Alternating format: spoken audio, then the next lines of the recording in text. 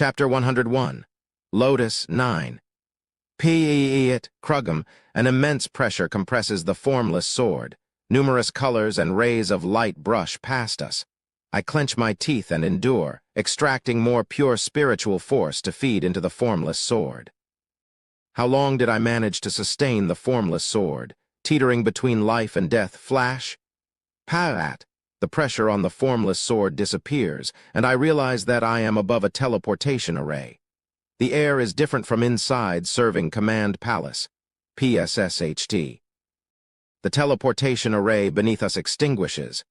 It seems that this teleportation array is also charged by drawing energy from the surrounding dragon veins.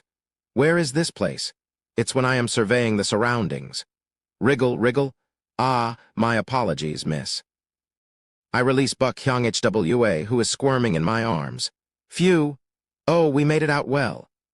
Either because she was hot from being in my embrace for a while or due to the heat in her head from the pressure of spatial movement, her face is flushed red.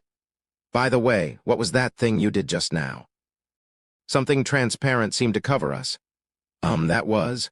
I'm about to divert the topic when I notice her face is still red. By the way, miss, your face is still red. Are you feeling unwell? I am also a physician, so I can take your pulse. Ennu, answer my question first. What was that thing? Buck Hyung-HWA, unusually emotional, shouts at me. She's probably tired from all these sudden events. I decide to divert from explaining the formless sword. Hem, first, we need to figure out the current situation. We are inside a cave. Looking at the structure of the cave, there are paths in all directions, like a maze. No, don't change the subject. What was that thing? It clearly emitted the power of core formation. Miss, let's first get out of this cave and then I'll explain. Finally, Buck Hyung-HWA seems to calm down a bit and nods. I survey the cave with her, looking for a way out. But due to the maze-like twists, every path we take leads back to where the teleportation array is located. This cave seems to be a formation. Indeed. But for such a formation, it doesn't seem artificially made, does it? I eye the maze, contemplating. It seems to be a natural formation, notoriously difficult to dismantle.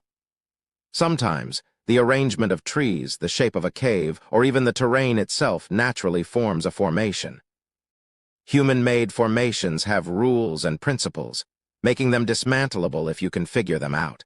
However, for such naturally forming formations, the rules and logic follow nature, not human understanding, making their dismantling extremely difficult. I have learned Earth attribute methods, so why don't we just dig our way out with Earth tunneling? I have also learned Earth attribute methods. Let's dig together.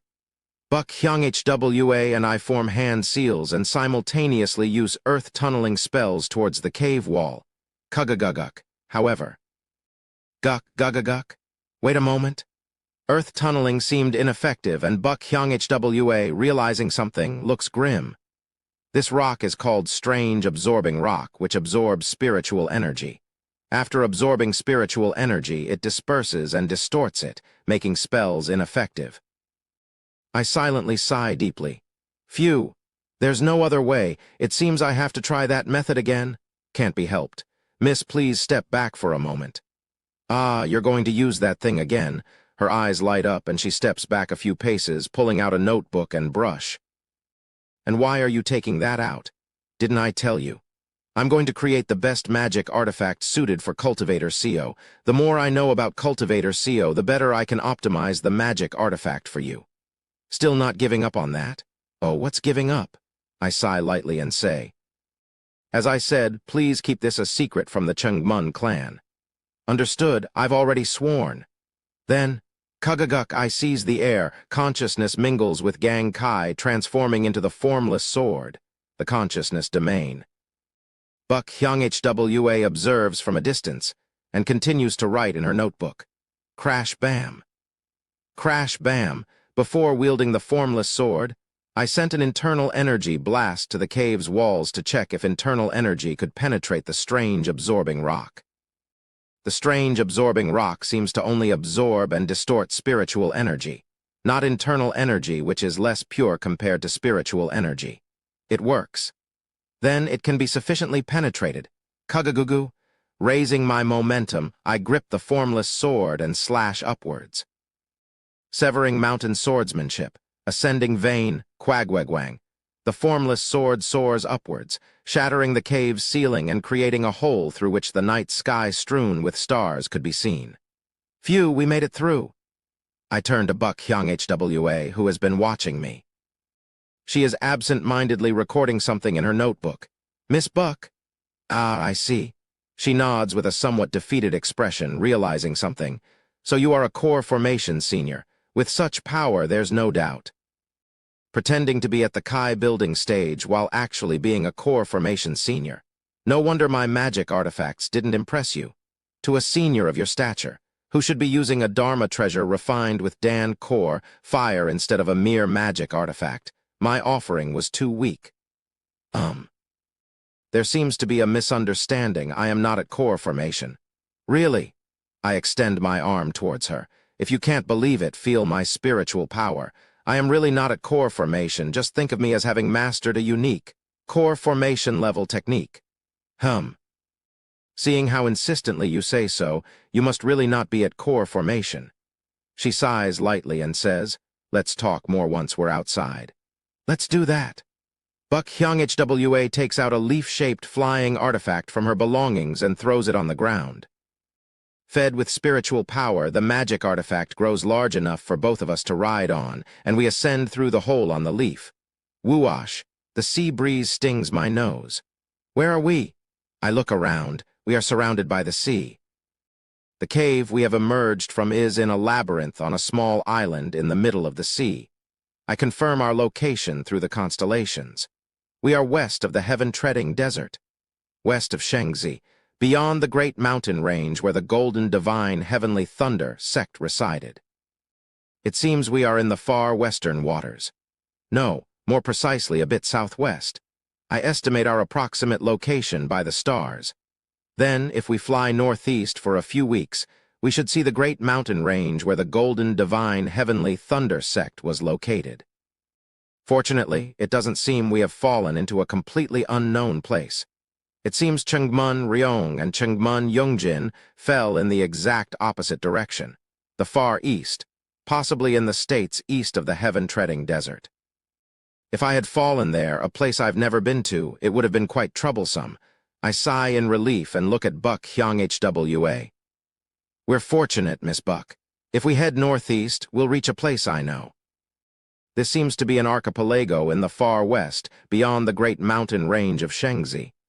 However, Buck Hyung HWA seems to have something to say, looking at me with a determined expression. Miss Buck, I've decided. She clenches her fists and speaks. Even if Cultivator CO is a core formation cultivator, I will create a Dharma treasure suitable for a core formation cultivator. No, I am not a core formation cultivator, and then I will create an ultimate magic artifact that can be used at the Kai building stage, and then can be refined into a Dharma treasure with Dan Fire when you reach core formation. I see it now. Creating a magic artifact even a core formation cultivator will covet is a challenge for myself. Don't stop me. I sigh softly. Since it's come to this, I need to show her that I really don't need a magic artifact. Just watch, Miss Buck. Kugagugu, I grip the formless sword again, and then I swing it towards the sea beside us. Qua-ya.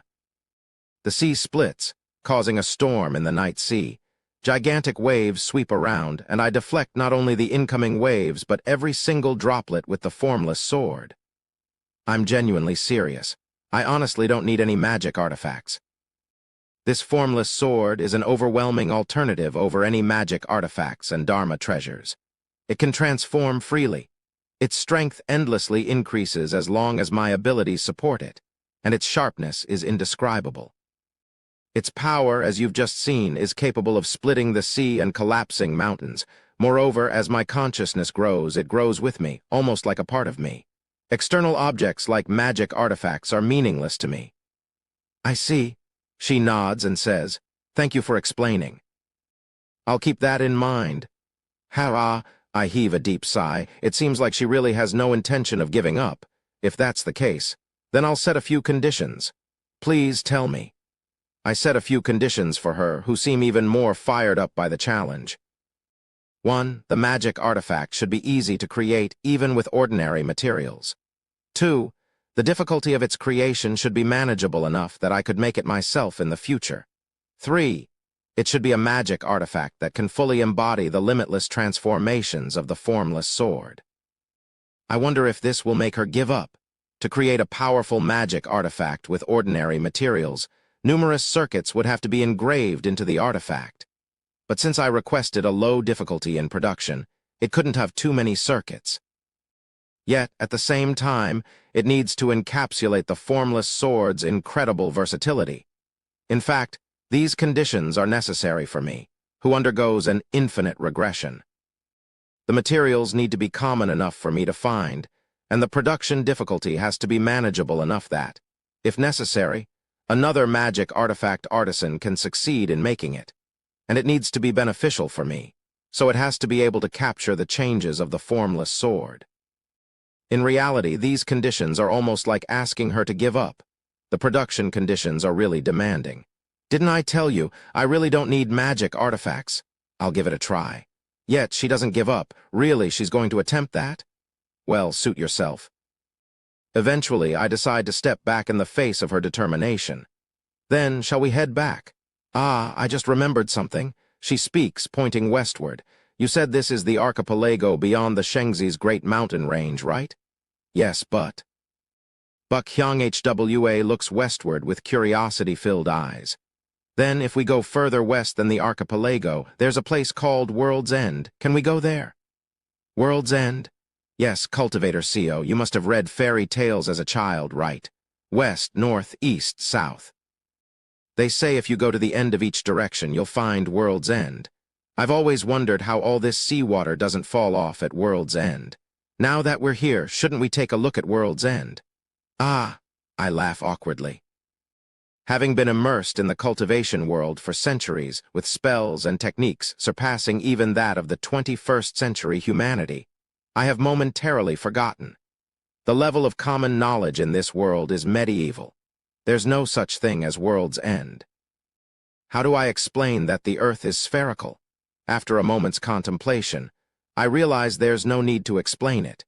If Chengmun Ryong and Chengmun Yongjin fell to the east, then heading west should bring us closer to them, right? It might not be a bad idea to travel around the world to reunite with them. I'll keep operating the telepathic communication device while heading west. If Chengmun Ryong is within range, the device should work. All right, let's head a bit further west then. I'm so excited. Seeing the legendary end of the world.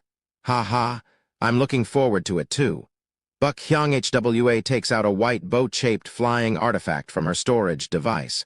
I made this artifact so I'll handle the controls. Can Cultivator CO infuse it with pure spiritual force? Understood. Soon after, the boat-shaped artifact speeds westward. 3 days have passed. What on earth is this? Wow, so this is World's End. Is this right? I feel dizzy in this utterly incomprehensible situation, completely beyond common sense. Come and see this, Cultivator CO. Ah, sorry, Miss Buck. I feel a bit dizzy. Do you have air sickness from flying? No, just a bit tired, that's all. I see. I will continue exploring a bit more. Something is strange, this world is. It's like the sky is beneath my feet. Feeling dizzy, I turn my gaze towards where Buck Hyang HWA is looking, World's End. There, it's as if the seawater and the land beneath are cut off with a completely blue sky extending beyond. As evening approaches, stars begin to rise from below. What does this mean? This world is not spherical. This world is flat and circular, abruptly ending like this. Is this really World's End? This is my first time seeing it too. Indeed, it's your first time as well, Cultivator CO. Most people spend their lives inside the vast continents, after all. I slowly approach her as she observes the sky below from the edge of the world. It's truly fascinating, isn't it? This. Thud, thud. As I approach and touch the emptiness, a transparent barrier seems to prevent anything from going beyond into the void. It's like a barrier preventing the seawater from pouring over. In the fairy tales I heard as a child, it was called the World Shield Force. It's supposed to protect our world from external worlds, and at the same time, prevent the seawater from leaking downward. I am not well versed in the fairy tales or legends of this world. No, I actually know them, but have always dismissed them as medieval superstitions and myths. Thud, thud, thud. I tapped the so-called World Shield Force a few more times. Miss, this World Shield Force. Does it not only cover World's End, but also envelop the entire circular world? Yes, haven't you read the fairy tales? I see. I feel a sense of bizarreness about this strange and peculiar world. A transparent barrier covering the flat world. It's almost like an aquarium or a fish farm. What exactly is this world? Translator notes. Our MC isn't dull, he's just innocent ZZZ. Anyway, the plot thickens and the mystery deepens. Chapter 102, Lotus 10. If this world is like a fish tank, then what exactly is the Ascension Gate? And what about serving Command Palace? No, that's not it. I erase these wild speculations. Maybe this world is just naturally like this. Let's not overthink it. Above all, if this world is like a fish tank, then why would ancestor Yang Sujin return to this confined space? Why would such a powerful being who can tear through the void and come back down from the higher realms do so? It's probably just the way this world is. Let's not get carried away with grandiose thoughts. Thinking too big might eventually lead to heart demons. A world that's not spherical. After all, when you think about it, it's a world where heavenly being cultivators freely roam across the continents. If the structure of such a world is exactly like Earth, that wouldn't make sense, would it? How strong would the world have to be to withstand all that, while I'm lost in thought? Ah, speaking of a spherical world, it reminds me of another fairy tale I read as a child. Buck Hyung Hwa points to the sky and says, in a fairy tale I read when I was young, it said that there are people that live in the astral realm far away, where the people cling to a spherical land. Isn't it funny? Living on a spherical land. Would the people on the bottom side have to keep hanging on so they don't fall off? I thought it was a fairy tale with really imaginative creativity. I look up at the night sky, now beginning to be covered by darkness, the astral realm. A sky full of stars. Maybe those stars are proper planets. Is this world the only one with such a strange structure, or are there more worlds like this with equally peculiar structures? If only this world is like this, why is it so bizarre? I ponder a few more things, but it only makes my head feel more complicated. Enough. For now, there's no way to know. The best thing to do is to become a heavenly being and then check the structure of this world myself. Yes, let's focus on what's in front of us for now. I calm my mind and board the ship again with Buck Hyung Hwa, who has been admiring the sky at World's End for a while. Really, it's beautiful. The sky beneath our feet over there. Indeed. Sai, shall we go now? Yes, Clan Head and Chungmun Ryong must be worried. Let's return. Right, and if we're in the far western region, how long will it take to return to Byokra? At least a month or two, I would guess. My father will be worried. Seeing her concern for her father, I ask. Originally, the prize for Miss Buck's wager was not the magic artifacts, but a tour with Miss Buck herself. How about we count this as a tour on this occasion? Just hurrying back counts as a tour. Doesn't Cultivator Co feel it's a pity? What's there to regret? I'm originally a wanderer who used to travel around the world, so I've had plenty of tours. At my words, she smiles softly and looks out at the night sea. I sense a hint of regret in her intent. On the way back, let's still take a little tour through places like Shengzi and Yangyuo. Yes, that would be nice as well. Why does it seem like she's still not cheered up? Her feelings of regret remain, leaving me puzzled. A few days later, we moved eastward, and we were finally able to reach the mountain range where the Golden Divine Heavenly Thunder sect used to be. This place is called Shattered Heaven Peak, in the mountain range where the Golden Divine Heavenly Thunder sect was located. Miss Buck must have heard of it, right? Buck Hyung Hwa marvels at the scenic beauty of Shattered Heaven Peak. The places that were destroyed by me and Kim Young-hoon in my previous life are still intact, bringing back memories. Pointing to one of the peaks, she says, I've read about it in ancient texts. The highest peak used to house the Heavenly Lightning Banner, a sacred treasure of the golden divine heavenly thunder sect. It was said to be an incredible immortal treasure. As an artisan, it's a pity I never saw it. I wanted to see one of the three great treasures of the world, but I only saw the ruined nether-crossing ship. The three great treasures refer to the sacred treasures of three sects that were renowned throughout the continent: the Black Ghost Valley's nether-crossing ship, the heavenly lightning banner of the golden, divine heavenly thunder sect, the blue sky armor of the heaven creation sect. Each of these treasures are either an immortal treasure or a unique Dharma treasure that matches immortal treasures in significance. Especially notable among them is the heavenly lightning banner of the golden divine heavenly thunder sect, which is a true immortal treasure. As per the legend, that golden deity Yang Sujin used it in the immortal realm. Like the legend of the nether crossing ship, which can traverse the realm of the dead, the heavenly lightning banner is said to be able to artificially induce heavenly tribulations. Its power and status evident even without seeing it firsthand. However, there's hardly any rumors about the blue sky armor. Every time Sir Chang-ho appears wearing that blue armor, it's likely the blue sky armor, a unique Dharma treasure, but it seems to have no special functions other than appearing solid. Therefore, no one really knows much about the blue sky armor. It's a secret of the Changmun clan, and as an outsider, it's clear they wouldn't inform me. Well, I don't really care about immortal treasures anyway. Buck Hyung-hwa is lost in thought, gazing endlessly at the highest peak of Shattered Heaven Peak, where the Thunder Banner was said to have resided. Just then, below Shattered Heaven Peak, several elders and youths who look to be gathering herbs below respectfully bow to us flying on our magic artifact. Buck Hyung-hwa asks in surprise, "Why are those mortals bowing to us? We haven't done anything for them." Miss Buck, have you never been outside of Chinsik City? Well, not exactly.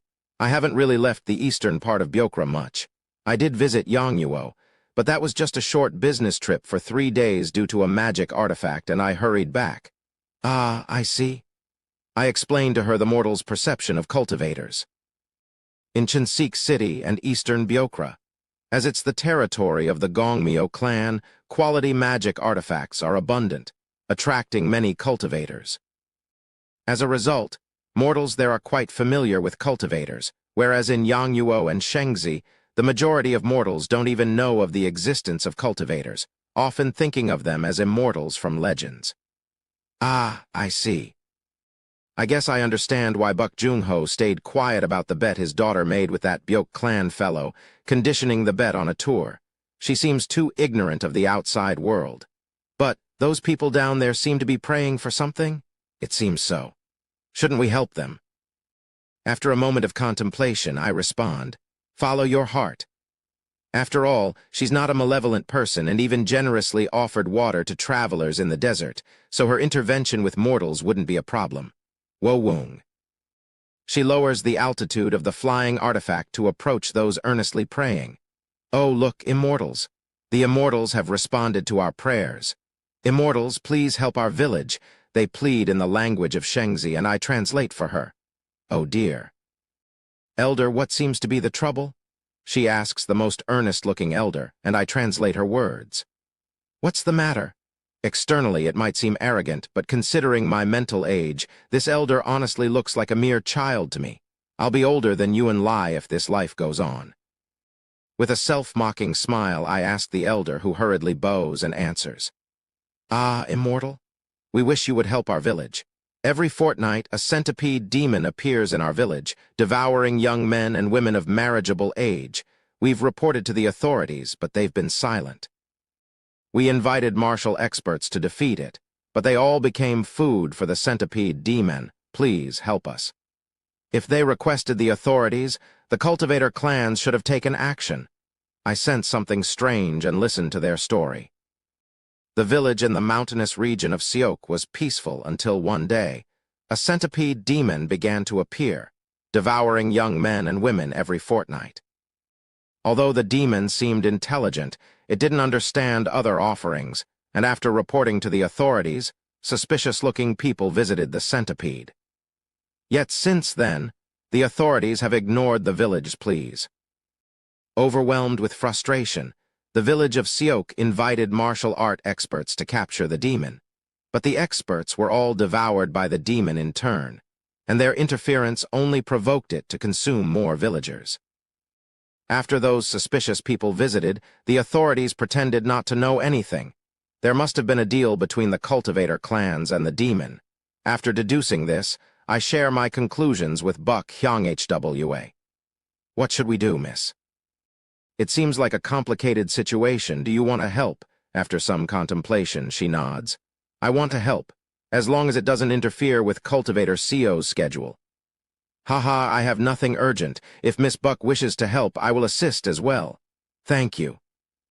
After our discussion, we address the waiting elder and other herb gatherers. We will help. Lead the way. Thank you so much. Following the elder's guidance, we disembark from the ship and head to Siok village. Many houses in the village are destroyed, and deep pits, seemingly the footprints of the centipede, are scattered around. Every time the centipede demon tries to attack, we try to stop it, but it just destroys anything in its way, finds the hidden young men and women, and devours them. Because of this, many people have created hidden spaces in their homes to hide, or they are preparing to leave the village. If the immortals hadn't offered to help, our Siok village might have been disbanded. I ask the elder. All right, do you know where this centipede demon lives? There's a large cave beyond that peak. The demon lives deep inside it. Buck Hyung-HWA and I nod in agreement. Understood, we will go and check it out. Crossing the peak mentioned by the elder, we arrive at the cave where the centipede is said to reside. Human bones are scattered everywhere, and a tremendous energy looms within. So, it's a late Kai-building demon. I understand why the cultivator clans couldn't deal with this demon. A late Kai-building demon is considered an elder level among cultivator clans, even among the high-ranking elders. It's unreasonable for core formation masters or venerable elders to intervene for mere mortal affairs. Wo-woong. As we enter the cave, the centipede demon's consciousness echoes in our consciousness. Who are you? I stare into the darkness of the cave. Something rustles inside, and soon a giant centipede reveals itself. I also reply through consciousness to the centipede. Why are you attacking human villages and eating them? There are many other prey. Besides, remembering the reaction of the fox demon, I say, human flesh doesn't seem that tasty to your kind, so why specifically hunt for humans? The centipede rustles its antennae and replies, human flesh. If eaten, I can birth offspring like me. What, I am lonely. My kin don't have same intellect as me. When I have children, they live short lives. Before, I had friends I could talk to. One day, humans moving the heavens take all away. Ones with strong energy were taken, and now only I alone. I listened to the centipede demon's story. So I thought, if I eat people with intellect, my offspring too will have it. Therefore, I ate those called maidens and bachelors, with pure blood among humans. Demon beasts are originally born by living long enough to obtain a demon core. But how long can ordinary beasts live? Typically, for an ordinary beast to become a demon beast, it either happens with extremely slim chances or they are born as special species like the mighty tiger tribe, Holy Peng tribe, or the sea dragon tribe. However, ordinary demon beasts, not being of such special species, don't necessarily inherit these traits. Cultivators marrying each other have a higher chance of transmitting spiritual roots to their offspring. That's why there are cultivator clans. But what about demon beasts? They are collectively called demon beasts, but are in fact entirely different species, and it's incredibly difficult for the same species to meet. Even if they mate, the chances of transmitting spiritual traits are lower than human cultivators, and such a thing is not solved by eating human flesh. Eating them won't make your offspring born with demon cores. No, they surely will. Who told you that, my instinct? Humans, even without demon cores, are smart. Surely, if I eat smart humans, I interrupt the centipede. There's no such thing. The only way for your children to become like you is for them to survive long enough to awaken and embrace their spiritual nature and form their own demon cores. No. Your kind, those with spiritual power, come to me, say they support me. They consume the village, ask for my shed skin in return. It seems the cultivator clans left the centipede alone in exchange for its shed skin. For cultivator clans, the loss of 1 or 2 mortal villages are insignificant, and the centipede is unexpectedly powerful, so they pretended to support it while taking its shed skin. They just deceived you with their so-called support. Their encouragement doesn't suddenly make your offspring miraculous. Lies. Don't lie. Stop. Upon hearing my words, the centipede suddenly contorts its body in anger. My offspring all become me. You too, pure maiden and bachelor, I eat you, it might possible, rumble.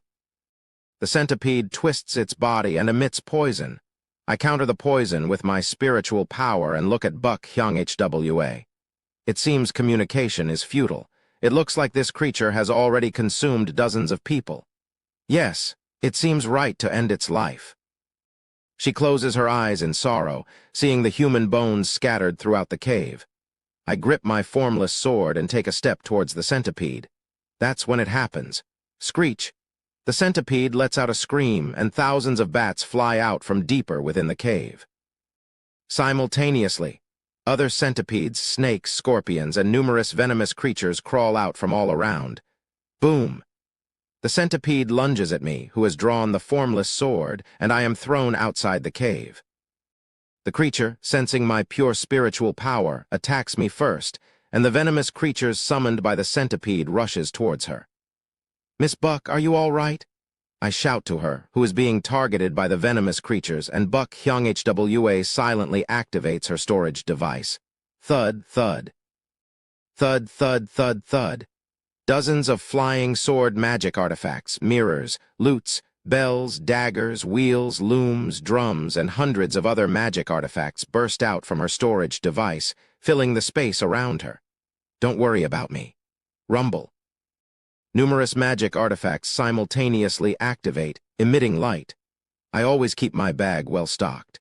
As she speaks, flying swords and numerous magic artifacts fly out in all directions, repelling the venomous creatures and scattering powerful spells. Ha! I chuckle at the sight of her pulling out countless magic artifacts and scattering them around. No need to worry about her. I raise my formless sword, facing the giant centipede spreading a toxic mist in front of me. It's unfortunate about your offspring, but the humans you've eaten were innocent, and eating them has nothing to do with your offspring gaining spiritual nature. Yet, you insist on continuing to eat people, leaving me no choice. I swing the formless sword. In an instant, the sword transforms, clearing away all the toxic mist and striking the centipede fiercely. Tough. The centipede's carapace is quite hard. Even though I swung to clear the mist rather than to attack, I didn't expect it to block it in one go. Of course, the centipede, having taken a hit from the formless sword, is spewing venomous blood and staggering. It clearly isn't in good shape. Goodbye. I descend towards the centipede, embedding the formless sword into its head. Boom, it isn't much of a battle. A core formation level formless sword. For a late Kai building centipede demon, it really isn't a match. Screech, screech. Despite having the formless sword embedded in its head, the centipede demon struggles a few times. My offspring, my children. It murmurs and spews venomous blood for a moment. I won't die easily. A wave radiates from the centipede's head, spreading around. The wave reaches the venomous creatures summoned by the centipede, and those attacking Buck Hyung Hwa suddenly scatter in all directions. That just now. Knowing demon language, I could understand the wave emitted by the centipede. This demon ordered the venomous creatures to continue attacking the village. Starting tonight, the venomous creatures will begin attacking the village. You ended it quickly. Miss, are you still thinking of making me a magic artifact after seeing that? Ahaha, it's a matter of pride for me. I will definitely make it. She clenches her fists and nods. Now that the centipede demon is dead, I have something to say. I explain the final command the centipede demon had given to the venomous creatures. Since we've agreed to help, we should take care of those venomous creatures too. Miss, do you have any ideas? After pondering for a moment, Buck Hyung-Hwa quickly comes up with a solution. Such a command ability typically lasts 3 to 5 months, maybe up to half a year at most. So we can set up a protective magic artifact in the village that operates for about half a year. Since the venomous creatures attack only at night, we can just prevent them from leaving the village during the night. If they can hold out for about half a year, the rest should naturally resolve itself. Oh, it seems a magic artisan can be quite useful in this regard. That's a good idea. Yes, but... She looks around inside the cave and says, "Shall we collect the remains?" I call the people of Seok village, extract the poison from the cave with my spell, and let them enter to collect the remains of their relatives. Thank you so much. The village chief, in tears, retrieves his son's remains, takes my hand and bows deeply. Really? Thank you. It's nothing. I calmly accept the chief's gratitude and inform him about the final command the centipede demon had given to the venomous creatures. That? How? Don't worry, my friend here will resolve that issue in a few days. I point to Buck Hyung-Hwa, who is also receiving thanks from the villagers, and I'll guard against the venomous creature's intrusion for those few days. Ah, thank you. The village chief bows to me and then to Buck Hyung-Hwa. She doesn't understand the language of Shengzi, but responds with a warm smile to the chief's gratitude. All the remains have been collected. Let's return to the village now. Just a moment, Cultivator Seo. Yes. Buck Hyung-Hwa points to the centipede demon's corpse, which had fallen down the valley below. Could you accompany me down there? Of course. We approach the vicinity of the centipede demon's body. Is there something you need? Oh, are you looking for materials for your magic artifact? She gazes at the centipede demon for a while, then smiles faintly. No, it's not that. I was just thinking of burying this demon as well. Buck Hyung-Hwa approaches the centipede demon and continues. After all, this demon was a mother to its offspring. Though it was a heinous demon that devoured innocent mortals, its actions were driven by maternal love, making it hard to view it as pure evil. And she fiddles with her jade norigi as she speaks. It somehow reminds me of my own mother. I understand. Let's bury it together. We simultaneously use earth spells to bury the centipede demon. Afterwards, Buck Hyung-Hwa takes a glass bracelet from her storage device and places it on the grave. It's said in Byokra that they place glass artifacts on the graves of the deceased. Now let's go. Yes.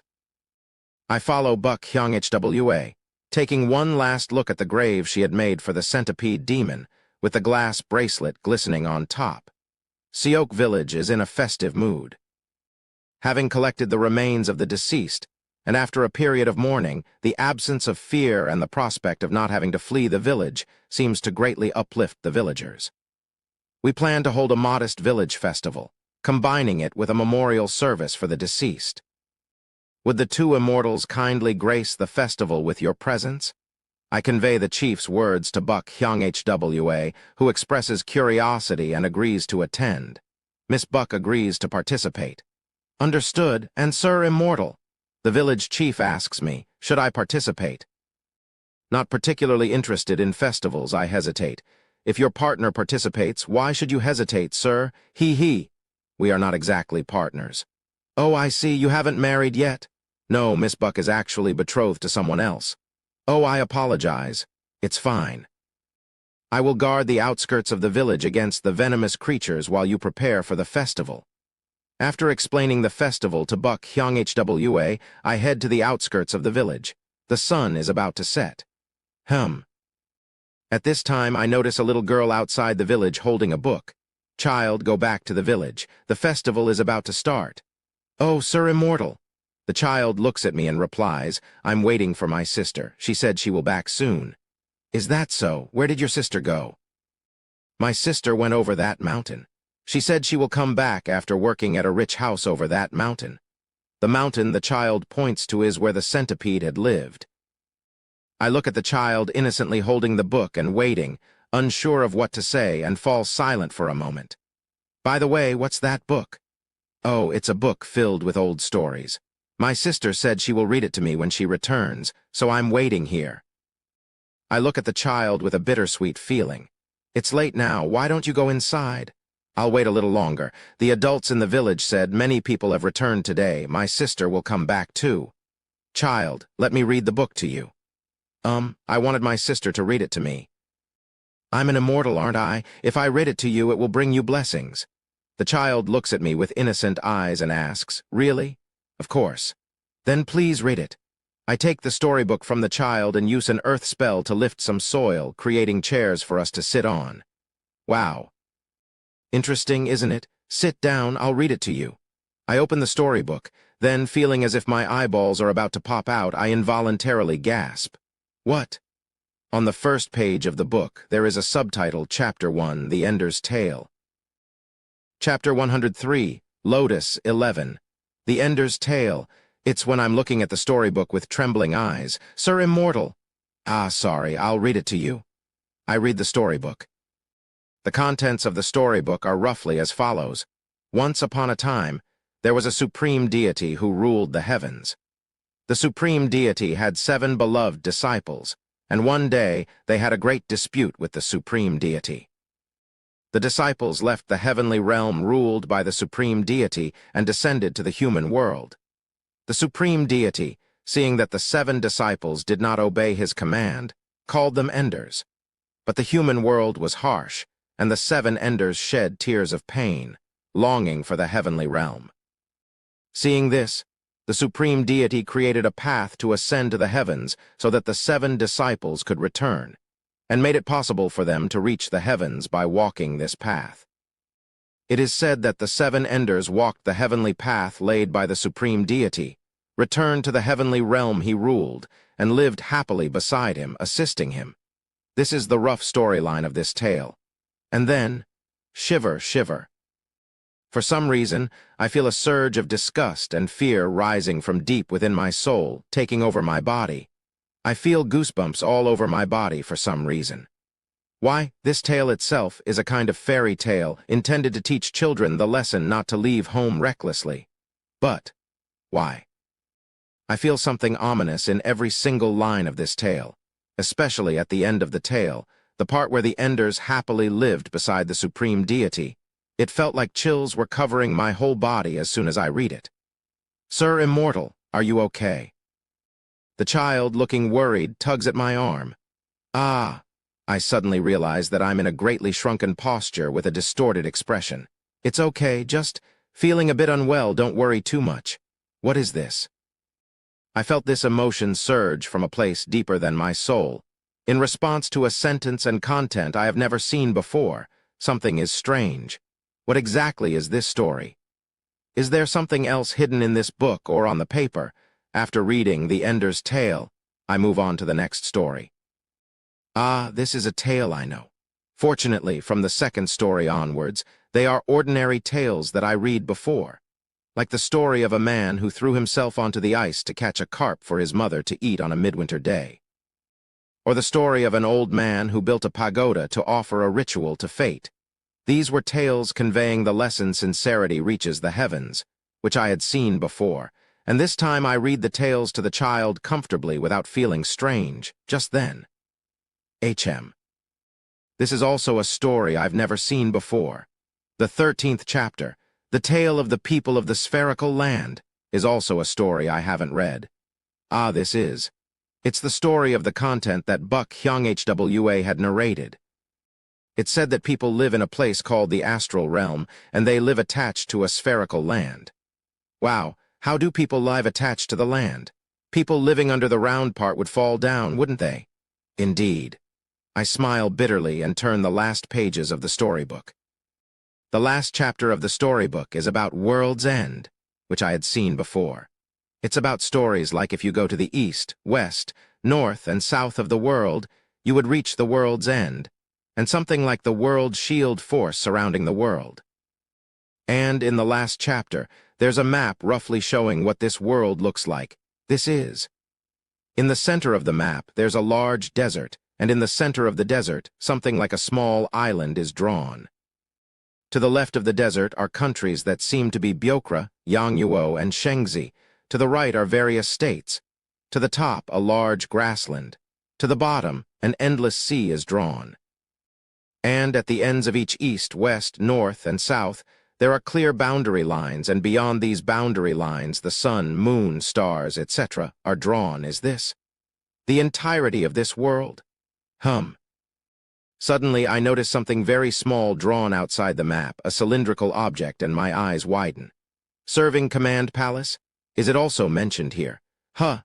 For a simple countryside storybook, the content is too detailed. And then I suddenly notice another strange aspect of the storybook. Sir Immortal, look at this. The sun and the moon here tilde. The child points to the sun and the moon marked outside the map and says, they look just like eyes.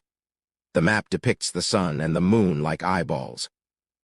Inside the golden sun, there are things like blood vessels and a pupil that is hard to see unless observed closely, and the silver moon is the same. Pupils of both the sun and the moon are facing the continent inside the map. Shiver, shiver. As soon as I recognize these as eyeballs, I feel chills running through my body again. What in the world is this place? Suddenly, the setting sun and the rising moon in the distance feel terrifyingly ominous. No, it can't be.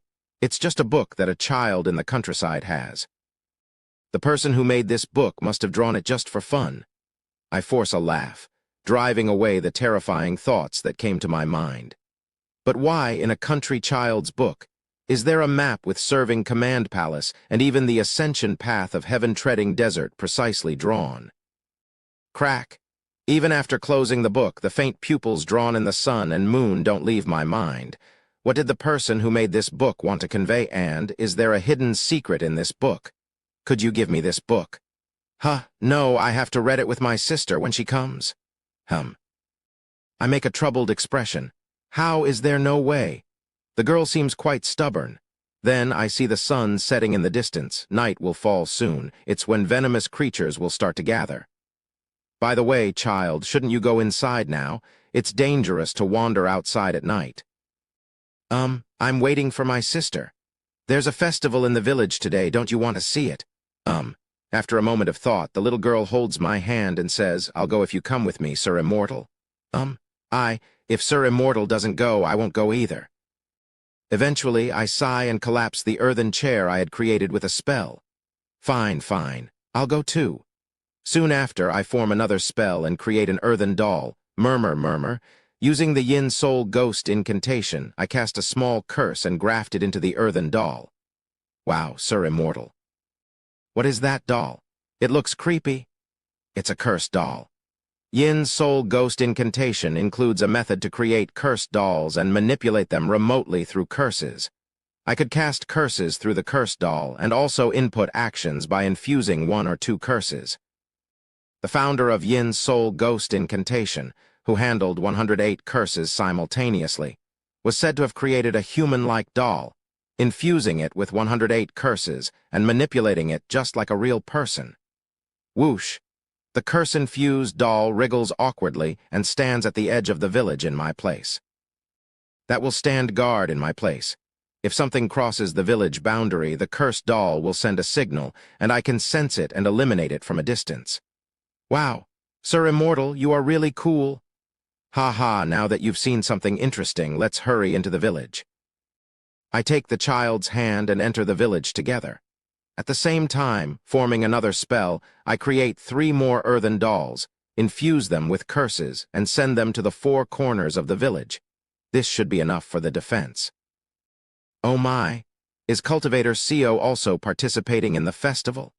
Buck Hyang HWA, dressed in traditional festival attire of a pure white gown, sees me walking with the girl. Following the festival's rules, she only has a simple hairpin as her head decoration, like the other women in the village. Yes, thanks to this child. Wow, it's an immortal maiden. The child approaches Buck Hyang HWA and admires her dressed in the village's traditional attire. Although her appearance is not particularly outstanding, dressed in white and looking neat, she appears quite beautiful. Is Sir Immortal also participating in the festival? The village chief and some village men approach and ask. Yes, but is there a problem? No, not at all. Just wondering if you've heard about the mountain festivals. Yes, I'm aware. Great Stone Ceremony, Recounting Celebration Ceremony, Twin Immortals Dance. These 3 festivals are the most famous, aren't they? Yes, this festival is the Twin Immortals Dance Festival among them. After people were taken by harmful beasts, we always perform the Twin Immortals Dance ritual to console our hearts and minds.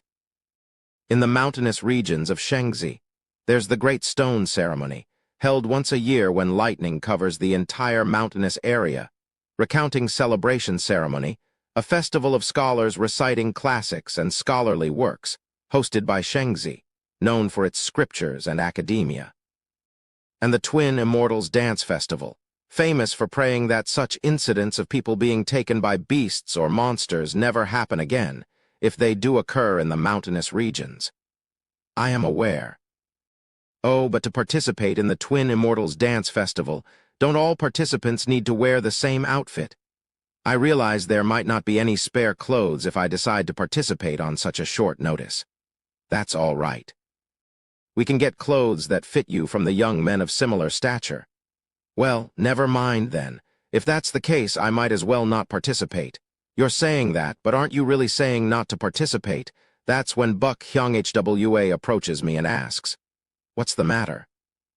"Oh, I don't have clothes to participate in the festival, so I've decided not to participate."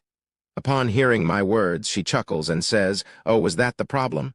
Please tell the village chief. I'll make clothes for Cultivator CO." What do you mean by that? Please tell him quickly. Although I'm confused, I relay her words to the village chief, who laughs heartily, nods, and then leaves. "No, Miss Buck, the festival is about to start. It's all right, just stretch out your arms." She quickly takes out a tool resembling a tape measure from her storage device, measures my body, and then takes something else out. Boom! Bang! From her storage device, something like a small model house pops out and then drops in front of us with a bang. This is. It's my portable workshop. Just wait for a moment. I'll make it quickly and bring it to you. After a while, there are sounds of rapid movement inside her workshop, and she comes out with a white Taoist robe. Is this a pre-made outfit from inside the workshop? I ask, glancing inside the workshop, astonished by the unreal production speed. Why would I have this region's traditional clothing in the workshop? Stop fussing and try it on. Is this what they call extraordinary pattern law talent? Those with a natural talent for making things. I don't know about ordinary magic artifacts, but it seems she would whip up something like clothes in no time. I'm momentarily astounded by the speed, receive the clothes, and change inside her workshop. The outfit I received is a flowing white robe. Even the shoes match perfectly, making me look like a white heron to an outsider. It suits Cultivator CO quite well, doesn't it? Thank you. Miss Buck, you look quite fitting as well. Oh, thank you.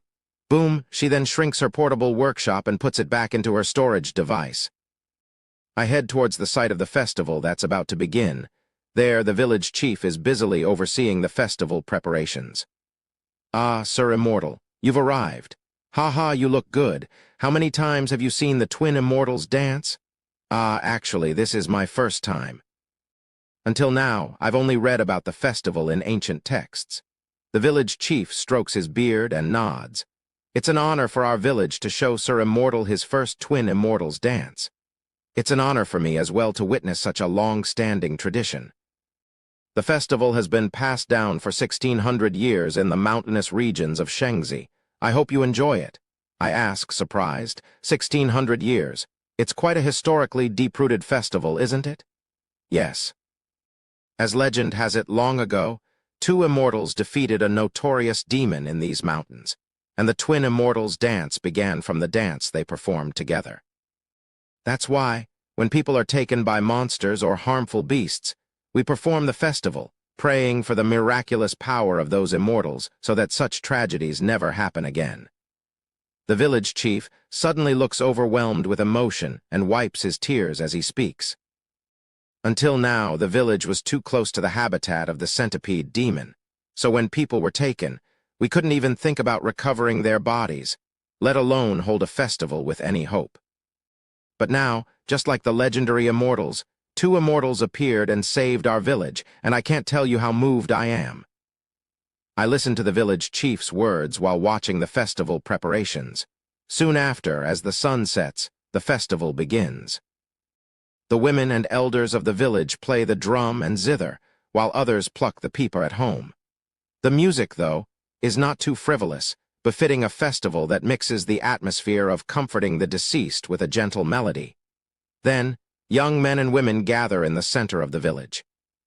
All dressed in the same white robes, the village women approach the young men and women, distributing a paper fan to each. Whether these fans are from their homes or not, they are all different in shape and equally worn out, some even just folded roughly when there weren't enough fans. Flutter, flutter on both sides of the clearing, scrolls depicting the two immortals from the distant past are unfurled. Then, the village chief prays for the souls of the deceased at the front of the clearing, asking for the miraculous power of the two immortals to prevent such tragedies from happening again. And so, the dance begins. The twin immortals dance is literally a dance where pairs of men and women, each holding a fan, dance together. Interestingly, at the beginning of the festival, the women's faces were covered with white cotton cloths, making it hard to recognize each other. Ah, Miss Buck has completely withdrawn her divine consciousness. It seems like it wouldn't be fun if we both have our domain of consciousness, as we would recognize each other instantly. Thinking like that, I, too, close my eyes and transform my consciousness into the formless sword. Pairs start forming in the clearing. I drift around the edge without partnering up, launching my formless sword into the distance. Swoosh! A venomous creature caught by the cursed doll's detection and trying to enter the village is struck by the formless sword and bursts. Boom, boom. I dance casually, focusing more on the defense of the village from the center.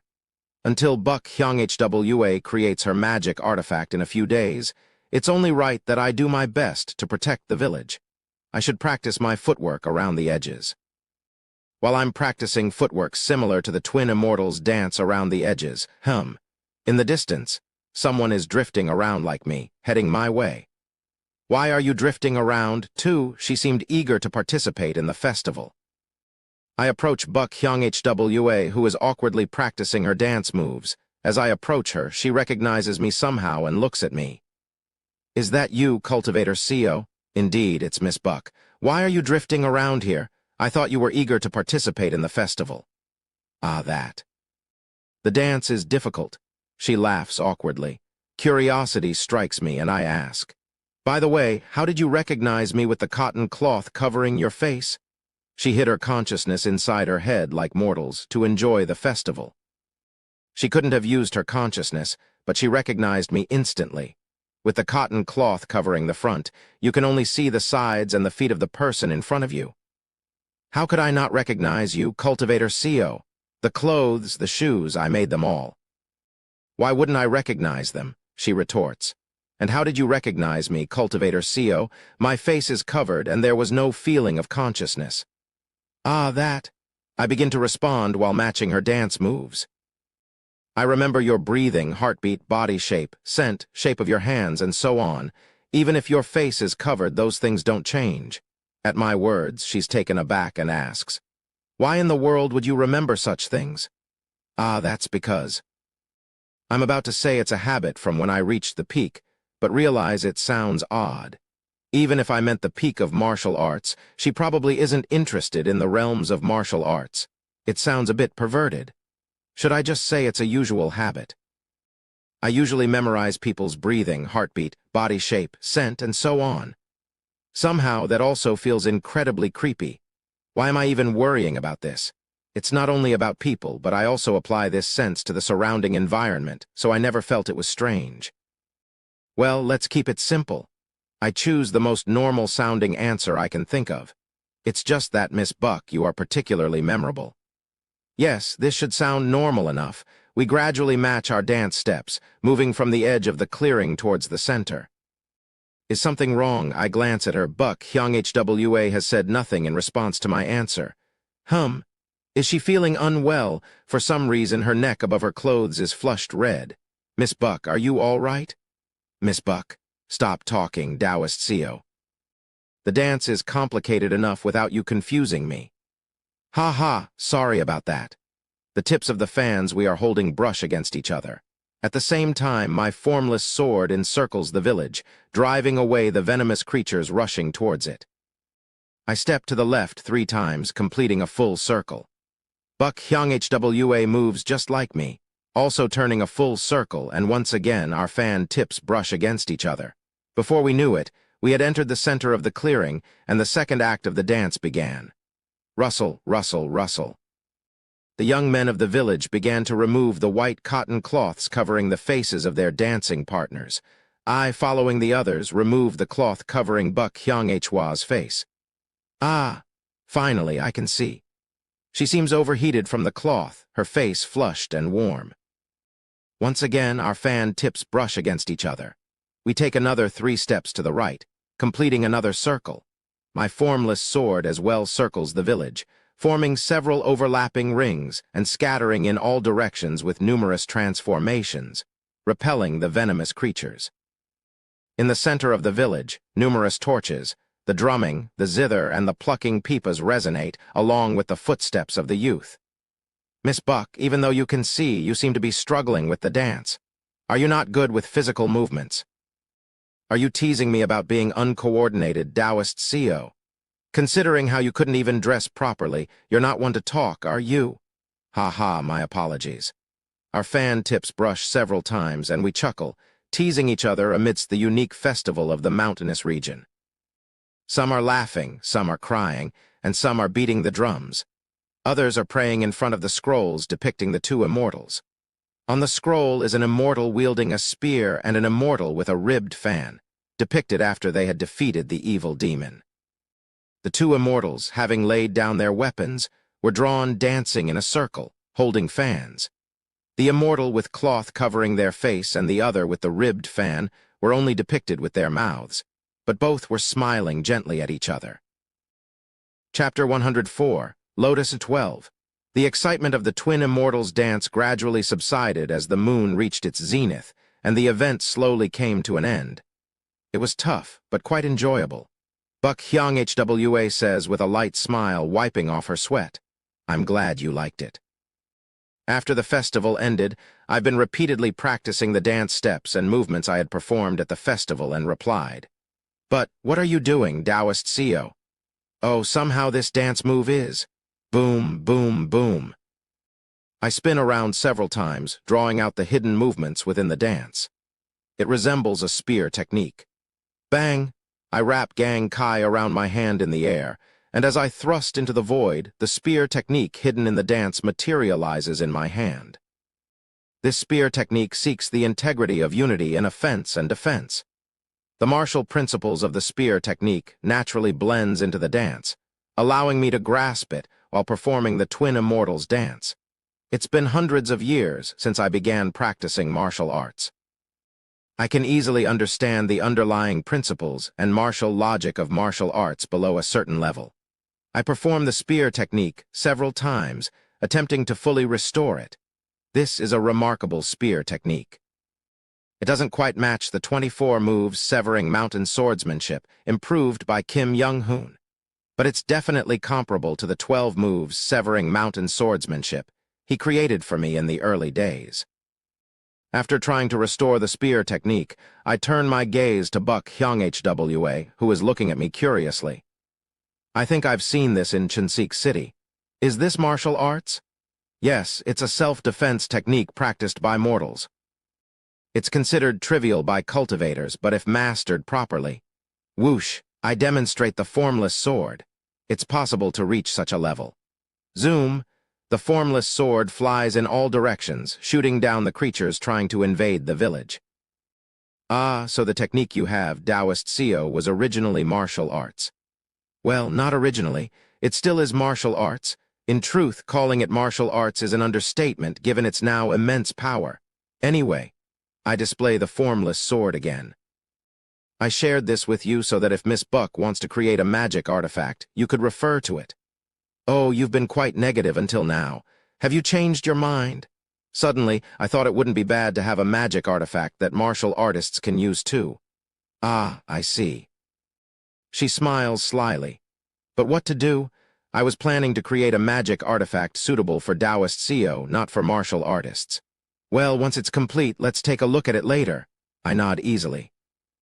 Now that she knows I'm a martial artist, a suitable magic artifact will be completed for martial artists eventually. Then, since we had fun at the festival, shall we get to work?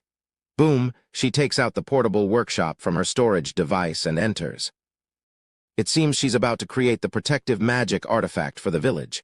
Clang, clang, clang. Sounds of hammering resound from within the workshop, and I smile at her before heading back to the outskirts of the village.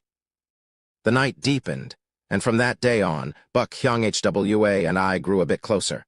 A few days later, boom, boom, boom, boom, Buck Hyung-Hwa brings out 4 totems. These are protective magic artifacts designed to last about 2 years. If you install them at the 4 corners of the village, venomous creatures won't be able to invade. Thank you, Immortal. As soon as Buck Hyung-Hwa's totems are installed at the village's 4 corners, they emit light and form a barrier covering the village. Soon after, the barrier shines and becomes transparent, and the totems also shine transparently, becoming invisible. In case the cultivator clans come to the village and find the magic artifacts, I've added a hiding function to avoid any nuisance. That's a good idea. I nod, and the next day, after confirming that the creatures couldn't properly invade the barrier, we decide to depart. How can we ever repay this kindness, immortals? It's nothing. And I briefly think of the folklore book held by the village child, but shake my head. It'll be better to come back and persuade her when she's older. We also had a good time at the festival. It's been an honor. After exchanging farewells with the villagers and receiving their parting wishes, we ride the flying artifact and soar again. We venture through the mountainous terrains, making our way to Shengzi's bustling central capital.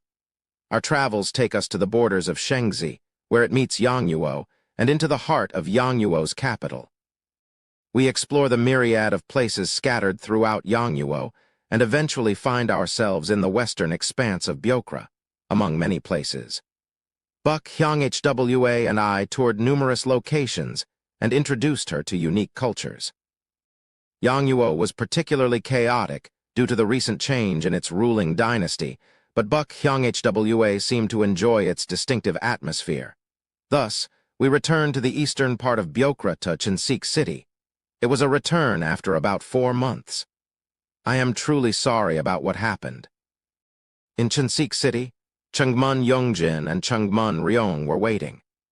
When the teleportation array activated again, it emitted a red light, so we didn't dare to enter. Since then, we prayed for your souls, thinking you had perished, and flew back west to Cheonsik City. Chungmun Ryong continues Chungmun Yongjin's words. Fortunately, your father, Cultivator Buck, confirmed your survival and was waiting. Buck Jung-ho speaks while holding a ring necklace around his neck. As long as Hyung-Hwa is alive, this ring connected to her Norigi shines like this. Woong. One side of the ring is brightly lit. Anyway, I'm relieved that both you and Taoist Seo have returned safely. We were worried, but now feel reassured. Anyway, since it was my negligence as the clan head that led you into danger, I'll compensate you later. Buck Hyung-Hwa laughs and accepts the apologies of Chungmun Yongjin and Chungmun Ryong. It's okay. Thanks to that, I got to see the world's end and tour various places, growing closer to Taoist Seo. I have no scruples either. Fortunately, I was able to survive using a hidden technique I had kept. Since I am alive, I won't dwell on the past. I also accepts his apology and decline the compensation. However, Chungmun Yongjin speaks more seriously. Not to dwell on the past doesn't disappear. Since I've indeed made a mistake, if you refuse compensation, let's agree that we'll fulfill one wish for the 2 of you when possible. Yes, let's do that. I also won't refuse if the clan head insists. Buck Hyung-Hwa and I nod, securing a favor from Chungmun Yongjin. After apologizing again, Chungmun Yongjin returns to the main house of the Chungmun clan due to clan matters. Now, let's start researching the formations again. Or so I'd like to say. Chungmun Ryong glances at Buck Hyung-Hwa and speaks. First, it seems you need time to rest from the journey, so let's start the research in 3 days. Understood? Yes. She talks with Buk Jung-ho, unpacks, and pours out the magic artifacts she made during the journey, along with those she bought in Shengzi and Yangyuo at the magic artifact stores. I cast a simple perception-obscuring spell on the walls of Chinsik City and climb up, gazing at the endless desert in the distance. In Yangyuo, a city referred to a kind of administrative system and the region around it, but in Byokra, a city meant just one city, so Chinsik City also referred to just this one city. I'm lost in thought, feeling the bustling intent within this small city and the vast spiritual energy emanating from the desert in front of me over the past 4 months. Honestly, it was fun. And at the same time, I felt like I understood why Kim Young-hoon in my previous life told me to live a proper life. My mind feels at ease. I didn't realize it until I became closer to Buk Hyung-hwa. During this journey, getting closer to her, I discovered that being by her side significantly relaxed my mind. It felt like a momentary escape from the unspoken pressure that had tightly bound me. But I control my emotions. I can't go any further than this. Parting with disciples, masters, friends, and countless Kim Young-hoons. The pain and agony I have experienced. If love between a man and a woman connects, how great would the pain of parting be? There is no love between friends. So no matter how close we are, I can bury that pain in my heart and somehow move forward. But if my emotions deepen further into love, I might not be able to move forward. In the worst case, my mind might even collapse. I can't let that happen. Let's leave the happy memories of the past 4 months just as they are. Let's ensure these memories don't cross the line into more dangerous emotions, just when I decided. Whoosh! The sunset is visible from Chinsik City, and a familiar spiritual aura settles behind me. It's Buk Jung-ho. He climbed up to the end of the city wall and sat next to me. So, was your journey with the young lady enjoyable? Miss Buk's bright nature made it far from boring. Ha ha, I'm glad it was fun. He suddenly looks at me with a meaningful expression. By the way, I noticed the change in how you address each other. The young lady calls you Taoist instead of cultivator. Ah, and your way of addressing her changed a bit too. I cough lightly and say, please do not worry, I have no feelings beyond friendship for Miss Buk. Besides, I heard that Miss Buk has a destined partner chosen by her mother. Ah, that? Buk Jung-ho chuckles and looks at the setting sun. The sun is sinking beyond the horizon. How do you know if the person coming to meet her will be a man or a woman? If it's a woman, they could just become sworn sisters, right? Ha ha, so there's a 50% chance they're destined partners. Shouldn't I be cautious anyway? 50% chance, huh? So you haven't considered the possibility that they might not come to meet her at all? Yes. Buk Jung-ho smiles bitterly. The young lady waits because it's her mother's last wish, but who knows about the other side? They might not keep the promise as earnestly.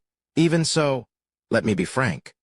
The sun dips below the horizon and the sky turns purple. The surroundings begin to darken. There is no destined partner for my daughter. Excuse me? My ring necklace is connected to 2 magic Norigi artifacts. One belongs to my daughter.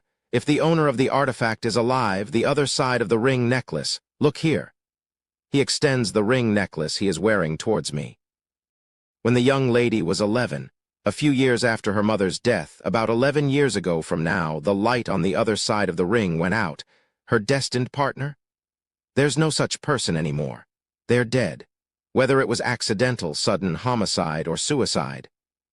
He says with a bitter smile, if the owner changes, there should be a sign, but the fact that it's been years without any light means the likelihood is high that the other person died alone in a foreign land.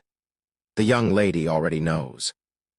The Norigi has been linked to the other pair since the beginning, so she must have known for a long time. She's just using her mother's last wish as an excuse, not leaving this city to relive her memories with her mother. Buk Jung-ho continues, looking at me. I pride myself on my ability to judge people.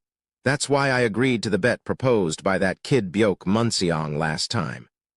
I recall the Kai building cultivator from the Byok clan.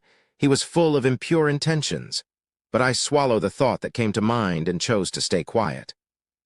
In my opinion, you seem like a pretty decent person. Honestly, you look even better than the guy from the Byok clan. What about you? Do you not have feelings for the young lady? I remain silent for a moment, then give a bitter smile. I apologize, but I have no feelings beyond friendship for Miss Buck. After looking at me thoughtfully for a moment, Buck Jung-ho stands up and dusts himself off. My judgment is usually accurate. I'll keep an eye on this. Whoosh, he heads back down the city wall, and I turn my head. The lights in various parts of Cheonsik City had turned on, illuminating the entire city. I gaze endlessly at the city. The next day, Buck Hyung-hwa was kidnapped. This is... Buck Jung-ho's face contorts with rage. He came to Cheongmun-ryong holding the red-flamed ring necklace. Hyung-hwa is sending a distress signal right now. Please help. A distress signal. This is a signal used only when kidnapped. Hearing Buck Jung-ho's words, Cheongmun-ryong's face also contorts. How dare they? Kidnapping a cultivator working with the Cheongmun clan means they're disregarding our clan's authority. Cheongmun-ryong stands up indignantly. I also frown and rise from my seat. Please explain what happened. Buck Jung-ho gradually details the situation. When he woke up in the morning, Buck Hyung-hwa was not in her room. The room was unnecessarily disheveled, and there were traces of the previous night's formation being skillfully dismantled. Currently, a distress signal is being sent through the ring necklace connected to the Norigi, who suddenly kidnapped her. I heighten my senses. First, please take me to Miss Buck's room. In the state of heightened demon senses, I decide to track the flow of spiritual energy. Whoosh, in the middle of the desert, a flying artifact shaped like a flying sword is rapidly moving. On the artifact, Byok Munseong is shaking off the sandstorm, holding a large sack over his shoulder. Stay calm, Lady Hyung-hwa. Regardless of how much you struggle, you were kidnapped as part of my plan, prepared over the last 4 months. I don't know where you've been, but thanks to you, I had plenty of time to prepare and execute the plan swiftly and secretly. He says with a confident smile to Buck Hyung-hwa, who is wriggling inside the sack. Especially since I scattered subtle hidden fragrance, without special tracking demon beasts, they won't be able to track us. Those beasts are also handled by my Byok clan. I've spoken to the elder handling demon beasts, and for the next 7 weeks, no demon beast will be found in any market of Byokra, so it's better to give up. Wriggle, wriggle. Yet the movement inside the sack do not stop. Byok Munseong looks southward with a sneering expression. First, we'll head to Yangwoo through a ship prepared at the southern coast. After staying in Yangwoo for a few months, we'll head to the Byok clan's territory. In the meantime, it's in your best interest to follow my words. I can maximize your potential just like the Mad Lord did, so it won't be all bad for you. Ha ha, stop squirming. Even as a cultivator, you can't do much with your hands and feet tied and your spiritual power sealed. Snap? Swoosh, Byok Munseong is startled and looks back. The sack he is carrying burst open, and Buck Hyung-hwa, who was inside, falls out and drops downwards. What? Whoosh, Buck Hyung-hwa uses a spell to land safely on the desert and glares at Byok Munseong. I never thought you, Sir Byok, would resort to such lowly tactics. Ah, no. I tied her hands and feet and even attached a seal to block her spiritual power. Buck Hyung-hwa raises her hand. A small beetle-shaped puppet is on her hand. The beetle puppet is just about to swallow a piece of talisman that looks like a fragment of a seal. I made this inspired by Senior Mad Lord's puppets, and it's quite handy. Ah, no. You made that while tied up. All that wriggling was actually you making the puppet out of wood shavings. Byok Munseong momentarily panics, but then laughs. Indeed, Lady Hyung-hwa is impressive. I'm even more curious to see what happens when your potential blooms. Trust me, Lady Hyung-hwa, I really have a way to awaken your potential, just like the Mad Lord did. If you had come to me respectfully to discuss this, I would have listened, but this rudeness is too much to bear. Buck Hyung-hwa coldly eyes Byok Munseong and fiddles with her earring. The earring emits light and spits out a storage device. Byok Munseong's face contorts. Ha, it's a storage device. But just a few artifacts cannot bridge the power gap between Kai building and Kai refining. Then, as Buck Hyung HWA opens the device, dozens, hundreds of flying sword artifacts burst out, embedding themselves all around. Boom, boom, boom, boom, whoosh. As Buck Hyung HWA breathes life into them, the hundreds of flying sword artifacts begin to shine and levitate. Damn it. Byok Munseong's face turns pale. If you keep resisting, I'll have no choice but to take you by force. Hold your nonsense. Ah, just as Byok Munseong is about to gather his pure spiritual force. Byok Munseong and Buck Hyung HWA simultaneously look in one direction. Rumble, rumble, rumble. Something colorless is stirring up a sandstorm, flying towards them. In the center of the sandstorm, a figure flickers. Byok Munseong frowns. Damn, who's already chasing us? How did they find us? Without a tracking demon beast, it should be impossible. He takes out a flying sword artifact from his storage device and shouts at the figure in the center of the sandstorm. Come on, come and see. I was once called the sword genius of the Byok clan. Whoosh, boom. A colorless sword light whizzes past Byok Munseong, creating a huge valley in the desert and causing an explosion in a sand dune far away. Kugga-guggu-goo, the ground shakes and sandstorms whirl in all directions. Byok Munseong's face turns deathly pale. Is it a core formation senior? Ah. Conversely, Buck Hyung HWA recognizes the owner of the sword light and her face brightens momentarily. And in that brief moment when she's distracted, Lady Hyung HWA, we must run. What? Let go of me. With a face as white as a sheet, Byok Munseong approached Buck Hyung HWA, picked her up and jumped onto the flying sword artifact. Wait a moment, Lady Hyung HWA, this is not the time to fight among ourselves. A core formation senior is furious. Running away is our only chance to survive. No. Zoom. Byok Munseong shoots into the sky, fleeing. As Buck Hyung HWA forms hand seals, numerous flying sword artifacts embedded in the desert floor rise to chase them. But they can't keep up with Byok Munseong, who is driving the artifact with pure spiritual force. The owner of the sword light that had stirred up the sandstorm while chasing them, Seo Yun-hyun, looks at the two with a disbelieving expression. This guy is causing trouble for everyone. He recalls what Buck Jung-ho said the previous night with a hollow laugh. Cultivator Buck, your judgment of people seems a bit off. To think you like that guy? Seo Yun-hyun kicks off the ground and chases after Byok Munseong with his formless sword. Hi, Hick, Senior. I don't know what's happening, but please spare me.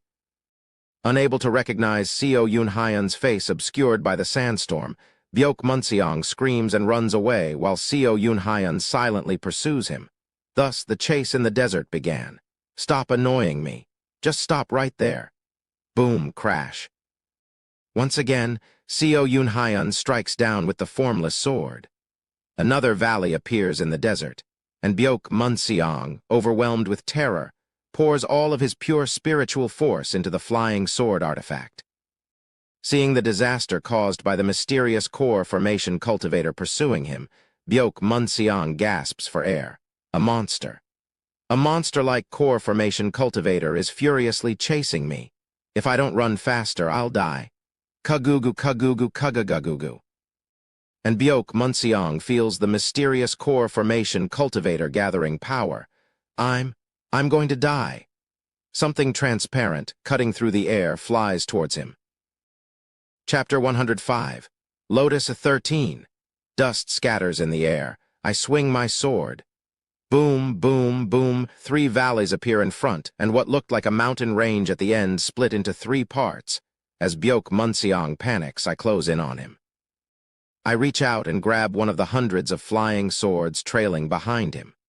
Whoosh, even just in the air, the formless sword exudes terrifying power, and when combined with a sword, its concentration increases even more. As I overlay the formless sword onto the artifact, it activates an emitted spiritual energy. Flash, it seems like a fire attribute flying sword. As flames burst forth, the formless sword catches the flames, creating a massive fiery sword. Whoosh, boom. Swinging the artifact overlaid with the formless sword, a massive fiery slash flies out, turning the desert into a glassy wasteland. Each swing brings Byeok Munseong closer due to his fear affecting his control of spiritual power. I grab another flying sword and swing again. A water attribute flying sword. Swoosh! The desert in front transforms into a swampy area. I swing a wood attribute flying sword corresponding to the Zhen trigram, containing the attribute of thunder, and lightning strikes all around, melting parts of the desert into glass. Caught in the lightning, Byeok Munseong screams and loses control of his flying sword, plummeting downwards. Plunk! He falls into a sand dune, and Buk Hyung-hwa, who had managed to escape from his grasp, summons her artifacts nearby and safely land on one. You are unharmed. You could have just waited a bit and caught this guy, but you had to come and complicate things. No matter how many artifacts you have, you shouldn't underestimate the power of a Kai-building cultivator. I point at him, crawling out of the sand dune. SSSSS? Yin Soul Ghost Incantation. Swoosh, several curse spells fly towards him, embedding directly into his head. Restrain, screech. The curse spell burrows into his upper dantian, creating a mental restraint. He rolls his eyes back, foaming at the mouth, and collapses. I approach him, forming hand seals. Why did you do this? Herc. Answer, and the pain will lessen. Answer me.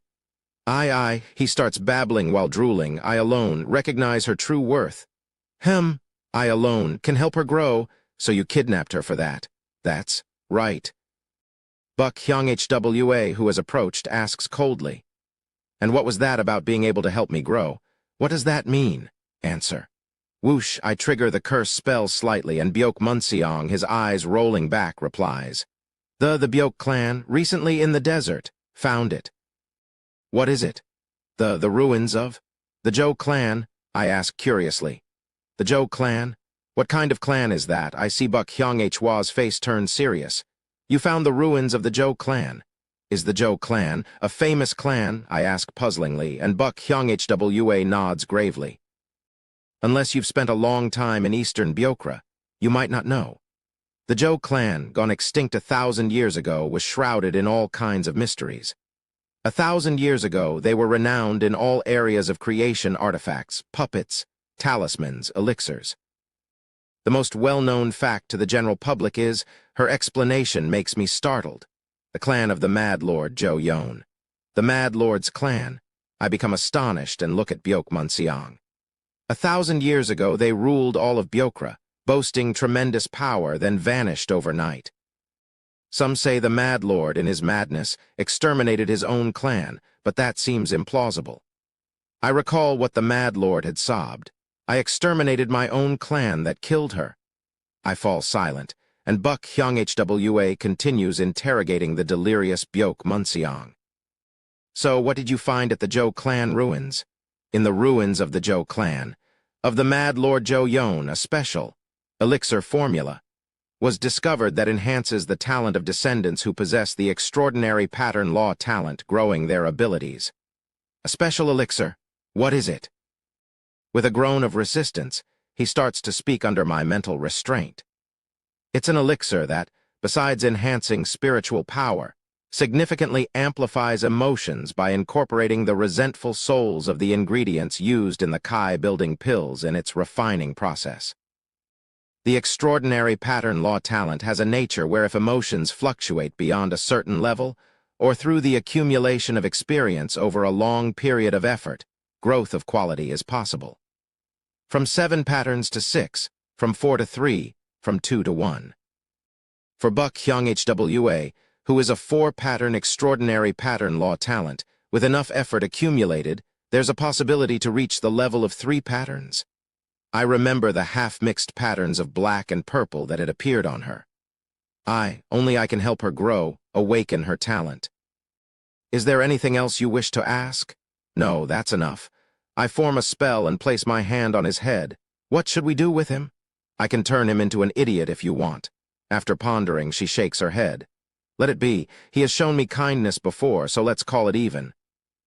Buk Hyung-hwa coldly looks down at Byeok Munseong. But this is it, Cultivator Byoke. There's nothing between you and me anymore, no next time. You hear that? Remember her words.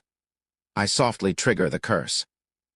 Screaming, he passes out, likely retaining only the memory of Buck Hyung-Hwa's final words. Let's go. Okay. Buck Hyung-Hwa gathers her flying sword artifacts and ascends on a flying artifact with me back to Chinseok City. Feeling the desert wind, I ask her, "Aren't you curious about the formula for that elixir? It could be beneficial for a cultivator like you." She gives an awkward smile. Most cultivators don't know, but do you know the main ingredient of the Kai building pill, Taoist CO? I'm aware. Then, it's easier to explain. My father told me that human life force and essence blood are used in the Kai building pill. That formula is based on it, so I'd rather not consume it. Most cultivators consume it knowingly. Why don't you? Have you consumed any Kai building pills, Taoist CO? I smile wryly. I haven't. Then you understand. I'd rather not. I see. And I've been thinking. Buck Hyung-Hwa gently touches the skin where her patterns were visible. If talent can grow through experience and effort, I'd prefer to grow that way. A wise choice. We continue to talk about talent and cultivation on our way back to Chinseok City. Upon returning, she embraced Buck Jung-ho, who finally relaxed and hugged her back. When asked about the kidnapper, Buck Hyung-Hwa didn't mention Byoke Munseong, only deciding to increase her room's security and protective artifacts. Thus, the kidnapping incident concluded. A few days later, we resumed our discussions on the formation method. The remaining parts included the external and inner array methods conceived in serving Command Palace and the coordination between the formation artifacts. We spent months redesigning the formation method, now nearing completion. The last part is the most tedious and time-consuming. We need to focus on trial and error to finalize the formation.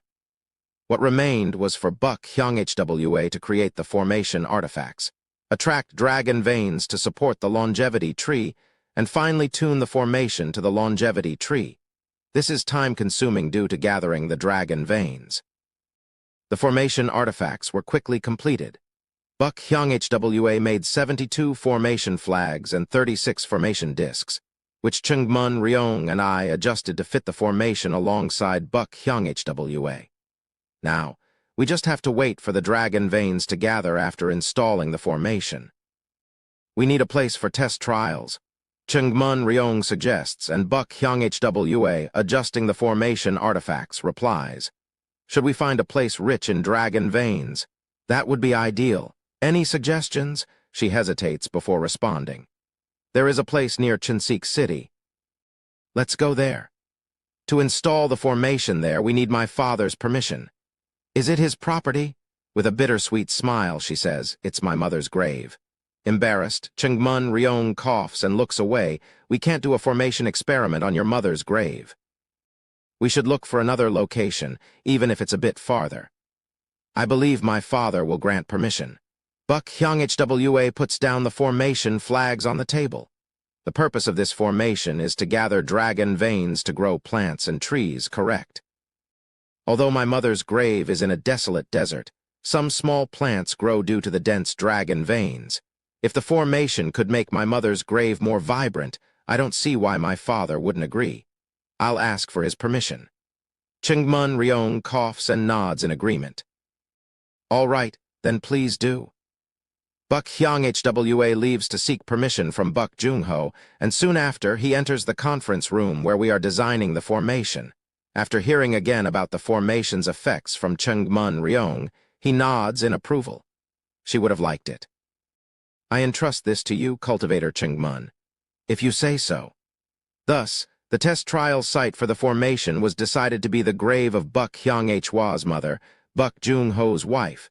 The spirit tablet is inscribed with the name Yon Lion/Lotus. Buck Hyung-Hwa's mother, Buck Jung-ho's wife. Her name is Yon. Buck Jung-ho pours some liquor at Yon's grave and then closes his eyes for a moment. Yon's grave is in a sandstone cave a little away from Chinseok City. Or maybe it's not ordinary sandstone. Due to the active dragon veins, The rocks seem to have transformed into a special ore infused with spiritual energy. Whether Buk Jung-ho had created it or not, the cave's ceiling is open to the sky, letting in light. Thanks to the light, various unknown flowers and grasses have sparsely grown inside the cave. This location. I recall the memory of Buk Hyung-hwa giving me water for the first time in my past lives. It seems she used to visit this cave even then. Please set up the formation, Cultivator Chungmun. Understood. Chungmun Ryong and I place formation flags and discs around the grave outside and at various distant spots. The formation flags attract the surrounding spiritual energy, and the formation discs gather the dragon veins. Soon, spiritual energy gathers in the center of the grave, enhancing the vitality around. The sparse grass and flowers begin to flourish more vigorously. Chungmun Ryong and I complete the external formation setup, and then move inside to adjust the inner formation. My wife had no cultivation talent in her life. It's fortunate she now rests in a place filled with spiritual energy. Buk Jung-ho spoke while looking at the grave. Chungmun Ryong looks at the spirit tablet and asks him, "Yon, that's a beautiful name. She must have been a lovely wife." "Yes. My wife was beautiful, a good mother." "What is her family name?" Buk Jung-ho answers with a bittersweet expression. "My wife has no family name, not because she lacked a family, but because her family was too eminent to give her one." He caresses his wife's grave as he speaks. Buk Hyung-hwa also looks at her father's back with a melancholic expression. "The esteemed cultivator from the Gongmyo clan, Elder Gongmyo Chinsik, my wife was his illegitimate daughter." A vein popped on Chungmun Ryong's forehead. That lustful man, causing trouble again. I don't resent him. He was kind to me and my wife, being a mortal without any cultivation potential. Well, it wouldn't make sense for the Gongmyo clan to give the clan name to an illegitimate mortal daughter. I apologize on behalf of my friend for his mistake. No need. Thanks to Elder Gongmyo Chinsik, we have Chinsik City and my wife and I could spend time here. After looking at the grave for a while, he takes out a small sapling of magnolia. Yon loved magnolias. Please let this bloom. Certainly. Chungmun Ryong plants the magnolia sapling behind the grave and connects the dragon veins of the formation to the magnolia. After 5 years, the dragon veins will accumulate spiritual energy, and then it will rapidly grow the magnolia. We can come back later to check on the dragon veins. He sighs lightly and looks at Buk Hyung-hwa and me. Thank you all for your efforts. All that's left is to observe the formation for 5 years, solve minor issues, and conduct trial and error. 5 years. Chungmun Ryong sighs softly. Even at this old age, instead of resting peacefully at the main house, I'm conducting tests on formations. Ha, I apologize for that. No, Taoist Seo, you have nothing to be sorry for. It was our clan head's command after all. Chungmun Ryong pats his back and leaves, while I briefly look at the Buk father-daughter pair and leave the grave with them. And thus 5 years passed, in Buk Hyung-hwa's underground workshop in its secret chamber. Stay strong, Miss Buk. HNNG. I placed my hand on Buk Hyung-hwa's back, infusing earth attribute spiritual power to support her. Not much longer now. With the techniques Cultivator Chungmun and I taught you. Flash, the next moment, a light bursts from her eyes and clouds of spiritual energy billow from her mouth. Whoosh, possessing the roots of earth, wood, and metal, Buk Hyung-hwa exhales and reabsorbs clouds of yellow, blue, and white spiritual energy. Then, suddenly, rumble! A sound like thunder seems to resound from her lower abdomen, indicating the circulation of pure spiritual force within her. For about 5 years, Buk Hyung-hwa had been taking spiritual elixirs provided by her father, Buk Jung-ho. Additionally, with the guidance of Chungmun Ryong, a leading authority in spiritual awakening, and my teachings, she had reached the peak of Kai refining following my advice. She learned additional basic methods tailored to her spiritual roots, bringing them all to peak cultivation. Along with her preparation and my help, she has finally reached the stage of Kai building. Ah, pure spiritual force. She lifts her hand, showing the pure spiritual force swirling around it, and lets out a small cry of joy. Thank you so much, Taoist CEO. It's nothing. It was a friend's request after all. Haha, Senior Chengmun is somewhat of a friend too, isn't he? Yet he said he wouldn't help, didn't he? Well, Cultivator Chengmun is a member of the Chengmun clan, so helping a non-Chengmun cultivator with Kai building might cause some gossip within his clan, right? She gives me a meaningful look, then opens the door of the secret chamber and walks out, laughing. Well, let's leave it at that. Now let's visit the grave. It's time. All right. Over the past 5 years, Chengmun Ryong, Buk Hyung Hwa, and I have grown closer, and as I watch her walk away, I smile wryly. Buk Hyung Hwa ascended to Kai building, gaining an additional lifespan of 300 years. The spiritual energy accumulated in the dragon veins over 5 years activated the formation, rapidly growing the magnolia tree. We marvel at the purple magnolia blossoms inside Yon's grave, especially Buk Jung-ho, who looks close to tears at the sight of the flourishing magnolia. Thank you, Cultivator Chengmun, Cultivator CEO, and thank you, Hyung Hwa. We should be thanking you for providing land rich in dragon veins. Chengmun Ryong humbly accepts Buk Jung-ho's gratitude. Unlike 5 years ago, the grave is now vibrant with dense spiritual energy, causing the inner grass and weeds to grow abundantly. There's no need to gather the formation artifacts we've spread out. We've confirmed this formation works, so we can just make more if needed. That's right. Thank you. Thanks to the formation designed by Chengmun Ryong and me, Yon's grave will continue to be a place brimming with life. After expressing his gratitude again, Buk Jung-ho exchanges pleasantries with us. After the courtesies are done, Chengmun Ryong looks at the formation and speaks. Now, I'll return to the Chengmun clan and prepare a place near there similar to the first floor of Serving Command Palace, with similar dragon veins and environment. I'll wait another 5 years and test the formation there. If it works as well as it did here, we'll finally install the formation at the actual location of Serving Command Palace. Please do, and thank you. There's no need for Buk Hyung Hwa's or my help in the remaining process. The formation artifacts are complete, and the formation is fully adjusted. What remains is Chengmun Ryong's test trial. Then, see you in 5 years, Taoist CEO, now that you're at the same level Cultivator Buk. Yes. Understood. Chengmun Ryong packs up his belongings and returns to the Chengmun clan. Aren't you leaving, Taoist CEO? There's no need for further adjustment to the formation, so my presence there is unnecessary. So it's just Senior Chengmun leaving and you're staying? That seems to be the case. You could go somewhere else.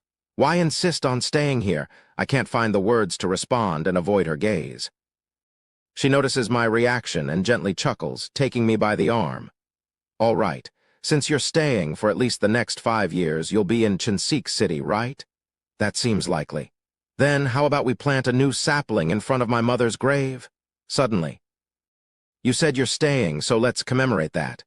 Unable to resist, I'm led by her to the market and somewhat bewilderingly by a sapling. What kind of sapling did you get, Taoist CEO? A quince tree. I stroke the quince sapling. My old master used to say I resembled a quince tree, so I bought it in his memory. We each carry our saplings and enter Yon's grave. Aren't you curious about the sapling I got? Oh, I'm sorry.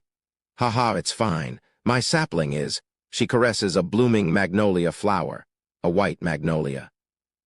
White magnolia. Just like my mother loved purple magnolias, I love white magnolias. I feel she suits white magnolia, much like her preference for white attire. We plant the quince and white magnolia saplings on either side of the purple magnolia tree. The formation is aimed at the purple magnolia, so our saplings wouldn't grow rapidly, but will gradually and naturally grow beside it. Why did you suddenly decide to plant saplings, Miss Buk? I told you, didn't I? That's true, but...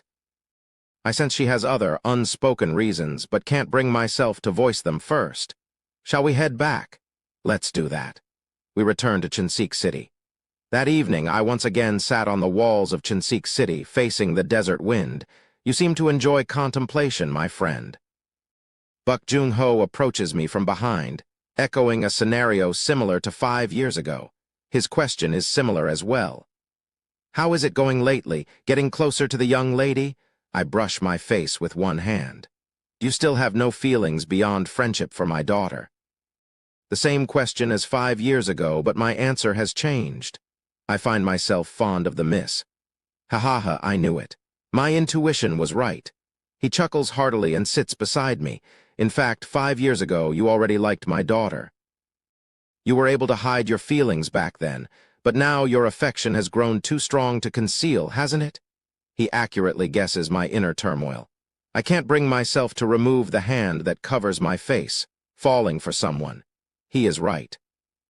5 years ago, I merely hid my feelings, but now they're too evident. I like her, more than I can deceive myself. So when will you confess to my daughter? From what I see, she won't reject you. But, sir, that is it. I have no intention of confessing to the miss. This love has to remain a beautiful memory. If it becomes more than a memory, and the subject of that love vanishes beyond time, I will surely go mad. At my response, Buk Jung-ho gives me a puzzled look.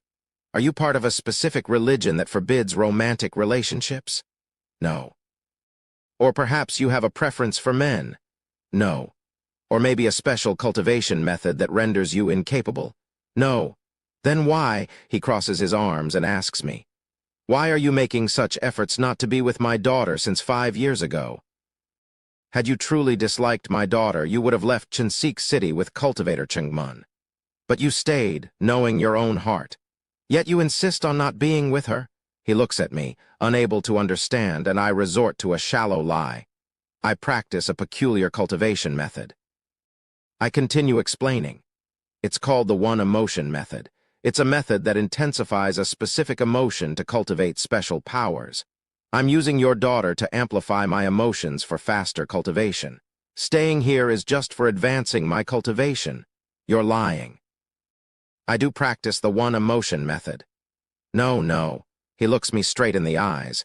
You said you use emotions for cultivation, right? If you were with my daughter, wouldn't your emotions deepen even more? Why wouldn't you choose that? Wouldn't that be more beneficial for you, indeed? I practice the one-emotion method to cultivate the 5 elements blood curse banner, but the emotion I use isn't love. Rather, it's calmness. Every time I think of Buk Hyung-hwa and feel my heart flutter, I deliberately use calmness as the emotion for my cultivation. But now my affection has grown too strong, overshadowing my calmness. Please give me some time. I can't say anything more, and Buk Jung-ho looks at me with an unimpressed gaze. Fine, but I hope you make a decision quickly. My daughter has spent her life confined in the city, using her mother's last words as an excuse. Her fate, as I see it, is you. Without you, she might never meet her fated and will continue to confine herself even more. I hope for a quick decision. Buk Jung-ho descends the walls, and I close my eyes. Days passed, and another pleasant visitor came from the west to stir my calmness. How have you been, Yoon-hyun? It's Kim Young-hoon. Let's have a match. Flash, he draws his gold-bladed saber. Translator notes, martial arts chapter incoming. Chapter 106, Lotus 14.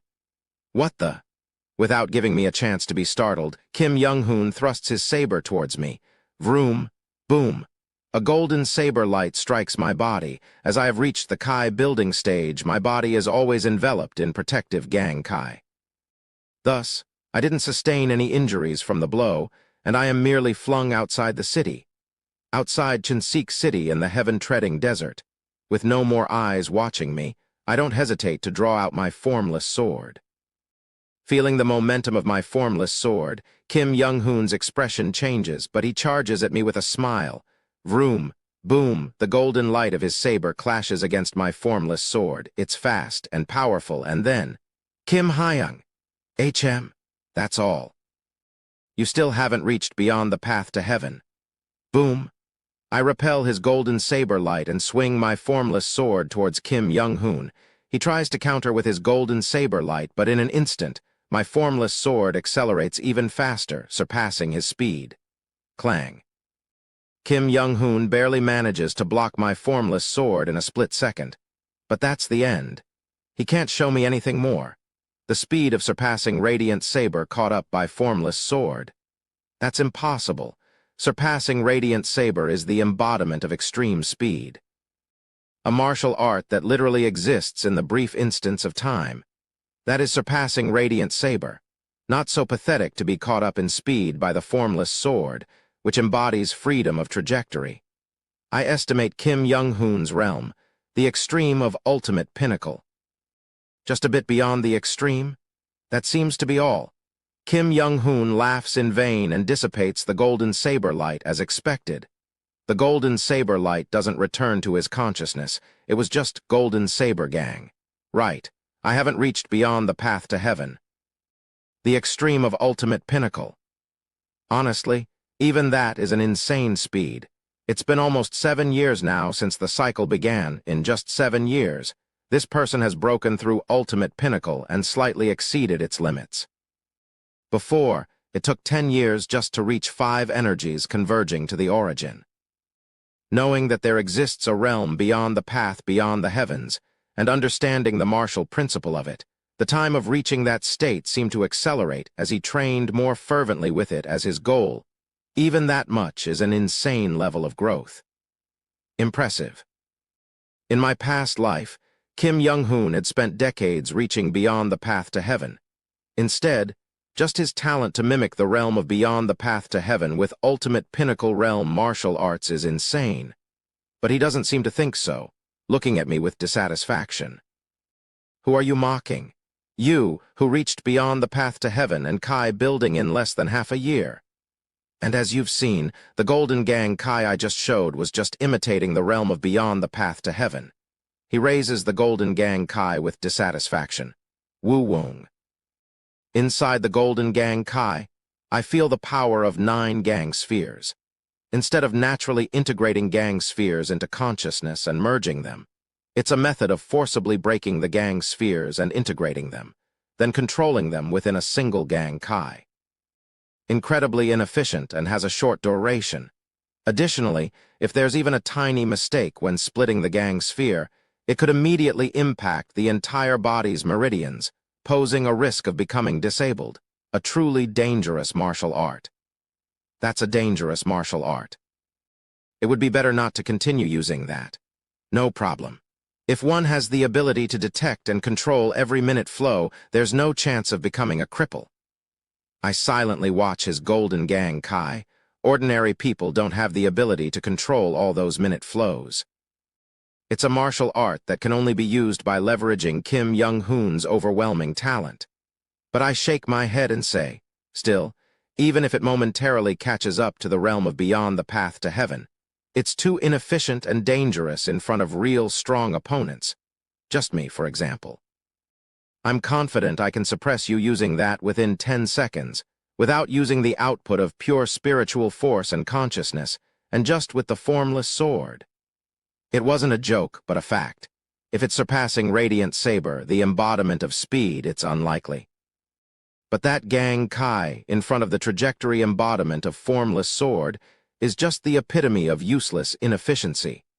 I can say this because I am in a higher realm. Moreover, Originally, that was one of the many trials and errors Kim Young-hoon repeatedly went through at the extreme of ultimate pinnacle. In this life, I hadn't told Kim Young-hoon about the many trials and errors he had gone through from the ultimate pinnacle to beyond the path to heaven. It's a path that leads nowhere. Seeing Kim Young-hoon a bit downcast, I say to him, "So you've come all this way to the far eastern edge of Byokra." "Yes, like you said, I've entered a strange path. I came to find you to break out of the mold of ultimate pinnacle." "A wise choice." I nod. "It's been over 200 years since I reached beyond the path to heaven. I'm quite confident in guiding him on this path." I smile at him. His growth is ever accelerating. Every time he faces a new goal, Kim Young-hoon's talent seems to spring from an endless well, reaching higher and higher. Simultaneously, his rate of growth is quickening. Even if, by chance, I can't cultivate the longevity fruit in this life. Perhaps within the remaining 50 years I might see the realm above beyond the path to heaven. Good. A new realm will be pioneered in this life. Kim Hyung. HM. Challenging me to a sparring match, Besides the techniques you just showed, you must have something else up your sleeve, right? No, what I just showed was the result of long contemplation and my ultimate technique.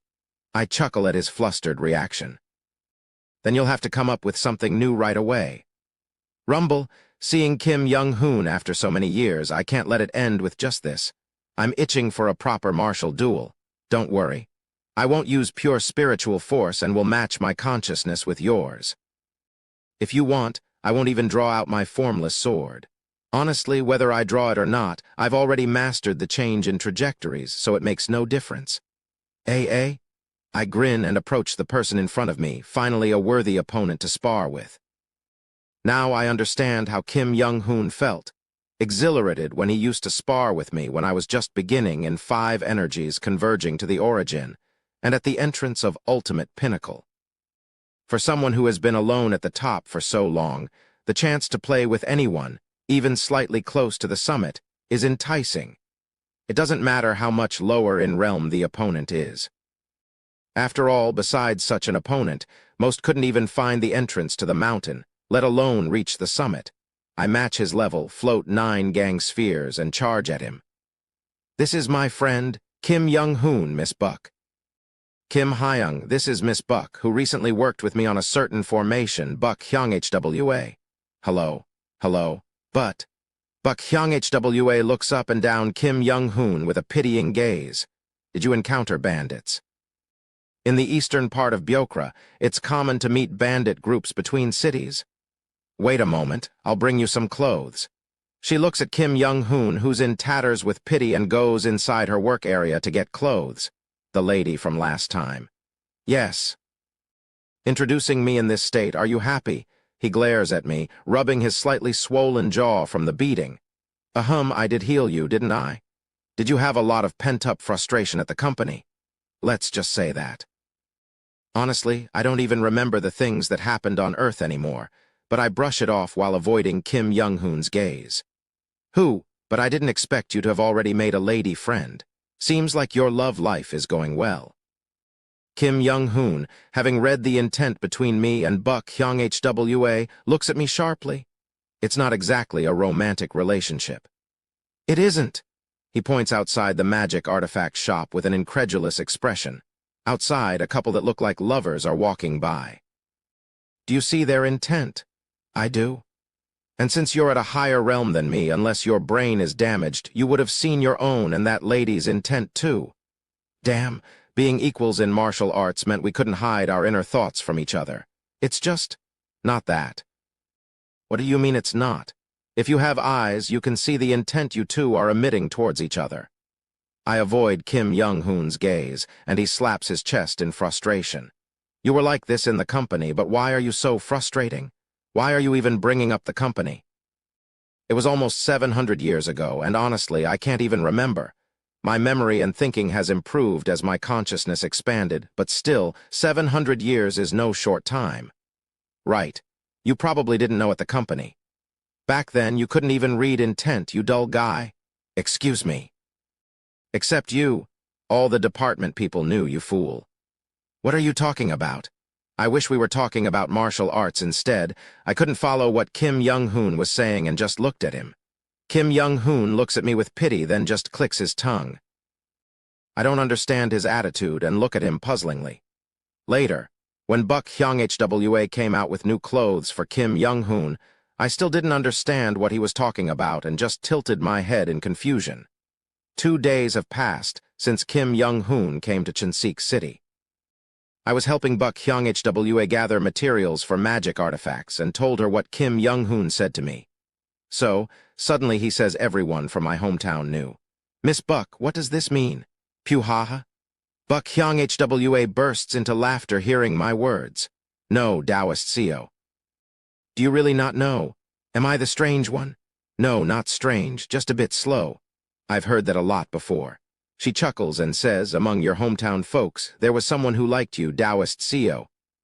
I'm startled by her unexpected answer. Someone in our department liked me. There weren't many female staff in our department. There were about 8 female staff, one of whom was quite elderly, and 3 had boyfriends. Among those without boyfriends who could have liked me. It could have been Deputy Manager Kang Min-hee, Deputy Manager Oh Hai-seo, Manager Kim Yeon, or Manager Shin. Manager Shin rarely interacted with me, so not her. A colleague, then. But who? I press my temples, confused. Buck Hyung Hwa watches me with a subtle expression. Does it bother you, Taoist CEO? It's a bit surprising, but not really bothering. I brush off the thoughts with her voice. In fact, I hardly remember the other colleagues except for Kim Young-hoon. It's been 700 years. 700 long years without proper conversation. Whether someone liked me, I liked someone, we disliked each other, someone bullied me, we were indifferent, or someone I trusted. I don't remember who's who. My memories and feelings have all faded. Since they are not beside me now, I feel nothing. Rather, those with me now come to mind much more and are much more precious. You look tired. Let me help. I take the magic artifact materials from her reddened hands. It seems hot. We soon arrive at the workshop of White Magic Lotus. Anyway, Taoist CEO. There's something I want to show you. Buck Hyung Hwa takes the materials from me, and after arranging them inside, she calls me into the workshop. Come see. You might find it interesting. What is it? I follow her into the workshop. In the center of the workshop, something covered with a white cloth was placed. I tremble slightly at its outline. Is that? Yes, that's right. Whoosh, she removes the cloth, revealing what is beneath, a puppet. It's the Mad Lord's puppet brought from serving Command Palace. You restored the Mad Lord's puppet? I can't restore the central circuit yet. It's too intricate. But I successfully restored the other circuits so it can move if spiritual energy is infused. It can't exert full power, but it can output about 60% of its strength. She looks at me and asks, "Shall we try it out once?" Sure. I readily agree. The Mad Lord's puppet. What level would 60% of the puppet's original strength be? Buck Hyung Hwa and I took the puppet outside to the desert. Here I go. Vroom. She inserted a spirit stone into a slot in the puppet and infused it with consciousness, and the puppet flapped its wings and flew. Incredible. I marvel at the dense circuits swirling inside the puppet. Is it more intricate than a living creature's veins? Amazing. I see her command the puppet with her consciousness. The next moment, bang! Startled, I released a gang sphere in front of me. Boom, pure spiritual force shot from the puppet's rear in a sharp needle form collides with the gang sphere. Such speed. The next moment, the bee puppet moves again, flying behind me and extending its stinger. Crack! I wrap my hand with pure spiritual force and catch the puppet's stinger. This speed. It's the speed of Kim Young-hoon using 5 gang spheres. Additionally, this attack uses the puppet's pure spiritual force in the form of a stinger. It's a Kai building level attack. This is only at 60% of its full power. If the puppet could exert its full strength, it would be as strong as late Kai building. Chilling. I indirectly experienced the Mad Lord's power through the bee puppet. I shiver all over. How many such remains, like this bee puppet, were casually discarded in serving Command Palace? Not just in serving Command Palace, but also inside the Nether crossing ship. There were a lot more than just a few of these remains. If the puppet could exert its full power, its speed would be comparable to Kim Young-hoon at the ultimate pinnacle using 9 gang spheres. Can a mere puppet achieve such speed? Snap! Lost in thought, the bee puppet cuts off the pure spiritual force stinger and moves away from me, shooting another stinger from its rear. Whoosh! The bee puppet rushes at me again. Boom! I grab the puppet's head and slam it into the ground. Impressive. Both the Mad Lord and Miss Buck, who restored the Mad Lord's puppet. It wasn't that hard, really. It isn't a combat puppet, and it wasn't too damaged. Excuse me? A puppet that moves at the speed of ultimate pinnacle and can deliver a Kai building level blow in a moment is not a combat type. This isn't a combat type? Right. Apart from the stinger, it doesn't have any special attack features. It's just fast, without any peculiar devices. You can tell from the functions embedded in the puppet. Buck Hyung Hwa approaches me and points at the puppet. In the area she indicated, there's an intricate formation emitting strong spatial vibrations. This is a transport puppet used for carrying goods. I've marked a spatial coordinate inside the workshop. Look. As she tinkers with the back of the puppet, it hums and changes its posture. From an aggressive stance with its stinger out, it now assumes a peaceful and comfortable stance, extending its front legs. Buck Hyung-HWA places a glass bracelet on its extended front legs, and the puppet embraces it, using the spatial formation engraved on its body and its unique speed. Flash. As she manipulates the back of the puppet and enters some command, the bee puppet shoots forward at high speed and then suddenly disappears. It moves to the set coordinates through spatial movement to transport goods. The bracelet has just been put down in my workshop. And now, she takes out a small formation disc from her pocket. The formation disc is engraved with countless circuits, forming a small spatial formation. Flash. Next moment, the spatial formation lights up, and the bee puppet reappears before us. On the front legs of the bee puppet is a hammer from her workshop. It seems like this puppet was used to transport goods. In serving Command Palace, there were countless such puppets of Senior Mad Lord. To think this wasn't even a combat puppet, but merely one for carrying goods. I laugh hollowly, feeling the Mad Lord's power indirectly. Even if I reach the heavenly being stage in both cultivation and martial arts, I wonder if I can ever compare to Mad Lord. I marvel at the puppet before me. Suddenly, I feel a strange emotion looking at the puppet. But this puppet. Miss Buck, did you say the central circuit of this puppet couldn't be restored? Yes. I couldn't understand what the circuits meant.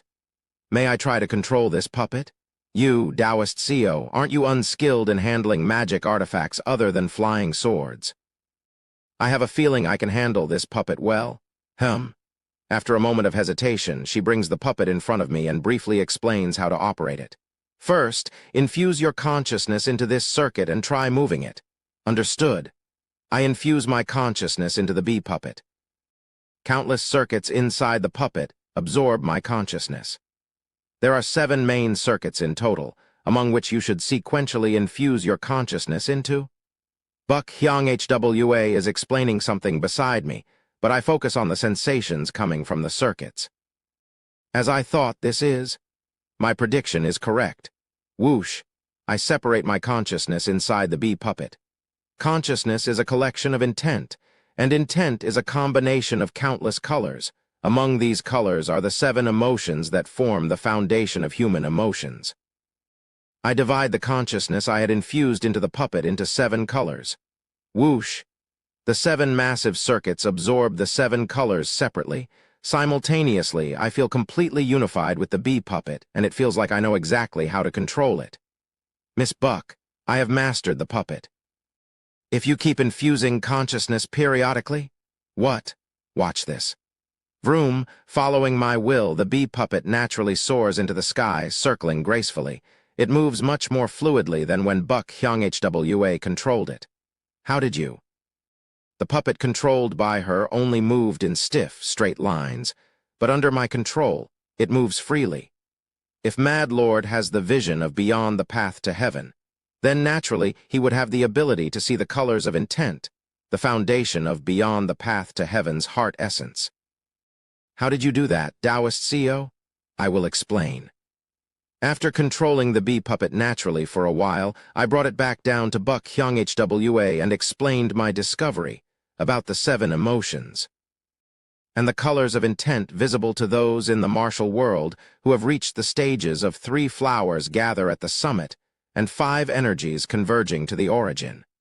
Buck Hyung-HWA listened to my explanation, taking notes in her notebook. That night, Buck Hyung-HWA was deep in thought, touching the circuits of the bee puppet in her workshop, the consciousness of the 7 emotions. It's an area she hadn't thought of, applying human emotions to rigid magic artifacts. What exactly did Senior Mad Lord create? Even this bee puppet was just one relatively intact puppet among the countless remains in serving Command Palace that day. There must be an astonishing number of such puppets in his usual abode. Shiver. Just as Seo Yun-hyun felt a chill sensing the Mad Lord's power, Buck Hyung-HWA also felt goosebumps realizing his genius, an unbelievable talent. Truly an extraordinary pattern law talent.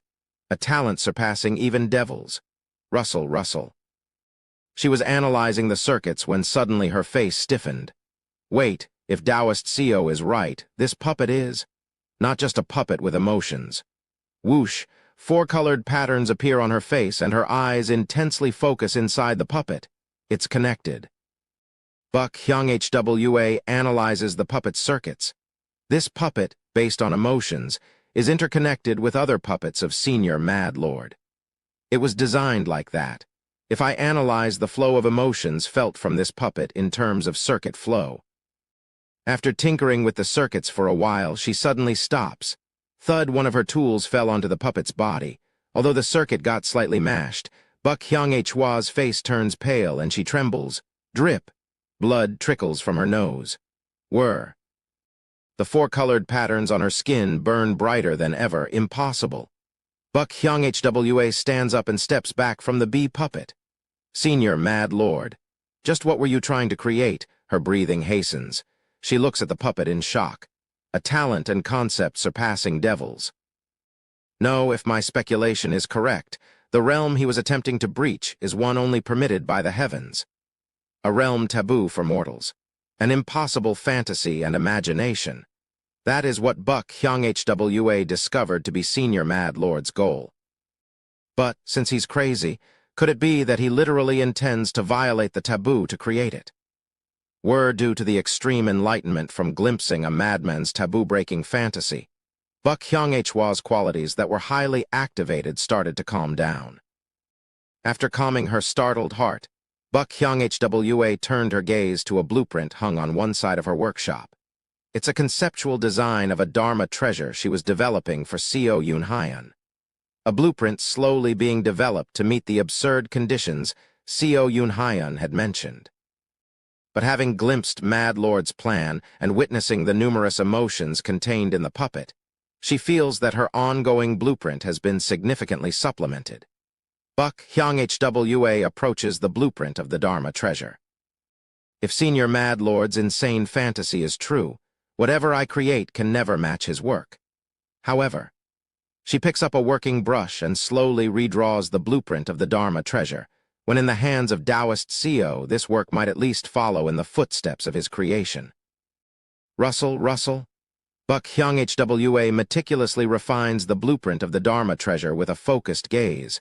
Translator notes, the martial arts scene was a bait kek. What do y'all think Seo's Dharma treasure / magic artifact is gonna be? Chapter 107, Lotus 15. Is my magic artifact almost complete? Yes, the conceptual stage is nearly finished, and now I just need to precisely arrange the structure before starting the actual production. I feel a subtle sense of anticipation. Although I'm not interested in external items, I'm curious about what kind of magic artifact she has created. Can you tell me what kind of magic artifact it is? Ah, that's a secret. I'll let you know once I've completely laid out the structure. I see. And, Taoist Seo, you have a task to do. Oh, she takes my hand and leads me to her workshop. Starting today, Taoist Seo will also learn to make magic artifacts. Didn't you stipulate that the magic artifact should be easy enough for you to make as well? I let out a wry laugh. It seems that Miss Bulk wants to turn me into a craftsman to fulfill that condition. Ahaha, don't worry. It's really not that hard. You'll be able to make my designed magic artifact on your own if you can manage even the simplest thing. After some thought, I nodded. If that's the case, please teach me. After all, learning to make magic artifacts could be useful. And so the education in artifact refining began. The beginning of magic artifact refining is getting used to crafting things. I became accustomed to using Buck Hyung Hwa's workshop, starting with crafting simple handicrafts. Whoosh, CZZ. I look at the glass craft I just made with my own hands in Buck Hyung Hwa's workshop. Since beginners couldn't use precious materials, I started with making glass crafts from the abundant sand in the desert to get used to the act of making something. Buck Hyung Hwa looks at the glass craft I made. What is this? It's a cursed doll. It's among my cultivation methods. Cursed dolls are usually made in a human figure. Is this a starfish? It's supposed to be a human. At my words, Buck Hyung Hwa covers her mouth and looks away. I can sense her muscles moving, trying to suppress her laughter. It seems, Taoist CEO, that you don't have a talent for crafting. I've always lacked talent in making things. Phew. After a moment of thought, she says to me, let's keep trying. It'll get better over time. Thank you for the encouragement, but my crafting skills didn't really improve. The glass doll, which initially looked like a starfish, gradually became more human-like, but it still seemed inadequate in Buck Hyung-Hwa's eyes. I was trained not only in artifact refining by Buck Hyung-Hwa, but also in their use. It seems necessary to become familiar with magic artifacts to make them. Buck Hyung-Hwa, along with Kim Young-hoon, who came to Cheonseok City, started special training with me. Vroom, vroom. She noted improvements, corrections, and new inspirations while observing the monster puppet I controlled against Kim Young-hoon. I maneuvered the monster puppet while also operating various magic artifacts given by Buck Hyung-Hwa to corner Kim Young-hoon. Ugh. Boom. Kim Young-hoon is blown away by a magic artifact, stirring up a cloud of dust. The artifacts are powered by spiritual power, but since their movement strictly follows my lead, the training is beneficial for Kim Young-hoon, Buck Hyung-Hwa, and myself. I trained Kim Young-hoon, constantly showing him the path to the next realm and refining his skills. Buck Hyung-Hwa had me start with doll crafts and then practice making glass artifacts in the form of flying swords. Practicing in the form of a sword felt more familiar, and crafting became a bit easier. I endlessly created glass flying sword crafts, gradually becoming accustomed to crafting. Months passed. Before I came to my senses, I found myself working in Buck Hyung-Hwa's magic artifact shop.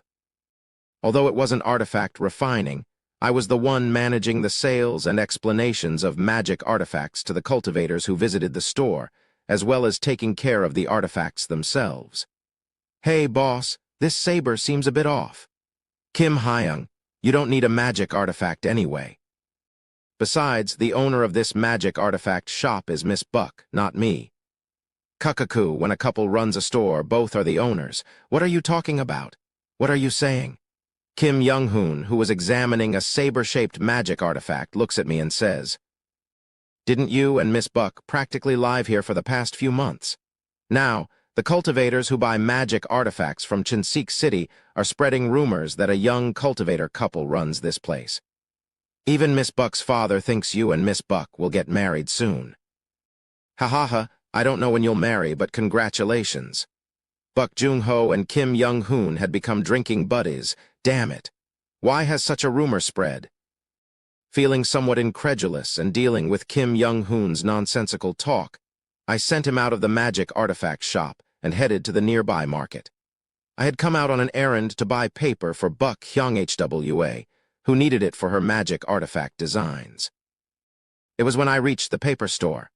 Oh, isn't this the groom, Sir CEO? Excuse me. The old lady who owns the paper store hands me a bundle of paper with a chuckle. I saw you walking down the street with the daughter of the chief observer, looking quite cozy. I heard you've been living together lately. Aren't you married yet? As I'm bewildered, the old lady looks at me curiously and asks, we haven't married yet. Oh, you haven't reached that point yet, but everyone in the city knows you two are meant for each other, so why not get married soon? Ah, no. While I'm flustered by the old lady's words, another shop owner comes out and adds to the conversation. Everyone in this city knows you two are lovers. That's right, we've been watching the two of you together for years. It seems the rumor has spread throughout the entire city, painting me and Buck Hyung-Hwa as a cultivator couple running the magic artifact shop. This is crazy. Why has such a rumor spread so far? I received the bundle of paper amidst people's premature congratulations and returned to the workshop. What? You're still not officially together? Kim Young-hoon, practicing his saber, says to me. I read his intent, block all his attacks, and reply. We haven't said anything to each other yet. Ugh, I'm going to explode. I mean, you're one thing, but why hasn't Miss Buck said anything to you? I thought her intent was clear. Just stop it, please. I dodge and suppress Kim Young-hoon's blade, aiming at his vital points. All right, you win this time, but Thanks to you, I'm getting the hang of it. Indeed, I could feel his speed gradually deviating from his usual patterns. If he continues training for a few more years, he might truly grasp the essence of beyond the path to heaven. But why can't you grasp people's hearts? Confess to her properly and start dating already. I told you to stop. Sighing, I finish the spar with Kim Young-hoon and head down to Buck Hyung-hwa's workshop for today's crafting practice. Behind me, I hear Kim Young-hoon yelling. Man, just confess already. It's so frustrating to watch. Frustrating to watch. I feel the same way. I sigh softly and enter Buck Hyung-hwa's workshop. Years passed.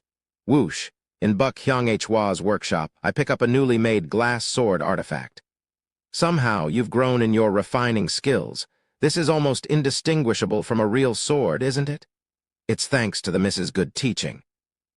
Not only the sword artifacts, but I also look at the glass dolls. My glass refining skills have improved significantly, and the dolls now closely resemble real human figures. Recently, I also began attempting to refine other items beyond dolls and swords. By the way, Taoist CEO, did you make another starfish? It's not a starfish, it's a flower.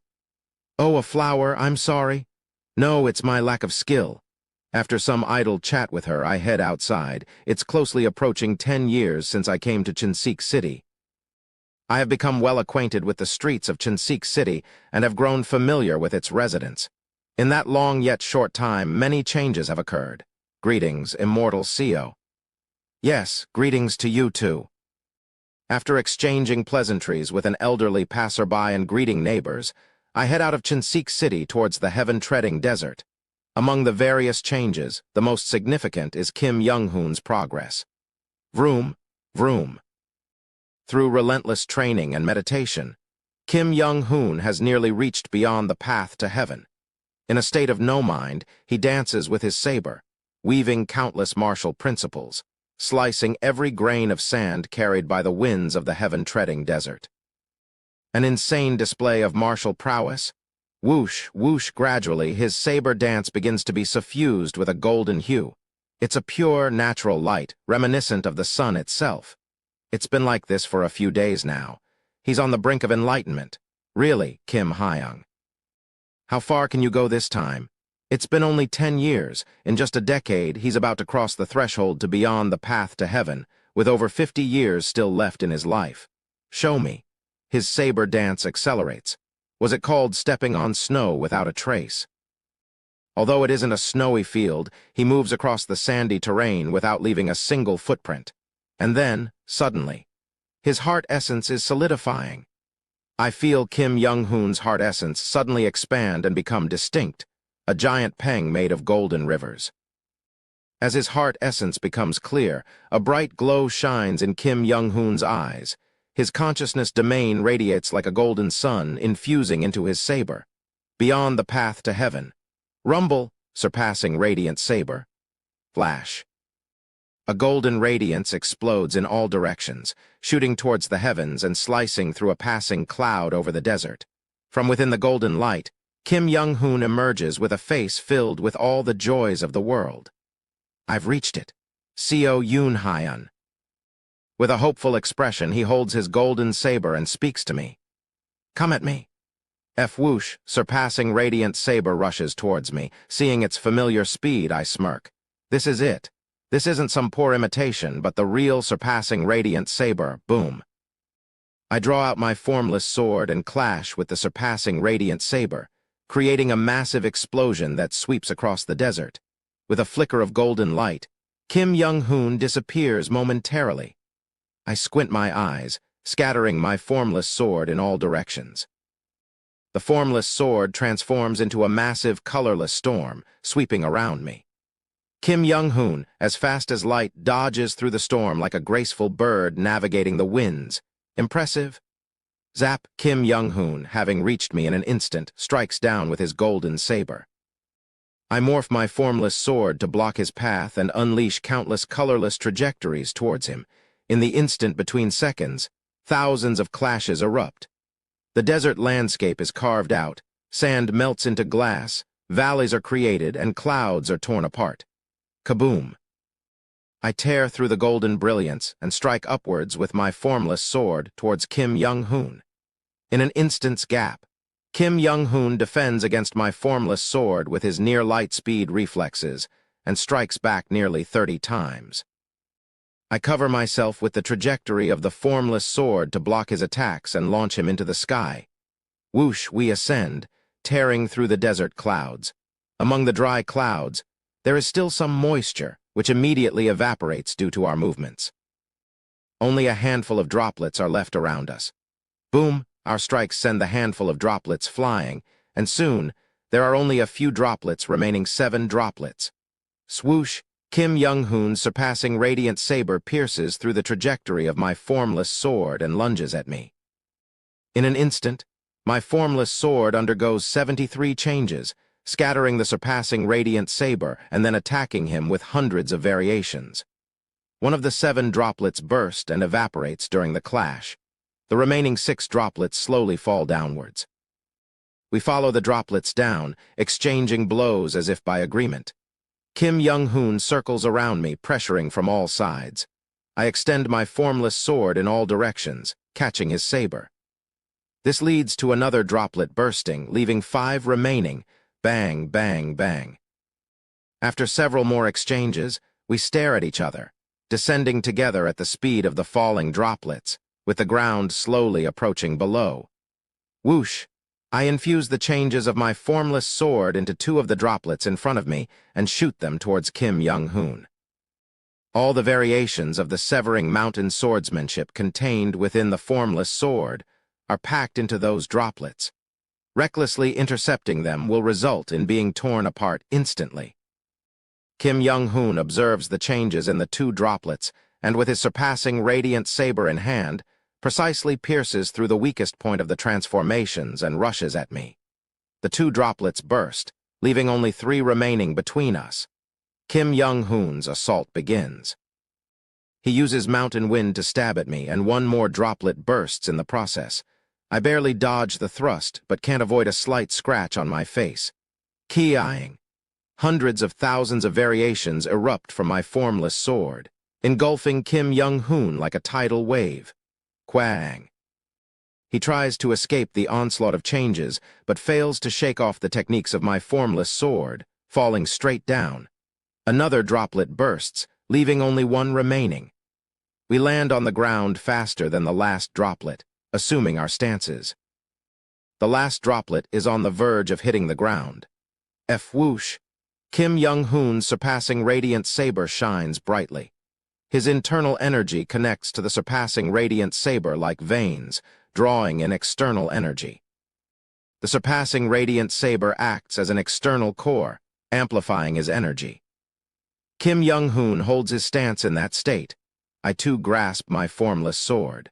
Simultaneously, the pure spiritual force within me links with the formless sword, and I feel my life force intertwining with it. My formless sword also becomes an external core, amplifying my energy, when the last droplet falls precisely to our eye level. Without hesitation, we both smile and unleash our most powerful attacks towards each other. At that moment, when our martial prowess causes the last droplet to evaporate on its own, I've decided to confess. In the midst of the intense spar and the whirlwind of emotions, I finally share my decision with him. Translator notes, we finally got the martial arts scene we've been expecting. By the way, Kim and Seo's fight with Seo's declaration at the end feels like when 2 bros are playing games together, and one suddenly spills the tea. Chapter 108, Lotus 16. Boom, boom, boom. As the light exploded, Kim Young-hoon was struck by my formless sword and hurled into the middle of the desert. Cough, cough, cough. From within the dust cloud, Kim Young-hoon can be seen coughing as he struggles to his feet. Tui, tui. Damn it, Seo Yoon-hyun, you cunning guy, to say such a thing at this moment? Ha ha, sorry. He spits out sand and holds his saber, letting out a hollow laugh. Damn it, phew. After shaking off the sand, he sighs. All right, fine, my attack couldn't match yours anyway. But still. He thumps his chest, continuing, now you decide to confess? Arg, I thought I'd vomit blood from frustration. I sigh. It really wasn't an easy decision. You're so frustrating. What's so difficult about it? Just, there are things hard to explain. Please understand. Fighting against Kim Young-hoon, who has obtained the surpassing radiant saber. I felt it clearly. Even as I wielded the formless sword, even while executing techniques, even while focusing my best, the pinkish color of love in my heart never left.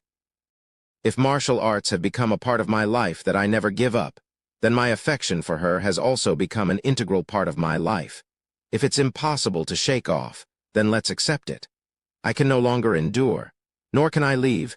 Being with Buck Hyung-hwa brings comfort. Learning artifacts from her makes me forget the pain of my return, if only momentarily. The pain of those numerous losses would subside, even if just for a moment. That comfort has become so strong that hiding my feelings is no longer possible. So, when will you confess? Do you need my help? I will confess, but... I smile wryly and say, recently I've been practicing making flowers out of glass. So? But whenever I make a flower, she says it looks like a starfish, so I plan to wait until I get the shape of the flower right. Hearing this, Kim Young-hoon scowls again. Damn it, waiting again. It's maddening for those watching. Hum. You frustrating guy, just confess quickly. Calm down, Kim Hyung. I sweat trying to calm down the annoyed Kim Young-hoon, who is thumping his chest. If you really insist. Oh, wait a moment, Kim Hyung. Suddenly, I take out the transmitting device that's ringing in my pocket. Ah. What now? Oh, sorry, Kim Hyung. I need to return to the city quickly. Wait, you scoundrel. Using the transmitting device as an excuse, I fly towards Chinsik City. Admittedly, escaping Kim Young-hoon's annoyance was part of it, but it was also due to something truly important. Chungmun Ryong has returned. How have you been, Taoist CEO Cultivator Buck? It's been a while, Taoist Chungmun. I greet Chungmun Ryong respectfully as he approaches. Chungmun Ryong laughs heartily as he descends from his flying artifact and enters Buck Hyung-hwa's magic artifact shop.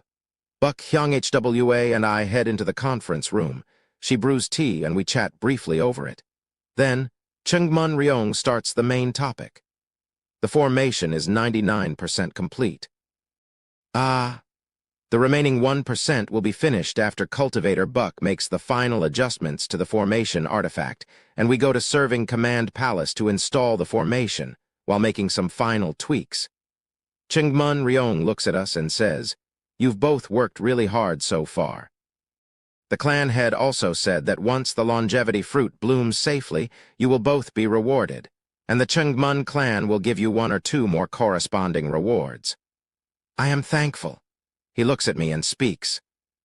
Especially Taoist CEO, since you have means like the Nether crossing ship to enter Serving Command Palace if you wish, we can even offer you the position of a guest elder in the Chungmun clan. Of course, corresponding rewards will also come your way. I'll accept it gratefully. I convey my gratitude to Chungmun Ryong, filled with burgeoning expectations. Now, perhaps Kim Young-hoon's lifespan can be extended a bit, if only the longevity fruit can bloom just then. CO Yoon-hyun, you rascal, where are you going while an elder is speaking? Kim Young-hoon enters the magic artifact shop. Chungmun Ryong looks at Kim Young-hoon, and their eyes meet. My martial arts master and my cultivation master are facing each other. Before the atmosphere becomes awkward, I quickly introduce Chungmun Ryong and Kim Young-hoon to each other. They greet each other, albeit awkwardly. Taoist Chungmun, Kim Hyung here has mastered a unique method. His spiritual power is undetectable, but he possesses skills beyond the stage of Kai building. I see. And Kim Hyung, Taoist Chungmun here is among the top 3 scholars among Kai building cultivators, so please show him the respect his knowledge deserves. Okay. After introducing them, I have a brief discussion with Chungmun Ryong and then leave the conference room.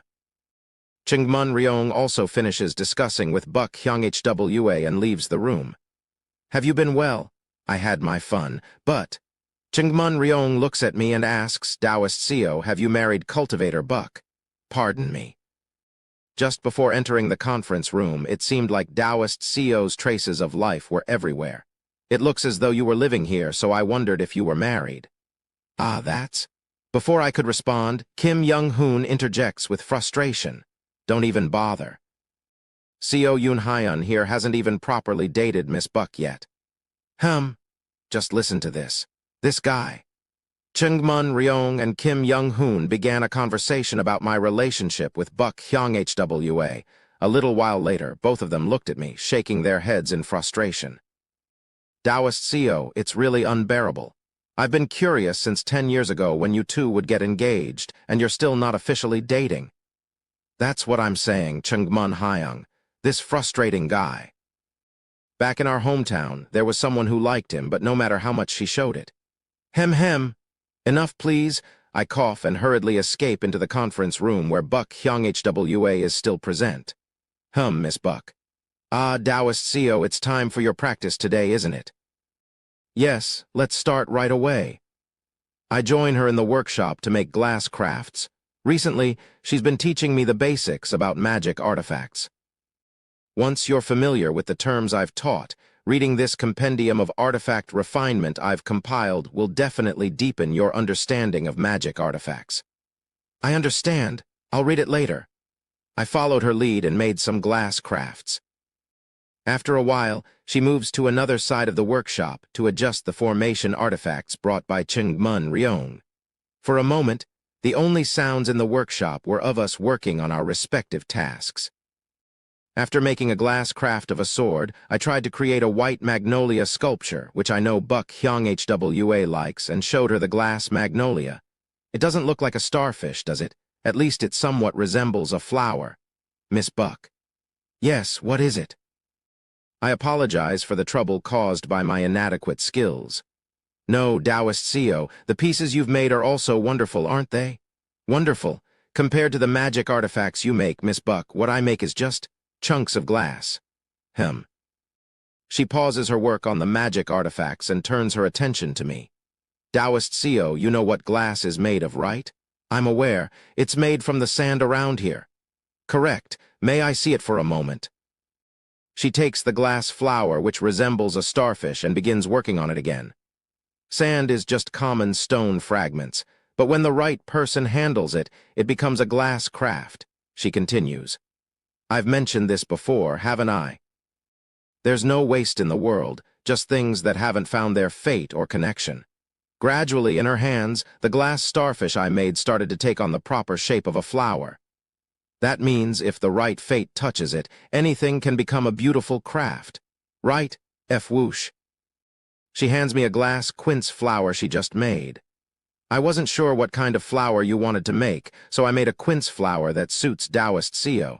Do you like it? I take a moment to look at the quince flower she had handed me. People of Byokra like glass. It's easily made from desert sand, and though its true value is not seen in the dark, it reveals itself in the light. Miss Hyung Hwa. I look at the quince flower and then at her. I have something to tell you. I had planned to confess once I am skilled enough to make a proper flower. But now it seems I can no longer wait. Yes, I like this person. Yes, thump, thump. I can hear her heart beating. She seems to have sensed my mood as her face gradually reddens. Numerous thoughts swirl in my mind. What should I say? What would be the best? Just then. Wait just a moment. She speaks with a flushed face. I also have something to give you, Co Oreboni. I'll give it to you by tomorrow, so can you please wait until then? Understood, Miss Buck. And I need to concentrate in the workshop for a bit. So could we stop here for today and you step out for a while? Understood. I obediently leave the workshop. Outside, I see Chungmun Ryong, Kim Young-hoon, and Buck Jung-ho coughing. I had sensed their presence since earlier. Buck Jung-ho nods at me with a proud expression. Do well. Thump, thump, he pats my shoulder and leaves the magic artifact shop with a smile, while Chungmun Ryong and Kim Young-hoon sigh. Finally, this dense guy. Cultivator Buck doesn't seem likely to reject him. They can't hide the satisfied smiles on their faces as they look at me. It's not certain yet.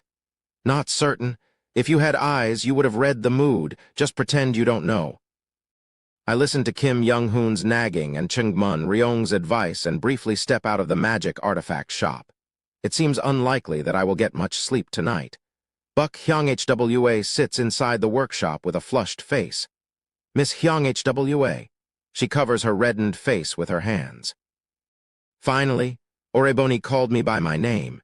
She sits still for a while and then finishes adjusting all the formation artifacts and turns her attention elsewhere. In a corner of her workshop is a small wooden box. Buck Hyung-Hwa opens the box and takes out a piece of paper. On it is a diagram of a Dharma treasure, the result of her constant contemplation and observation of Seo Yun-hyun's formless sword over the past 10 years.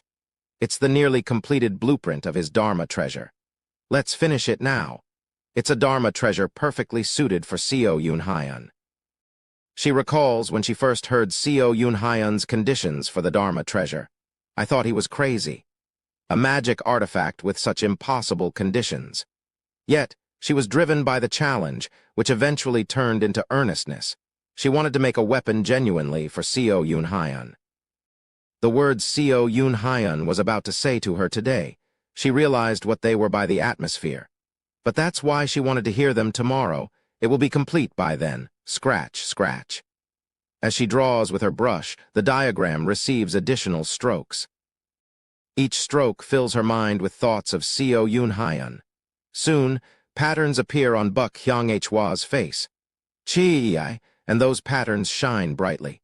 The intertwined black and purple patterns gradually merge into one.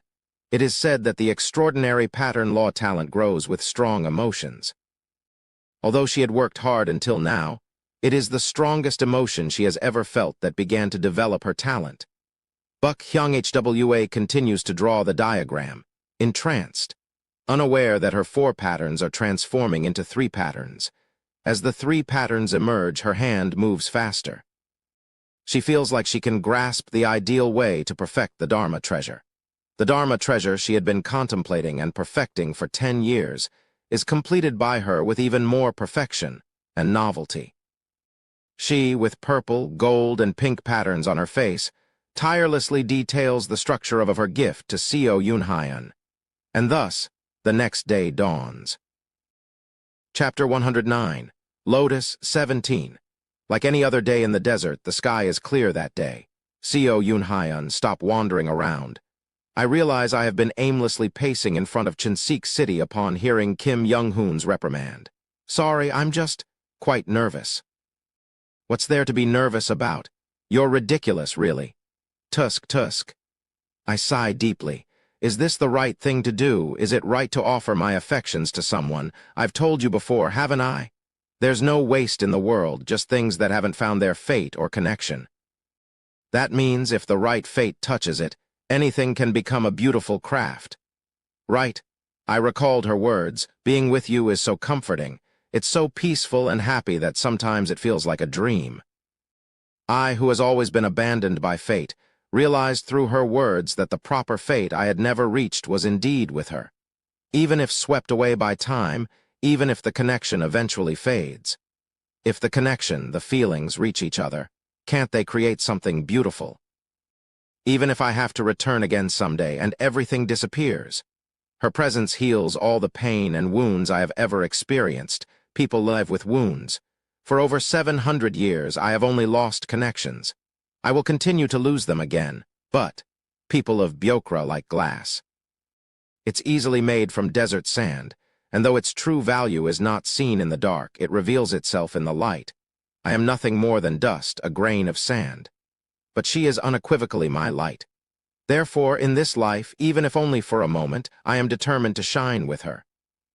Even if you're not the same person in the next life, my feelings have grown too large. I will burn brightly in this life. I steel my resolve and lift my head. You've made up your mind, I see.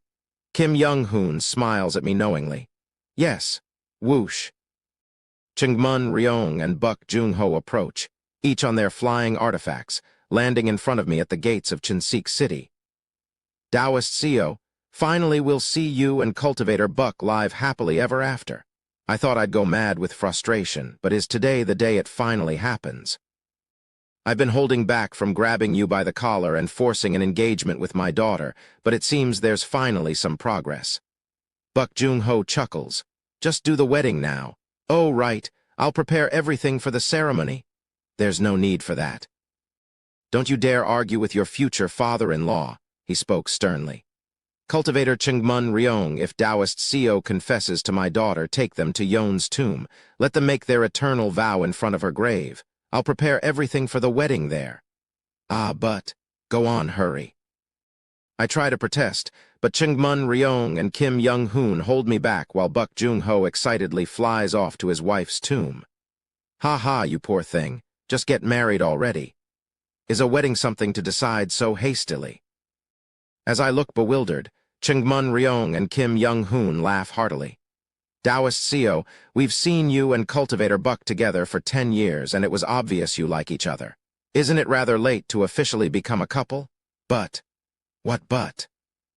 Everyone in Cheonsik City already thinks you two are a married couple, so it's better to make it official now. After enduring their unsolicited advice, I'm finally released. While they were holding me, whoosh. A bee puppet flew out of Buk Hyung-hwa's workshop, carrying a formation disc and a small wooden box, and flew off into the distance. What's that? As I wonder, thud, thud, Buk Hyung-hwa slowly approaches from afar. Ahem, then I shall leave now. I'll be going too. Taoist Seo, do your best. Kim Young-hoon and Chingmun Ryong vacate the place for Buk Hyung-hwa and me, and she comes up to me. Taoist Seo, may I ask what you wanted to say? That is... I hesitate. She smiles warmly. Yoon Hyun Oreboni, are you feeling hot? Your face is red. I've learned a bit of pulse reading from you. Shall I do it for you? Hem hem. Imitating myself, she looks at my face and laughs brightly. So this is how it feels. During this time, she had been clenching her teeth and pretending not to know about my emotions. And now I feel like my emotions have been exposed to her. It feels like I'm being teased, but it's not a bad feeling. Miss Hyung-hwa, it seems you are feeling hot too. Your face is all red. Ah. She seems surprised for a moment, then chuckles. We both chuckle at each other. Shall we take a walk for a while, Miss Hyung-hwa? Yes, Yoon Hyun Oreboni. We strolled around Cheonsik City. The ordinary mortals and cultivators of the stores in Cheonsik City greeted us. I wandered around the market with her, buying and eating food and looking at the shops. Since Buk Hyung-hwa's father, Buk Jung-ho, was the supervising cultivator in charge of Cheonsik City, we even climbed the city walls to view the desert. The desert is really hot. The air is so dry that even when I try to create water with the water-surpassing path, it hardly gathers. I thought I was going to die when I crossed it before. Oh, really? Yes, if Miss Hyung-hwa hadn't given me water, I would surely have died of thirst. I remember the first time I drank water from Buk Hyung-hwa. Of course, the Buk Hyung-hwa who first gave me water is not the same as the current Buk Hyung-hwa. No, that's not right. In fact, thinking about it, the Buk Hyung-hwa I met the second time and drank water from is not the current Buk Hyung-hwa either. My her is the her of this moment. Maybe. I am afraid of the disappearance of time. That's why I am afraid of forming connections and having feelings. However, thinking about it, humans actually change every moment, every second. Therefore, a human from 1 second before and 1 second after are actually different beings. That's why I have always distinguished the people I met in each return from the people of previous returns. Even if people change, the heart should not. Have I just been too afraid until now? After all humans die. If there is a meeting, there will be a parting. However, I was too afraid of the pain of parting that I might not have seen the feelings of the present. Well, even if I return again someday. I made up my mind. From the moment I decided to be with her, all the events that have happened are already in my heart. All the events that will happen in the future will also become one with me in my heart. I decide to confess these feelings. Of course, even after making up my mind, it's not easy to verbalize it. Strangely, it's hot. My face is turning red. Buk Hyung-hwa is the same. Cultivators always covered their skin with a protective method, so the harshness of the sunlight and the heat are not a big problem. Kai-building cultivators naturally form defensive gang Kai with their pure spiritual force, making them even tougher than ordinary cultivators. But no matter what method I use, I can't do anything about this heat. Oreboni, we both tried to speak at the same time and then chuckled again. You go first. Well, actually, I have something prepared for Yun Hyun or Ebony. Whoosh. Suddenly, the bee puppet appears, leaping through space in front of us. Whoosh. The flapping of the bee puppet's wings cools the heat between us. In the forelegs of the bee puppet, there are two fans. Buck Hyung-hwa grabs the two fans and hands one to me. Twin Immortals dance. Do you remember the dance we did that time? I remember. In a few days, there will be a small festival in Yeondu City far away. Would you like to dance there again? Oh, you were impressed by the dance we did back then. Yes. I really wanted to dance with Yun Hyun or Ebony again. Ha ha, now that you mention it, I also want to dance with Miss Hyung-hwa again. But I look at her and say, if we're going to do the Twin Immortals dance, wouldn't it be better to go back to Shengzi and dance there? Let's set up the formation in Serving Command Palace with Taoist Chungmun and go to Shengzi. Let's visit the village we protected together again. That's a great idea, but actually, I've prepared a gift for you in Yeondu City. A gift. Suddenly, I feel a bit embarrassed about the gift I have prepared. Actually, I have also prepared a gift for Miss Hyung-hwa. Oh, what is it? I take out a wood attribute spirit stone. It's my first magic artifact, created from the brief teachings I had received from Buck Hyung-hwa. Is this a starfish? She asks, teasingly looking at the form of my magic artifact, and I playfully respond while infusing spiritual power into the artifact. Have you ever seen a starfish like this? I'm not skilled enough to make a magic artifact that looks exactly like a flower in an instant. However, I can engrave circuits in the artifact and infuse it with the desired spell. And in such cases, I am confident. Whoosh. Wood spiritual energy shines brightly. The spiritual energy of the 1,000 lustrous forest sea glows brilliantly. At the same time as the spiritual energy gathers, it transforms into the shape of a flower. It's a white magnolia. Since you gave me a quince flower yesterday, I will give you a white magnolia. Wow! The white magnolia created with numerous spells. Buck Hyung-hwa looks at the white magnolia for a moment, then chuckles. You didn't make a magic artifact. Why can't you just compliment me? You always give me advice when you see me using flying sword artifacts. Every time you say that's not how you handle a flying sword. That's ha. While I'm flustered, Buck Hyung-hwa takes the magic artifact I made and carefully puts it in her bosom. Anyway, thank you. The circuits of the magic artifact are well made and concise. Thank you for the compliment. But don't you, Miss Hyung-hwa, prefer to make complex circuits? Wasn't saying it was well made and concise a bit of an insult? Oh, that's just my style, she says, looking over Chinsik City from the city wall. My maternal grandfather, Gongmyo Chinsik, fathered many illegitimate children, including my mother. Among them, those with the potential for cultivation were given the Gongmyo surname, but those without talent, like my mother, were not even given a surname and were cast out from the family like an unwanted child.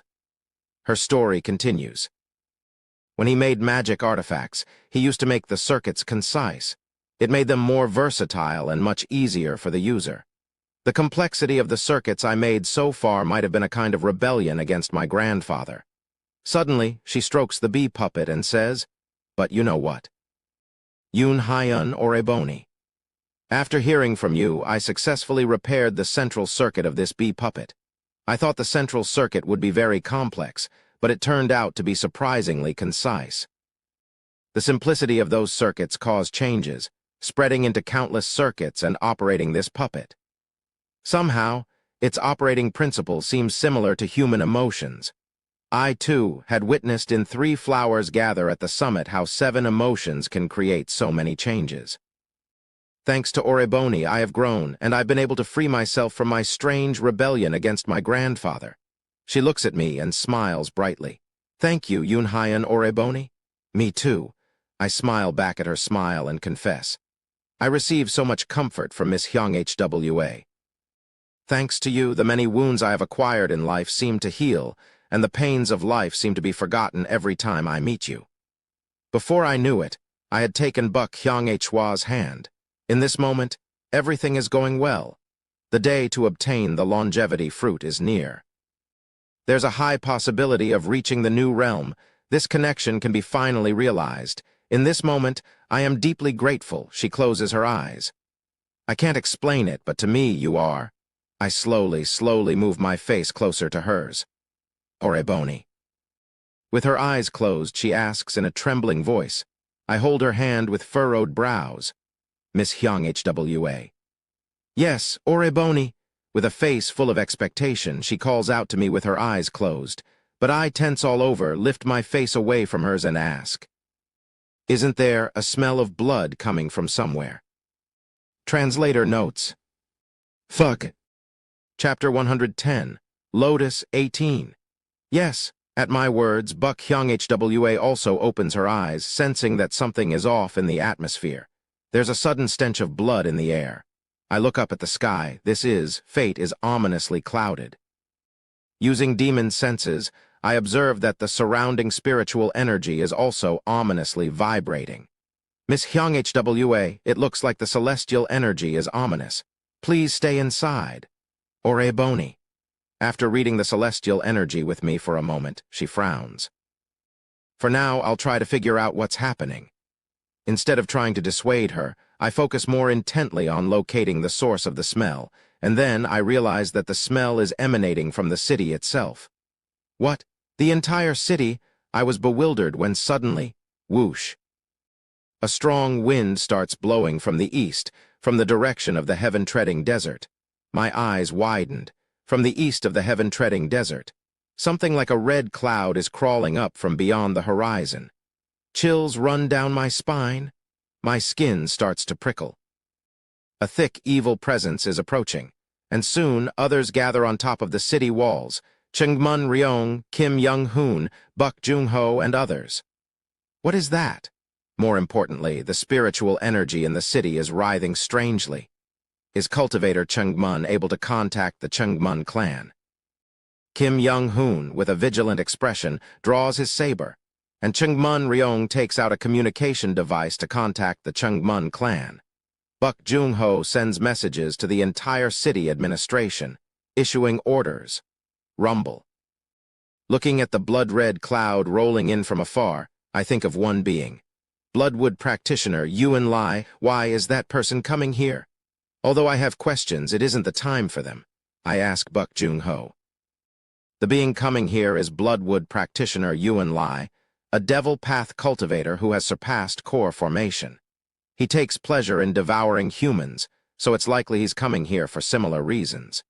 Is there a way to evacuate the city residents immediately? There are many cultivators in Chinsik City, so if we use their flying artifacts to carry the mortals. Just then, screech. The smell of blood emanating from the city intensifies, spreading a blood mist in all directions. What? The blood mist converges into 6 blood-red pillars surrounding the city. A curtain of red light appears between the pillars, enclosing the entire city. Rumble. Simultaneously, the dragon vein beneath the city begins to boil. Simultaneously, as the dragon vein beneath the city stirs, the vital force, Kai, and blood in my body also begins to wriggle, and then, my body? I can't move, Sa, save me. The city residents, all the mortals among them are writhing in agony on the ground. While the martial artists who have learned martial arts look a bit better off, they too have to continuously calm their boiling vital force and blood. Kim Young-hoon also seems to have boiling vital force and blood, but thanks to his inner core, he quickly subdues it and regains his composure. This is a blood sacrifice formation. Chungmun Ryong's face turns pale. Blood sacrifice. A human sacrifice, a method used by devil path cultivators to offer a large number of lives to increase their vitality and cultivation. As my face contorts, Kim Young-hoon strikes the blood wall with his surpassing radiant saber. Boom! The golden radiance of the saber struck the blood wall, but the wall, being connected to the city's dragon vein, does not easily break. Damn, it's not budging. Taoist Seo. What do you know about this Bloodwood practitioner Yuan Lai? Do you know him? That person is. Suddenly, I remember an incident from my past lives. The heaven-treading desert massacre, an incident where brutal massacres occurred in tribes and cities near the heaven-treading desert. That massacre agitated the spirits of many cultivator clan elders and clan heads, eventually leading to a great war 200 years later. No, something strange in my previous life. When I met Buck Hyung-Hwa, it was 40 years after my return. But now only 10 years have passed. Why has the incident been brought forward by decades? I grit my teeth and look around. Taoist Chengmun, can you dismantle this blood sacrifice formation? The dragon vein is indeed connected. I'll try, but it will take time. Then we will buy you time. Please dismantle the formation as quickly as possible in the meantime. Understood. Chengmun Ryong descends with a stern face, grab a formation artifact, and begins to work on something. I speak to Kim Young-hoon and Buck Jung-ho. The one coming now is a devil path cultivator named Yuan Lai, the Bloodwood practitioner. His realm is likely at the grand perfection of core formation, or perhaps slightly beyond. It's indeed earlier than in my previous life when the massacre occurred. Even so, he couldn't have achieved nascent soul by now. The Dharma treasure that is said to elevate his realm by one stage is the black castle-shaped Dharma treasure I had seen, and he only increases his cultivation inside it, now that he's come out in the open. Perhaps. I look at Kim Young-hoon. If Kim Young-hoon and I, both with core formation fighting capability, combine forces, perhaps we can hunt down Yuan Lai. I and Kim Hyung are of core formation strength, so it's not impossible for us to hold him off. Meanwhile, Elder Buck and Miss Hyung-Hwa, please protect Chinsik City from the fallout of the battle. Buck Jung-ho nods, and Buck Hyung-Hwa looks at me with worried eyes. Will you be all right, Oreboni? I glance at the bee puppet. Miss Hyung-Hwa, if you can escape with the bee puppet, please leave right now. But Chinsik City is my. Miss Hyung-Hwa, thump, I grab her shoulder and plead. Please try. All right. Soon after, Buck Hyung-Hwa activates the teleportation array engraved on the bee puppet. However, the bee puppet does not teleport through space, it just rushes Hruff the void. It simply bounced off the blood sacrifice formation and was repelled. This formation is also hindering space teleportation. We might be able to leave once the formation weakens a bit. Understood. Miss Hyung-Hwa, promise me that when Taoist Chengmun weakens the formation even slightly, you will immediately escape using the bee puppet. Oreboni, but promise me. I match her eye level. It's all right if I die, but you must live. Buck Hyung-Hwa, do as he says. Buck Jung-ho also speaks to Buck Hyung-Hwa with a serious face. She seemed about to say something, but then closes her mouth. All right. Then may luck be with you. Buck Jung-ho takes Buck Hyung-Hwa to the base of the city walls and begins to deploy a protective formation to shield the civilians inside the city. Kim Young-hoon and I draw our formless sword and surpassing radiant saber respectively, eyeing the blood-red clouds flying towards us beyond the blood sacrifice formation. And then, whoosh, the blood-red cloud envelops the entire blood sacrifice formation. Simultaneously, a figure in a blood-red robe slowly descends from within the cloud. Whoosh, he easily penetrates the blood-red curtain and enters. The same blood-red robe, and a translucent black mask. It's Yuan Lai, the Bloodwood practitioner. Now I must catch him. I observe him. The aura emanating from him is at best grand perfection of core formation, at best at Song Jin's level. And if he's Song Jin's level, I am confident enough to hunt him. Suddenly, I notice something different about him compared to my past life. Wrinkles, indeed. In my past life, even though Yuan Lai wore a mask, his skin was smooth and his physique was youthful. But now, Yuan Lai's hands are wrinkly, his physique significantly smaller, and his hair not a lustrous black but ash gray. I shout at Yuan Lai with the momentum of the formless sword. Bloodwood practitioner Yuan Lai, what brings you to Chinsik City? He looks at me upon hearing my words, damn. I feel nauseous from the disgusting heart essence emanating from within him. It's still the same. Although there is a slight difference in appearance, his inner heart essence is no different from before. Oh, you know my title? Yuan Lai strokes his chin from inside his mask with a rough voice. Strange indeed. How do you know my title? Those who knew it have all perished, and those who could have known I have tracked down and killed. There's no need to know about such things. How long has it been since our heavenly being seniors ascended? Why would you start such a brutal act over a single city so soon? Ha ha, what does a mere Kai-building cultivator need to know? Be quiet and just die. Kugaguguguu. As Yuan Lai forms a hand seal, the blood cloud he brought with him flows into the core of the blood sacrifice formation. Inside, there's an eerie echo of ghastly cries and the thick smell of blood. I exchange a look with Kim Young-hoon, and we both swing our surpassing radiant saber and formless sword. Kua guang guang guang. Golden and colorless lights sweep through, dispersing the blood cloud.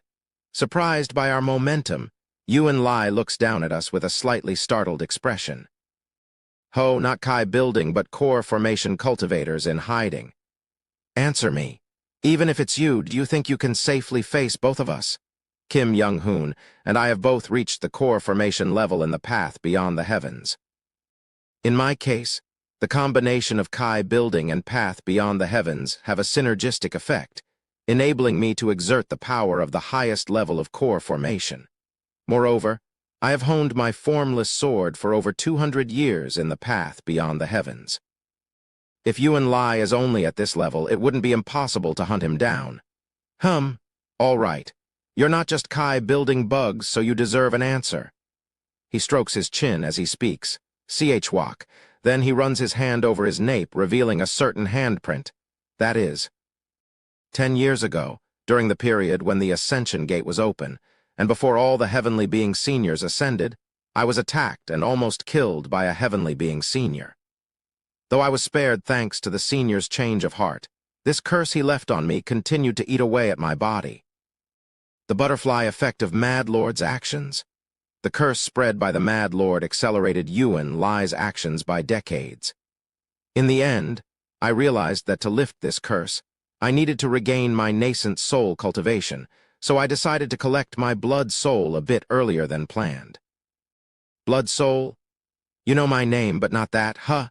Yuan Lai chuckles, then extends his hands. Wo Wuong. Blood erupts from his hands, absorbed by the blood sacrifice formation. Simultaneously, the formation trembles, and my vital force and blood become even more restless. Kim Young-hoon's complexion worsens. Boom, bam, boom. Among the mortals writhing inside the city, those with weaker bodies began to burst open. Pop, pop, boom. Their bodies exploded, and their vital force, blood, and life force emerged, rising towards the center of the blood sacrifice formation. Stop it! Enraged, I charge at him with my formless sword. Kim Young-hoon, seeing this, hardens his face and unfolds his surpassing radiant saber, targeting Yuan Lai. But then, Tusk, how foolish, you seem to be mistaken about something. Kia. Eerie ghostly wails echo from within his blood-colored robe. Indeed, at this moment, my cultivation is only at core formation grand perfection. He takes out a staff from his storage device. The staff, stained with blood, has a crystal skull decoration at the top, and the wooden body is covered with small branches that resemble human hands. Shoo-woo-woo, 5 translucent blood-colored banners extend around him. As he speaks, 4 red pagoda-shaped Dharma treasures emerge, lining up around him like guards. As he rummages through his bag, a gush of scarlet blood water surges out. The blood water rises beside him, transforming into the shapes of 2 massive ghost kings wielding scythes. I was originally a nascent soul cultivator. In order not to be captured when they were about to ascend, I scattered my nascent soul into blood spirits and sprinkled them around the heaven-treading desert, temporarily lowering my cultivation. Chwak. Even as he spoke, he continued to take things out from his storage device and throw them into the air. 7 scrolls unfold beside him and in front of the ghost kings. The scrolls depict sea creatures drawn in blood. Seahorse, dragon, octopus, striped marlin, orca, coral reef, and clam.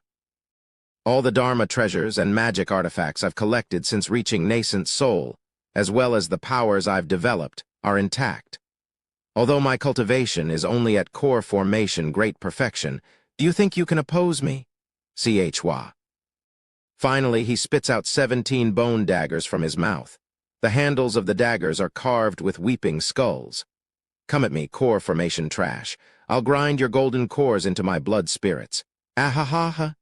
Kim Young-hoon and I silently take our fighting stances. Boom, boom, boom at below us.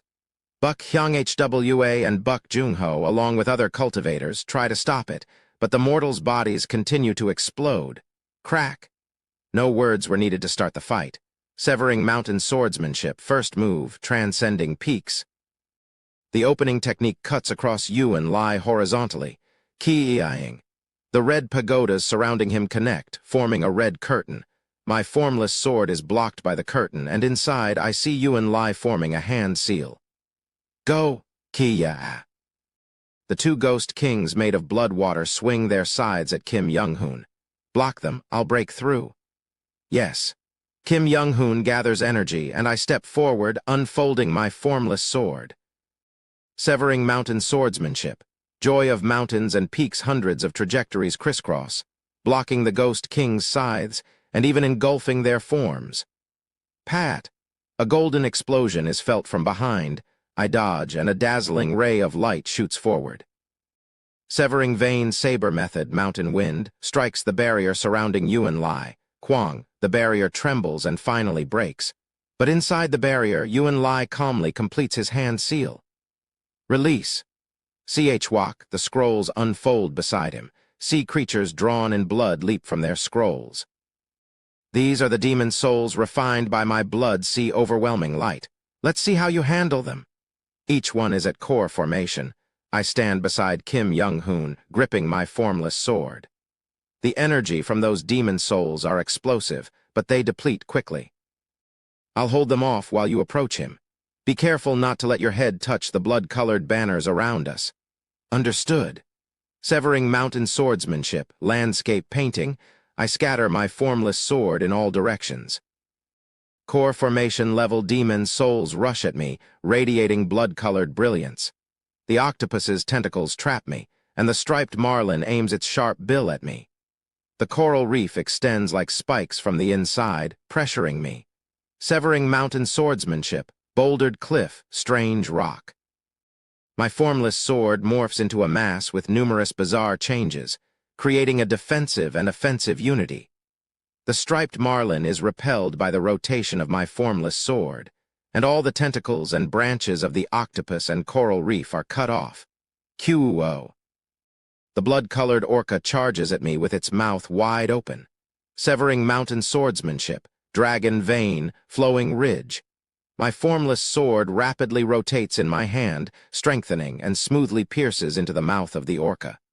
Severing mountain swordsmanship, Kai mountain heart heaven. Inside the orca, my formless sword instantly expands and explodes the body of the demon.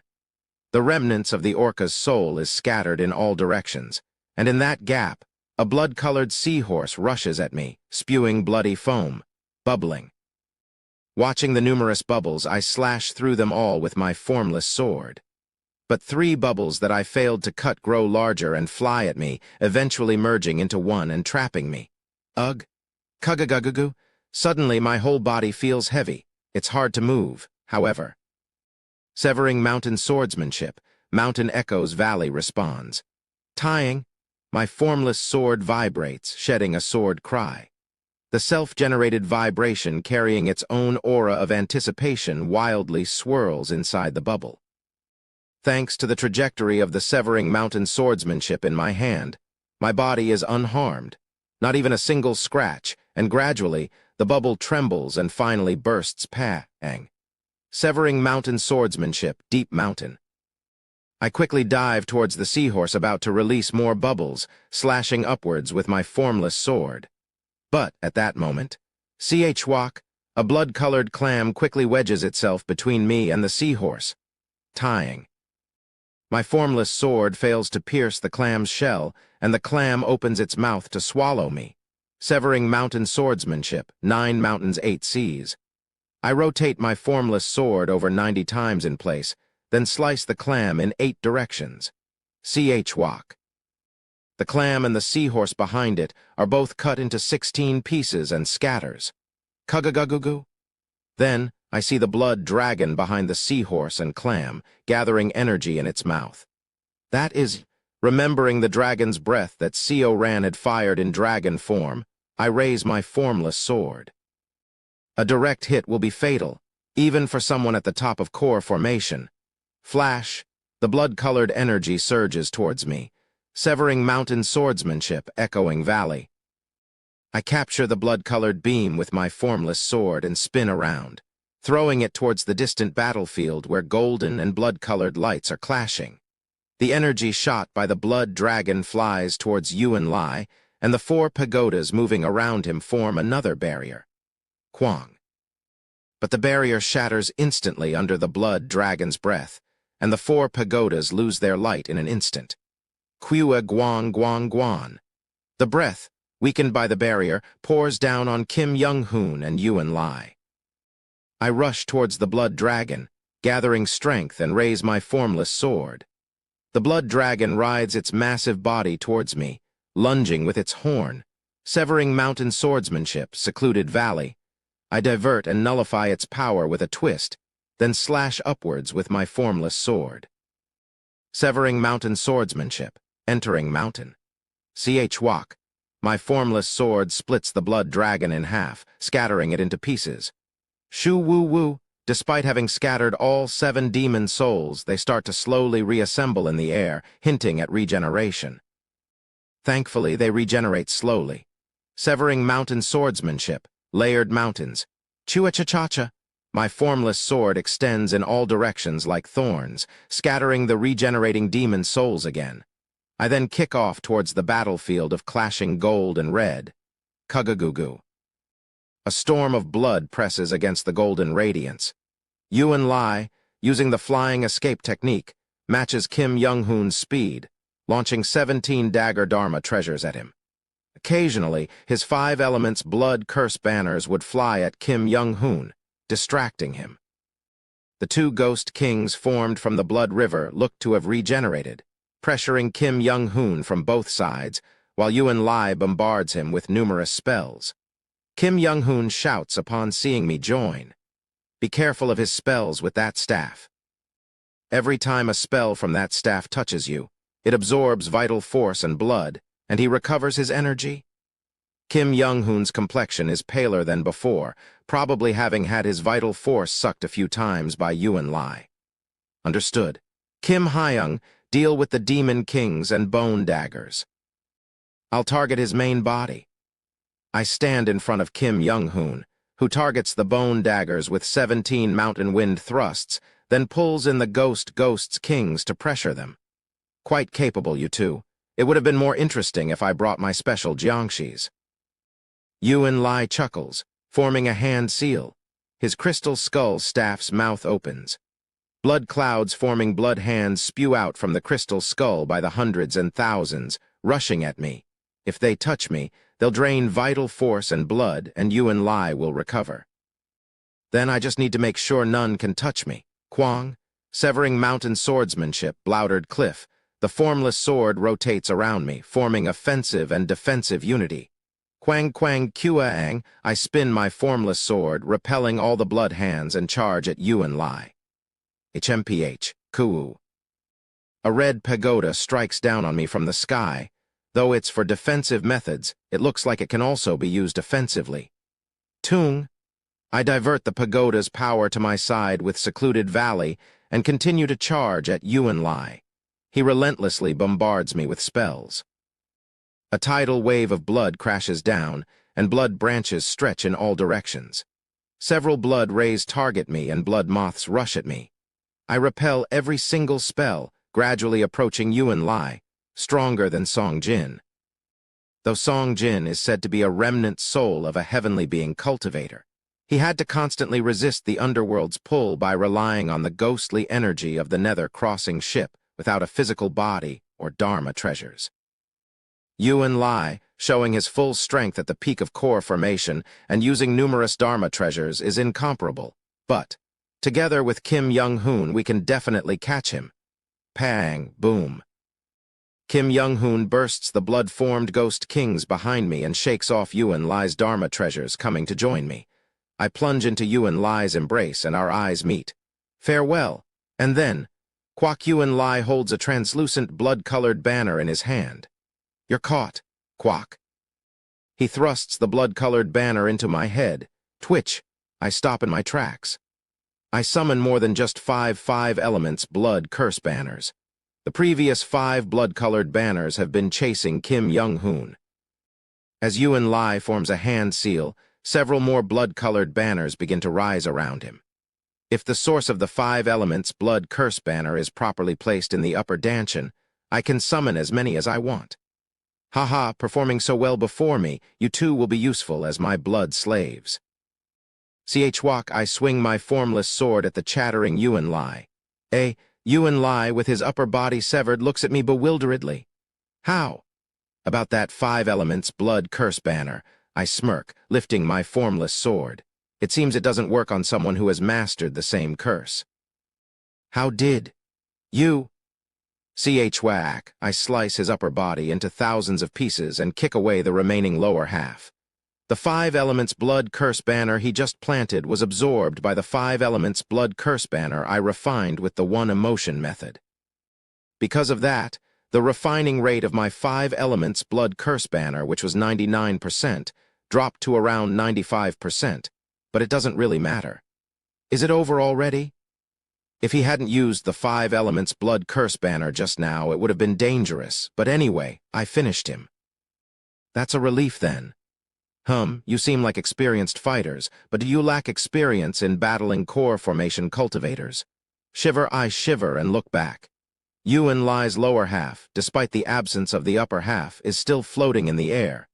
Warak chwa ra rack. Blood surges from Yuan Lai's lower half, gradually regaining the shape of his upper half. What in the world? As Kim Young-hoon exclaims in shock, Yuan Lai's consciousness echoes. Building cultivators and above can survive for days even if several organs are torn due to the flow of pure spiritual force in their meridians, and can regenerate if well rested for a few months. But that's it. Building cultivators die if their neck is cut. I charge at him before he can fully revive while he is talking. Kwang. However, the blood-colored clam suddenly blocks my way. Chwak, the 7 demon souls I had scattered earlier have completely regenerated. But you know, from core formation onwards, you don't need a head or anything else. Core formation cultivators from righteous sects practicing righteous path methods might need months of recuperation if their neck is cut or heart is plucked. However, devilish cultivators like myself, who practice the blood path, regenerate instantly unless their golden core is destroyed. Kim Hyung. Severing Mountain Swordsmanship, ultimate move, Severing Mountain. I pour all my strength at the 7 demon souls to break through. They struggle desperately to protect their master, but I initiate endless mountains beyond mountains, launching Severing Mountain again and again. Meanwhile, Kim Young-hoon, seizing the opportunity while Yuan Lai is babbling, flies towards him with the speed of light. Yuan Lai's upper body regenerated over 90%. Kim Young-hoon uses Surpassing Radiant Saber and Severing Vein Saber methods ultimate move Saber Tomb to attack him in that state. Light flashes and Yuan Lai, who has regenerated over 90%, is again torn to shreds. Yuan Lai's upper and lower halves are scattered, with only a fist-sized golden core floating in the air, just as Kim Young-hoon is about to destroy the golden core. Did I ever say my Chwak? From inside the golden core, a blood-colored spear shoots out. The spear aims straight for Kim Young-hoon's heart, who dodges back in surprise. Dharma treasures are limited to this. Blood mist spews from the spear, forming another blood-colored ghost king. Damn it! Is he even human? You become completely different from humans starting from building. What are you saying? I shake off the demon souls and step towards the golden core, while Kim Young-hoon also faces the spear-wielding ghost king and moves towards the core. Then, the remnants of Yuan Lai begin to gather around the golden core, regenerating his body again. Damn it, we must stop it. Just then. Puck quack boom, ah. A bee puppet, appearing suddenly in the area, injected its pure spiritual force sting into Yuan Lai's defenseless golden core. It was Buck Hyung HWA. How dare you? Boom, CH-Wok. The bee puppet injects several more stings into the golden core, which retaliates with spells, pushing the puppet back. But the core is already cracked and losing light. You, bastard, Yuan Lai's voice fades. And the golden core falls straight down. Miss Hyung HWA? Below, I see Buck Hyung HWA with a determined expression, manipulating the puppet, her face filled with satisfaction. CH-Wok. And then, something done by Chungmun Ryong seems to have an effect as the blood sacrifice formation starts to fade. It doesn't disappear completely, but it's significantly weaker than before. Ha ha. I feel a release of tension. Yes, this way we have prevented the sudden heaven-treading desert massacre from happening decades early due to a small butterfly effect from the Mad Lord. That's what I thought. Impressive. What? Wriggle. It isn't Yuan Lai's golden core in the center of Chinsik City. From the life force and essence blood of those who died due to the blood sacrifice formation, a voice emerged. Hyung. I know. Kim Young-hoon rushes towards it, but then, CH-Wok, the blood cloud brought by Yuan Lai. The blood energy that covers the outside of the blood sacrifice formation rushes inside. CH-Wok, the blood cloud rushes at us, obstructing our way. This is. I sense from within the blood cloud the life force and essence blood of tens of thousands, along with their grudges and pain. This is human. Each droplet of this blood cloud is the life of a human. Kugagagogu, Yuan Lai's blood cloud absorbs the shattered golden core, regenerating it. The falling golden core rises again into the air. Then, something begins to emerge from the central blood pillar in Chinsik City. It's a baby. A baby in the form of a soul body, with dozens of eyes, mouths, and hands all over its grotesque body. From its mouth emerges Yuan Lai's rumbling consciousness. Kai-building cultivators have a moderately strong regenerative power, and core formation cultivators don't die easily unless their golden core is destroyed. The grotesque baby flicks its finger, and Yuan Lai's falling golden core flies towards it. Kim Young-hoon and I try to stop it, but the blood cloud surrounds and obstructs us. From nascent soul onwards, as long as the nascent soul is intact, you don't die even if the golden core is shattered. Normally, shattering the golden core would mean losing all cultivation. However, I am thoroughly prepared, so that won't happen. And, didn't I tell you? I had already reached nascent soul, but just scattered my blood spirits around the cities near the heaven-treading desert to avoid the eyes of the heavenly being cultivators. Kugagugu. The blood clouds are drawn into his golden core. In an instant, Yuan Lai regenerates his body and bursts out from the blood cloud. Kugugugugu. The blood clouds scattered outside the blood sacrifice formation are also sucked into Yuan Lai's body. His cultivation begins to skyrocket. Surpassing core formation grand perfection, Kim Young-hoon laughs hopelessly, looking at Yuan Lai. Well played.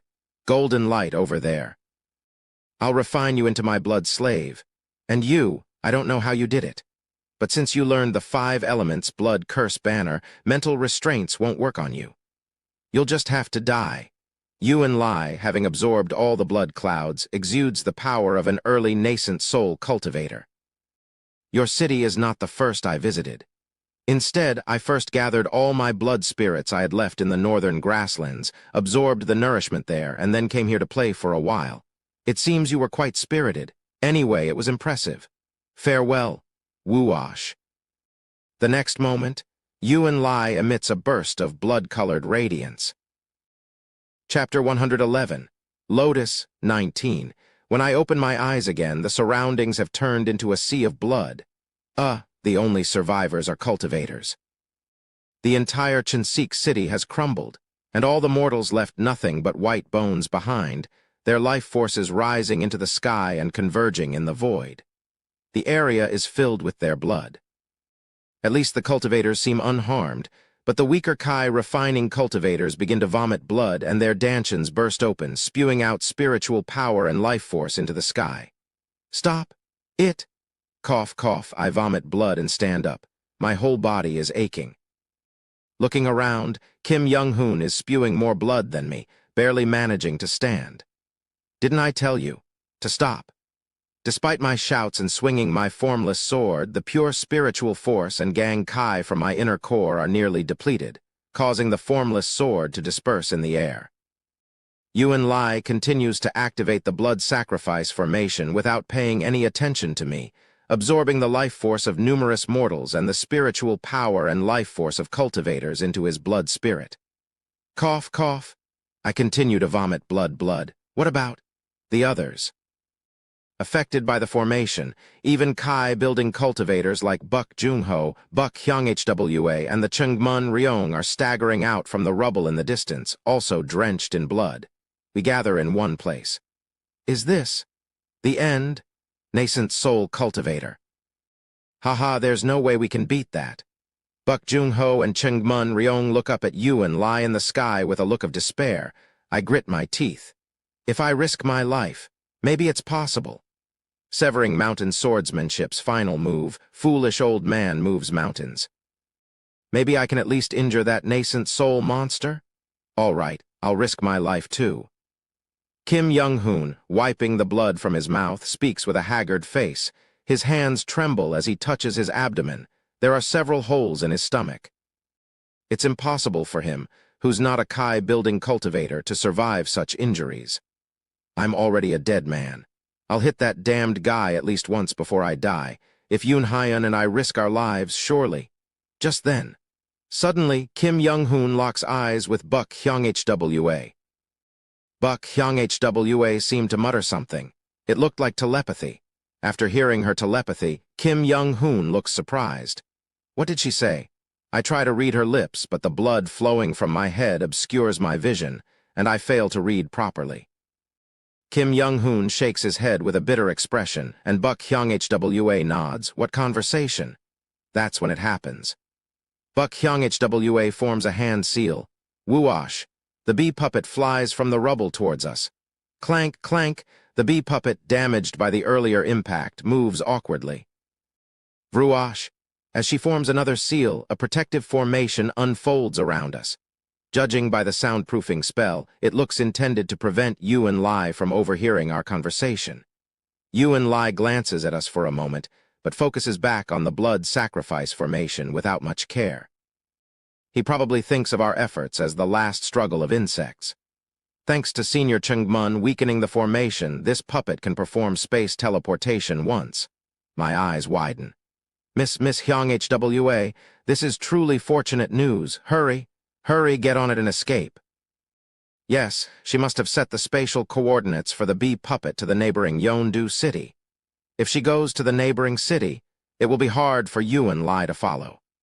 Yeondu city, being relatively inside the domain of Byokra and next to the territory of the Gongmyo clan, is safe. However, upon hearing my words, Hyung-hwa looks around. Swoosh, swoosh. The power of the blood sacrifice formation grows stronger. Not only mortals, but also the dantions of middle and low-level Kai refining cultivators burst, rising into the sky, and even peak Kai refining cultivators are vomiting blood and dying. It seems we're the only ones who can possibly survive. But when I talked to Sir Young-hoon just now, he said his death is certain. So among us, only Father, me, Senior Chungmun, and you dear can escape on the bee puppet. But looking at the puppet's condition, it will break after one teleportation. Then, what? Hyung-hwa looks at Chungmun Ryong. Why don't Senior Chungmun go? However, Chungmun Ryong laughs bitterly and speaks. Forget it. I'm an old man who has lived enough, and there's not much life left anyway. Do you want me to live with nightmares of abandoning my friends for the rest of my life? I've done everything needed for the clan, so let one of the younger ones go instead of bothering this old man. Saying so, he steps out of Buk Hyung-hwa's protective formation, indicating he will no longer listen. Kugagugu. As if to resist until the end, he raises the 1,000 lustrous forest sea method, glaring at Yuan Lai. Green spiritual energy blossoms around Chungmun Ryong, forming a formation diagram. I'll die here, but I won't die easily. Kugagugu. Chingmun Ryong's formation sprouts green trees in the form of spiritual energy which grow and intertwine, forming a giant tree to shield us from Yuan Lai. Kim Young-hoon smiles, holding his broken saber, and steps out of the protective formation. I'm already dead. What more is there to say? I'm off. Tadat, he activates all his remaining energy, climbing the giant tree made by Chingmun Ryong with his surpassing radiant saber. The tree looks as if a golden bird has perched upon it. I too follow Kim Young-hoon out of the protective formation. But then, thud. Buk Jung-ho and Buk Hyung-hwa grab me at the same time. What are you doing? The two exchange glances, then smile and pull me back. Where are you going, son-in-law? It will be better for Oreboni to live. Don't talk nonsense. If Young-hoon and I risk our lives, we can at least wound Yuan Lai. I heard it when Sir Young-hoon and I were exchanging telepathy. Buk Hyung-hwa looks at me. He said, even if you and Sir Young-hoon risk your lives, the chances of inflicting a significant wound on that old monster are slim. What does that matter? Shouldn't we at least avenge the people of Chinsik City? Then, son-in-law, Buk Jung-ho speaks with a serious face. Shouldn't we, who have lived in Chinsik City much longer than you, be the ones to do so? This city holds memories of his wife for my father and my childhood with my mother. Even if I die today, I won't leave this place. Elder Buck, please stop Miss Hyung-hwa. Quiet. You seem out of strength anyway. Go ahead. I have no intention of fleeing from this place where I lived with my wife. As for my daughter. After glancing at Buk Hyung-hwa, he looks at me and continues.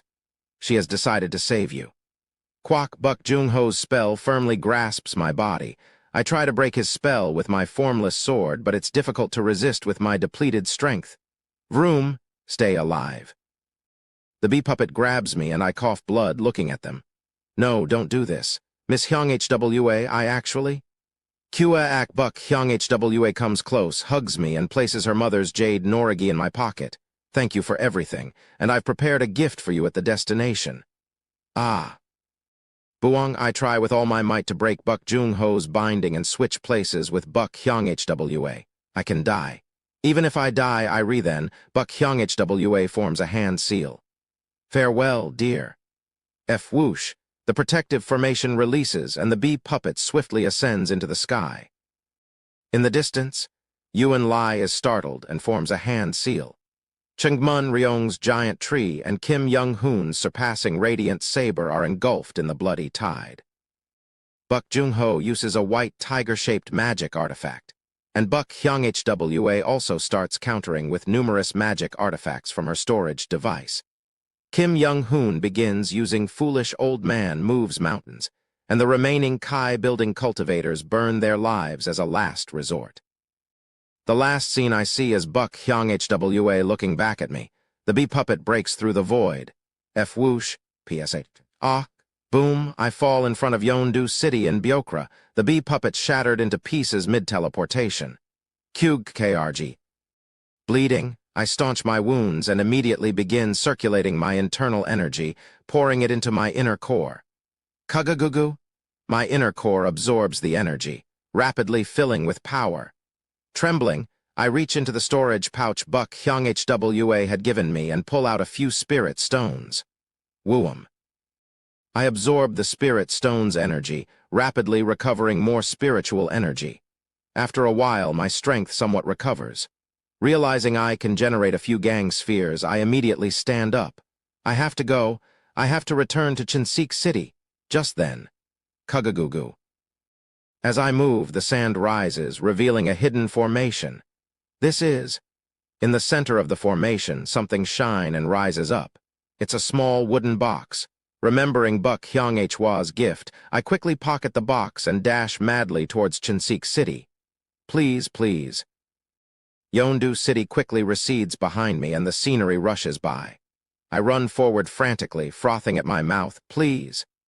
How long have I been running? How much time has passed? The familiar smell of blood reaches my nose, and soon, Chinsik City comes into view again. The blood sacrifice formation that had enveloped the city is gone. Please. I rush towards Chinsik City. Squelch, squelch.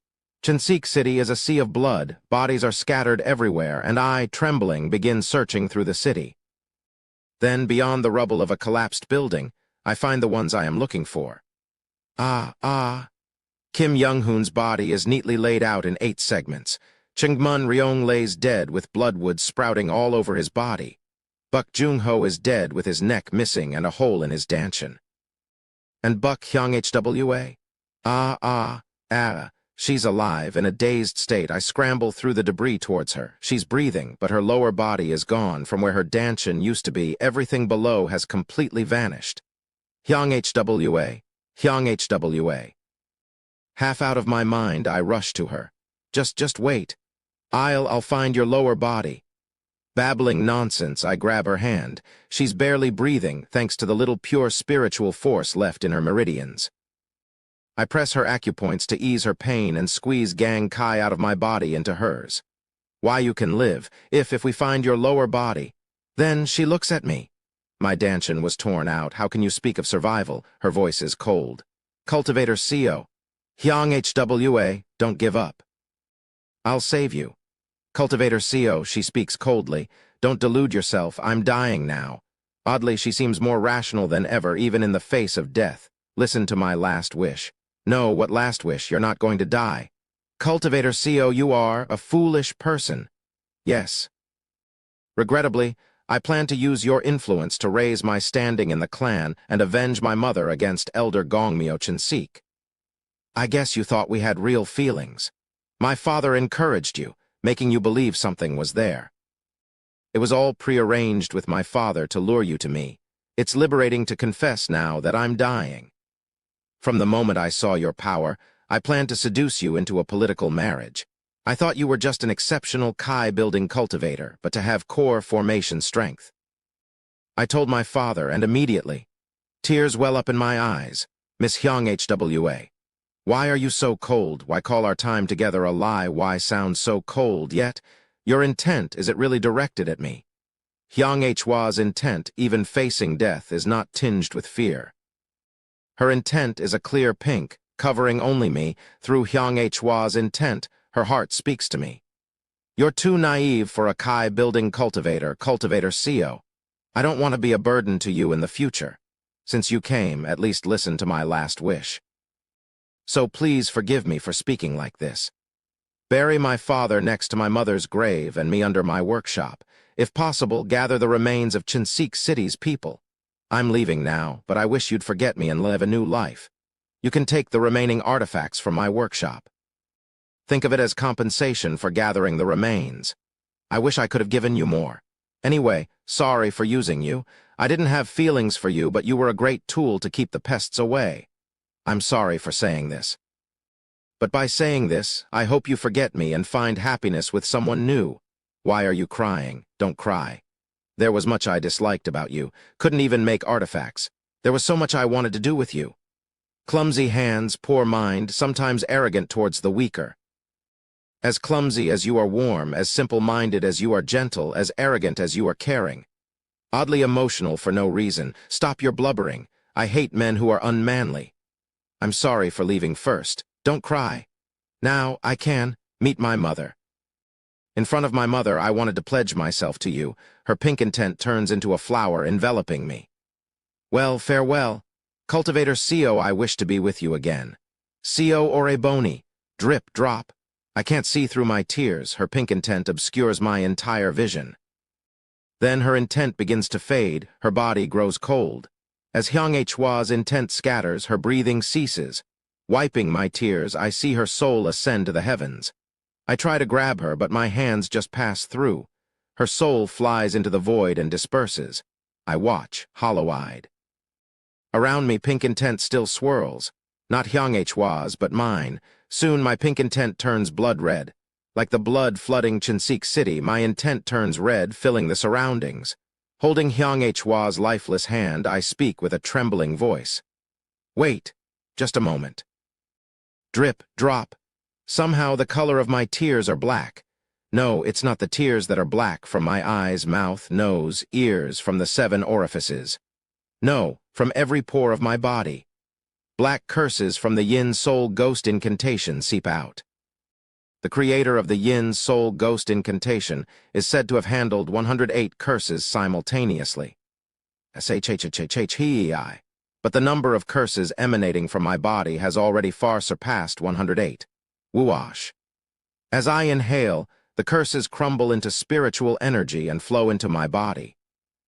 In an instant, my dantian is filled with spiritual power again. I convert the spiritual power into internal energy and store it in my inner core. SSSSS. A chilling cold spreads around me. I stand up. With my recovered internal energy, I summon the formless sword and clench it in my hand. I'll rip out his heart. With tears mixed with black curses streaming down my face, I turn and soar above Chinseek City. Translator notes, when will our MC be able to walk the flowery path? Also, how did I cry twice when reading this and translating this ZZZ? Chapter 112. Lotus 20. I will kill him. I will kill that creature. Fiercely, savagely, I will shred his body into 10,000 pieces and kill him. Swoosh. As I fly through the air, kicking the void, swarms of black curses pour out around me like ants, leaving their mark. I follow his trail with the demon senses active. It isn't hard to track him down. The spiritual energy of the places he had passed through are all unstable and flickering, and the scent of blood is blatantly strong. Whoosh. I absorb the Ainz Soul Ghost incantations swirling around me.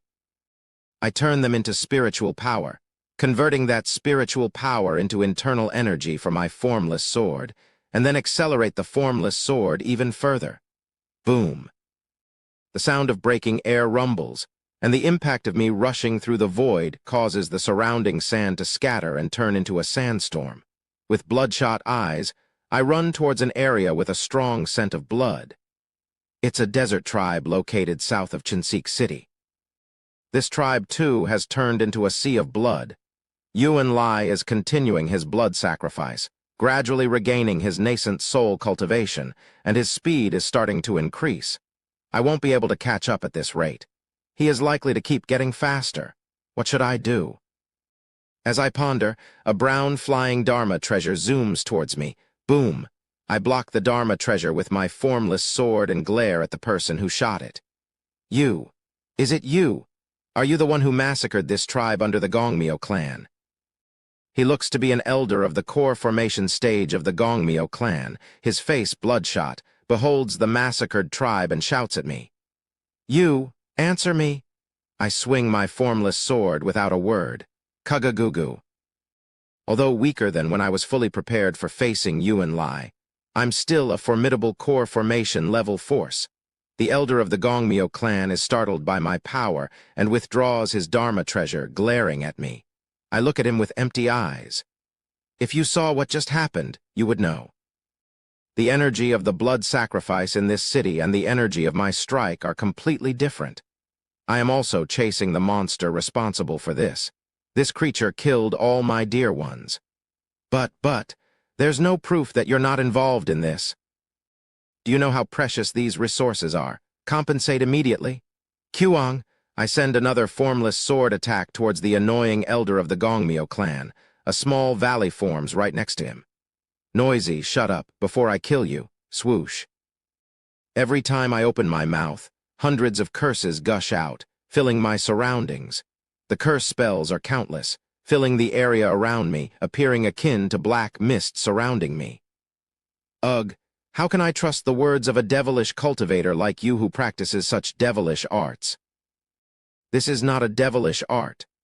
Cough, cough, feeling a tightness in my chest, I cough, and more curses flood out of my mouth. It's a method of curse incantations that only realizes one's own pain to understand pain.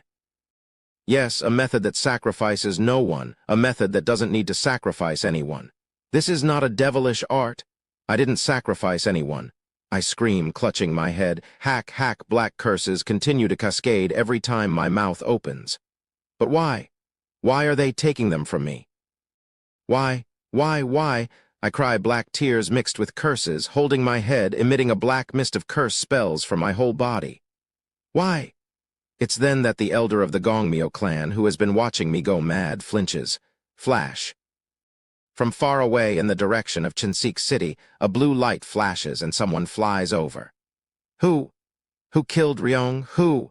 Chengmun Yongjin, the head of the Chengmun clan. He seems to have rushed over in a hurry after hearing Chengmun Ryong's message, but it was already too late. His eyes meet mine amidst the black mist. What is this about? Explain. Ah, the head of the Chengmun clan. Do you know him? A friend of Chengmun Ryong. I suspect this person is the monster behind this massacre, that black thing. If that's not devilish arts, then what is? I will vouch for his identity. Ryong, who was in Chinsik City, is also dead. This person was Ryong's friend, so it can't be him. Chengmun Yongjin vouched for my identity, and I explained the situation to him with empty eyes. So, you're saying a nascent soul-old monster pretending to be of core formation in the heaven-treading desert has started this massacre now that the heavenly being seniors have ascended. I nod, and both Chengmun Yongjin and the Gongmyo clan elders' faces grow serious after hearing my explanation. The elder of the Gongmyo clan says gravely, "We must catch him."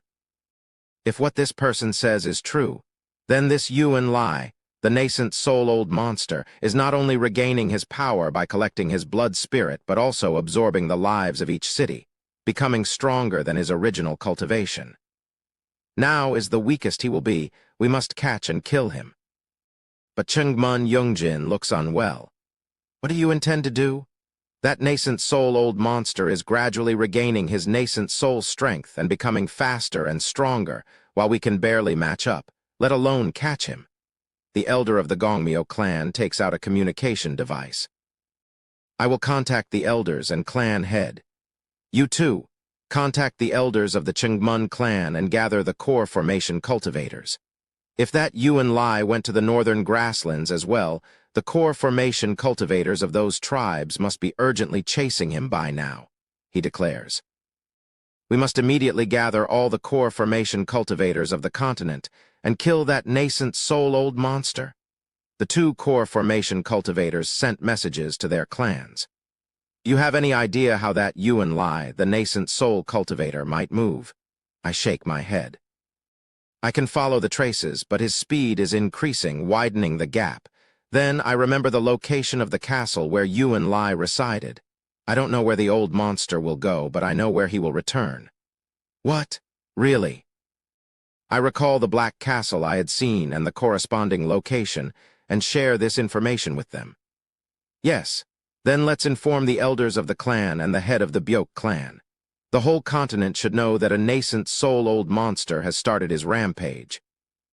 I'll also send messages to the Jin clan of Yongyuo and the Makli clan. Shengzi will be informed by the clans of Yongyuo, and the Gongmyo clan will contact the lords of the eastern states beyond the heaven-treading desert. I don't know if the nascent soul-old monster has already visited there, but at least we can warn them.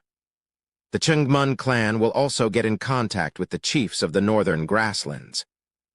Chengmun Yongjin and the elder of the Gongmyo clan, with serious expressions, took out their communicators and made contacts. After a while, both nodded. With this, the whole continent should be informed. Let's go east to the coordinates this person has given, where the nascent soul-old monster will return. After speaking, the elder of the Gongmyo clan flies towards the heaven-treading desert using the flying escape technique. Chengmun Yongjin looks at me. You should go back and take care of the remains of those who left.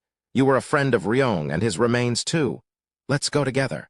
I gaze at Chengmun Yongjin. I also have business with that creature. You don't understand, do you? With your skill merely at the Kai building stage? Boom. I swing my formless sword, showing my true strength. Chengmun Yongjin stares at me in surprise. I apologize for hiding my strength. I am of core formation prowess. Please let me take part in avenging Chengmun Ryong. Understood. Chengmun Yongjin nods, and I fly with him to Yuan Lai's castle. Whoosh. There's a formation here. Me, Chengmun Yongjin, and the elder of the Gongmyo clan observe the giant sandstorm in the middle of the heaven-treading desert.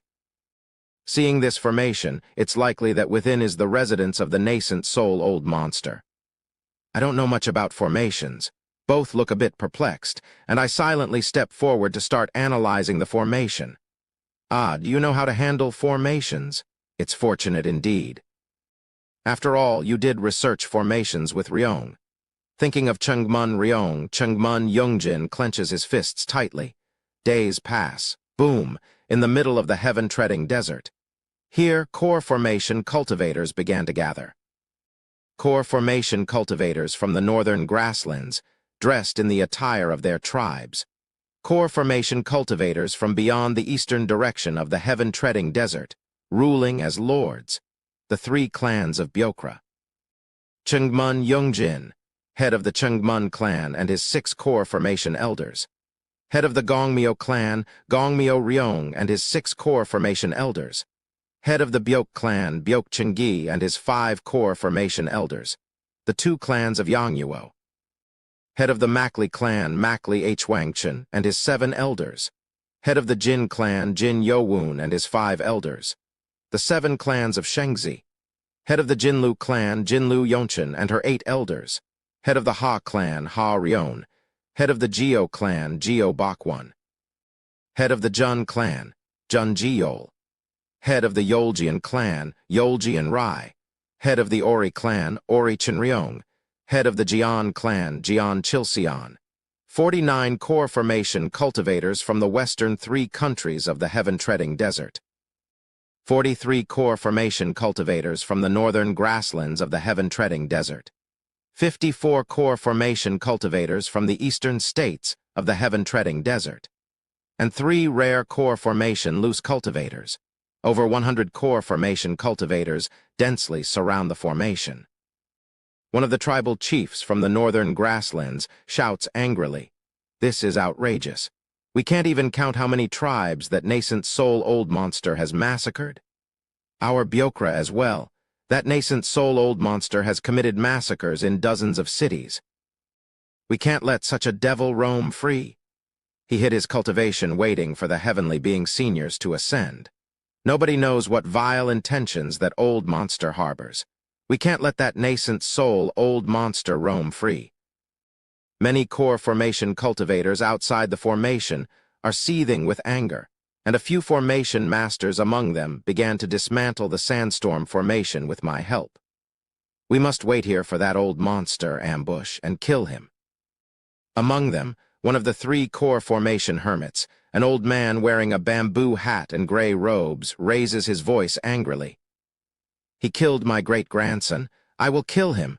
I will grind his bones and eat his flesh, just like me, those who have lost loved ones. That old monster massacred a tribe under the Gongmyo clan. How precious are the ores mined from that tribe. That nascent soul old monster must pay, those who seek compensation. To massacre the bloodline of the grasslands, what a disgrace. I will tear his flesh and restore the honor of my fallen tribes, those who sought honor. That creature completely destroyed our state city. Such a dangerous being cannot be left free. He must be eliminated quickly. Those who want to eradicate Yuan Lai before he becomes stronger." Many opinions are exchanged, but the conclusion is one. Yuan Lai, the Bloodwood practitioner. This murderous old monster must be killed. Boom! Thanks to the efforts of me and several core formation masters, the sandstorm formation disappeared, revealing the black castle inside. First, let's invade his headquarters and destroy any Dharma treasures or formations that might aid him. Yes, good. We need to be fully prepared to face the nascent soul old monster. Silently, I fly among the core formation cultivators towards the black castle. I approach Chungmun Yongjin and inform him regarding the ability of the castle. Chungmun Yongjin shouts to others, "This castle is a kind of Dharma treasure. The nascent soul old monster can elevate his cultivation by 1 level inside it. If he recovers his early nascent soul cultivation, he can wield mid-nascent soul strength inside. If he recovers his mid-nascent soul cultivation, he can wield late nascent soul strength inside. We must pulverize this castle before the old monster returns." Chungmun Yongjin's words quickly gained trust and spread among those present. Numerous core formation cultivators took out their Dharma treasures from their storage devices, and began to strike the Black Castle. However, a kind of barrier appeared over the Dharma treasure. The barrier blocked the attacks of the core formation cultivators and protected the castle from crumbling. Ugh, it seems difficult to penetrate this barrier without a nascent soul-level attack. Then, the core formation cultivators quickly convened for a meeting. It's an ancient formation. Even if formation masters rush in, dismantling this ancient barrier is a remote possibility. There's no other way than to break it by force. What should we do then? Numerous discussions are exchanged, and we, on the heaven-treading desert, discuss strategies to confront Yuan Lai with serious expressions. And a few days later, Kugagagugugu, from afar, beyond the horizon, a blood-red cloud rises. The faces of the more than 100 core formation cultivators darken. Early, nascent, peak. As Yuan Lai approaches within the red blood cloud, the core formation cultivators grit their teeth. Yuan Lai's momentum is much stronger than when I had faced him, and his malice is beyond description. Haha, the bugs are quick with rumors. Have you come thinking you could handle me? Kugagagugu, Yuan Lai, enveloped by the blood cloud, looked around the audience and spoke calmly. Even if it's you, do you think you can defeat so many core formation cultivators? Chengmun Yongjin shouts, stepping forward and glaring at Yuan Lai. Kugagagugu. Yuan Lai, amidst the blood cloud, looks down at us calmly and speaks. Just because there are many fireflies, does it compare to the light of the sun? The killing intent of many core formation cultivators are directed at Yuan Lai, who has regained the strength of the peak early stage of nascent soul. Come at me, insects. Then, I'm the first to step forward, drawing my formless sword. I have fully recovered my spiritual power and internal energy over the past few days, definitely. This time for sure, I will kill this monster, translator notes. Well, prepare yourselves, everyone. On that note, Sir Chang-ho turned out to be a title instead of a name. The author didn't give the Hanja/Chinese characters so Ike what it means exactly, but could be Blue Tiger Person if translated literally. I made the mistake in my misunderstood bias, 'cause my friend's name is also Chang-ho. The guy's real name appears later in this arc, so you'll find out anyway, but it's gonna be a pain in the butt having to make all the changes. The author barely uses his real name anyway. Chapter 113. What you trampled on / the path you have tread. 1. 3 days before Yuan Lai's arrival. I will kill him. Chengmun Yongjin sighed softly as he looked at me. As the core formation cultivator who first discovered the Yuan Lai massacre, Chengmun Yongjin was given temporary command of this Yuan Lai hunting group. He looked at me with a dark expression and said, I too want to tear that person to shreds, but we need a plan. Right now, although about 150 core formation cultivators have gathered, we've had little time to meet and discuss. To face that old monster, we need more time. I fully understand that some of the core formation cultivators, including you, are blinded by rage. However, now is the time to unite our strength. Being uncooperative will only hinder us. My goal is to kill him. If the plan devised by the formation masters succeeds, we can be free from the terror caused by Yuan Lai for a considerable amount of time. It would be even better if Yuan Lai reaches the end of his lifespan during this period. Clench. I ground my teeth and tears of black curses stream down. Are you saying, I can't kill him with my own hands? Chengmun Yongjin sighed deeply. Why wouldn't I want to tear him into thousands of pieces? But if this plan fails, that devil will unhesitatingly unleash a massacre across the entire continent, just like we experienced. Right now, with not a single nascent soul cultivator among us, there will be no one to stop him. Please, for the peace of the entire continent, help us. Everyone gathered here must unite and participate in the plan. I looked at Chengmun Yongjin. His intent was also tainted with pain. Please lend your strength. The head of the Gongmyo clan has even brought out the secret techniques of his clan. At his request, I clenched my teeth. Then I will set a condition. What is it? I will cooperate with the plan and follow the lead of the clan head, but if an opportunity arises, I will do my utmost to kill Yuan Lai. That's my condition. Understood. That's only natural, not just you. Practically everyone here intends to do the same. Chengmun Yongjin nodded, confirmed my participation in the plan, and then went to persuade the elderly man in mourning clothes, who had been shouting loudly about killing Yuan Lai. I watched Chengmun Yongjin for a moment, then looked again at the plan devised by the numerous core formation cultivators and formation masters. Will it succeed? The chances of success are high. If their plan works, the world will be peaceful for hundreds of years. I felt peace for hundreds of years even in my previous life after the heaven-treading desert massacre, if it succeeds. Does my revenge get pushed back? Is that the right thing to do? At this moment, can I endure not tearing his flesh apart? I'll do my best. At an opportune moment, without the need for such a complex plan by the core formation cultivators, I will kill Yuan Lai. And so, 3 days later, Yuan Lai began to appear beyond the horizon. I tightly grasped the formless sword, recalling the conversation I had with Chengmun Yongjin a few days ago. I will kill him right here, leaving no reason for the plan.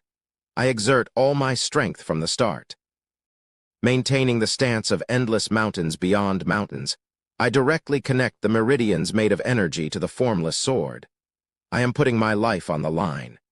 Quang, the formless sword, faster than anyone else's attack, shoots out and collides with Yuan Lai. However, my formless sword is blocked by just the blood clouds surrounding Yuan Lai. Chiak, chiak, chiak, chiak, chiak, other core formation cultivators line up behind me, each casting their spells and Dharma treasures. Dharma treasures corresponding to water, fire, wind, and lightning pierce through Yuan Lai's blood clouds. Die, you evil ghost! The old man in mourning clothes, who had lost his grandson to Yuan Lai, spews a purple wheel-shaped Dharma treasure from his mouth.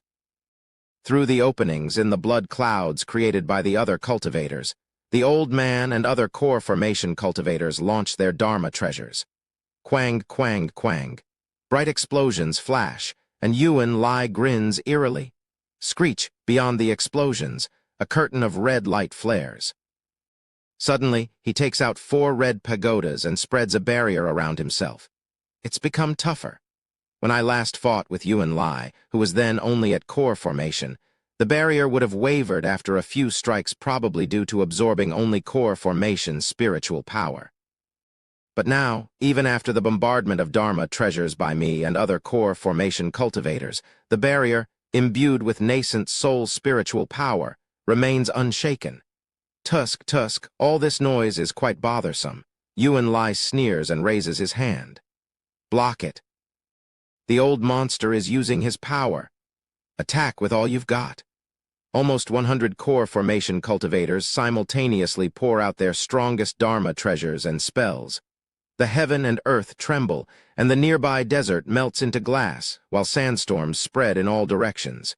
Kuang. Due to the combined attacks of the core formation cultivators, a pit about 5 Li 2.5 km in diameter and 1 Li 500 m deep formed. Whoosh, the landscape changes and the earth rumbles. Kugagagugu, beyond the explosion, blood clouds surge within. Ugh, insane! He's still not dead after that.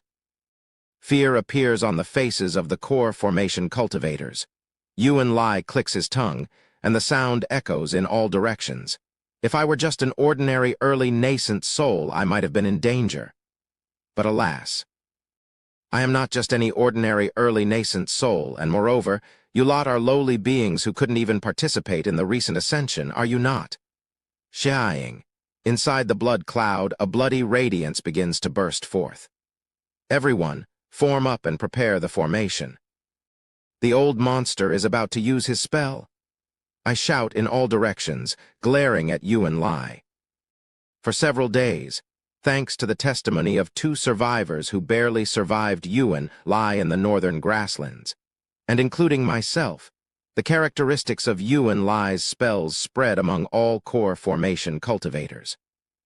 Thus, the core formation cultivators who heard our testimony knew somewhat about Yuan Lai's spells and its power. Everyone, this way! Chengmun Yongjin and Gongmyo Ryong shout loudly, standing side by side. Numerous core formation cultivators join them, and they quickly arrange a protective formation they had practiced for the past days. It's a simple protective formation that lower-level cultivators learn. However, when core formation cultivators deploy it, their combined spiritual power forms an immense defensive force. Flash Yuan Lai's spell explodes. Bloody radiance swirls in all directions, and the four corners of the world seem to be engulfed in blood. Crackle, sizzle. The protective formation looks like it will break at any moment, but the formation constructed by over 100 core formation cultivators did not easily shatter. After a while, the blood light subsides. Beyond the diminishing blood radiance, we can see Yuan Lai preparing a spell of similar magnitude again. Attack again. Don't give him any openings. Around 140 core formation cultivators divided into 5 groups, attacking Yuan Lai from all sides in the sky. I swing my formless sword wildly, never taking my eyes off Yuan Lai's face. Multicolored Dharma treasures and spells bombard the barrier around Yuan Lai, and then, Yuan Lai completes his spell again. Blood, tree, sea, Charararak Yuan Lai absorbs the blood clouds around him. Then Yuan Lai takes out a staff, the wooden staff with the red crystal skull embedded in it. Small branches, like baby fingers, densely grow on the staff and emit a deep red glow. Charararak, the small branches on the staff grow wildly in all directions. Boom! Evade, don't touch it. No, don't go there. The branches engulf the surroundings, forming a bloody forest around Yuan Lai in the desert. Some core formation cultivators fail to evade Yuan Lai's attack and are trapped in his tree sea, quickly turning into shriveled husks as all their vital force, Kai, and blood are drained. Yuan Lai, at the center of the tree sea, looks to have recovered the energy he had just spent after devouring several core formation cultivators. Damn, such a monster. But you can't take us all down. Charak, Charak, Charak, 7 scrolls float around Yuan Lai. Release. As he forms a spell, the demon souls painted in blood on the scrolls are released. However, unlike when they fought me before, the demon souls do not split to face different opponents but start to merge in the air. Kugagagugu. As one demon soul overlaps with another, their power increases dramatically. King, king, king. The demon souls, initially at the core formation level, gradually surpass the peak of core formation mid-stage, reaching late stage and even the level of core formation grand perfection. And then, King, king, ki, eng. When the 7 demon souls completely merge, they form a shape that is neither beast nor human, but a bizarre aberration. The power emanating from the bizarre soul reaches the level of the nascent soul. Ah, ah, ha ha. Although the energy felt from the demon soul indicated it is not a true nascent soul, and using more than 7 or 8 spells would exhaust its energy, the important thing is that another nascent soul-level force has appeared right beside Yuan Lai. Kia, but that isn't the end. When Yuan Lai opens his storage device, ghostly wails resound and the blood water I had seen before surges out, transforming into 2 ghost kings wielding scythes. Then, the ghost kings enter the blood clouds surrounding Yuan Lai, merging with it completely. Kugagagugu. Yuan Lai's blood clouds conglomerate, forming the shapes of the 2 ghost kings. Insane. Not even a normal nascent soul cultivator. The newly strengthened ghost kings, each slightly less powerful than an early nascent soul, combine to have enough strength to match the early nascent soul stage. So will you continue to try, you bugs, just then? Don't give up, everyone. It's Gongmyo Ryong, the head of the Gongmyo clan. Despite her pale complexion, Gongmyo Ryong, a beautiful woman in a brown robe, takes out numerous Dharma treasures and shouts. We all knew we couldn't face a nascent soul cultivator anyway. Stick to the original plan and push him back. Yes, that's right. If we just follow the plan. Right. We can definitely handle this. Ho! The core formation cultivators, valuing their own lives, were cautious and did not directly confront Yuan Lai. During the days leading up to Yuan Lai's arrival, they had already prepared a strategy to face him, and they are all moving according to that plan.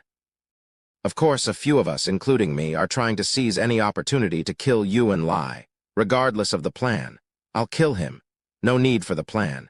Isn't it just a compromise offered by those afraid to confront Yuan Lai directly?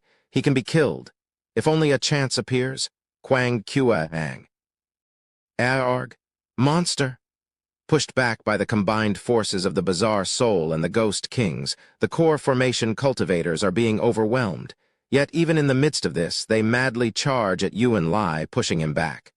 Die, you old monster. Alongside the old man wearing mourning clothes, I furiously attack Yuan Lai. FSSHT, our attacks gradually crack the protective pagoda barrier surrounding Yuan Lai. Die, perish, vanish. The old man in mourning clothes weeps tears of blood as he pours out spells, and I too, shedding tears of black, mix curses with my formless sword, striking down the barrier. Including me and the old man, one or two other core formation cultivators who have lost relatives to Yuan Lai and crazed with the intent to kill joined the attack on the barrier. And then, boom! With our combined attacks, the pagoda barrier finally breaks. Push forward. Chengmun Yongjin roars from the back. Elders from the Chengmun clan, seeing the breach in Yuan Lai's barrier, charge towards him. Kuong, 3 elders from the Chengmun clan cling to Yuan Lai, pushing him to one spot. You insects, how dare you touch me? Sh whack. Above Yuan Lai, 3 translucent blood-red banners appear. Boom. However, my formless sword sweeps away the 5 elements blood curse banners. Along with the Chengmun elders, some core formation cultivators charge at Yuan Lai while others press him with Dharma treasures and spells. These bugs. Realizing the direction he's being pushed towards, Yuan Lai looks at us and speaks. What scheme is this? Die! I'll rip your head off. The old man in mourning clothes and I hurl our formless sword and wheel-shaped Dharma treasure at Yuan Lai. Then Yuan Lai opens his mouth. Sh whack. 17 bone dagger Dharma treasures sprung from his mouth, churring. The daggers emit a strange sound, scattering blood-red energy in all directions. Wait! Everyone scatter! Chengmun Yongjin's voice echoes, and the elders of the Chengmun clan hastily retreat. However, some core formation cultivators who are too slow to react fail to dodge Yuan Lai's Dharma treasures. Sh whack! A blood-red cleaving force extends in all directions. Those who are close to Yuan Lai are instantly torn to shreds, and their vital force, Kai and blood are devoured by the blood clouds surrounding him. For a moment, screams resound from within the blood clouds, but they quickly fade away. Yuan Lai, who then absorbs the surrounding blood clouds, begins to regain his energy. It's tiresome dealing with such a large swarm of insects. Had I reached the mid-stage of nascent soul, none of you would have stood a chance and would have become mere fodder for me. He's recovering? Stop him. The first to rush towards Yuan Lai are the old man in mourning clothes and I. Die! Die! We shout in unison, pouring our attacks onto Yuan Lai. Sh whack! The dagger Dharma treasures slash widely, targeting us. However, the old man in mourning robes uses a mysterious technique to block the slashes, and I cover my whole body with the formless sword to fend them off. Kuong! The old man and I charge at Yuan Lai, pushing him back with almost body-slamming force. Chengmun Yongjin's voice grows louder from behind. We're almost there. Formation masters, get ready. Boom, in the space between the old man and me, Chengmun Yongjin crashes in with his heavy body, emanating a blue dull glow. You, insects. And finally, the plan devised by the core formation cultivators to confront Yuan Lai activates. Boom, Chengmun Yongjin, exerting his strength, strikes Yuan Lai. Yuan Lai's body is sucked into the inner barrier of the Black Castle in the eastern region. Indeed, the master is not hindered by its barriers. Chengmun Yongjin sneers at Yuan Lai. I bite my lip, glaring at him, then gather my spiritual power and form a seal. Together with other formation masters, we channel our spiritual power into the barrier. I couldn't kill him. Crack. A fever radiates from the top of my head, but Chengmun Yongjin's words echo in my mind. Why wouldn't I want to tear him into thousands of pieces? But if this plan fails, that devil will unhesitatingly unleash a massacre across the entire continent, just like we experienced. Right now, with not a single nascent soul cultivator among us, there will be no one to stop him. Please, for the peace of the entire continent, help us. Everyone gathered here must unite and participate in the plan. Crack. I grit my teeth and, together with other formation masters, contribute my spiritual power to the barrier above the formation. No choice this time, but I will. Next time. I will pluck your head and take it away to avenge their souls. Tears mixed with curses stream down as I, along with other formation masters, deploy the sealing formation using the barrier of the Black Castle. Seal, Kugagagugu. Above Yuan lies location, multicolored rays of light swirl, turning into a prison that traps him. Kugagagugu. As the formation masters deploy the sealing formation, other cultivators move the dragon veins around with their unique techniques. Yang Heaven. The head of the Jin clan, Jin Yiwun, and his elders channel the Yang attribute dragon veins into the formation. Yin Deity. The head of the Makli clan, Makli Hwangshan, and his elders bring in the Yin attribute dragon veins. Yin and Yang are attached to the formation, and the heads of each clan add the dragon veins corresponding to Dui, Lai, Zhen, Zun, Kan, and Zhen, completing the 8 trigrams. The head of the Gongmyo clan, Gongmyo Ryong, and 3 core formation lords from the eastern states form seals above the sealing formation, completing it. 8 trigram spirit absorbing sealing formation. Seal, Flash Kugagagogu. The dragon veins flowing through the heaven-treading desert connect to the formation, completing it. And then, Kwang Kua Ang. Inside the formation, blood-red flashes appear as the formation trembles violently. It's useless. The 8 trigram spirit absorbing sealing formation, passed down in the Gongmyo clan, can imprison even a nascent soul cultivator if properly deployed. Moreover, the formation masters spent days researching the peculiar barrier in your castle, enhancing the formation with its characteristics. Unless you reach the heavenly being stage, no, even before the mid-stage of heavenly being, you absolutely cannot escape this formation. Boom! With Gongmyo Ryong's words, the echoing reverberations from within ceases. Then, Yuan Lai's voice resounds. A splendid sealing formation. It seems I won't be able to easily escape. You old monster, I don't know how much life you have left, but you'll probably spend the rest of it trapped in there until you die of old age. Gongmyo Ryong's confident words are met with silence from inside the formation, which is soon followed by booming laughter. Ha ha ha, how amusing. Remember this, you will regret it when I break free from this seal. Gongmyo Ryong seems flustered by his confident words but chuckles and looks down at the formation. Old monster, you brag too much. Do you think this formation is so easy to break? Have you lived all these years in vain? Tusk, I'm not so unwise, young one. Think about it. If you are core formation cultivators, read the celestial energy. Read the constellations and see what kind of place this is. What? Confused, Gongmyo Ryong looks down at the sealing formation. Kekek, do you not understand? Here's a hint.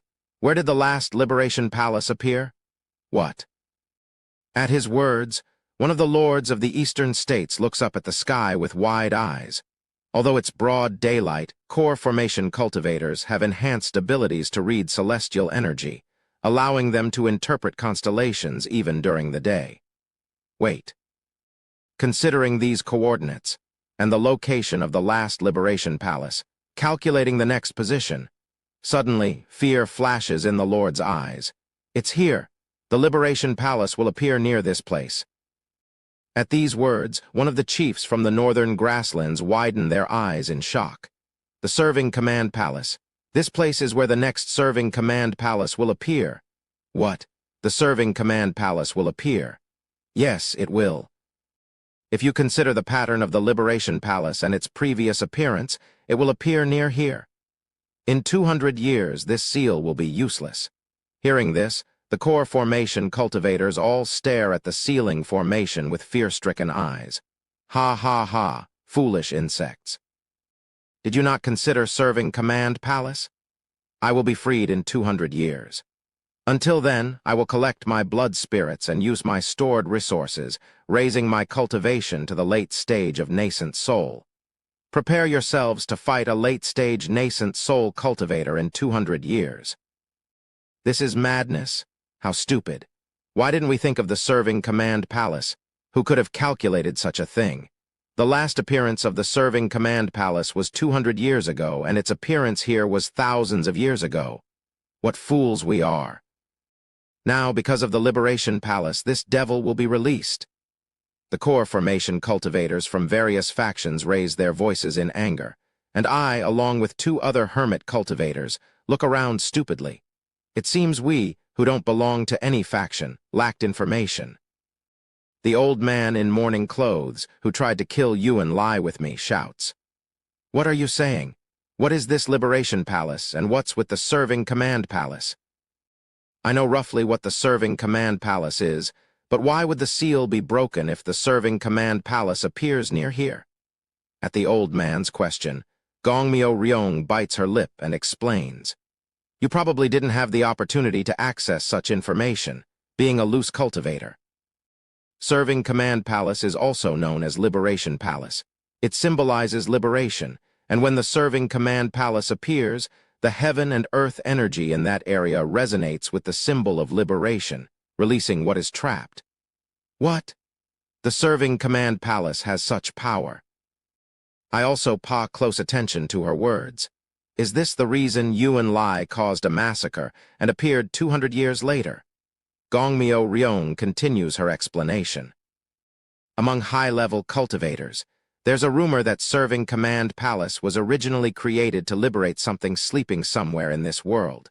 Whether it's an immortal treasure, a mythological lineage, or the soul of an ancient being, no one knows. Whatever the purpose of Serving Command Palace might be, I don't care. What are you trying to say? It's not what I'm thinking, is it? Fellow cultivator, your thoughts are probably correct.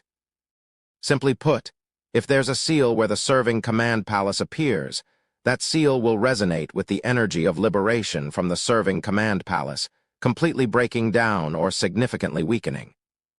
That means? Chungmun Yongjin, finishing the old man, speaks seriously. It means that this old monster will be released again when Serving Command Palace descends in 200 years. Color drains from the faces of numerous core formation cultivators. Amidst their fear, Chungmun Yongjin shouts, Listen, everyone! All eyes turn to him. There's no need to tremble in fear. This might be a blessing in disguise. What do you mean, Chungmun clan head? When the old monster started his massacre, core formation cultivators from all over the continent urgently gathered to confront Yuan Lai. Surely not everyone was in their best condition, right? Yes, that's right. Indeed, I had to rush out of my alchemy session when I heard a nascent soul old monster is on a killing spree. I couldn't show my true strength. Chungmun Yongjin continues. 200 years might not be a long time for us, but it's certainly not short either. Even if all the geniuses of the continent ascended with the heavenly being seniors, only those with the potential to reach nascent soul did so. There are still plenty of talents with the potential to reach core formation.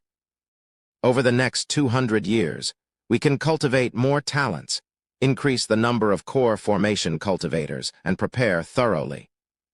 Just as we trapped this old monster with just a few days of preparation, with 200 years of preparation, we can capture even a late-stage nascent soul old monster, or even a nascent soul at grand perfection. His words gradually brighten the expressions of the core formation cultivators scattered around.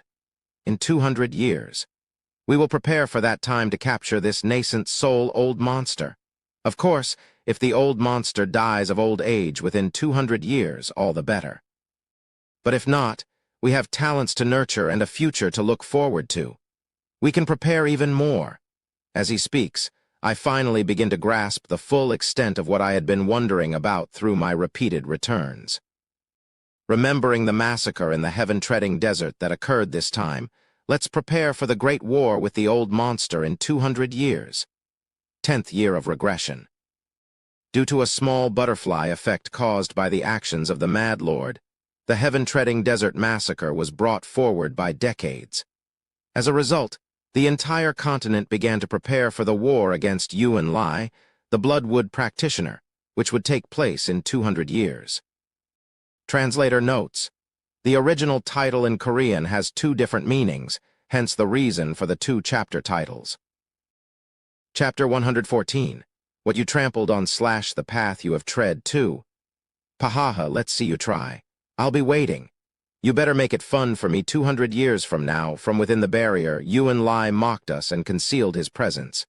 First, we can't discuss our plans in front of the old monster.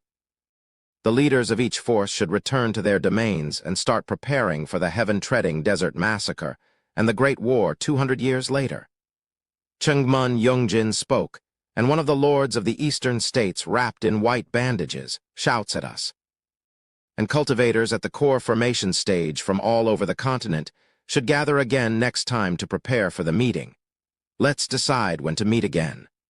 Following his words, the core formation cultivators, who have been murmuring for a while, began to gather opinions. Among them were core formation cultivators, including myself, who have lost relatives. The old man in mourning clothes stood next to Yuan Lai's castle with an empty expression. After a while, the time and place for the core formation conference was set, 10 years from now. The location will be the northern grasslands, easily accessible to cultivators from the divided states of the east and the countries of Shangzi, Yangnuo, and Byokra in the west. It's the village of the first tribe in the grasslands massacred by Yuan Lai. Invitations for the meeting were given to the heads of each clan, and 3 of us core formation loose cultivators without a faction received invitations as well. Thus, the core formation cultivators, having received the time, place, and invitations, began to return to their original domains using the flying escape technique. 2 tribal chiefs from the northern grasslands who lost relatives in the heaven-treading desert massacre. Chungmun Yongjin, who lost Chungmun Ryong. The 3 loose cultivators and me.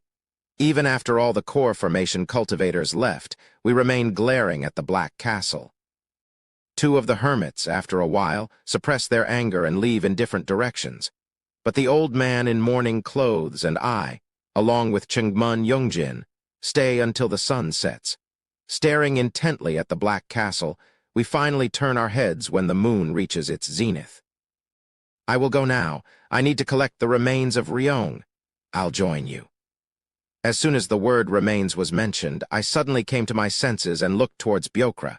Chungmun Yongjin says to the old man in mourning clothes, Sir Wulryong, do you not have remains to collect as well? It's meaningless to keep glaring at the old monster. Let's retreat and plan for the future. It doesn't matter. The old man, Wulryong, grits his teeth and says, my great-grandson and his wife weren't killed in this massacre.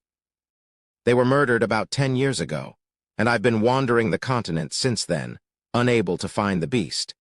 Seeing the devilish arts left by the old monster in this massacre, I'm sure he was the one who killed my great-grandchildren. I already collected their remains 10 years ago, so don't worry about me and go. Understood. I read the intent emanating from him and ask, you must have cherished your descendants greatly. Suddenly, he turns to look at me. He's about to say something, but after seeing my empty eyes, he's startled and asks back, who did you lose? My lover, my teacher, my friends, and my neighbors. I see. My great-grandson, he was the one I cherished the most. I might not know how you feel, and you might not know how I feel, but perhaps we are feeling something similar. Drip, drip, tears mixed with blood falls from his eyes as he grits his teeth. It might take hundreds of years, but I want to tear him apart and pickle his flesh. He glares at Yuan Lai's trapped castle again and speaks. Go ahead and collect the remains of those who were lost this time. I will leave tomorrow. I'll suppress this anger and look forward to the day we kill him together. Chungmun Yongjin and I look at him for a moment. Without a word, we leave him behind and head towards Byokra. It didn't take long to reach Chinsik City again. Whoosh, Chinsik City, having endured the desert sandstorm, is a mess. Blood is splattered everywhere inside the city, and the walls are riddled with holes. The city gates have collapsed, and only the walls, barely holding their shape, indicate that this place was once a city. Inside, the scene was still tragic. The bones of numerous mortals and cultivators lay scattered everywhere. Chungmun Yongjin and I go to where their bodies lay. Kim Young-hoon, neatly divided into 8 parts. Buk Jung-ho with his neck missing and a hole in his dantian. Chungmun Ryong with bloodwood sprouting all over his body. Buk Hyung-hwa, missing her lower body. Their remains, exposed to the dry air of the desert for several days, had partially decayed and then dried out, preserved in that state. Chungmun Yongjin silently approaches Chungmun Ryong's remains and begins to carefully remove the bloodwood that had sprouted from inside his body. I first approach Kim Young-hoon and gather his 8 separated remains. His inner core is gone. As I reassembled his body, I saw that Kim Young-hoon's dantian is also pierced, and his inner core missing. I then wander around looking for Buk Jung-ho's head and Buk Hyung-hwa's lower body. I found a piece of flesh that looks to be Buk Jung-ho's neck, but Buk Hyung-hwa's lower body is nowhere to be found. Reluctantly, I took only Buk Jung-ho's neck and placed it back on his body. I observed their expressions. Kim Young-hoon's face bore a look of regret. But somehow, Buk Jung-ho, Buk Hyung-hwa, and Chungmun Ryong died with peaceful expressions, as if they completed what they had to do. I should go now. Chungmun Yongjin, having removed all the bloodwoods from Chungmun Ryong's remains and gathered his body, speaks to me while holding him. If you wish to attend Ryong's funeral, come to our main house in a month. I know you were Ryong's friend, so I'll welcome you. Understood. Chungmun Yongjin, with a pained expression, holds Chungmun Ryong's remains and flies away with a dull glow. I look around.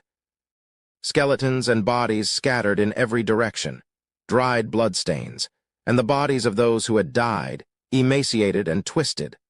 Lastly, the body of Buk Hyung-hwa, whose lower half is completely gone and couldn't be found. Shaking, trembling, I clench my teeth and my hands tremble. I extend my consciousness around, searching for any souls that might have remained in this place.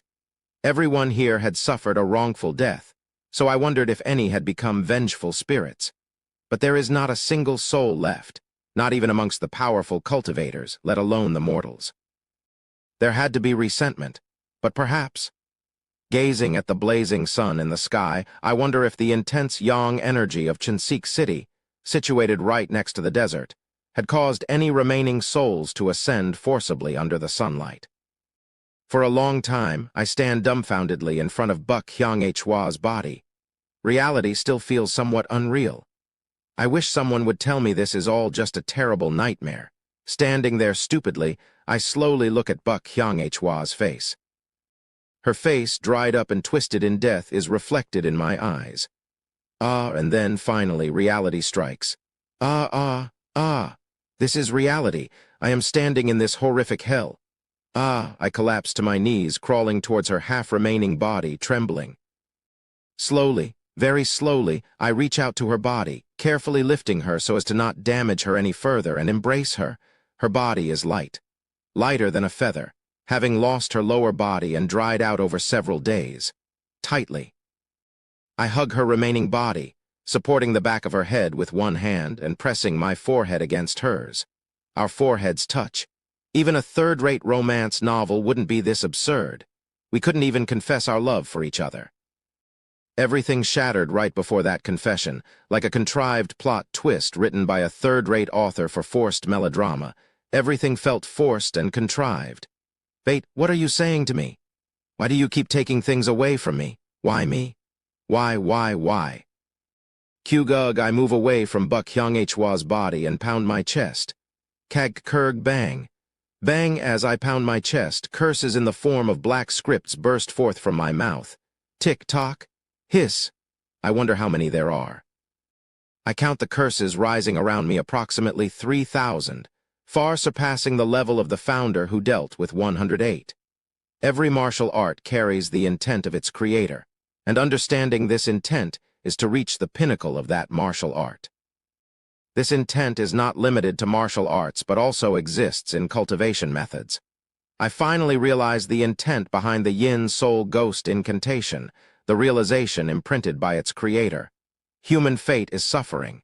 Human life is a curse. This world is made of pain. I grit my teeth. A waterfall of emotions pour out. First comes anger and pain, then despair and sorrow, followed by guilt and shame, and self-loathing for myself. I'm sorry, kids. I think of my disciples trapped because of my stubbornness, foolishness, and weakness. The anger instilled in them was partly their own, but also amplified by the cursed souls of their relatives planted by the Jinn clan. That's why I wanted to stop them. Back then, I was powerless, foolish, and couldn't do anything. That stupid stubbornness was all I could do. I didn't want to see my disciples die miserably. But now, I realize how stupid and stubborn my actions were. I'm sorry. Perhaps, for some people there are times when they must move for revenge, even if it means a miserable death. I stopped you, and yet now I'm about to make the same choice as you. I feel pathetic. I always have been. Every time I died.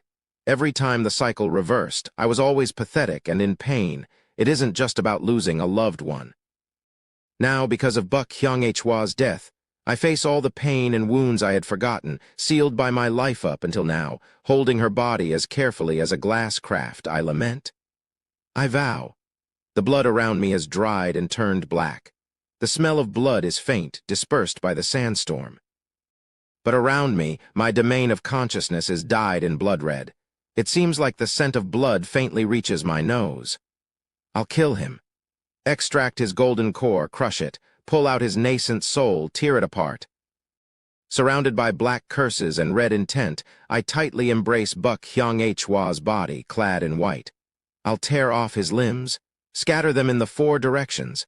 I feel like there is a hole in my chest, a hole filled with pain to the point of numbness. I'll rip apart the rest of his body. Feed it to the dogs. The evening glow falls over Cheonsik City. The area around Cheonsik City is submerged in a red sunset, turning everything crimson. Our shadows stretch long towards the heaven-treading desert. I'll leave only the beast's head, to offer at your. I look at her, then around. Buk Jung-ho, Kim Young-hoon, Chungmun Ryong, who isn't here, and all the neighbors slaughtered in Cheonsik City. The old woman from the paper store, the owner of the sapling store, the guards of Cheonsik City, lovers, children, women, young men. And then, to those trampled by him, I'll burn incense in front of their spirits. I shout to someone, or perhaps to myself, swearing loudly towards the heavens. I vow, I will do this. Definitely, definitely.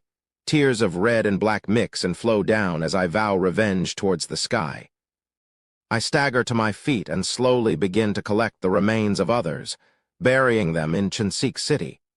Over several days, Cheonsik City became a giant cemetery.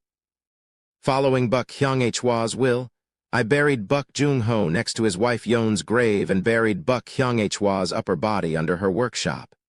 Then, I entered Buck Hyung-Hwa's workshop and started making glass crafts, despite my mediocre refining skills. I didn't make starfish-like dolls or flowers. I made what I am best at, what I am most confident in making, glass crafts shaped like swords. I melted the desert sand and made glass flying swords, one by one. I planted these glass swords as burial items in front of the graves of the people of Cheonsik City. In Byokra, it's a funeral tradition to place glass burial items for the deceased. Cheonsik City has thousands of glass swords planted in graves, and I finally place a glass saber in front of Kim Young-hoon's grave, creating a saber tomb. Thud. Tomorrow is Chungmun Ryong's funeral at the Chungmun clan.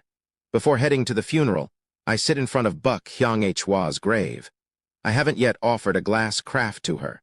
Even though thousands of glass swords are already behind me, perhaps I still don't want to admit that she is dead. Yes, later. I'll make the burial gift for her after offering Yuan Lai's head to the souls of the people and place it on her grave. I hold the jade norigi she left for me to my chest and close my eyes. Tick-crack. Black tears run down my face.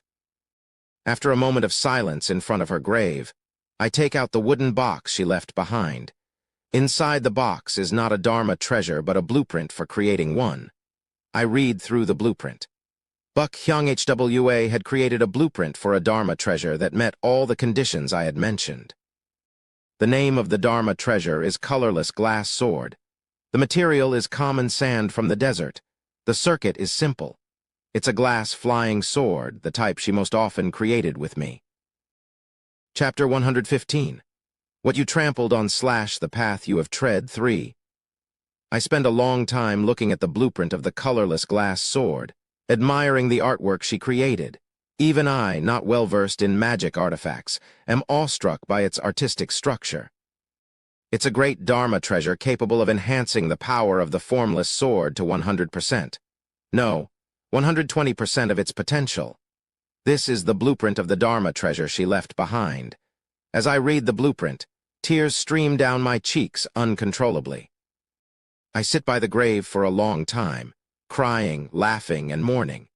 Then, as night falls and before the next day arrives, I set out for the Chungmun clan to attend Chungmun Ryong's funeral. Chungmun Ryong's funeral is held in a grand manner. He was the pride of the Chungmun clan, known as a prominent figure of the Kai building stage. Being the nephew of the clan head Chungmun Yongjin, his funeral is conducted on a large scale under the clan head's direction. Numerous elders and senior members of the Chungmun clan, along with upper-level cultivators, gathered solemnly to witness Chungmun Ryong's entombment. I watched the scene from behind Chungmun Yongjin. No tears flow anymore. Suppressing the Yin soul ghost incantation to prevent curses from erupting during the funeral is all I can do. Creak. His coffin is sealed, and Chungmun Ryong is laid to rest in the clan's ancestral burial ground. For a while, Chungmun Yongjin recites a eulogy, and I deeply engrave his death in my heart, determined to avenge him against Yuan Lai someday. Chungmun Ryong's funeral continued for several more weeks.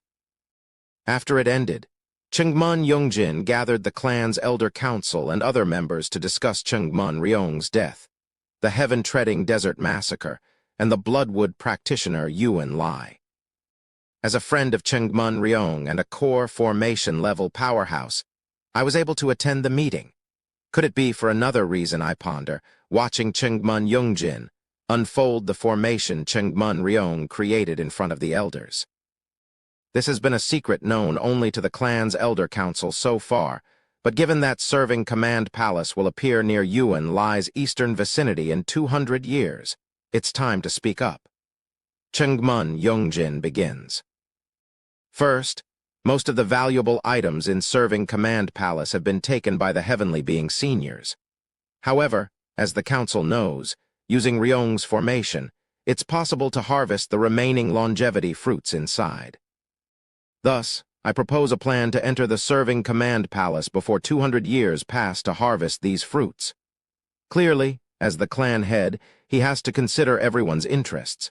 He looks at me cautiously and asks, Cultivator Seo, although Ryong's death is regrettable, we cannot let the formation you both created go to waste. Could you use the Nether crossing ship to return to serving command palace? He asks cautiously, considering my feelings. However, as soon as I heard serving command palace, an idea struck me. Serving command palace. HM? Serving command palace, serving command palace, serving command palace. As I repeat serving command palace like a madman, the core formation elders and Chungmun Yongjin look at me in shock. I can use serving command palace to catch Yuan Lai. Yuan Lai will enter serving command palace. He aims to destroy all its floors and seek the hidden serving command seal. Does the clan head remember? Serving command palace. What happens when you stimulate its golden order? Though my words are disjointed, Chungmun Yongjin understands and his eyes light up. Are you suggesting bringing Yuan Lai down to core formation level? That's right. I reply, my eyes bloodshot. I can catch Yuan Lai. I can tear him apart and have a way to take revenge. But the method you're suggesting ultimately involves activating the serving command palace's formation, sealing the cultivation of everyone inside. It's not a long-term solution, and the cultivation restraint applies to everyone. If the old monster drops to the core formation stage, other core formation cultivators will drop to Kai building. In the end, nothing changes. I grin. I can catch him. What? The method I've learned allows me to wield power, even under serving command palaces restraint. That's how I endured the spatial pressure and escaped through the teleportation array like the clan head and Chungmun Ryong. After activating serving command palace's golden order and bringing down Yuan, Lai to the core formation stage, I'm confident I can kill him. At my words, Chungmun Yongjin is startled, and the core formation elders murmur among themselves. The Kai-building elders of the Chungmun clan, unaware of our conversation, wear puzzled expressions. Can you guarantee that? If you provide me with spirit stones, I can speak with Songjin and use the Nether crossing ship to return to serving command palace and prove it. I remember the circuit Buck Hyung Hwa had touched, and how she did it, so I'm certain I can do it as well. Chungmun Yongjin, with a solemn face, looks around the audience. I can testify to Cultivator CO's core formation capabilities. Chungmun Yongjin looks at me, if what you say is true. Cultivator CO's role will be crucial. I am aware. If proof is needed, just give me spirit stones. I'll prove it any time. Chungmun Yongjin explains the situation to the elders and senior members, and after some discussion, we eventually decide to visit serving command palace again. Kugagagugu. Numerous flying escape techniques lit up the sky. This matter involved not only longevity fruits, but also the possibility of killing Yuan Lai, a nascent soul cultivator. Other than Chungmun Yongjin, myself, and 4 core formation elders, 2 core formation elders remained to guard the clan. Chungmun Yongjin carried me on a flying artifact, matching the speed of the other elders' flying escape techniques as we headed towards the Black Wind Sea. Although the acceleration of the formless sword is fast and boasts greater speed in short distances than flying escape techniques, there's a significant difference in long-distance travel between the long-distance suited flying escape technique and the combat-designed formless sword. Therefore, even as a core formation level force, it's more stable for me to travel long distances in this manner on a core formation cultivator's flying artifact. First, once we enter serving command palace, we'll lay down Ryong's formation to fully grow and harvest the longevity fruits over 5 years. Then, after 5 years, we'll inform the other core formation cultivators of your plan and open serving command palace. Is that all right? I nod. If it means killing Yuan Lai, anything is fine. All right, then. Although the Chungmun clan will monopolize the longevity fruits, it doesn't matter. After all, my initial purpose for obtaining the fruits, Kim Young-hoon, is dead, torn into 8 segments. Shu, the core formation elders of the Chungmun clan and I enter the barriers in the Black Wind Sea, where the Nether crossing ship is located. Chwa. As we penetrate the last barrier, the Nether crossing ship appears, and sensing our approach, Songjin comes up on the ship, accompanied by... It's been a while, Senior CO. CO Ran, dressed in a black robe, stands next to Songjin. Previously half-human, half-demon with scales across his skin, he now appears almost entirely human, save for the dragon horns on his forehead and a dragon tail at his back, likely related to the method taught by Songjin. Around him swirls a sinister devilish aura. He's reached the pinnacle of Kai building. Furthermore, it seems he is on the cusp of reaching core formation. I nod in greeting, unable to speak a cheerful word in my current state. Songjin, noticing my gaze, looks surprised and glances around at us. 5 core formation cultivators and me, a core formation level being, all with grave expressions. I do feel a bit sorry for leaving you all behind in serving command palace last time. Silence. Chungmun Yongjin breaks the silence. We're not here to discuss that matter, Senior. It's just that the current situation in the continent is chaotic, hence the serious demeanor. We hope there's no misunderstanding. In that case, Songjin coughs awkwardly and glances at me before speaking to Chungmun Yongjin. By the way, what's happening in the continent? I've read the stars, and there's a major upheaval in the celestial energy. Although I don't know the details, I can tell something significant is occurring. At that, I speak up. The Bloodwood practitioner Yuan Lai. That old monster regained his nascent soul cultivation and committed a tremendous massacre near the heaven-treading desert. All my dear ones died in that massacre. What? Song Jin looks at me in shock. Bloodwood practitioner? That guy reached nascent soul. He was deemed a dying core formation cultivator when the various sects and tribes assessed his potential, and was thus left alone. He was deceiving everyone. He had already reached the nascent soul stage, but then divided his soul into something called a blood soul, scattering it near the heaven-treading desert. I continue with a listless look in my eyes. In the massacre orchestrated by him in the heaven-treading desert, cultivators at the core formation stage from across the continent came forward to seal him. However, 200 years later, the appearance of serving Command Palace at the site of his seal has prompted all factions to prepare for a grand war with the nascent soul cultivator. Hearing my words, Song Jin looks at Co Ran. Damn, of all things, reaching the nascent soul stage. And a danger to my disciple. It's driving me mad. I look at Song Jin and Co Ran with listless eyes and ask, my intent turning red again. Why is he a danger to Taoist Co? At the anger in my voice, not only Song Jin, but also the elders of the Chengmun clan flinch. Pointing at Co Ran, Song Jin says it's because of the blood demon suppressing sea light, a devilish art he has mastered. It specializes in the water attribute, particularly drawing the true blood of sea demon beasts to maximize his physical regeneration. He can also refine and control the souls of demon beasts, using this art the most compatible with his blood demon-suppressing sea light are. The Sea Dragon Tribe. Worry fills his eyes as he looks at Co Ran. It's a tale known only to a few, but Yuan Lai once hunted a core formation sea dragon from the Sea Dragon Tribe.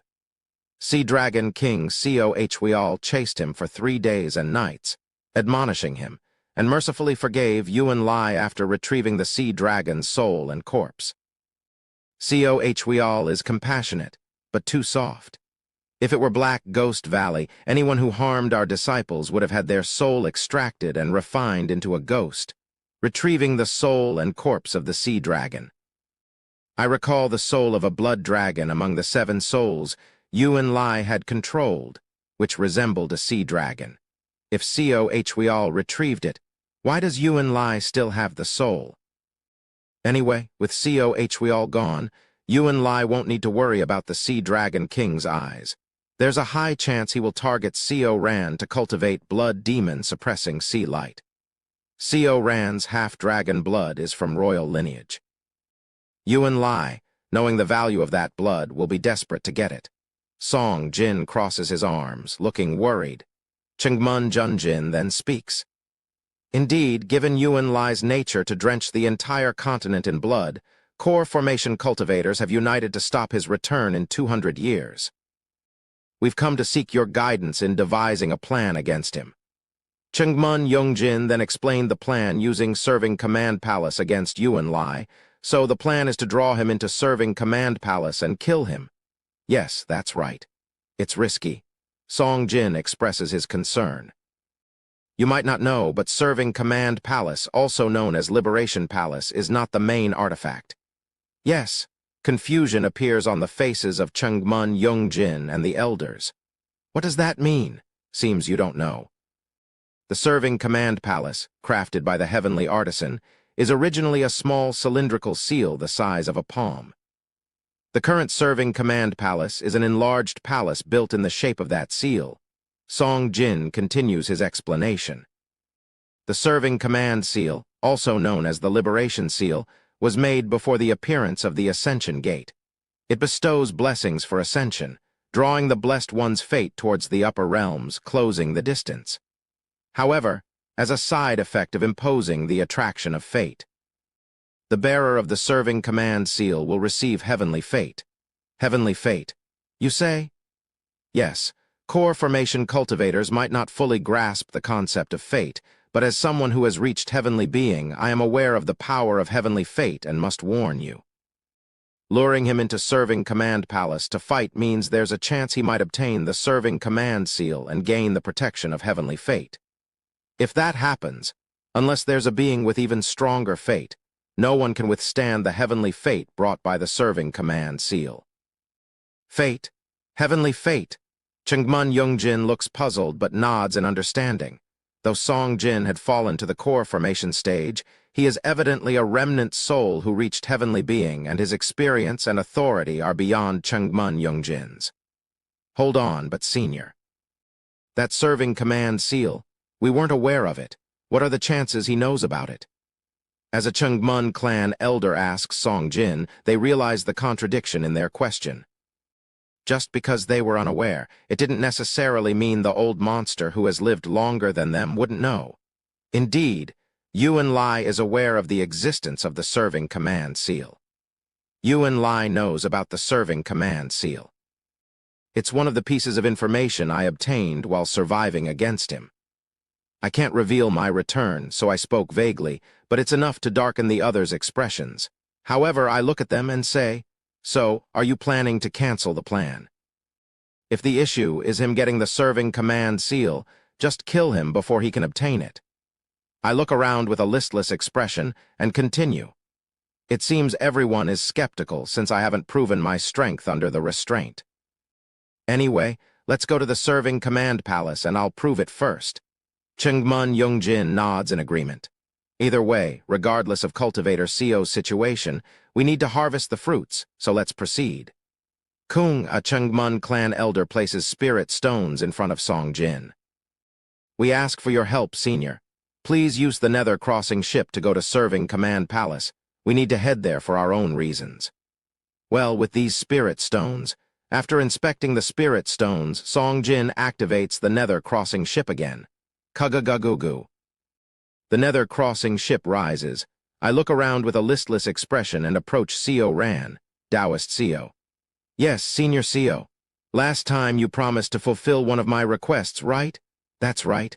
I take out the space-breaking bead from my belongings. I have a request for Taoist Sio. That is, teach me how to activate this. Chapter 116. What you trampled on / the path you have tread for. This is... Sio Ran takes the space-breaking bead from me. After a moment, his pupils quiver. Where did you get this? Well, I hesitate for a moment and then tell him honestly. The Sea Dragon King instructed me to pass this Dharma treasure to Taoist Sio. I was overtaken by greed and kept it for myself. I didn't hand over the space-breaking Dharma treasure to Sio Ran. But the space-breaking bead was useless even when filled with spiritual power, apparently requiring some special condition to activate. I'm sorry about that. However, wait. Sio Ran, holding the Dharma treasure, stiffens and says, "Please wait a moment."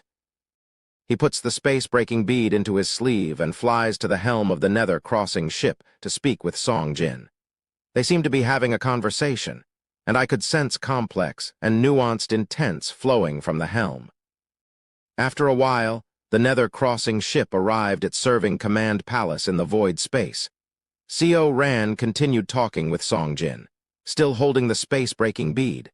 I glance at them briefly and decide to discuss it again after returning from serving command palace. Then I head into serving command palace with the core formation cultivators of the Chengmun clan. Before setting up the formation, everyone please wait. I signal to Chengmun Yongjin and the elders, then head to the core of serving command palace and fiddle with the part Buck Hyunghwa had manipulated, using the exact same method she did. Kugagagugu, pressure builds up throughout serving command palace, and our spiritual power is sealed by 1 level. Kugagagugu, my cultivation level dropped by 1 big stage. To others, I appear like a Kai refining cultivator. The other core formation cultivators dropped to the Kai building stage. Now, show us. Can you, in this state, still exert the power of a core formation cultivator? An elder of the Chengmun clan asks me.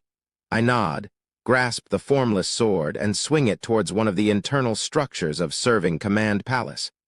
The structure, already half destroyed when I came with Buck Hyunghwa, crumbles to dust with a single stroke of my sword. Do you believe me a little now? At my words, the elders of the Chengmun clan look at me in stunned silence, then nod. After a while, the Golden Order of Serving Command Palace deactivates, and I say to them, the restraint lasts for about an hour. Even if we try to extend it by tampering with Serving Command Palace's circuitry, the maximum would be about half a day. The elders of the Chengmun clan ponder over my words. Anyway, my capabilities should now be confirmed. Chengmun, Yongjin, and the elders all nod in agreement. Understood. When we capture Yuan Lai, we'll plan based on your abilities. About that. One of the elders speak to Chengmun Yongjin. Chengmun Yongjin, receiving his gaze, asks me then, could Cultivator Sio please set up the formation now? Certainly. It's a formation I'll have to set up in my next life anyway. Setting it up in advance wouldn't be bad. I take the formation artifacts created by Buck Hyung HWA and install it throughout the first floor of Serving Command Palace. Then, after a while, I approach the longevity tree in the central arboretum of Serving Command Palace, where the longevity fruits are about to ripen. I stand there, gazing at the blossoms on the longevity tree, lost in thought. The one who should have eaten these fruits is gone, but I've only just found a way to harvest them. What meaning is there in this life? Now devoid of a reason to live, with a listless gaze, I activate the formation indifferently. Kugagagugu. Spiritual energy from all over Serving Command Palace converges here. It's incomparable to the formation spread through the weak dragon veins near the heaven-treading desert and Chinsik City. A massive wave of spiritual energy surges towards this place, filling the surroundings. Chengmun, Yongjin, and elders, beholding this majestic scene, stand with their mouths agape in awe. However, I just stare blankly into space with a listless expression. Kugagagugu. The formation has been activated. In 5 years, the formation will pour the accumulated wood element spiritual energy of this area into the longevity tree, rapidly accelerating the growth of the fruits. That's great. Thank you. I listen to the thanks of the Chengmun clan elders, standing there blankly. After adjusting the formation a bit, we left Serving Command Palace. Thank you, Cultivator Sio. We'll return in 5 years to harvest the longevity fruits.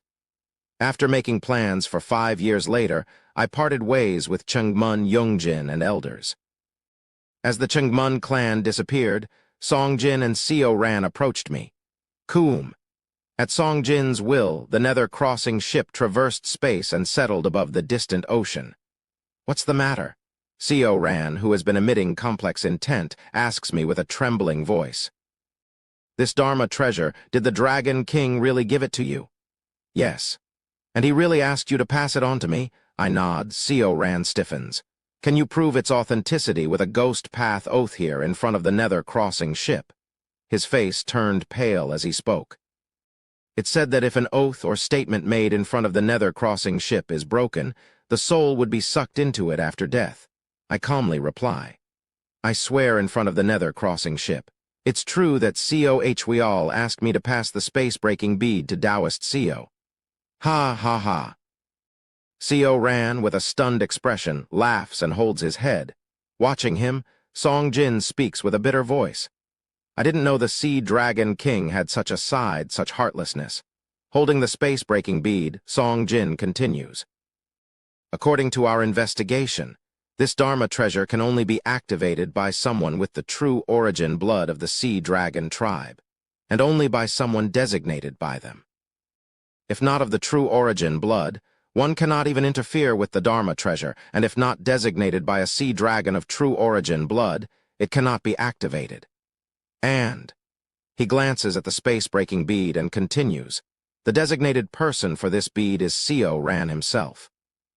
Master, I, your unworthy disciple, go rest inside. Thank you. Sio Ran, with a pained expression and holding his head, said he needed some time alone and went inside the nether-crossing ship. Songjin sighs and asks, You know what this Dharma treasure is? I do. I tell the truth, and Songjin looks at me. His eyes blaze with ghostly fire.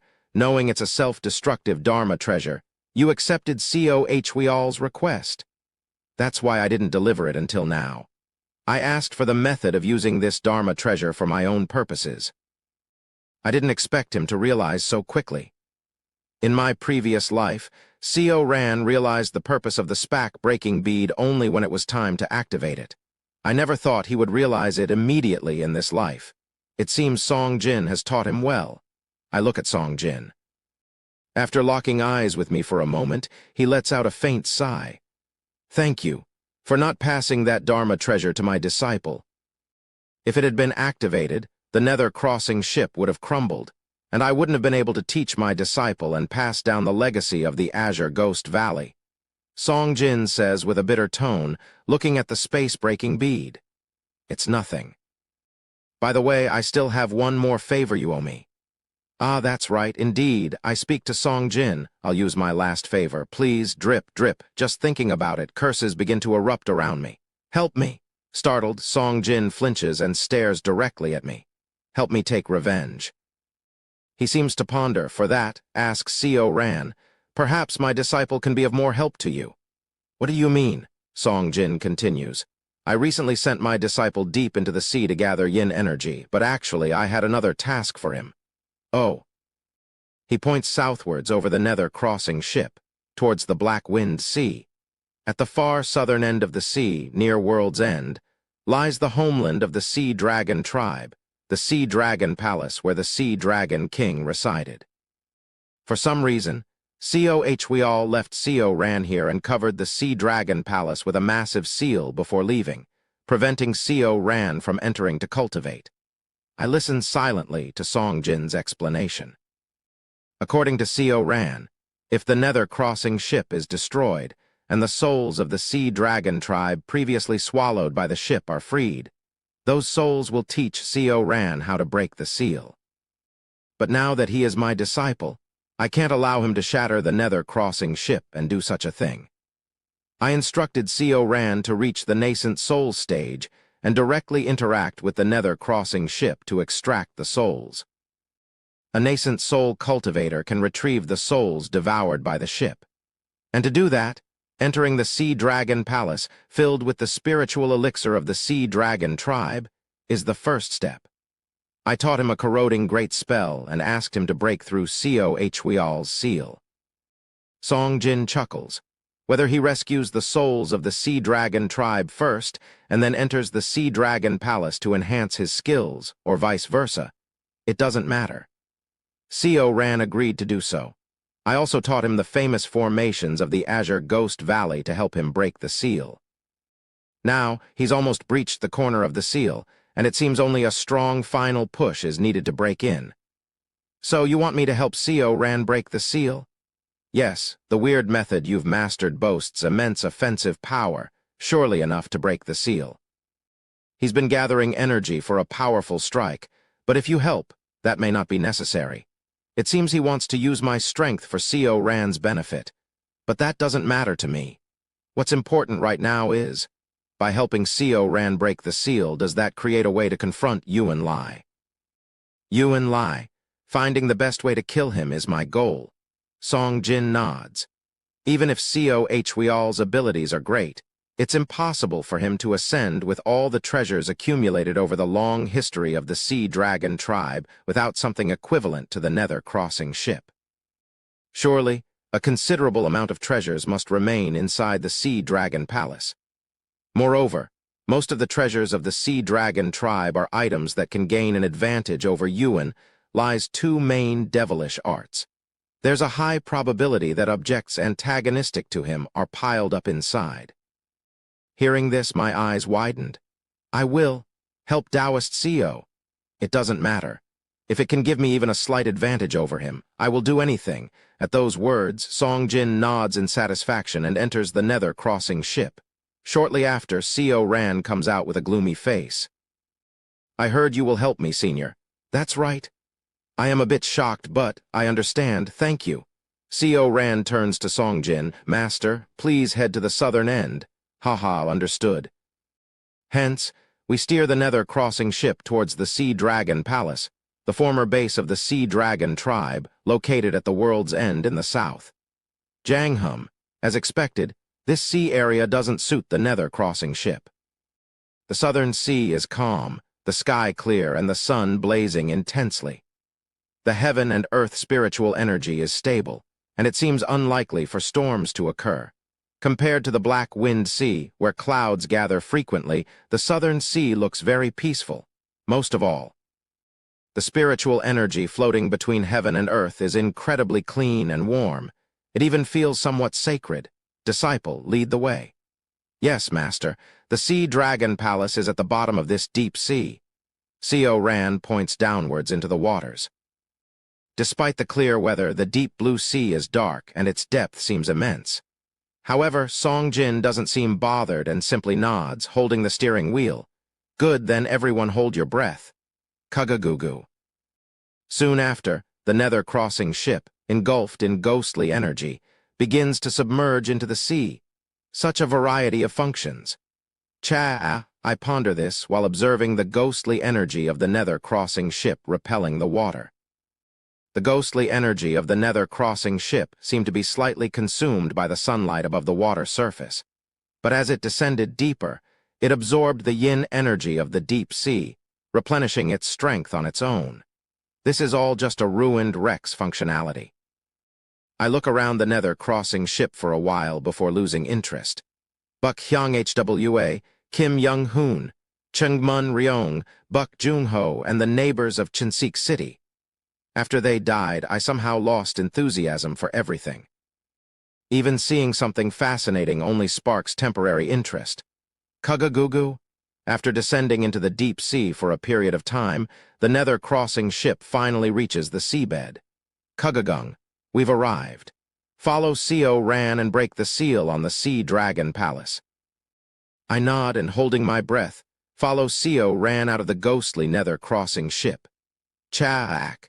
The immense water pressure presses down on me, but with Gang Kai flowing in my veins, it isn't a big threat. Being unable to breathe is also not a problem, as I could last 3 or 4 days longer than mortals. Co Ran transformed into his sea dragon form and swam ahead in the deep sea. The surface was full of warm and pleasant spiritual energy, but the deep sea below is somehow desolate. It is dark and devoid of life. There should be life even in the deep sea.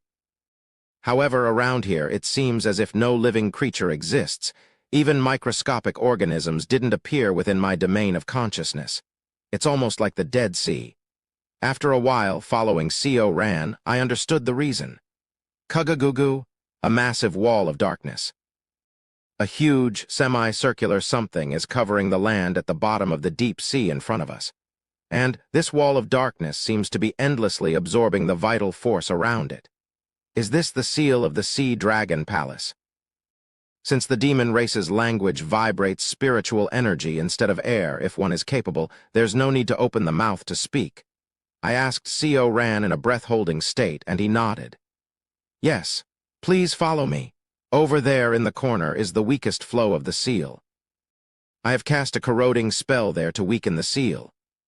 I swim for a while following Co Ran, and then, at one corner of the seal, I can see it surrounded by dark mist. Kugagugu. The yin energy and ghostly energy, densely accumulated by the formation, sticks thickly towards one corner of the seal, burning a blue ghost fire. Having some expertise in formations myself, I can tell which part of the seal the Black Ghost Valley's notorious formation, the Ghost Whale Corroding Formation, has weakened. Do I attack the center? Yes. Please, I ask for your help. Calmly holding the formless sword, I take a stance. Kugagugu. And then, I thrust the formless sword towards the Ghost Whale Corroding Formation. Kuu, the seabed of the deep sea shales. Although there is no loud explosion underwater, massive ripples spread out visibly around it. But the formation set by Co Hwa doesn't budge. Is this not enough? I once again hold up the formless sword. Severing Mountain Swordsmanship, Ultimate Technique, Severing Mountain Kyuuyo. Once again, a cloud of dust rises from the bottom of the deep sea, so this is how much it weakened. This time there was a vibration, but the seal remains strong. After executing Severing Mountain, I immediately return to the stance of Transcending Mountain. I maintain the state of endless mountains beyond mountains. While maintaining endless mountains beyond mountains, I repeatedly strike Co Hwa's seal with Severing Mountain. It took about 16 consecutive hits of severing mountain executed by the formless sword before the seal cracked. Jek, the seal, it split open. And then, a hole opened up, causing the surrounding water to be sucked inside. Puhup! I enter inside with the water current. Puha! The inner space seems to be filled with air, allowing me to breathe.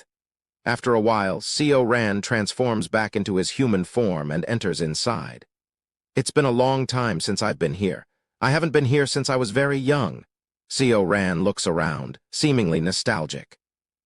What immense energy. I absorb the surrounding spiritual energy, observing the immense spiritual energy filling the area. The spiritual energy inside the seal is extraordinarily higher than outside. Apparently, the seal not only blocked access for outsiders, but also seemed to absorb the surrounding spiritual energy and vital force, concentrating it inside. Just then, I see the Sea Dragon Palace unfolding before my eyes. Like an ancient imperial palace of the human world, it is lined with stately halls and ancient palaces. The jade-colored tiles on the halls, which appear somewhat divine at a glance, are lined up, giving off a grand feeling. However, as I look at these halls, I feel something strange. Something familiar. Kyujujuk, I execute the earth wall spell to block the water pouring from the cracked opening. Then, kicking off the void, I fly up into the sky. Senior, Seo Ran looks at me puzzled, but I fly up into the air to take in the whole view of this ancient Sea Dragon Palace. The structure of this Sea Dragon Palace is... I have seen a structure resembling this Sea Dragon Palace before. Chapter 117. What you trampled on / the path you have tread 5. This is definitely the overall structure of the Sea Dragon Palace in front of me, and the ritualistic formation I saw in the hidden room on the top floor of Serving Command Palace. Somehow, their structures overlap in my mind.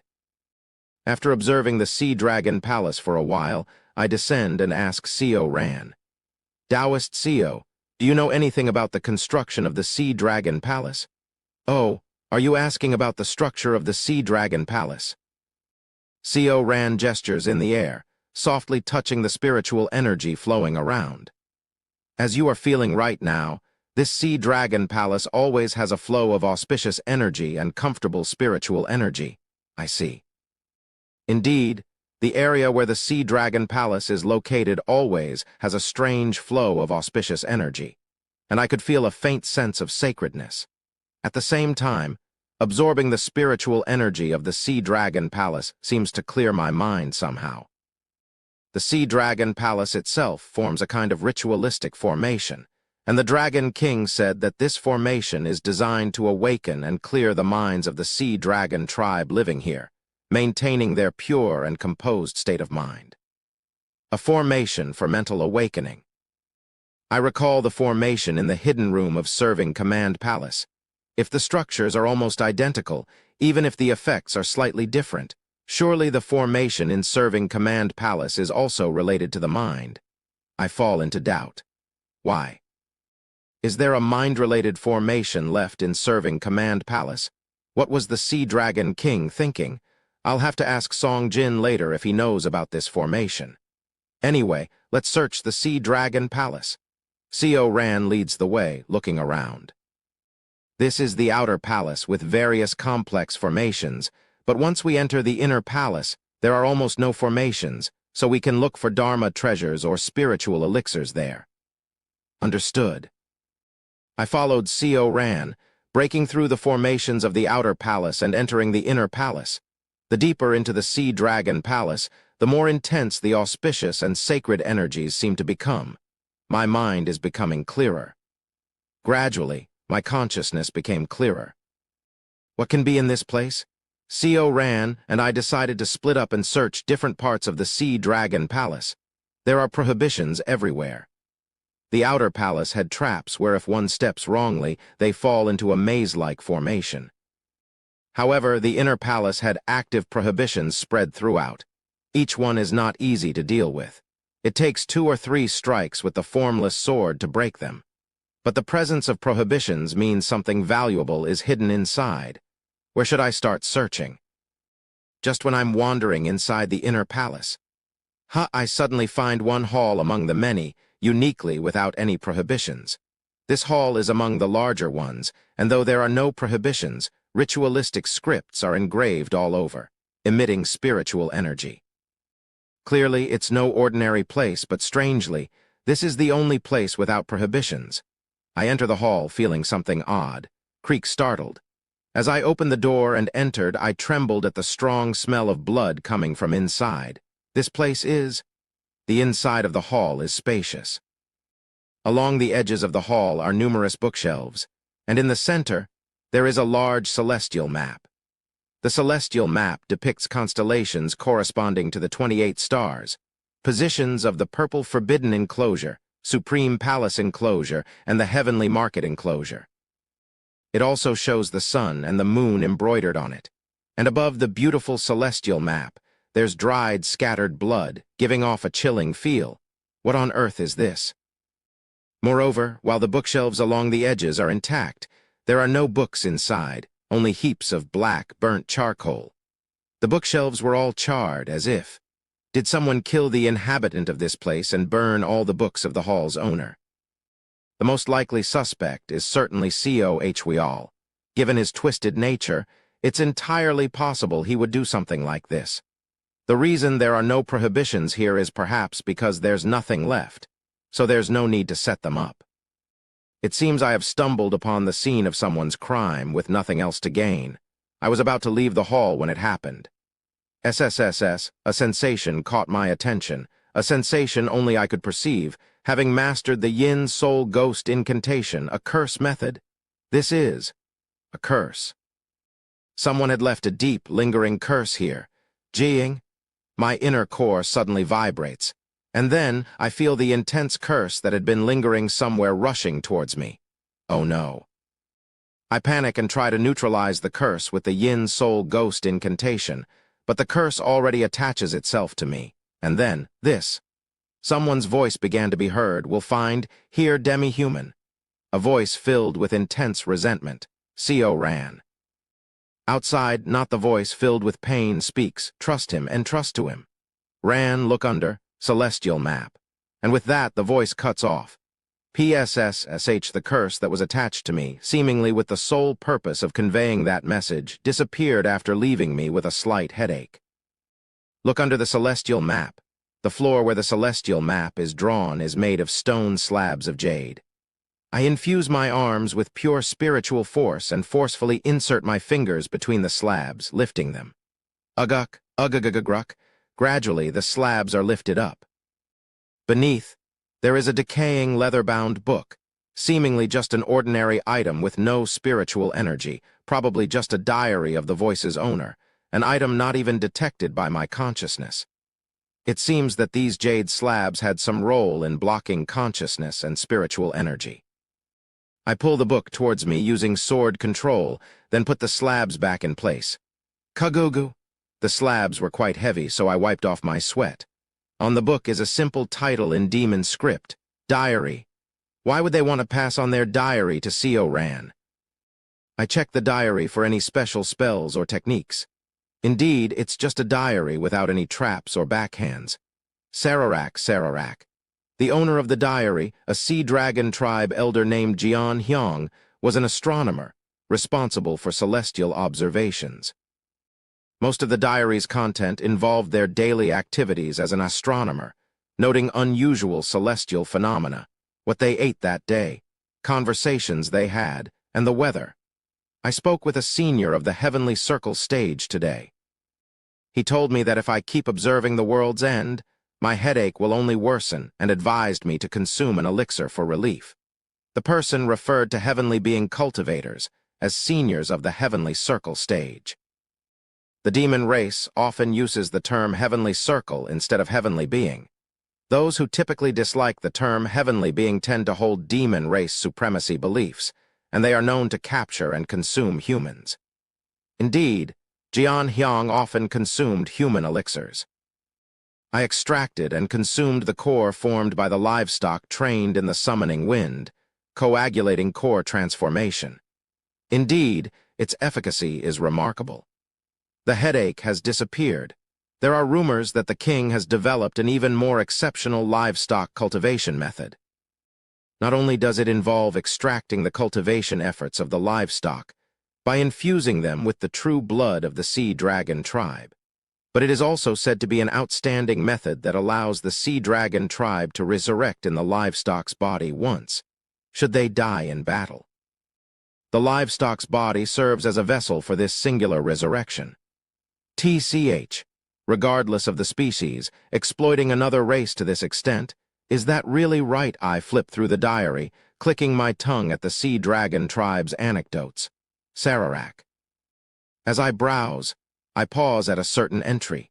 Today, the Dragon King, I, and the other astronomers, along with the elders of the sea dragon tribe, gathered for a meeting. The king explained the astronomical records we had submitted to the elders, sharing a certain speculation he had been considering. It was a truly chilling speculation. If it were true, it meant that those living in this world could only prove their dignity by ascending and leaving this world. A heavenly circle elder opposed the king's words. He said it was too far-fetched, a speculation. Although I felt chills, I do think the king's words were a bit exaggerated. It was a meeting that gave me much to ponder. I must visit the world's end more frequently and observe the heavens more closely. This was the end of that day's entry. Speculation. What is the speculation mentioned here? What exactly did COH we all think upon seeing the astronomical records? I continue flipping through the diary. The next few pages were records of mundane daily life. Then, once again, I stop at a section of the diary. It seems the Dragon King had observed something else separately. The king called together the elders and us astronomers, presenting a hypothesis about the speculation he had mentioned. It was an interesting hypothesis. In this world, day and night do not actually exist. Rather, it's merely that the heaven and earth spiritual energy divides into yin and yang, circulating in a cycle. On a macroscopic level, the grand flow of spiritual energy divides into yin and yang, rotating this world, leading to the illusion of day and night. In our world, day and night do not actually exist. What? Day and night do not exist. What does that even mean? I look at the sentence several times, unable to comprehend. But still, I can't understand. It was disrespectful to the king, but we astronomers couldn't help but laugh. The idea that day and night don't actually exist while the sun and moon orbit the world. As we struggled to contain our laughter, the elders became furious. Eventually, we were scolded, listening to the wrathful voice of the Grand Elder. Normally, such disrespect could have warranted punishment, but the king, with a heart as vast as the sea, forgave us. The king may indulge in somewhat extravagant imaginations, but his boundless compassion and heart are truly admirable. I only feel sorry towards the king. The sun and moon orbit the world. Apparently, in this world shaped as a flat plane, the heliocentric model, where the world revolves around the sun, doesn't apply, but rather a geocentric model, where the sun and moon orbit the world, seems to be the accepted theory. But COH we all's statement concerns me. If day and night doesn't truly exist, does that mean neither geocentric nor heliocentric models apply to this world? With this question in mind, I turn the page. Recently, a half-human, half-dragon brat named Co Ran is causing a stir in the Sea Dragon Palace. If it weren't for his royal lineage, I would have driven him out immediately, but he always clings to me and annoys me. The king always greets Co Ran with a smiling face, but those with insight know that the king doesn't really fancy him. Ironically, that annoying brat follows the king the most, but does he realize that it's the king who most often orchestrates situations to avoid him? I wish that brat would soon realize this himself and leave the Sea Dragon Palace. Sararak. I turn to the next page.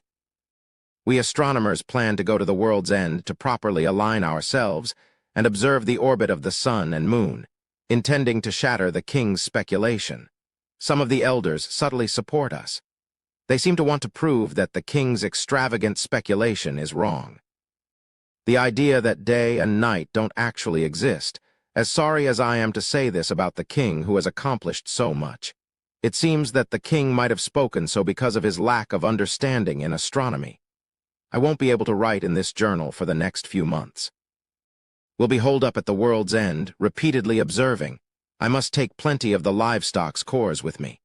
The headaches worsen when continuously facing the world's end. Sararak, Sararak, Sararak. The following pages are blank. As I continue turning the pages, I eventually reach a part where the diary resumes. The handwriting here is incredibly erratic. It is evident that Jian Hyang was extremely agitated when writing this entry. With my own hands, I succeeded in observing the sun and the moon. It's unbelievable. The results are too strange. Neither the sun nor the moon orbits the world. Both celestial bodies are simply fixed in one place in the sky. Even the rising and setting of the sun and moon from the east and west are just an illusion. The actual position of the sun and moon is in the south, closest to our sea dragon tribe's homeland. The hypothesis proposed by the king was correct. Neither the sun nor the moon orbits. They simply remain in place, and in this world there is no day or night. What we thought of as day and night is merely the macroscopic circulation of the yin and yang of heaven and earth's spiritual energy. Jian Hyang's handwriting is extremely shaky, as if their hands were trembling while writing. I can feel from his writing that Jian Hyang was terrified. If the king's hypothesis is proven, then what does it say about this world? Isn't the form of this world too grotesque? Have we been breathing, cultivating, and living in such an ominous place? How are we any different from maggots? I began my observations intending to refute the king's speculation, but in the end, the astronomical observations of myself and the other astronomers only splendidly proved the king's hypothesis. The Council of Elders is calling for me. Not just me, but all the other astronomers will be gathered too. I'm afraid. Have I inadvertently proven such a grotesque truth? Sararak, Sararak. In the next page, the handwriting is a bit more stable, beheading punishment. If that statement is true, then this place is definitely not where we should live. I and the other astronomers, along with all members of the Council of Elders, agreed with the king's opinion that all races should ascend together at once. The king is indeed benevolent. Isn't he giving the other races an opportunity to preserve their dignity too? Beheading punishment? What does that mean? It seems like Jian Hyang wrote something in the diary that only they knew. Is it some sort of code?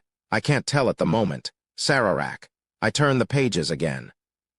The youngest at the core formation stage among us astronomers, a naive youngster who couldn't even perform transformation, briefly went to the continent and was captured and killed by a human devilish cultivator. The king chased down that cultivator to reprimand him and retrieved the body. Indeed, humans are all treacherous and unreliable trash. These creatures are best used as livestock. After all, aren't the elixirs made from them the most effective? And the headaches from observing the world's end are also best alleviated by the cores of these livestock. Of course, there will be no need for them for headaches anymore. The reason for headaches when gazing at the world's end was revealed to be due to unintentional eye contact with a great boundary true immortal. Even if it's not the gaze of a true immortal, observing the world's end means continuously witnessing the will of true immortals. So it's natural that the upper dantian is unknowingly under strain.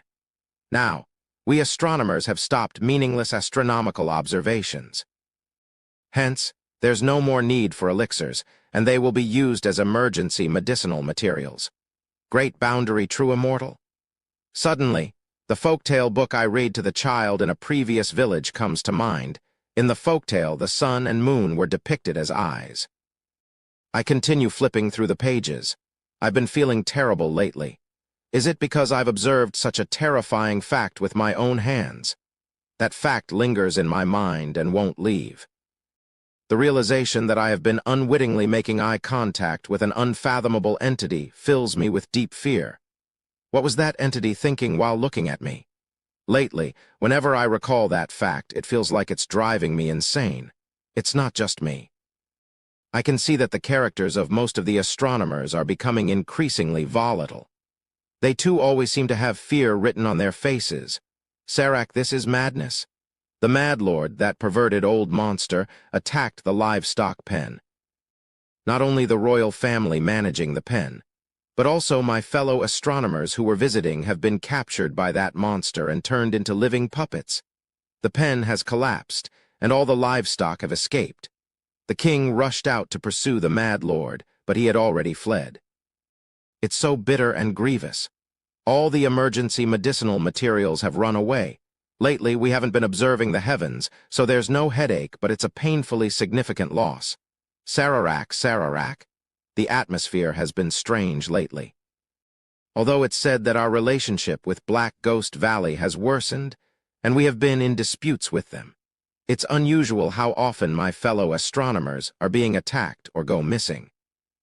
Starting with the youngest core formation stage astronomer last time, from the attacks by the Mad Lord, it seems like my fellow astronomers are being targeted unusually often.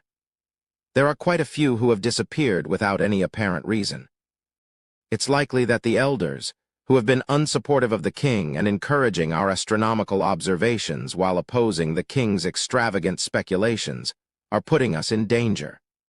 My fellow astronomers discussed this and decided to inform the king about it. I, as the representative, went to the king to report. The king praised me with a trusting face, saying I did well in speaking up. He assured us of his protection, especially me, being an exceptional astronomer who directly observed the sun and the moon. He said I would be firmly protected. I am grateful, thinking about it, since the fact I observed not only affected the astronomers but also changed the expressions of the heavenly circle elders. It's surprising. Despite such a terrifying truth that should affect everyone regardless of being at the nascent soul or heavenly circle stage, the king always maintains his benevolent smile and gives us faith. As expected, he is our king. Sararak, Sararak. I turn the next page. And then, I see Jian Hyong's handwriting start to shake again in the following entry. What is happening? Among the astronomers, I'm the only one left. All have either disappeared or died in battles with the Black Ghost Valley at the hands of the Mad Lord, or due to other disasters. The king promised to protect us. Yet how has it come to this? I know it's disrespectful, but I can't help but make a terrifying speculation. It's not the elders who opposed the king, but the king himself is orchestrating the disappearance of the astronomers who know the truth. It can't be. He is a benevolent person. I mustn't worry. It's just a needless thought, Sararak. And in the very next entry, the handwriting became completely distorted and oozing with rage. Your Majesty, you are pushing the astronomers who know the truth towards death. I too will soon die. Promising to firmly protect me meant nothing but to exploit me to the end before killing me. I am going to die. I won't even be able to participate in the ascension. Why are you doing this to us, Your Majesty? Why? Is the truth we know harmful to the Sea Dragon tribe? It might be.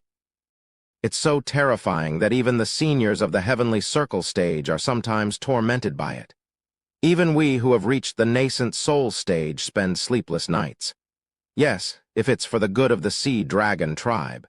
If it's for the sake of our tribe, then it can't be helped. Let's accept it. Their handwriting started in anger but seemed to stabilize as they reconciled their thoughts while writing. Sararak. After accepting my inevitable death, I feel at peace. One must accept that they will one day die. Accepting death, life, in fact, feels renewed. Things I couldn't see before are now visible. This precious life, the scenery of the Sea Dragon Palace. And then there's Saren, who seems to be ostracized under the king's leadership, just like me. I've recently become close to that child. Perhaps it's a case of shared misery. The child is exceptionally bright. Previously blinded by prejudice regarding race and lineage, now I see the child's intelligence. Quite adorable. If this kid had joined the astronomers, I would have treated him well. The king said he won't take this child on the ascension.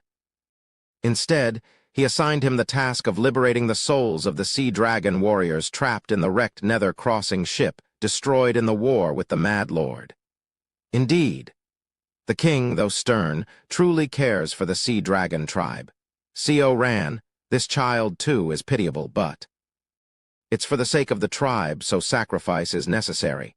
I too will soon die for the sake of our tribe. The king's demeanor towards me is subtly changing. Perhaps I will die before the Ascension Gate opens? Jian Hyong's diary is nearing its end. Sararak. And then, when I turn the next page. This is blood. The next page is written in dried blood. Coh we all. I despise you. All of our sea dragon tribe are being deceived by him. He is not a king, just an ignorant mortal. Co Ran, I leave this message for you. If you return to the Sea Dragon Palace, read my diary and learn the true nature of Coh we all. It was all lies. Do not believe anything he has said. He is a madman, more deranged than the Mad Lord, consumed by vengeance, a broken monster. Even to the Sea Dragon tribe. Co Ran, he is coming to kill me now. I can't leave a long message. Be sure to read this diary later. Thank you for being my confidant. Sararak. That is the last page of the diary. Although I don't understand everything, the diary provides many insights. I closed Jian Hyong's diary. Grotesque form of the world, day and night being an illusion, Coh we all's true nature. Various truths swirl confusingly in my mind. Even Yuan Lai is under the influence of Coh we all. What does Coh we all want? Thud, just when I close the diary. Wriggle. Wriggle, wriggle. Suddenly the diary began to wriggle. What? I hadn't sensed any presence or spiritual energy infused in it, but why? And then, puff, from between the pages of the diary, a blue hand reaches out and grabs my arms with crushing strength. Kugagagugu. Suddenly, I feel a heavy weight all over my body. The heaven and earth spiritual energy around me presses down, pinning me in place. What is this? And then, a voice filled with kindness and gentleness, Coh we all's voice, begins to be heard. Closing this diary means, Co Ran, that you have survived without using the space-breaking bead and somehow reached the Sea Dragon Palace. Jian Hyong thought he hid the diary well in front of me, but unfortunately for him, he didn't. What? Regrettably, Rana, that was the extent of your role. Liberating the souls of the Sea Dragon tribe warriors trapped in the Nether crossing ship was your last utility, and your continued existence is now just an obstacle. So, rest now. Go to your mother and father's side. Crack, crackle. I struggled desperately to break free from Coh we all's grasp. Just then, Kugagagugu, the entire Sea Dragon Palace suddenly begins to tremble. Coh we all. Translator notes, adding ah is like ziao in Chinese. It's a suffix added to names to denote affection or familiarity, a term of endearment. I made sure to include it to further highlight Coh we all's hypocrisy and heartlessness. Is a term used in Buddhism and Taoism to describe someone that is not spiritually enlightened, in contrast to the sages and those with spiritual understanding. It means ordinary person, but to fit in the context of the setting and meaning, I translated it as ignorant mortal. Chapter 118. What you trampled on / the path you have tread. 6. Bang! I immediately kick through the hall and rush out. PSSHT, the blue arm that sprung from the book and had been holding me, now enveloped in a faint aura, scatters into the air. However, the transformation happening throughout the Sea Dragon Palace does not cease. The lingering will of the Sea Dragon King. In terms of power, it's far less than the remnant soul of Song Jin, but it's still the remnant consciousness of the Sea Dragon King. Such an insignificant thing is now spreading throughout the Sea Dragon Palace, awakening the heaven and earth spiritual energy everywhere. And then, boom, boom, boom. The halls of the Sea Dragon Palace begin to burst open one by one. Numerous artifacts and Dharma treasures from inside the halls burst forth, shining in the air. Flash in an instant, everything around is bathed in the light emitted by the countless treasures of the Sea Dragon Palace. This is, Senior, what's happening here? Co Ran, transformed into a dragon, flies towards me. I, sweating profusely, watch the unfolding events. Taoist Co. Yes, Senior. Let's run. Kugagagugu, the blue water attribute Dharma treasures gathered together, absorbing Coh we all's lingering consciousness. The lights from the treasures flicker and form a giant blue dragon, resembling Coh we all. Quagwagwang. The dragon, formed from the combined Dharma treasures, begins to rampage. This is madness. Kugagagugu.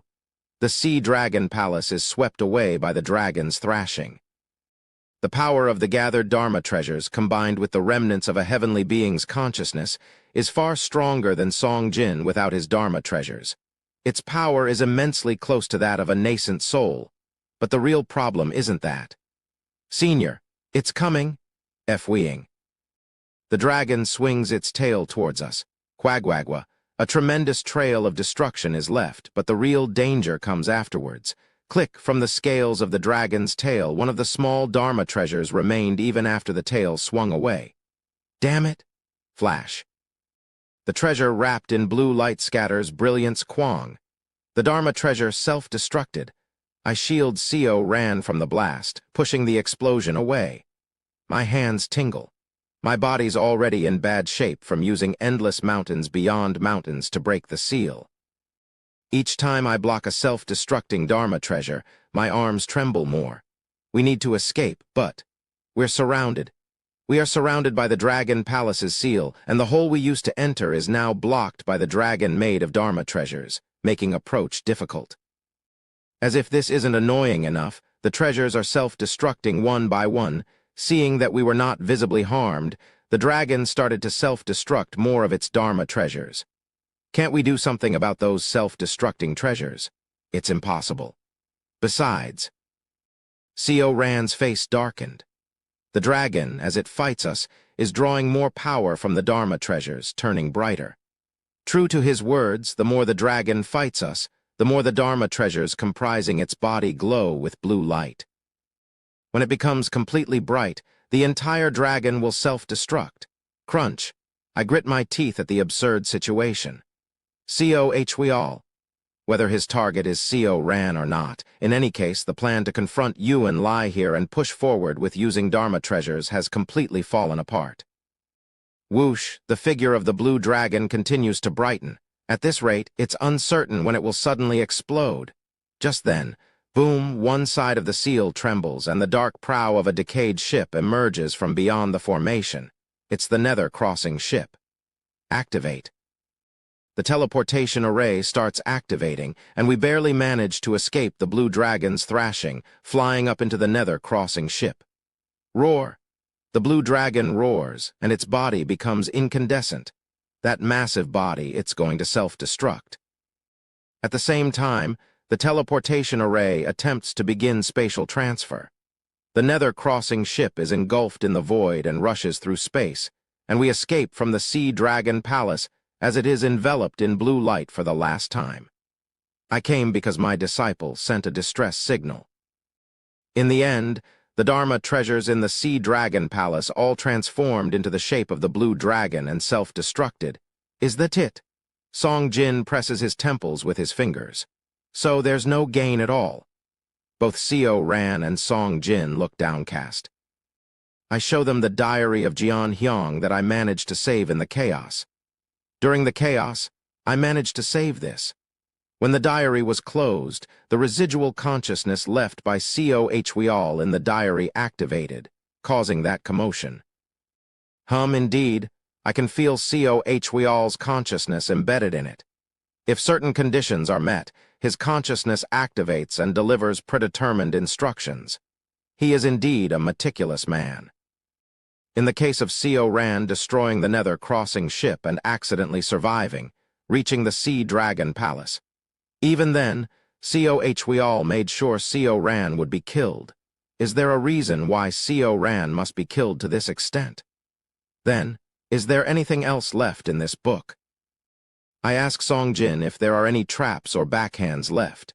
From my perspective, there doesn't seem to be anything else. I nod and hand it over to Seo Ran. For future cycles, it's better to bring the diary to Song Jin first before casually opening it. Whether it's Seo Hweol's consciousness or whatever, what's the harm in feeding the remaining remnant consciousness to the Nether crossing ship? This is the diary of Jian Hyang, an astronomer of the Sea Dragon tribe. Take a look. It seems that they left it for you to read, Taoist Seo.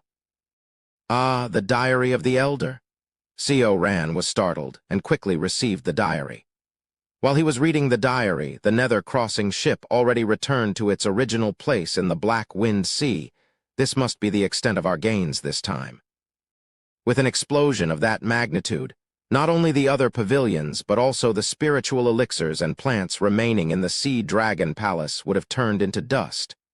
Right, now that I think about it. I asked Song Jin about the structure of the Sea Dragon Palace and the ritualistic formation I had seen.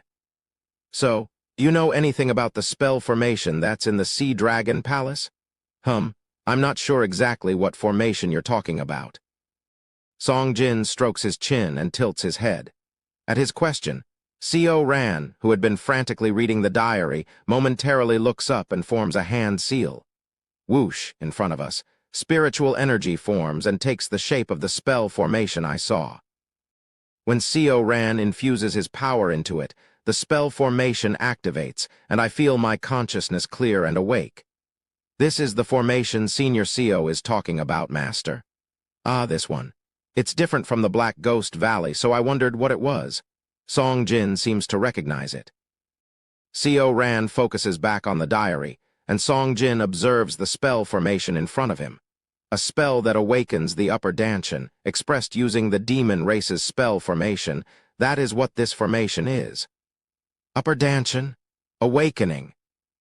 The Sea Dragon Tribe and the Black Ghost Valley have been competing for dominance over the Great Sea for tens of thousands of years, influencing each other's spells to some extent. And one of them is. Whoosh, energy emits from the tips of Song Jin's fingers, heading towards his Beihui point. This spell of awakening here, the energy entering the Beihui point seems to rotate inside Song Jin's skull, and after a while it shoots out from his forehead. What is this? I have seen this spell before. Previously, when White Bone Ghost Devil Heo Guak forced team leader Kim's consciousness to awaken, they used this technique. It was also very similar to the technique used by the Jin clan to amplify talent by infusing souls into the upper Danshan. I remember, even Kim Hyung used the ignition of the upper Danshan, starting from the Beihui and leading the flow of pure spiritual force through the forehead, burning it up. The flow is exactly the same. I don't know Co Hweal's true intentions, but outwardly, he was always a gentle and righteous leader, always wanting the Sea Dragon tribe to maintain a clear mind. So, using the structure of the Sea Dragon Palace itself to spread the spell of awakening wouldn't be strange. Then why did he spread that awakening spell in the hidden layers of the Serving Command Palace? I also told Song Jin about what Co Hweal had done. Maybe if it's him, he might think of something. But Song Jin shook his head, indicating he couldn't recall anything after hearing my words. Strange. Why in the Serving Command Palace's control room? Control room. Yes, the hidden layer your group entered is the Serving Command Palace's control room. If you place the Serving Command seal on the platform made for it, it allows control over the Serving Command Palace. Through that seal, this is new information. So he spread the spell of awakening in the control room because... I can't even guess his intentions. What was his goal?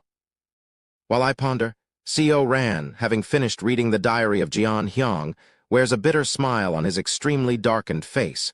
Fortunately, no more blue hands sprang out of the diary after the previous incident, suggesting Co Hweal's tricks had ended. I really grew up abandoned by everyone. Except for Elder Jian Hyang, who finally opened his heart to me. His face is a mix of unmistakable pain that expression resembles. Was it when he committed suicide using the space-breaking bead? I don't know what my purpose in living is anymore. I look at him with pained eyes. In the past, I would have tried to comfort him or consider his feelings to lessen his pain. But honestly, I don't feel much of anything now. Only a slight sense of shared misery arose when he showed his painful thoughts. How did I used to comfort others? I can't remember how to do anything with a warm heart. I can't recall what my heart used to feel like. Maybe I did it like this. But still, knowing that Co Ran's suicide would make things even more depressing, I managed to recall enough to comfort him. Don't worry, Taoist Co, you have truly formed a master-disciple bond now, haven't you? There's still someone who cares about you. Find your meaning in that. Is that so? My words seem to lift some of the shadows from Co Ran's face. Thank you.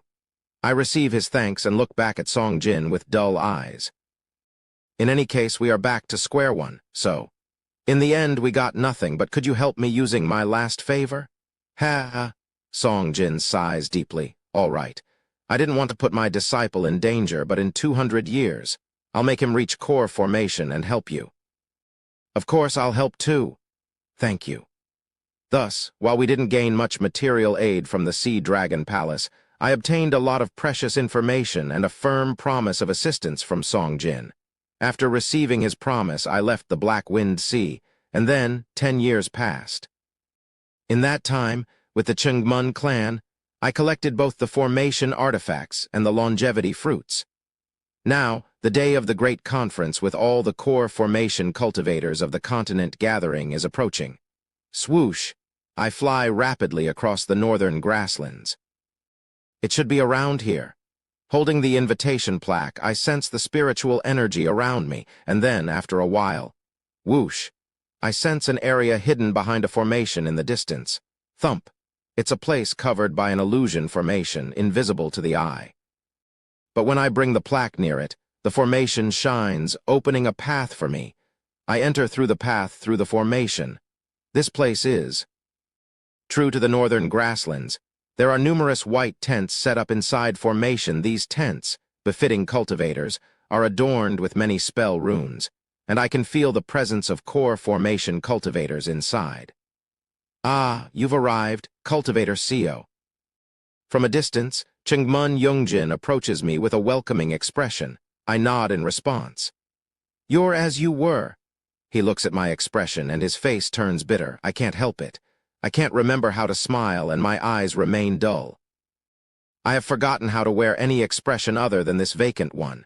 Just then, another person crosses over the formation, an old man in gray robes. It's Wulryong. He, too, has the same face as 10 years ago, although different from mine, a deeply angry expression. We make eye contact and nod to each other in simple greetings as we are about to enter the largest tent, designated as the conference hall. Wait, you. Wulryong points at me and speaks. His voice seems to tremble. That thing at your waist, why do you have it? I look at Hyang Hwa's remnant at my waist, the jade norigi. It's the heirloom of my beloved. What? That's, my great-grandson used to wear that. Ah. I suddenly realize, absurdly, the fate of Buck Hyang Hwa. Her fated partner was Wulryong's great-grandson. Already devoured by Yuan Lai before my point of return. Chapter 119. What you trampled on / the path you have tread, 7. Ah, I see. That was an item my granddaughter-in-law brought when she married into the family. My grandson was from the Grasslands tribe, but his wife was from Byokra. When they had my great-grandson, she gifted the child a norigi. Now that I think about it, Wulryong and I are talking in front of the tent. The world is indeed small to meet such a connection in such a place. My granddaughter-in-law wished for her friend's child to be matched with my great-grandson, but my great-grandson chose a suitable partner for himself and got married without being bound by that promise. I listened quietly to his story. As my great-grandson got married and he and his wife were living happily, Yuan Lai, that bastard. One day he attacked the child's tribe, KRGHH. Wulryong grinds his teeth, his intent seething with anger. Everyone died and my great-grandson vanished, leaving only his lower body behind. He always carried the norigi his mother had given him. I will definitely reclaim my great-grandson's upper body from that devil. Upper body. There seemed to be a certain fate at play. Buck Hyang Hwa lost her lower body, and her fated partner, the upper body. Both devoured by Yuan Lai. Amidst my thoughts, I grind my teeth next to the old man. Why must the tyranny of the powerful bring despair and pain to others? Me and this man as well. Everyone suffered unbearable pain and lost something precious to Yuan Lai. I think to myself. Does he have anything precious? It's unknown. Can someone who holds something precious so ruthlessly take away others without a second thought? I became lost deep in my thoughts, and Wulryong continued to curse Yuan Lai endlessly.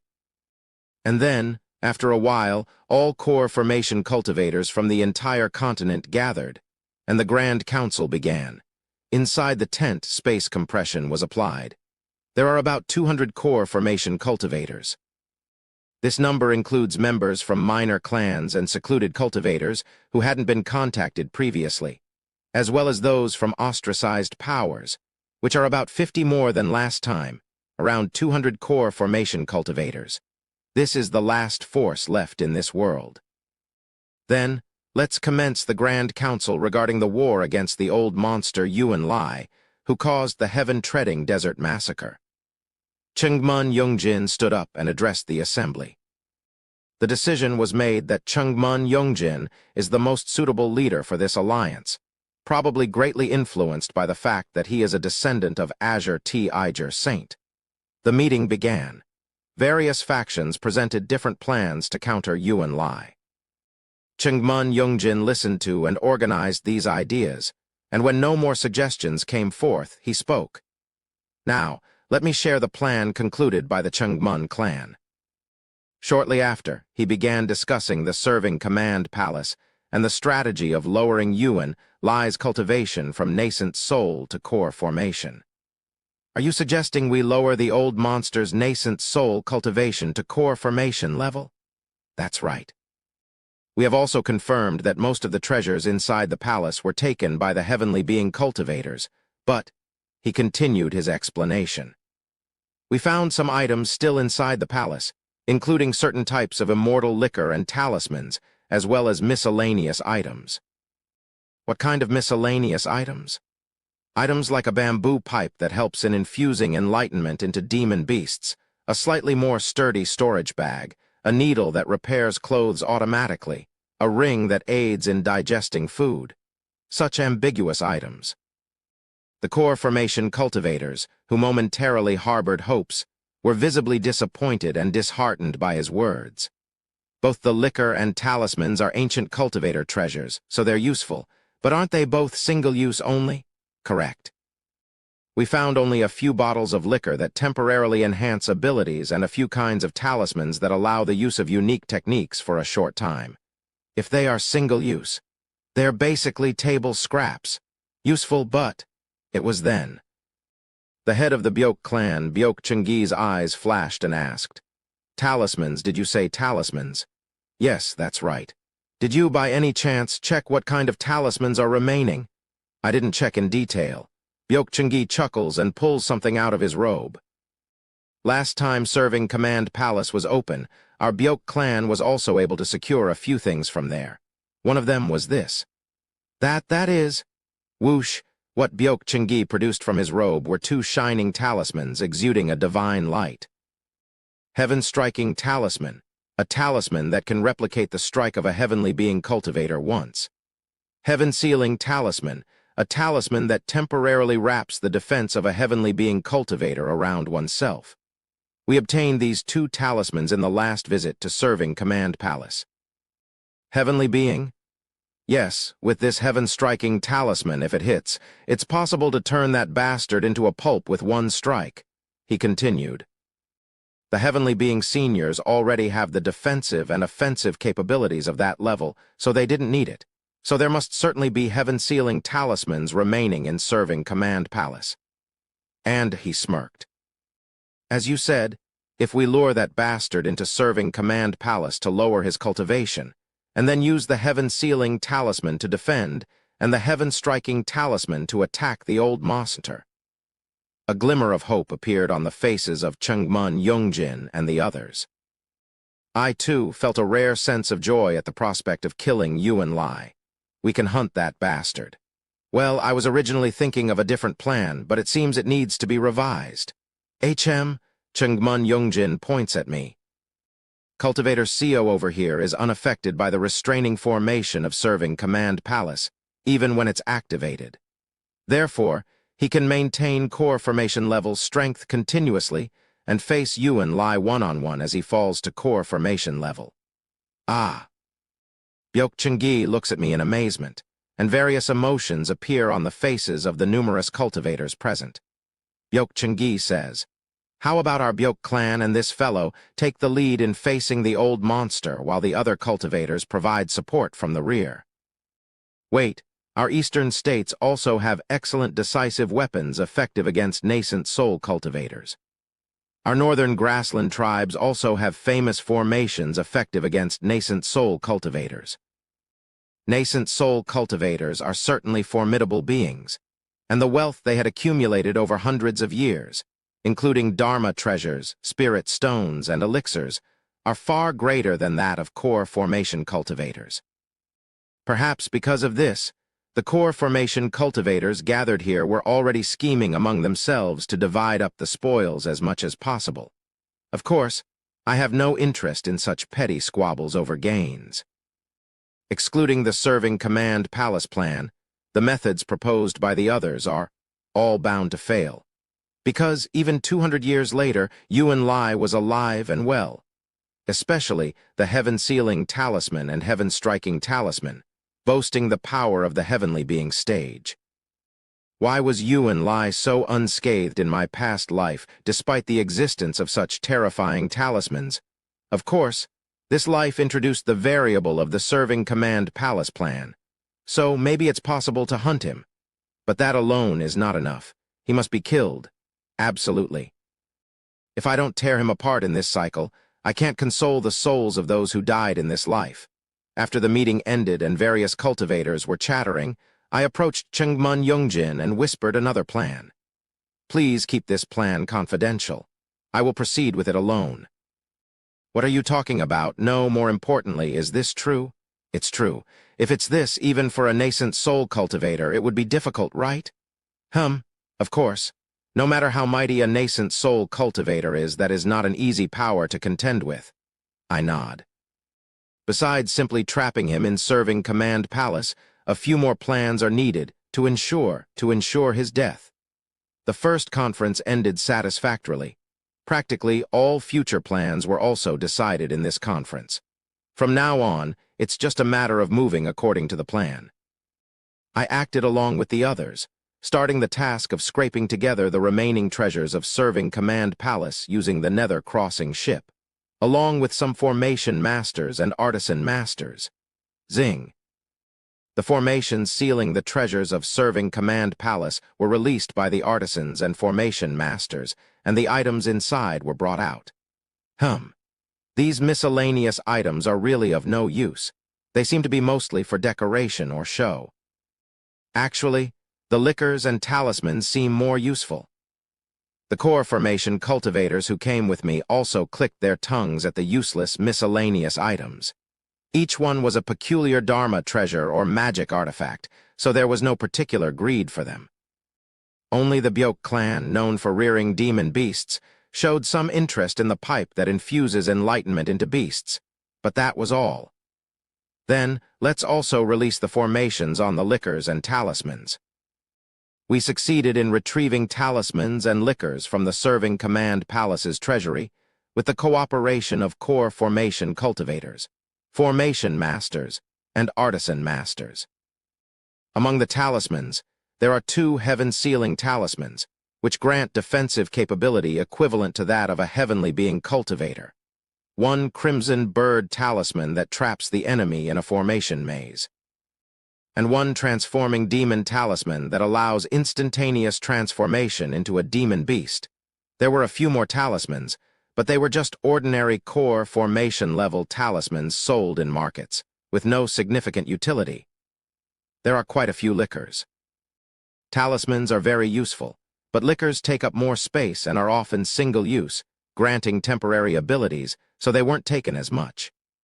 The artisans and formation masters brought by the core formation cultivators classified the immortal liquors and explained them to us. The liquors were roughly divided into 3 types. Immortal liquors that enhance physical abilities like regeneration, speed, defense, and strength for a short period, such as spirit nectar, heavenly heart water, moon spirit liquor, and lower immortal liquor. Immortal liquors that enhance abilities not related to physical strength, for example, strengthening the connection with or enhancing Dharma treasures within the body, or improving the ability to handle external objects, such as dream lotus elixir, true moon dew, white red wine, mysterious flame jade, and true dew liquor. purely recreational liquors that improve mood and clarity of consciousness just by smelling them, like red plum liquor, whole heart liquor, fringe fragrance, and purple jade liquor. Chengmun Yongjin, looking at the liquors, spoke. These types of immortal liquors will be distributed before the decisive battle to amplify abilities. He looks at me, and Byok Chengi, who followed us here. Especially Cultivator Seo, Cultivator Byok, and Eastern Lord Manly Minlap, who will confront the old monster head-on, will be given the most varieties of immortal liquors. Understood. Among them, Cultivator Seo and Lord Manly will play the role of hindering the old monster in the early stages, so they will be given the most liquors and talismans. Keep that in mind. Lord Manly Minlap of the Eastern States gratefully thanks Chengmun Yongjin, and I nod with a weary face. Thus, the few remaining treasures, immortal liquors, and talismans inside the serving command palace, as well as other consumables, were all retrieved and planned for distribution. The plan to confront Yuan Lai is almost finalized, and all clans, tribes, and states are exerting their full efforts to nurture new core formation cultivators. All that is left is for time to pass. During the remaining time, I need to cultivate. There are still 200 years left. Within that time, I plan to enter Kai building great perfection through the advanced practice of the Yin Soul Ghost Incantation. But with the current state of the Yin Soul Ghost Incantation, I will likely surpass the great perfection and still have time to spare. Then what remains is to find a place to cultivate. After some thought, I decided on a location for my cultivation. And so time flows on. In a blink of an eye, 200 years have passed. Whoosh, in the mountainous regions of Shengzi, 3 streaks of dim light soar above. They are 3 core formation cultivators using the flying escape technique. So young noble Byok, the cultivator we're visiting, is training in his cave. That's right. I've heard he's practicing curse-related techniques, so be prepared for the eerie aura. Ugh, creepy. Training curse methods in his lone, dark cave. Mind your words. Did the clan head and elders not say he's key in hunting the old monster? HMPH. I respect the clan head for his authority, but we are core formation cultivators now. How long should we heed the words of those old folks? Young noble Byok, how about enjoying the scenery of the city before we arrive? Byok Munseong, the core formation cultivator from the Byok clan, frowns. The 2 beautiful cultivators chattering beside him seem to enjoy flirting with him, but Byok Munseong isn't interested. Foolish beyond measure. We've become core formation cultivators thanks to the unprecedented support from our clans. To dismiss the elders who reached this level through their own skill, Byok Munseong is well aware of his limitations. Even in the past, he would have had to use all his allotted 300 years in the Kai building stage to barely reach core formation. Indeed, no one is as wise and virtuous as her. With a bittersweet smile, Byok Munseong flies with the 2 cultivators towards a village in the mountainous area of Shengzi. Flash! As the 3 streaks of light hover above the village, villagers came out buzzing with curiosity. Byok Munseong looked down at them and spoke. Is there a large centipede's cave nearby? Where is it located? The village elder approaches Byok Munseong, kneels respectfully, and replies. I am not sure about a centipede's cave, but there's a place called Darkened Cave beyond that ridge. Legend has it that a centipede demon lived there 200 years ago. Thank you. Byok Munseong didn't wait to hear more from the village elder. He flew in the direction the elder pointed to. Crossing the ridge, he sees a large cave on a rugged mountainside. Dark, ominous shadows are constantly seeping out of the cave. Curse methods. Byok Munseong swallows hard at the chilling aura. Is every tendril of darkness leaking from there a curse spell? The 2 women who followed Byok Munseong also noticed the cave on the mountainside. That must be the infamous SHH. Don't attract a curse by speaking carelessly. Oh, right, my apologies. Byok Munseong glances back at the duo, then approaches the cave. He respectfully performs a fist and palm salute and calls out, It's been a long time, Cultivator Seo. The time for the old monster to be released is nearing. A flicker of killing intent briefly crosses Byok Munseong's eyes. It's time for her revenge. Please come out. Kugagagugu, from the cave's depths, sinister shadows began to emerge. Translator notes, guys. We managed to avoid one rip, but there's no transliteration for manly. Minlap. Chapter 120. What you trampled on / the path you have tread ate. Thud, thud. From deep within the cave, something walks out. Gulp as it emerges, the surrounding curses grow denser. Eventually, Byok Munseong ascends into the air, rising upwards. Rumble, rumble. Darkness. A dense dome of darkness surrounds it. Byok Munseong, amidst the darkness, watches thousands of writhing curses and greets the entity. The two cultivators who have been chatting heedlessly also send their greetings following Byok Munseong. Long time no see, Cultivator Co. Byok Munseong greeted him again, sizing up his cultivation. Kai building. Fourth constellation. Horn, neck, root, room, heart, tail, winnowing basket, ladle, ox, girl, emptiness, rooftop, chamber, wall, leg, bond, stomach, hairy head, net, beak, triple star. Well, ghost. He felt the energies of 23 spiritual energy stars of the 4 constellations. Byok Munseong felt the flow of pure spiritual force at the center of the curses and looked at him.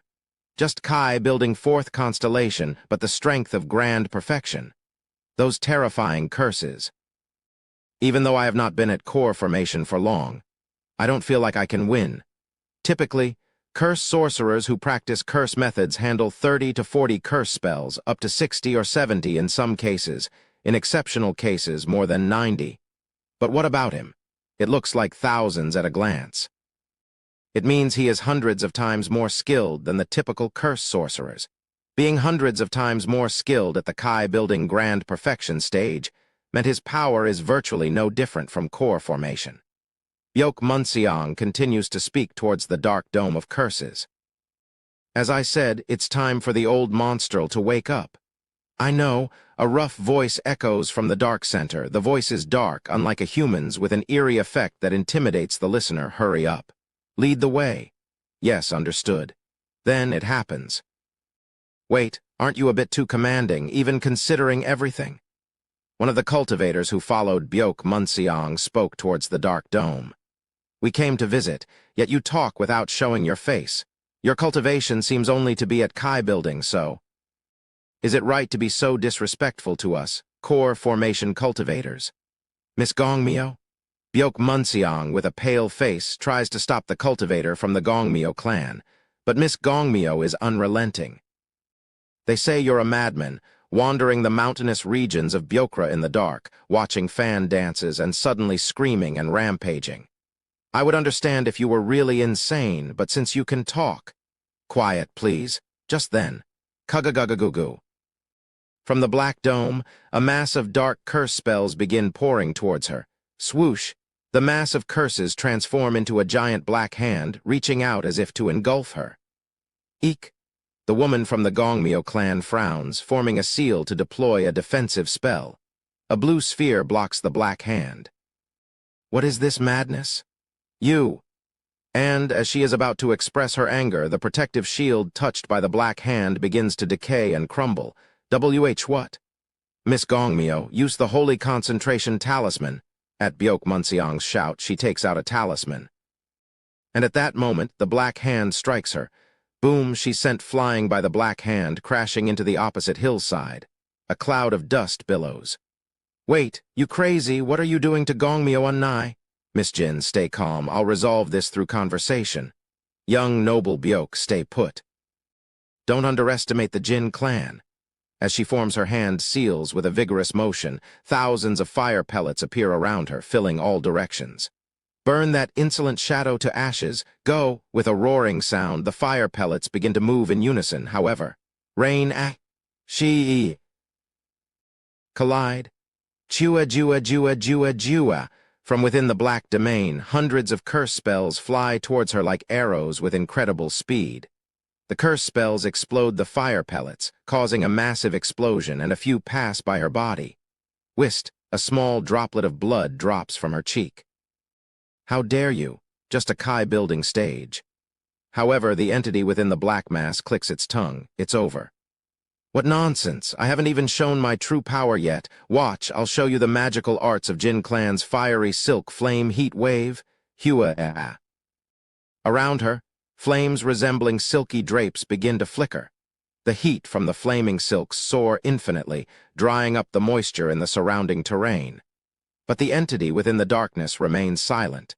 Instead, with a hand seal, a clay figure rises from below, silently. Then a curse spell floats in the air. There is a drop of blood on the curse spell. Take this! Simultaneously, the Jin Clan cultivator unleashes her spell, while the entity within the black domain flicks their finger, moving the blood-stained curse spell over the clay figure to be absorbed. And that was it. Fizz? What? Why hesitate? Go ahead, attack. She stands dumbfounded for a moment, then looks at the clay figure. The curses, transformed and embedded in every corner of the clay figure's body, are situated precisely at the spiritual meridians used for casting spells. You can't do it. Silently. The figure within the black sphere forms another hand seal, and red ink appears on the neck of the clay figure. In the next moment, she feels a strange sensation and converges a mirror to look at her own neck. What? The same mark with red ink appeared on her neck, just like on the clay figure, to allow blood to a cursed sorcerer. How naive. What do you think will happen if I strike this neck? She stands in shock, trembling like a leaf in terror. The trickle of blood from her cheek flows steadily. Though it was just a very thin cut, the blood strangely wouldn't stop. Swoosh suddenly. The sound of a sword being unsheathed echoes from within the darkness. Step, step, and then the black figure approaches the clay figure. And no, don't do that. Anticipating her fate, she pleads with a pale face. Just then. That's enough, Cultivator Co. Byok Munseong appears, standing between the clay figure and Co Yunhyan. It's not right for allies to fight among themselves, especially when the day to capture the old monster is approaching. So be it. Snap, as he speaks, he snaps his finger, and the Jin Clan cultivator sees the cursed spells that had penetrated her cheek and body being expelled and returning to the Black Dome. The same happens to her friend from the Gongmyo clan, as black curses emerge from her body. Only then did they look at the person in front of them. Being at Kai building did not mean they are the same. He just hasn't reached core formation yet. His power is essentially no different from core formation. This is the decisive weapon to fight against the nascent soul old monster. She closes her mouth and approaches the Gongmyo clan cultivator. Kyug, Kug, the woman from the Gongmyo clan, is holding a talisman imbued with the power of blessings in her hand. The power of blessings seemed to neutralize the curse, preventing her body from decaying instantly from the single strike. But she appears to have sustained some internal injuries then. Let's go. Whoosh. Scattering dark curse spells, Co Yunhyan moves from within the curses. He hides in the darkness and flies away into the sky. Byok Munseong, after glancing at the women for a moment, extends a purification talisman and healing talisman to them. Even though Cultivator Co has retracted the curses, use the purification talisman to draw out the curse's poison once more before healing. His curses are especially toxic, and one can suffer severe aftereffects if they assume it's safe just because the curse is gone. Thank you, young noble Byok. And? Byok Munseong frowns slightly and warns the two women. Since both of you are injured like this, I recommend not participating in the battle against the nascent soul-old monster. It'd be instant death, and you'd only serve as a snack for that nascent soul devil. Byok Munseong swallowed his last words and turned around. Suddenly, something sparkling catches his eye in the depths of the cave from which Co Yunhyan had emerged. That is. Drawn to the sparkling object, Byok Munseong approaches it. It's a glass sculpture. The delicately crafted glass sculpture depicts a pair of a man and a woman dancing with fans. While the man's face is not clear, the woman's face is crafted so meticulously that one can almost recognize her. Byok Munseong stares at the glass sculpture, especially at the woman, with an indescribably complex expression. After a moment of contemplation, he picks up the sculpture, stores it in his storage bag, and leaves the cave to pursue Co Yunhyan. Kugagagugu, Eastern Byokra. the land where a city named Ainz City stood 200 years ago. There, a dark shadow descends, step, step. The shadow steps on the land, now turned into a sandy beach. It's been a long time. Everyone. Seo Yun Hyun, the shadow, looks around with a bitter voice. The graves he made, the glass swords, all of them, buried under the sand over the long years, have lost their original forms in about a month. The time will come. To keep my promise from that day, I will definitely give it my all. After gazing at the sand for a while, he forms a hand seal. Whoosh, curse spells seep from his body, scattering a dark windstorm in all directions. The massive storm scatters the sand of Ainz City, blowing it around. Shortly after, below the sand, there a graveyard with numerous worn glass swords reveals itself. Some of the 200-year-old buildings are still sporadically standing. Among the buildings, Seo Yun Hyun walks towards the workshop of Buck Hyung Hwa, still maintaining most of its original structure. This place is also about to collapse with no one to maintain it. The workshop barely held its shape, on the verge of collapsing. Perhaps it would crumble with just a slight touch from Seo Yun Hyun. He looks around. Coming back later to dig through the sand would be absurd. He takes out flags and magic artifacts from his possession. These are the magic artifacts he had bought at the Spirit Path Conference before coming here. Shik, shik, shik, thump, thump, thump. The flags and magic artifacts fly in all directions, embedding themselves into the ground, preventing the sandstorm from covering the graveyard. It's just a formation with the sole purpose to block the sandstorm. Nothing more, nothing less. Seo Yun Hyun looks at the set formation and surveys the surroundings. The glass swords he had made are all broken and crumbled, with not many maintaining their shape. Out of the thousands he made, only about 5,000 remain in any recognizable form. Whoosh, using sword control, Seo Yun Hyun selects 3,000 intact glass swords. I'm sorry to come to you in this state. I need your strength. Please understand, it isn't just Buck Hyung Hwa. The neighbors who blessed us, me and her. Every life, every connection that lived in this city, they are all precious to me. Therefore, this revenge cannot be completed by my hands alone. It must be done with everyone's strength. Seo Yun Hyun pulls the swords embedded in their graves towards him. The Dharma treasure, the colorless glass sword, is a magic artifact treated as a set of 3,000 flying swords. Seo Yun Hyun takes out the blueprint left by Buck Hyung Hwa for the colorless glass sword. The method to make the colorless glass sword is simple. Make 3,000 flying swords out of glass. Carve a simple spiritual energy circuit on each glass sword. However, the circuit on each sword must be slightly different. The slight variations follow a set of rules established by Buck Hyung Hwa, and it's enough to just slightly adjust the direction of the circuits according to those rules. Day and night changes rapidly. Seo Yun Hyun successfully engraved all the spiritual energy circuits on the 3,000 worn glass swords. After engraving a single spiritual energy circuit on each of the 3,000 swords, Seo Yun Hyun added 1 or 2 basic incantation scripts that are usually added onto Dharma treasures for each, then infused them with spiritual power. Whoosh. Thus, the colorless glass sword recognized him as their master. A truly, maddeningly simple refining process. The materials are easy to acquire, and the refining method is simple, for testing the formless sword with it. Seo Yun Hyun decides to test its power in front of Yuan Lai. After all, it's meant to cut his neck. There is no way she would have made it with insufficient power. After looking at the completed colorless glass swords, he continues to verify with the blueprint she left behind. It's completed without any issues. Russell. Then, Seo Yun Hyun reads the words written at the bottom of the blueprint. Words he had read numerous times before coming here. Words she left for him. Ore Boni, the colorless glass sword, is a set of 3,000 as a Dharma treasure. It might seem like a lot, but seeing how you handle flying swords, I thought you can definitely manage it. Did you know? Originally, the number for the colorless glass sword wasn't 3,000, but 3,650. Did you know that yesterday marked exactly 10 years since you came to Ainz City? The colorless glass sword is made to commemorate that. A Dharma treasure made to commemorate each day you spent here. However, I left the remaining 650 sets incomplete on purpose, hoping we could design and create them together, so I made it operate only with 3,000 sets. It's still incomplete, so I hope we can finish it together in the future. Will you tell me your answer? Chick.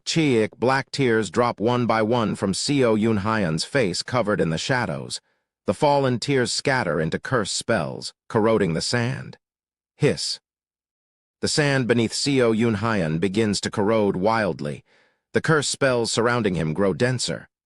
I will carry this. In my heart. I will complete it.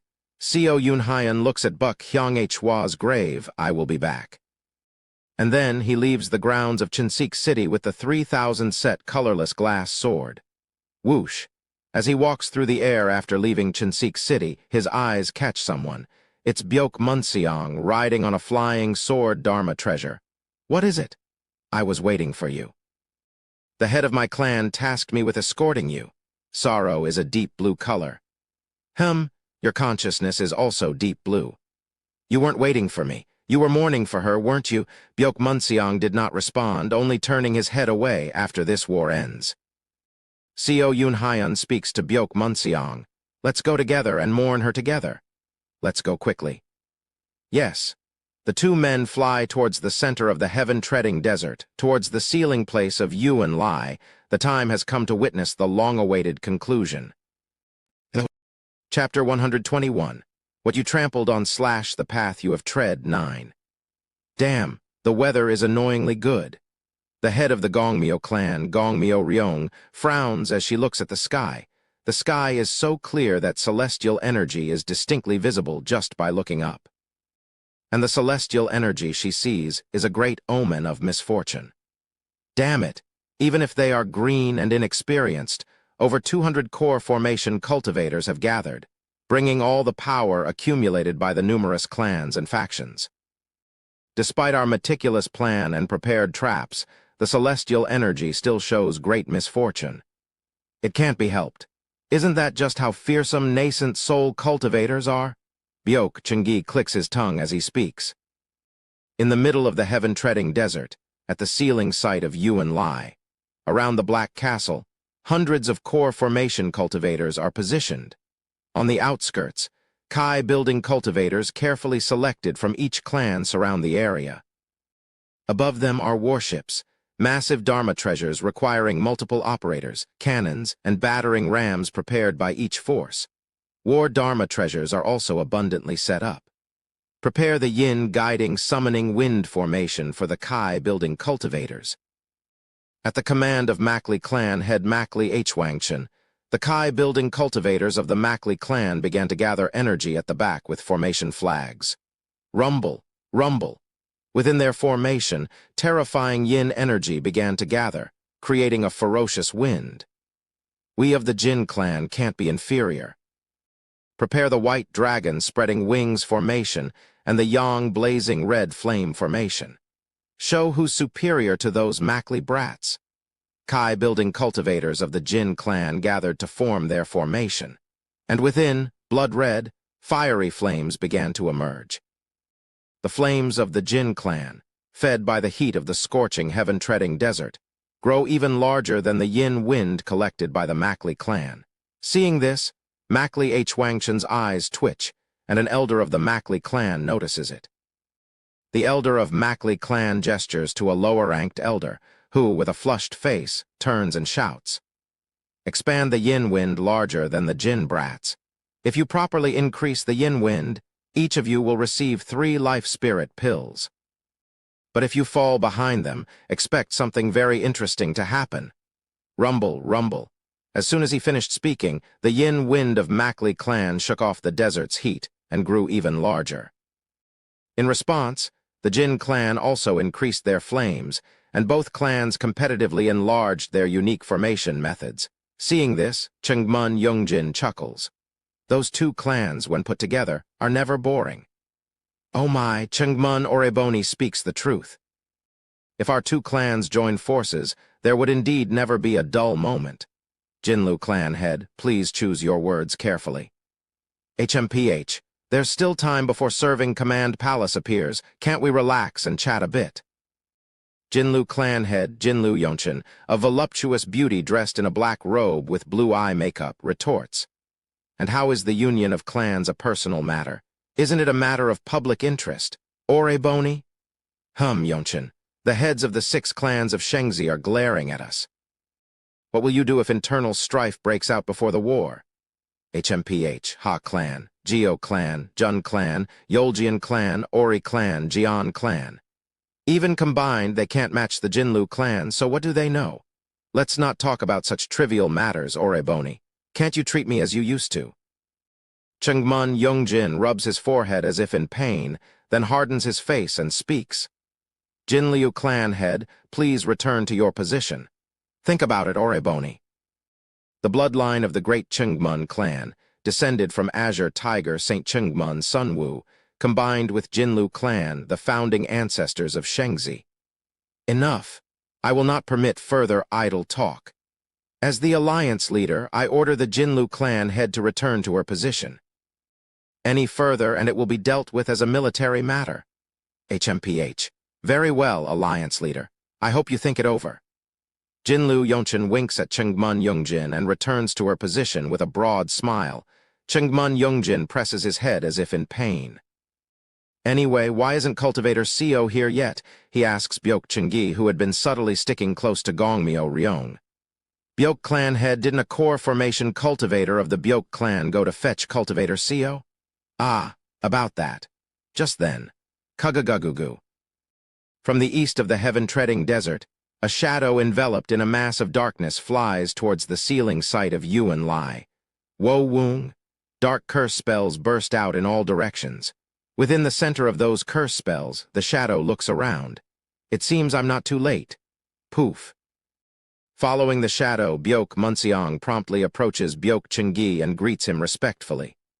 I greet you, clan head. The mission has been accomplished. Oh, is that so? Well done, haha, alliance leader. It looks like everyone we were waiting for has arrived. That's right. The shadow wrapped in dark curses, Seo Yun Hyan. The Eastern Lord, wrapped in white bandages, Manly Minlap. The confident head of the Byok clan in a blue and white robe, Byok Chenggi. The 3 stepped forward in front of Chengmun Yongjin. You all must be familiar with the plan, so I have nothing specific to tell you.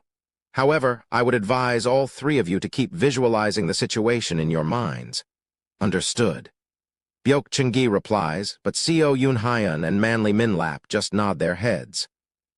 And also, as serving command palace will appear soon, accept this in advance.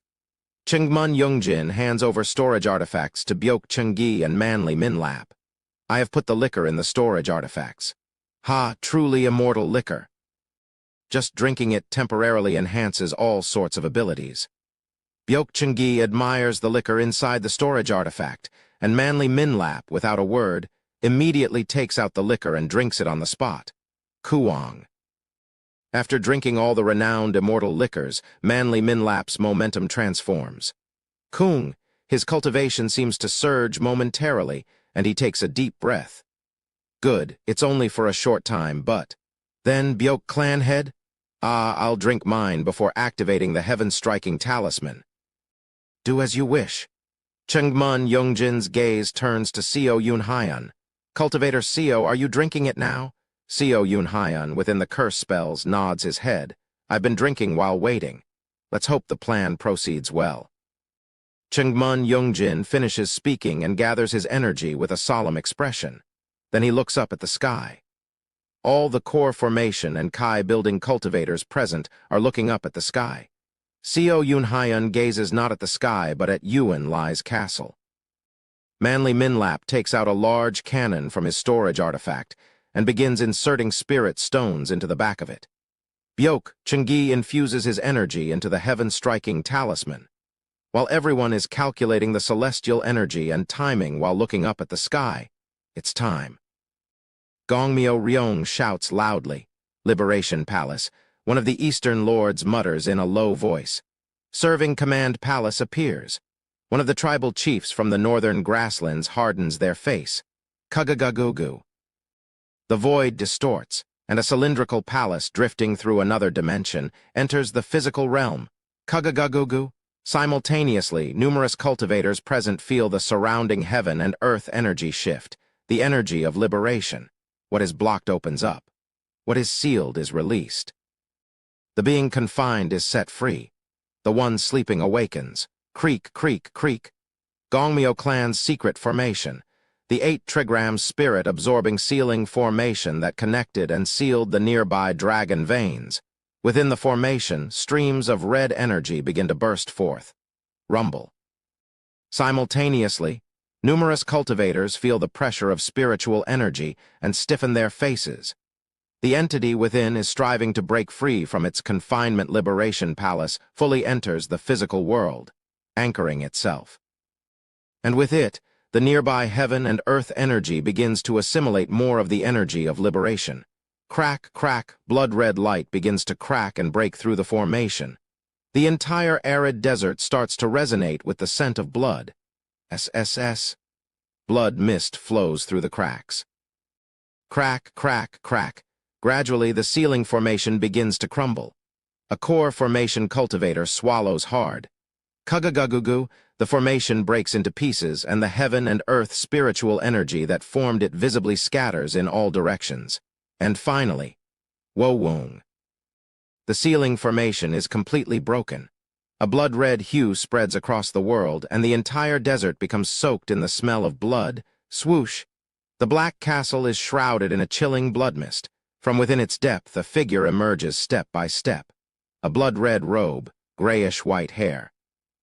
Hands with deep, wrinkled skin, and a face still hidden behind a bizarre, translucent black mask. It's Yuan Lai, the Bloodwood practitioner. Have you been well? Kugagagugu. The 400 core formation and Kai building cultivators gathered in the area felt suffocated from just that one sentence. Nascent soul. Chungmun Yongjin trembles as he tries to gauge his cultivation level. Middle stage. Byok Chungi's face darkens. Did he form both the yin spirit and yang spirit? Has he managed to freely merge and separate yin and yang spirits in the middle stage of nascent soul? No need to fear. Seo Yunhyan interrupts Byok Chungi. SSSSH. Dark curse spells spread around him. The blood mist could not penetrate the world formed by the black curses. He boasted he would reach the late stage of nascent soul, but he only managed to reach the middle stage. Isn't he ashamed to not keep his word as a nascent soul cultivator? Kugagagugu, the dark curse spells bubble, and upon touching the blood mist, causes it to rot and fall to the desert. Come at me, Yuan Lai. Today you die. What's this? It doesn't feel like devilish arts, but it certainly looks like it. Has he mastered a method derived from devilish arts? Yuan Lai paid no attention to Seo Yunhyan's words and just observed him. Interesting, an impudent fellow. But there seems to be a misunderstanding. I speak to Manly Minlap. Begin the attack. Manly Minlap nods and aims his cannon at Yuan Lai, who is in the midst of his speech. The hundreds of spirit stones he had inserted into the cannon glow at once. And then, flash, a blue beam shoots towards Yuan Lai. For a moment the world turns into night as the beam draws in all the rays of the sun. Boom, sound follows belatedly, shaking everything around. SSSS. A cloud of dust rises. Manly Minlap speaks as if hopeful. We got him. That's unlikely. Makli clan and Jin clan, and all other clans, unleash your attacks. Chungmun Yongjin conveys my words all around. Then, the Kai building cultivators of Makli clan release their prepared yin guiding summoning wind formation towards Yuan Lai. Jin clan also simultaneously launches their yang blazing red flame formation at him. Several Kai building cultivators use the power of their formations to launch a wide area attack at the lone entity. We hit. No, we didn't. The real battle starts now, so everyone be ready. I pour out more curse spells while looking into the dust cloud, and then blood red pierces through the dust. Chungmun Yongjin's voice echoes from behind. Disperse!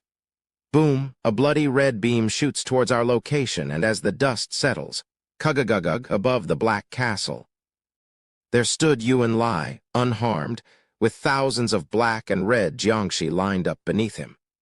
All his Dharma treasures and artifacts are naturally on display, exhibiting their might. Standing there, Yuan Lai holds an unfamiliar blood-colored leaf fan in one hand. 200 years was not a short time for me or for you. Let's have some fun. He raises the blood-colored leaf fan, and then, boom! As he waves the leaf fan, a bloody wind mixed with the blood mist spreads in all directions, pushing back the entire alliance of core formation cultivators. Chapter 122. What you trampled on / the path you have tread. 10. Deploy the wall and mountain formation. At the roar of Chengmun Yongjin, core formation cultivators, holding the formation flags they had received earlier, formed in rank. As the formation flags are arranged in a specific array, they emit a blue light and radiate a rainbow of colors. Rumble. The rainbow-colored light forms a mountainous barrier, acting as a giant wall to block the blood storm. A level of precision incomparable to the hasty defensive formation used 200 years ago to block Yuan Lai's attack. Quite sturdy. Yuan Lai's bloodstorm could not penetrate the mountain wall and dissipated. Chengmun Yongjin's voice spreads in all directions. Everyone, take out the weapons you've prepared. Then, war Dharma treasures brought by numerous clans began to glow. Kai building cultivators aboard giant warships form handed seals simultaneously. Dozens of cannons on the warships aim at Yuan Lai and emit bright light. The cannon-shaped Dharma treasures and gun-shaped Dharma treasures also emit brilliance simultaneously. The core formation cultivators in front also take out their Dharma treasures. Compared to 200 years ago, 200 more core formation cultivators, painstakingly nurtured by each clan to prepare for the final battle with Yuan Lai, brought the total to about 400. Dharma treasures and spells of all these core formation cultivators rush towards one being. And then, boom! Within the numerous explosions and clouds of dust, a bloodlight arises. Crackle. Inside the bloodlight, thousands of black and red Jiangshi summoned by Yuan Lai start to move. It's the old monster's Jiangshi Legion. Ki. Several powerful Jiangshi gather to face the Dharma treasure of a single core formation cultivator. Ki-yek. As the Jiangshi scream, their shockwave pushes back the core formation cultivator's spells. 4 together are equal to 1 core formation. A cultivator screams, his face turning pale. Just then, from the back of the military camp, 16 Easter lords step forward. Below them are strange individuals wrapped in black bandages, emitting a peculiar poisonous energy. From the northern grasslands, 3 tribal chiefs step forward. As they open their storage artifacts, grotesque monsters with layers of flesh pour out. From the western 3 countries, heads of Makli clan, Ori clan, and Jun clan step forward. Makli clan calls forth a Jiangshi legion like Yuan Lai from their storage artifact. Ori clan unleashes a skeleton army, and Jun clan releases ghosts refined from wandering souls. Devilish arts against devilish arts. Greenish-black Jiangshi of Makli clan cling to Yuan Lai's black and red Jiangshi. Although individual Jiangshi are far behind Yuan Lai's Jiangshi, Makli clan unleashes an overwhelming superior number, using the countless lives they massacred. Whoa.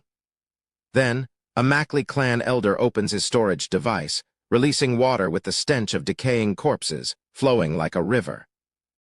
Makli clan's Jiangshi, upon touching the greenish water, gain even more vitality and strength, charging at Yuan Lai's Jiangshi. In an instant, the momentum of Yuan Lai's Jiangshi Legion is crushed. Fire soul-infusing joy. Hua. 3 core formation elders of the Jin clan step forward and form seals. A spirit of fire floats in the air. The fire spirit trembles with pleasure each time the Jin clan elders form a seal, and with each indulgence in pleasure, the color of the primordial spirit changes. From red to orange, orange to gold, gold to blue and white, and then the fire spirit becomes a complete blue flame. Go, Kagagugu! With the hand seals of the Jin clan elders, the fire spirit trembles and falls upon Yuan Lai's summoned Jiangshi. As a clan specialized in combating devilish arts, Jin clan, which had been competing against the Makli clan for hundreds of years, excelled in this area. Their blue flames quickly spread among the Jiangshi, burning Yuan Lai's Jiangshi Legion. The flames, particularly effective against corpses, spread in all directions. Moreover, the flames seemed to have a will of their own, chasing after fleeing Jiangshi and clinging to them. Makli clan's Jiangshi clung and dragged Yuan Lai's Jiangshi that were trying to shake off Jin clan's flames. In an instant, a sea of fire erupted in the desert. With the combined attack of the Western, Northern, Eastern devilish cultivator clans and the Jin clan, Yuan Lai's Jiangshi Legion is annihilated. Or so it seemed. Boom. A blood-colored glow shoots towards the wall and mountain formation. Yuan Lai breaks through the rainbow-colored mountain and, crossing over, swings his blood-colored leaf fan. Wo-woong! A bloody storm blows, instantly killing 7 core formation and about 400 Kai-building cultivators nearby. Blood cloud, crimson sea. Yuan Lai forms a seal. Simultaneously, the life force and blood from the corpses of the core formation and Kai-building cultivators rose as a blood cloud into the sky. The massive blood cloud moved, converging on Yuan Lai's Jiangshi that had turned into charred remains. Immediately after, the blood cloud is absorbed by the charred Jiangshi of Yuan Lai. Wriggle, wriggle. The charred remains writhe as they absorb the blood cloud. Soon after, the charred corpses regenerate flesh. Kugagugu, the charred remains then rise from their places, fully regenerated. The annihilated Jiangshi Legion is completely resurrected. Is that all? Yuan Lai scoffs and begins to form another seal. Kugagugu. The protective formation that Yuan Lai breached crumbles, and a new formation surrounds him once again. Outside, the cultivators launch another assault on Yuan Lai. The elders of the Jin clan and Makli clan snicker. What a joke from the old monster. Is this the end? If he resurrects them once, we'll just kill them twice. Again, Makli clan's Jiangshi rush towards Yuan Lai's Jiangshi, and Jin clan elders create a blue fire spirit, throwing it towards Yuan Lai's Jiangshi Legion. However, Huararara, the black and red Jiangshi, are no longer affected by the fire. What? The elders of the Jin clan are shocked, their eyes wide open. The black and red Jiangshi are unaffected by the fire spirit, absorbing it instead and becoming more vigorous, starting to kill off Makli clan's Jiangshi. Astonishingly, when Yuan Lai's Jiangshi touches those of the Makli clan's Jiangshi are absorbed into Yuan Lai's. This sight causes the Makli clan elders to shudder. Chi-eek. The cultivators of the eastern and northern devil path, as well as their devilish creatures, scatter their attacks on the black and red Jiangshi Legion. But the Jiangshi absorb their techniques and grow even stronger. Isn't it marvelous? Bloodwood ghost corpses develop strong resistance once hit by a technique, and can absorb the said techniques to recharge their energy. Rumble Yuan Lai opens his mouth, and a blood cloud spews out, wrapping around him. Simultaneously, the blood cloud spreads in all directions, shattering the protective formation of the core formation cultivators. The old monster is using his power. Disperse. You really think you can defeat me just because you've gathered in numbers? Wo-woong, the blood cloud swirls. Crash. Simultaneously, from Yuan Lai's storage artifact emerges blood water, transforming into the shape of scythe-wielding ghost kings. The ghost kings merge with the blood cloud, forming 2 giant ghost kings enveloped in blood clouds. Chuang. The 2 blood cloud ghost kings swing their scythes on both sides. Boom, dual strikes of nascent soul level. Their attacks shatter the protective formation assembled by the core formation cultivators. Foolish beings, all of you. Just then, pang.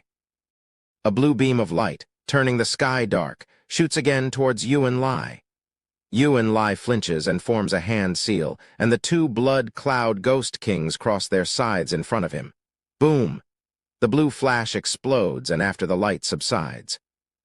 The ghost kings are torn in half, and Yuan Lai is seen protecting himself with his pagoda dharma treasures. Even the pagoda dharma treasures dimmed significantly, indicating the attack had a substantial impact. Yuan Lai frowns behind his translucent black mask. It wasn't this powerful before. Yuan Lai's gaze turns to the far distance, where Manly Minlap, wrapped in white bandages, is aiming the cannon at him. Whirring, Manly Minlap holds the cannon with one hand and forms a seal with the other. The cannon glows once more, and a blue flash begins to form, even more powerful than before. Ho, so it's like that. The deceased souls of the fallen core formation and Kai building cultivators are being absorbed, enhancing its power. A cannon that grows stronger with more casualties. Yuan Lai's eyes emit a bloody shine. I've heard of it. The main cannon of the Black Ghost Valley's nether crossing ship. One of the cannons destroyed in the battle with the Mad Lord, rumored to have drifted to the eastern shores. Eyeing. Manly Minlap silently infuses spiritual power into the cannon, holding it with one hand. Hiss. A faint ghostly wail seems to emanate from inside the cannon. And then, boom. Another blue beam shoots at Yuan Lai, more ferocious than before. Boom, the beam explodes.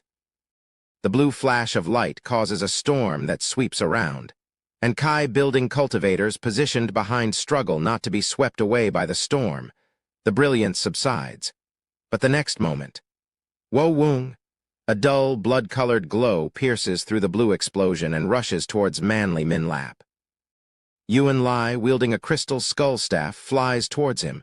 If it's the remnants of the nether crossing ship, I'm quite interested. Hand it over. Manly Minlap furrows his brows and attempts to reactivate the cannon, but Yuan Lai is faster. Wo Woong. In an instant, Yuan Lai reaches Manly Minlap and raises his hand. Wo Woong, a massive blood light gathers above his hand. Farewell. The next moment, crackle black tendrils of darkness, not of a living creature but of dark mist, entwines around Yuan Lai. The tendrils are made up of thousands of tiny curse spells. Crackle, crackle, the black fog of curses envelop Yuan Lai. At that moment, Manly Minlap quickly retreats, and an elderly man dressed in hemp clothes, Wuryang, descends to Manly Minlap's position, taking out a brown wheel Dharma treasure. Die, monster? The brown wheel begins to spin. As Wuryang forms a hand seal, the wheel madly charges towards Yuan Lai. Annoying pests. The wheel is completely stopped by the blood cloud summoned by Yuan Lai with a wave of his hand. Annoyed, Yuan Lai spits out a bloody glow as he speaks.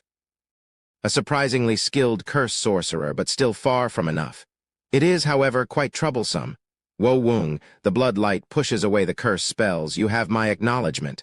And then, boom. Manly Minlap's main cannon, along with another blue beam, shoots at Yuan Lai, who is still talking to himself. Engulfed in blue light, Yuan Lai faces the concentrated attacks of core formation cultivators, and Kai building cultivators' siege weapons. The ground shakes, and a glassy crater forms in the desert.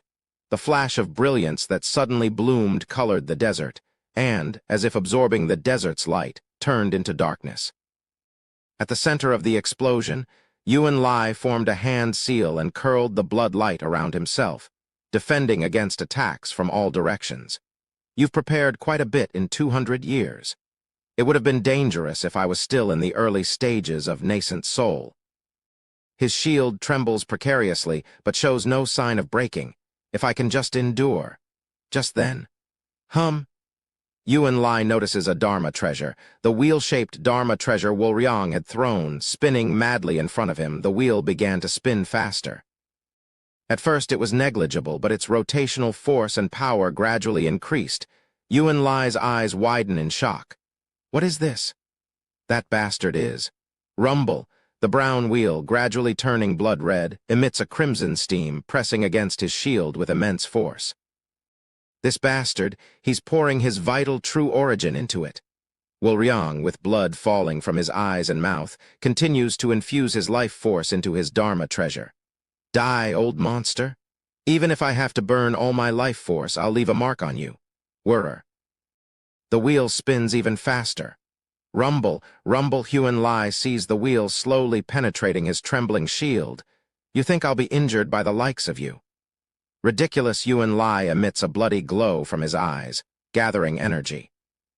And then, small characters in the air behind Yuan Lai begin to float up. Seo Yun Hyun's curse spells. Yuan Lai thought he had completely shaken off the sticky evil, but it hadn't entirely disappeared. Wriggle, wriggle. Seo Yun Hyun's curse spells climb up Yuan Lai's body, settling near his heart. Outside Yuan Lai's bombardment, Seo Yun Hyun, standing under serving command palace, speaks to a Kai-building cultivator of the Chungmun clan assisting him. Create it. Understood. The Chungmun clan's Kai-building cultivator scatters seeds into the desert and forms a seal. Rumble. The cultivator's wood spiritual energy flows into the seeds, quickly growing them into a tree. As the cultivator forms a hand seal, the tree grows into a peculiar shape. It resembled a human, a person with arms outstretched, with a shadow submerged in dark curse spells. As Seo Yun Hyun extends his hand towards the wooden man, a strand of curses flows into its heart. In this vessel, let agony reside. The curse spells in the wooden man's heart glows. Yuan Lai twitched as he felt the dark evil in his heart. But before he can react, the evil explodes. The Kai-building cultivator from the Chungmun clan next to Seo Yun Hyun strikes the wooden man's heart with his fist, creating a hole. The curse is activated. Ag throb Yuan Lai clutches his chest in agony as a sudden pain erupts in his heart. And in that brief moment, boom! Wolryong's Dharma treasure, emitting steaming red mist, tears through Yuan Lai's protective shield and charges at him. Chuelalala. One side of Yuan Lai's upper body is torn away. Wolryong's wheel doesn't return to him, but instead flies behind Yuan Lai. Countless Dharma treasures and attacks assault Yuan Lai's torn half. Yuan Lai, extracting pure spiritual force, temporarily creates an arm and forms a seal. Dissolve. Then, an explosion engulfs Yuan Lai. Kugagagugu. Numerous core formation cultivators hold their breath, watching the area where the brilliance is slowly fading. Cough, cough. Wolryong, dropping his usual cane, spits blood and glares at the area of explosion. An all-out attack by numerous core formation and Kai-building cultivators. Everyone looks with anticipation in their eyes, and from within the dust cloud, something bizarre with a bloody luster appears. What is that? Chungmun Yongjin frowns. Around Yuan Lai, 7 blank scrolls have appeared, with a bizarre blood-colored beast emanating the energy of 7 demon souls. The beast was guarding Yuan Lai. Ha, thrilling indeed. The faces of the Cultivator Alliance darken. But is this really all you have? Yuan Lai was regenerating half of his upper body that was torn away. In one hand he holds the crystal skull staff, and in the other, the blood-colored leaf fan. Try a bit harder. I'm not even excited yet. Rumble. The bloodwood ghost corpses that Yuan Lai summoned began to extract energy from the spells, jiangshi and devilish creatures they had absorbed. The energy emitted by the bloodwood ghost corpses coalesced into blood light and flew towards Yuan Lai. Chuelalala. As Yuan Lai lifts the crystal skull staff, the skull opens its mouth, absorbing the blood energy. Simultaneously, Yuan Lai's depleted energy begins to replenish. Soon, Yuan Lai returns to the same state as when he first emerged from the seal. Tusk, how dull. My excitement's dying down. Don't you have anything more to show? Chuelalala. A mass of black curses rise from under Yuan Lai, engulfing him. Tusk. Boom! However, this round of curses fail to reach Yuan Lai, bouncing off his shield. Yuan Lai looks at the shadow, manipulating the curse spells from afar. I wondered who kept sneakily mixing curses in. So, it was you. Ha. Now I see it's not even a core formation cultivator, but a Kai-building one. He lifts the blood-colored leaf fan. I acknowledge your skill in sending troublesome core formation-level curses as a Kai-building cultivator. Very impressive. And? Yuan Lai turns back to see Wolryong gasping for breath. You risked your life to hit me hard. It's impressive, but it seems you've run out of energy to retrieve your Dharma treasure. Yuan Lai mockingly taunts Wolryong. Wolryong, gasping for air, smiles. The Dharma treasure. I don't lack energy to retrieve it, you monster.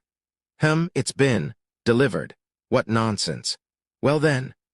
You've all worked hard, so die. Yuan Lai swings his leaf fan, launching a huge attack on all the cultivators who exhausted their strength. Wo Wung, the blood storm engulfs the alliance. Hold on. Now's the time. Just a little longer. Chingmun Yungjin and numerous core formation cultivators spit blood as they once again deploy protective formations. However, unlike the first formation, this one is considerably weaker, and cracks soon appear, allowing the blood storm to surge through. Ag, clan head, save us. While core formation cultivators endure, many Kai building cultivators are swept away by the blood storm, turning into mere droplets of blood. The faces of numerous core formation cultivators contort in horror. However, the seemingly endless blood storm soon subsides. Manly Minlap, who had been withstanding at the back of the protective formation, once again lifts the main cannon of the Nether crossing ship. Absorbing the souls of the dead Kai building cultivators, the cannon flickers with an even more powerful blue light. But Yuan Lai laughs at Manly Minlap. It's laughable. I have already grasped the time it takes for the main cannon of the Nether crossing ship to charge. Even when it consumes numerous resentful souls, it actually takes quite some time to fire, doesn't it? He slowly approaches the Manly Minrap. Well then, obediently hand over the remnant of the Nether crossing ship. CHWA, CHWA, CHWA, CHWAC. Curse spells resembling earthworms fly towards Yuan Lai, binding his feet. Yuan Lai snorts with derision, looking at the shadow casting curses at him. Aren't you ashamed of yourself? A curse that won't even work. It's time. The shadow interrupts Yuan Lai's words and speaks to Chengmun Yongjin. It's time. Everyone, get ready. Chengmun Yongjin shouted, and the Cultivator Alliance began to move in unison. Then, several Kai building cultivators rush towards the shadow wrapped in curse spells. As they take their positions in the 4 directions around the shadow and form a seal, an altar rises from the ground. Altars each offering sacrifices to the heavens. Yuan Lai looks at them with incomprehension. A core formation altar? Have they all gone mad together? But Yuan Lai soon turns his gaze to something else. Kriyak. The gate of the serving command palace is opening. All right, that's it. Why should I deal with you vermin any longer? I have business to attend to, so just die. From Yuan Lai's body, bloody brilliance begins to scatter, and then a formless trajectory flies towards Yuan Lai. Kyuguanguangguang? Yuan Lai shudders and shoots the blood light he was preparing towards the formless trajectory. Kugagagugu, the surroundings quake. Ho, what's this now? Yuan Lai's gaze turns towards the gate of serving command palace. From within the wide-open gate of serving command palace, a mass of black curses pour out like a river. At the center of the black river stands a man in white clothes, shedding black tears. 2 cursed sorcerers. Yuan Lai takes a look at the shadow standing on the other side, and then Yuan Lai shudders. The curses obscuring the shadow's entire body are sucked into the shadow, and its true body is revealed. It's a glass sculpture the size of a human. A glass doll, human form that moves just like a human, filled with thousands of curse spells. The intricately made glass doll resembles Yuan Lai. As the glass doll that just absorbed thousands of curses raises its arm, a brown wheel flies into its hand. The Dharma treasure. I don't lack energy to retrieve it, you monster. It's been delivered. The glass doll, looking just like Yuan Lai, absorbs the blood and flesh that had burst from Yuan Lai's upper body and stuck to the brown wheel. Cursed doll. Sua-ak? Without hesitation, Yuan Lai lifts his fan. It's dangerous. If a Kai building-level cursed doll contains my blood, and a first-class curse sorcerer casts a curse. Quang. However, a formless trajectory flies towards him, interrupting his actions. The cursed sorcerer who emerged from serving command palace, shedding black tears. Seo Yunhyan raises one hand above the river of curse spells. Yin Soul Ghost Incantation. Black curses flutter around him. Thousand lustrous forest see. From the river of curses, a forest made of black and green curse spells arise. Silica Earth Great Wall Practice. The dragon veins that flow through the serving command palace weave in and out of the black and green forest, gathering around Co Yunhyan according to his will. Kugagugugu. And around Co Yunhyan, the energy that had gathered began to rush into his danshan. Pure spiritual force bubbles up throughout Co Yunhyan's body. Horn, neck, root, room, heart, tail, winnowing basket, ladle, ox, girl, emptiness, rooftop, chamber, wall. Legs, bond, stomach, hairy head, net, beak, triple stars. Well, ghost, willow, star, extended net, wing, chariot. 28 stars, Kai building completion, chuck, chuck, chuck, chuck. Then 4 more figures appear around Co Yunhyan. They too are shadows wrapped in black curses, Co Yunhyan's cursed dolls. The cursed dolls each have the cultivation of Kai building grand perfection. I reached the stage to advance to core formation 200 years ago through pain.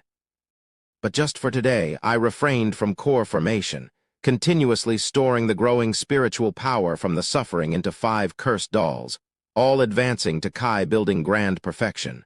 Drip, drip, Co Yunhyan shedding black tears, separated from serving command palace. SSS. The ground where his black tears fell rotted away. I've come to return this pain, Yuan Lai. Chwaak.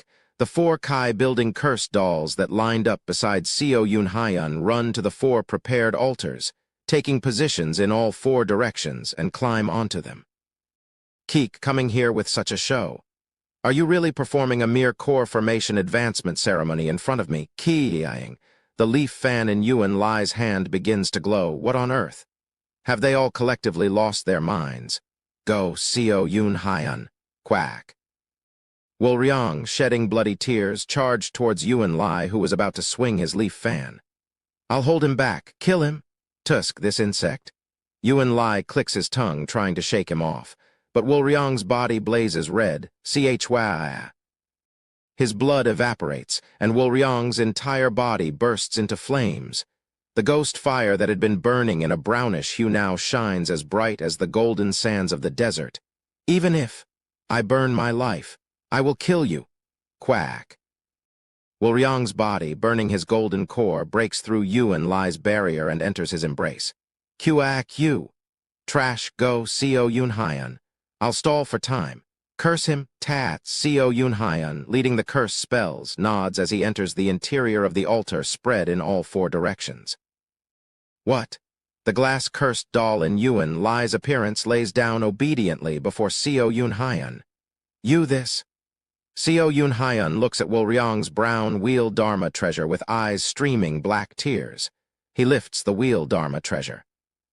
The glass doll hands the storage artifact it held to Co Yunhyan, who then exchanges glances with Wolryong after receiving the bag.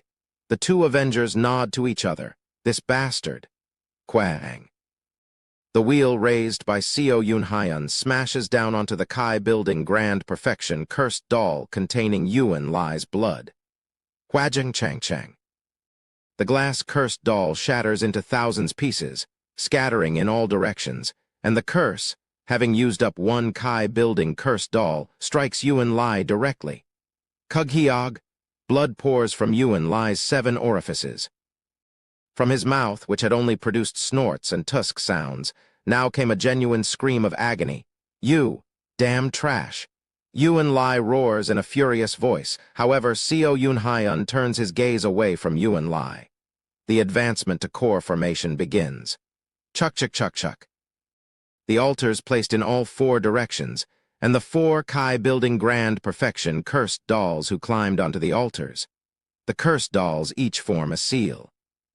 At the 7th star of Kai refining, the 7 stars ritual is performed to receive blessings from 7 stars among the 4 constellations, thereby opening the eyes that see celestial energy and determine fate. And in each constellation of Kai building, one ascends based on the blessings received during the ritual. To reach core formation, a cultivator who has reached the grand perfection of Kai building must perform rituals for each of the 28 stars corresponding to the spiritual energy stars within their body. The ritual involves embedding celestial energy in each of these spiritual energy stars. While this ritual ceremony is common among many cultivators, the detailed practices vary slightly depending on the methods they cultivate. The method of the Yin Soul Ghost Incantation, which Seo Yun Hyun has mastered, involves placing cursed dolls at the altars in each direction, cursing oneself through these dolls to embed celestial energy in the stars. Wo Wung. Seo Yun Hyun's ritual began. In the east, the stars of horn, neck, root, room, heart, tail, and winnowing basket. To the spirit of the azure dragon, I, Seo Yun Hyun, perform this ritual to seek guidance on the human path. Please accept it. The cursed doll at the eastern altar, after weaving a curse spell into a string of curses, strangles itself with it. Crack! The neck of the cursed doll at the eastern altar snaps and it collapses on the altar, in the north. The stars of ladle, ox, girl, emptiness, rooftop, chamber, wall. To the spirit of the black turtle, I, Seo Yun Hyun, perform this ritual to seek guidance on the human path. Please accept it. The cursed doll at the northern altar, using curse spells, creates a black sword and beheads itself. The head of the northern altar's cursed doll roller, and it collapses on the altar in the west. The stars of legs, bond, stomach, hairy head, net, beak, triple star. To the spirit of the white tiger, I, Seo Yun Hyun, perform this ritual to seek guidance on the human path. Please accept it. The cursed doll at the western altar, using curse spells, creates a black dagger and cuts its own stomach. Black curses pour out of the stomach of the western altar's cursed doll, and it collapses on the altar. In the south, the stars of well, ghost, willow, star, extended net, wing, chariot. To the spirit of the red vermilion, I, Seo Yun Hyun, perform this ritual to seek guidance on the human path. Please accept it. As the cursed doll at the southern altar forms a curse spell, the curse turns into yin fire, engulfing the doll. The southern altar's cursed doll burns in the yin fire and collapses onto the altar. In the center of the altars, Seo Yun Hyun gathered the curse spells coming from all directions. There is no need to match the time for the core formation ritual. One simply has to attract celestial energy with their cultivated method and embed it into the 28 corresponding spiritual energy stars. Pa. The black curses swarming from all directions burrow into Seo Yun Hyun's entire body. Seo Yun Hyun, shedding black tears, closes his eyes. Celestial energy begins embedding and connecting the 28 stars in his danchan. At the same time, the stars begin to rotate. Horn, neck, root, room, heart, tail, winnowing basket represents the east ladle, ox, girl, emptiness, rooftop, chamber. Wall represents the north, legs, bond, stomach, hairy head, net, beak, triple star represents the west, well, ghost, willow, star, extended net, wing. Chariot represents the south. The spiritual energy stars symbolizing the 4 directions start rotating in Seo Yun Hyun's danchan, beginning to create a domain within it. This domain, also known as the heavenly domain or heavenly sphere diagram, is engraved in his danchan. The space within the heavenly sphere diagram in the danchan begins to condense. Crack, crackle. The domain in the danchan gathers the pure spiritual force flowing within the body, confining it within the domain. The pure spiritual force condenses more and more, starting to take a solid form. Kuwu-woo-woo, celestial energy from all directions pours into Seo Yun Hyun's body furiously. Kug, Kyug. Yuan Lai vomits blood from his injuries. Kuaang, he burns his vital true origin and throws Wulryong, who bound him, far away. Then he looks at Seo Yun Hyun.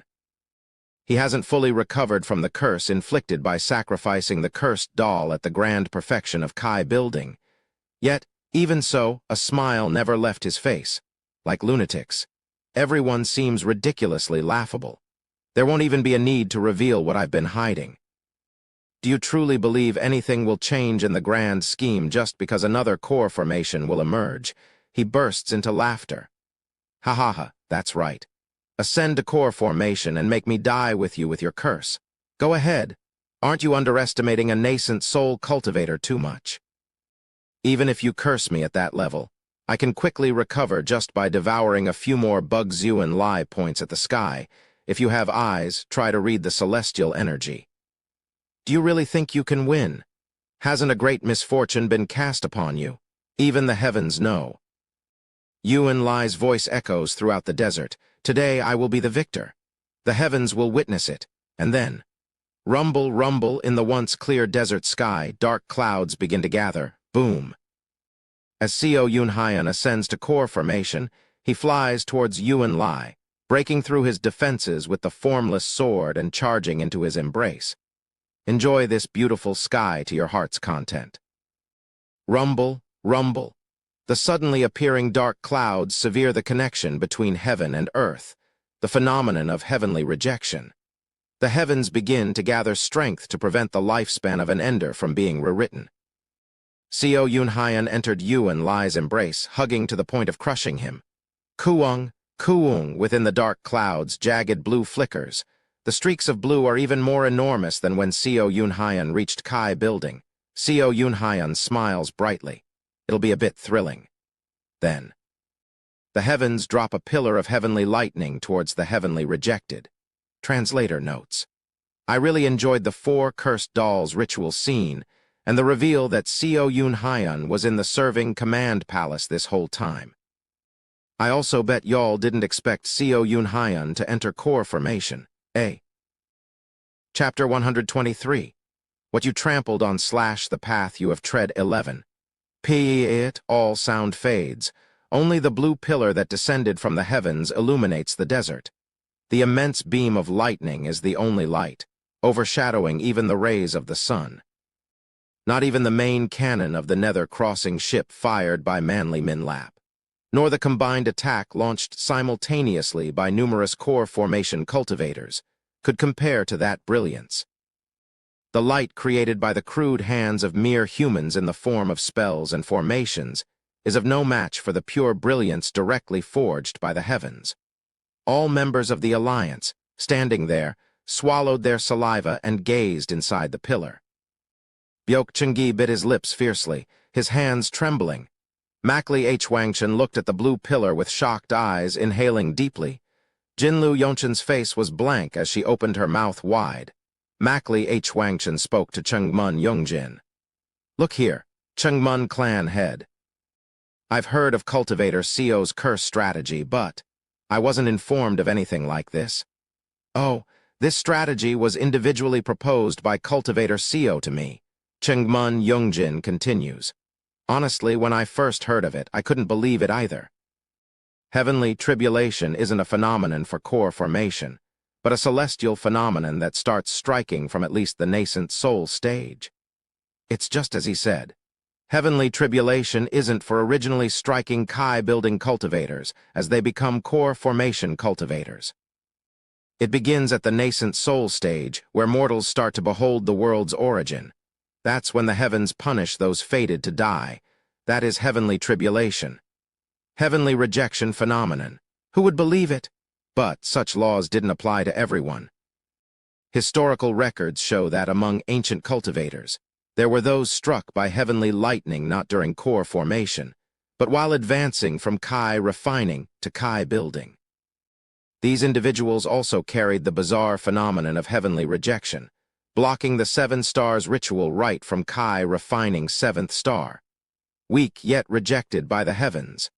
And Co Yunhyan is one of those heavenly rejected, afflicted with the heavenly rejection phenomenon.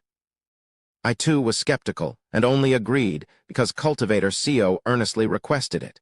We made it an individual operation because I had no confidence to apply such an exaggerated legend as the strategy for the entire alliance. Makli Hwangshan looks inside the blue lightning, his expression hardening. Byok Chungi comes over and speaks. Still, you should have at least given a hint to me, one of the 3 critical factors of the strategy. It's so sudden my heart is racing. I'm sorry I didn't inform you, Byok clan head. Chengmun Yongjin apologizes. Jinlu Yonchen approaches him. As expected of Oreboni, such an impressive strategy, it's truly awe-inspiring. It's not my strategy, Jinlu clan head. It's Cultivator Co's strategy. More importantly, why is everyone here chatting? Return to your positions? Oh, don't be so strict. It's a heavenly tribulation, after all. Everyone's just gathered here, shocked because they've never witnessed such a fearsome celestial phenomenon. Jinlu Yongchen gently brushes Chengmun Yongjin's chest with her fingertips, winking. Chengmun Yongjin sighs and shouts. Everyone, return to your positions and maintain formation. I don't know the extent of the old monster's vitality, but if he's still alive, we must launch another total assault and completely evaporate him to his nascent soul. At his words, the Alliance resumed their stance. In the world of silent blue light, only two beings exist, Yuan Lai and me. Kiyiing. To prevent Yuan Lai from escaping, I raised numerous curse spells on my arms, connecting my cursed hands to Yuan Lai's body. He gnashed his teeth, unable to get away, and unfolded a red shield to bear the heavenly lighting with me with all his might. No, it might not be right to say he bore it with me. He is simply blocking it all. The baptism of blue light that seemed endless eventually ceases. Chi, the blue lightning dissipates, and Yuan Lai gasps for air, glaring at me with eyes emitting a bloody glow. You trash. But, Kurung, the heavens begin to rage again, as if to question my audacity to bypass heavenly lightning with another's help. The heavens unleash their fury on me once more through the blue brilliance. The streak of blue is even thicker and larger than before. Kagagagugu, Yuan Lai, and I are once again trapped inside the blue pillar. Without a moment to glare at me, Yuan Lai grits his teeth again and expands the barrier. This phenomenon, called heavenly lightning, or heavenly tribulation, or heavenly punishment, is said to strike once one reaches the nascent soul stage, according to legends. And according to the records in the texts, such heavenly tribulations are something that the individual undergoing must overcome alone. If one receives help from others, the heavens become even more furious and send down even stronger heavenly lightning, regardless of the current situation. I am indeed receiving Yuan Lai's help. Kagagagugu, Keying, the 4 Dharma treasures, Yuan Lai's pagodas, surround us. The pagodas emit red light, forming a barrier around us. However, Pajik, the barrier that seemed to withstand the heavenly tribulation for a while began to crack. I can see Yuan Lai clenching his teeth tightly. Keying, the red pagodas then emit brighter light. The cracks seem to disappear, but the pagodas, perhaps overexerted, appear to be in a dangerous state. And, just when the pagoda's condition seems to reach its limit. Keying, Pa. Once again, the heavenly tribulation ceases. Yuan Lai, bleeding from his nose, glares at me. I will kill, and then the heavens prepare the 3rd heavenly tribulation. Flash before he can say anything, the 3rd strike descends upon us. Quang Jang Chang Chang. The barrier formed by Yuan Lai's pagoda Dharma treasures shatter like fragile glass, and the Dharma treasures explode in the middle, unable to withstand any longer. Quagwang. Boom. The pagoda Dharma treasures, which had been defending Yuan Lai, lose their light forever and are torn apart in the heavenly lightning. Keying, Yuan Lai fires a bloody light towards the heavens. He summons the 2 ghost kings, and the blood cloud from his storage artifact. He draws 17 bone daggers slashing towards the sky, but the bloody light is swallowed by the blue streak. The 2 ghost kings flee in terror at the sight of the heavenly lightning. The dagger Dharma treasures seem to hold for a while, but soon collapsed. Eog. Yuan Lai screams and gathers all his strength to spread a defensive barrier. A spherical barrier envelops us. The bloody barrier of a mid-stage nascent soul cultivator blocks the heavenly lightning, however. P.S. Sit. His barrier too starts to show hair-thin cracks, and the heavenly lightning begins to leak inside. Patching Yuan Lai's barrier completely shatters. The heavenly lightning strikes us directly. Both Yuan Lai and I are directly exposed to the heavenly tribulation. We both silently scream in terrible agony. But having been struck several times before and accustomed to the pain, I regain consciousness in this state. And in that state, I endure while gripping hard onto Yuan Lai, Chalak. I overpower the unconscious Yuan Lai, lifting him above me to use as a shield. Indeed, the flesh of a nascent soul cultivator blocks the heavenly lightning quite well. Occasionally, some streaks flowed through his flesh, but they were manageable with the formless sword. Chajak, Chajajak. Holes begin to appear in Yuan Lai's body by the lightning. The heavenly tribulation leaks through the holes. More and more holes are created. I grit my teeth and fend off the lightning with the formless sword. And after some time, Pa'at, the seemingly eternal storm of lightning finally subsides. And, perhaps due to my use of Yuan Lai as a shield against the heavenly lightning, or bouncing off the lightning with the formless sword, the heavens seem to judge that I have blocked the tribulation and do not form another one, just rumbling within the dark clouds. Thus, the dark clouds slowly begin to disperse. Now's the time. I shout to the allies, bursting out a command, PIing the main cannon of the nether crossing ship charged by manly Minlap fires. Flash, a blue beam shoots towards Yuan Lai and me. I place the still half-conscious Yuan Lai in the path of the beam, and we are both swept away, thrown inside Serving Command Palace, just as planned. I kick Yuan Lai into Serving Command Palace. Kugagagugu. Entering Serving Command Palace again, a familiar energy welcomes me. Silica Earth Great Wall Practice. Kugagagugu. The dragon veins of Serving Command Palace are drawn to me, naturally beginning to fill my danchin. I immediately sit down in a lotus position, rushing towards the final stage of core formation. Keying. Having overcome heavenly tribulation, a complete set of 28 stars, infused with celestial energy, begin to solidify in their places. And then, flash my danchin. Within, a golden core is formed. The size of the golden core is slightly larger than 2 fists combined, and the surface of the golden core is engraved with 28 stars, forming the heavenly sphere diagram. The inner core, originally the size of 2 finger segments in the center of my danchin, is now located in the very center of the 2 fist-sized golden core. Its appearance resembles an armillary sphere that represents the earth and the celestial sphere surrounding it. The luminous spirit emitting from the golden core instantly colors the area of Serving Command Palace, and I half open my eyes within the light. Thump, thump, thump, thump. Core formation cultivators outside Serving Command Palace begin to enter one by one. They launch another attack at Yuan Lai, who had been burned to a charcoal-like state. Taking advantage of the time they bought for me, I take out the storage artifact given to me by the cursed doll. The cursed doll and I were linked in real time. From the centipede's cave, I watched over the village buck Hyang-Hwa, and I saved, for 200 years through the cursed doll. It was this cursed doll who also forged the glass swords, which I offered as tributes in Chinsik City, by engraving spiritual circuits and refining them into the colorless glass swords. And now, I finally received them through the cursed doll's storage artifact. Chararuk.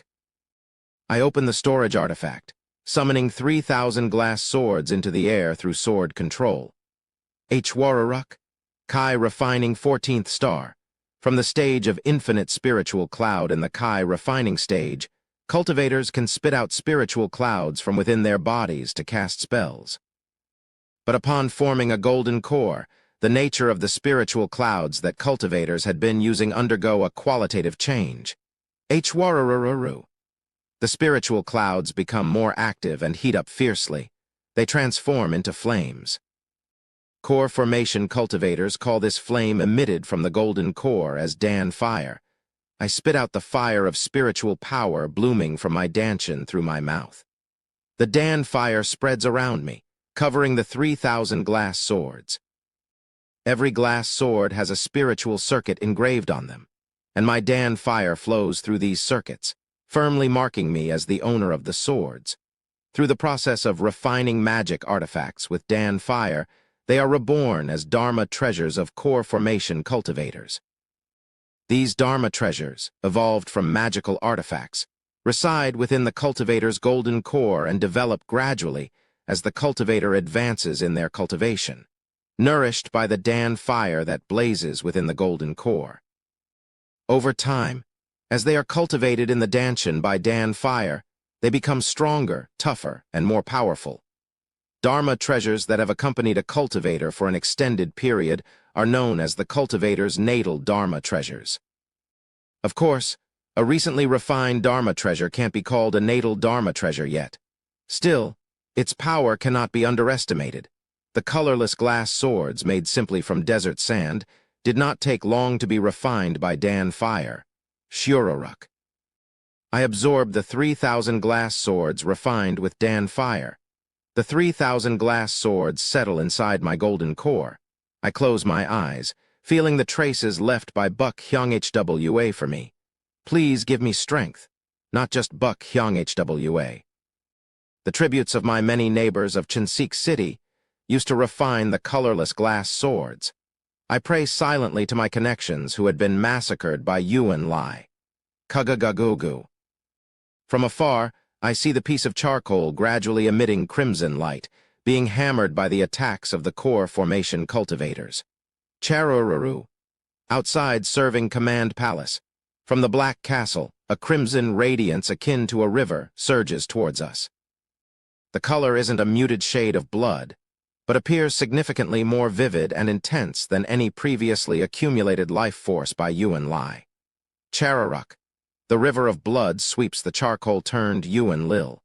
Kugagugug, and then Yuan Lai's body regenerates as he rises.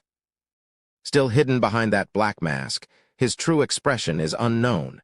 However, everyone present knows that Yuan Lai is extremely furious. I've spent hundreds of years covertly accumulating long-source true power in the castle for my ascension to heavenly being.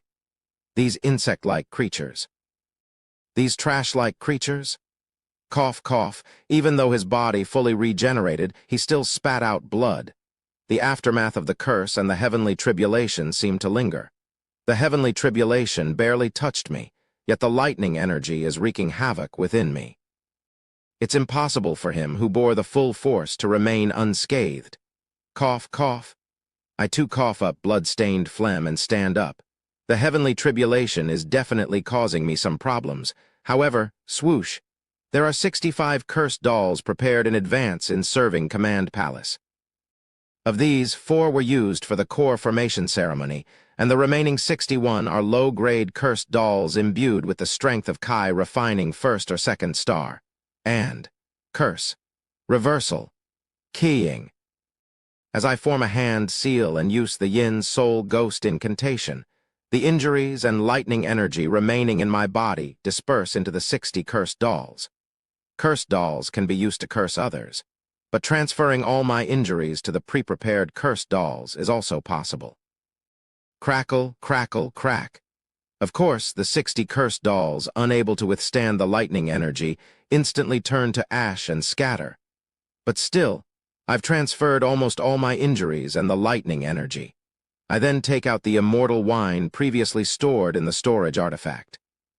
The spirit nectar, which briefly enhances bodily regeneration, and the mysterious flame jade, which briefly enhances the ability to handle Dharma treasures.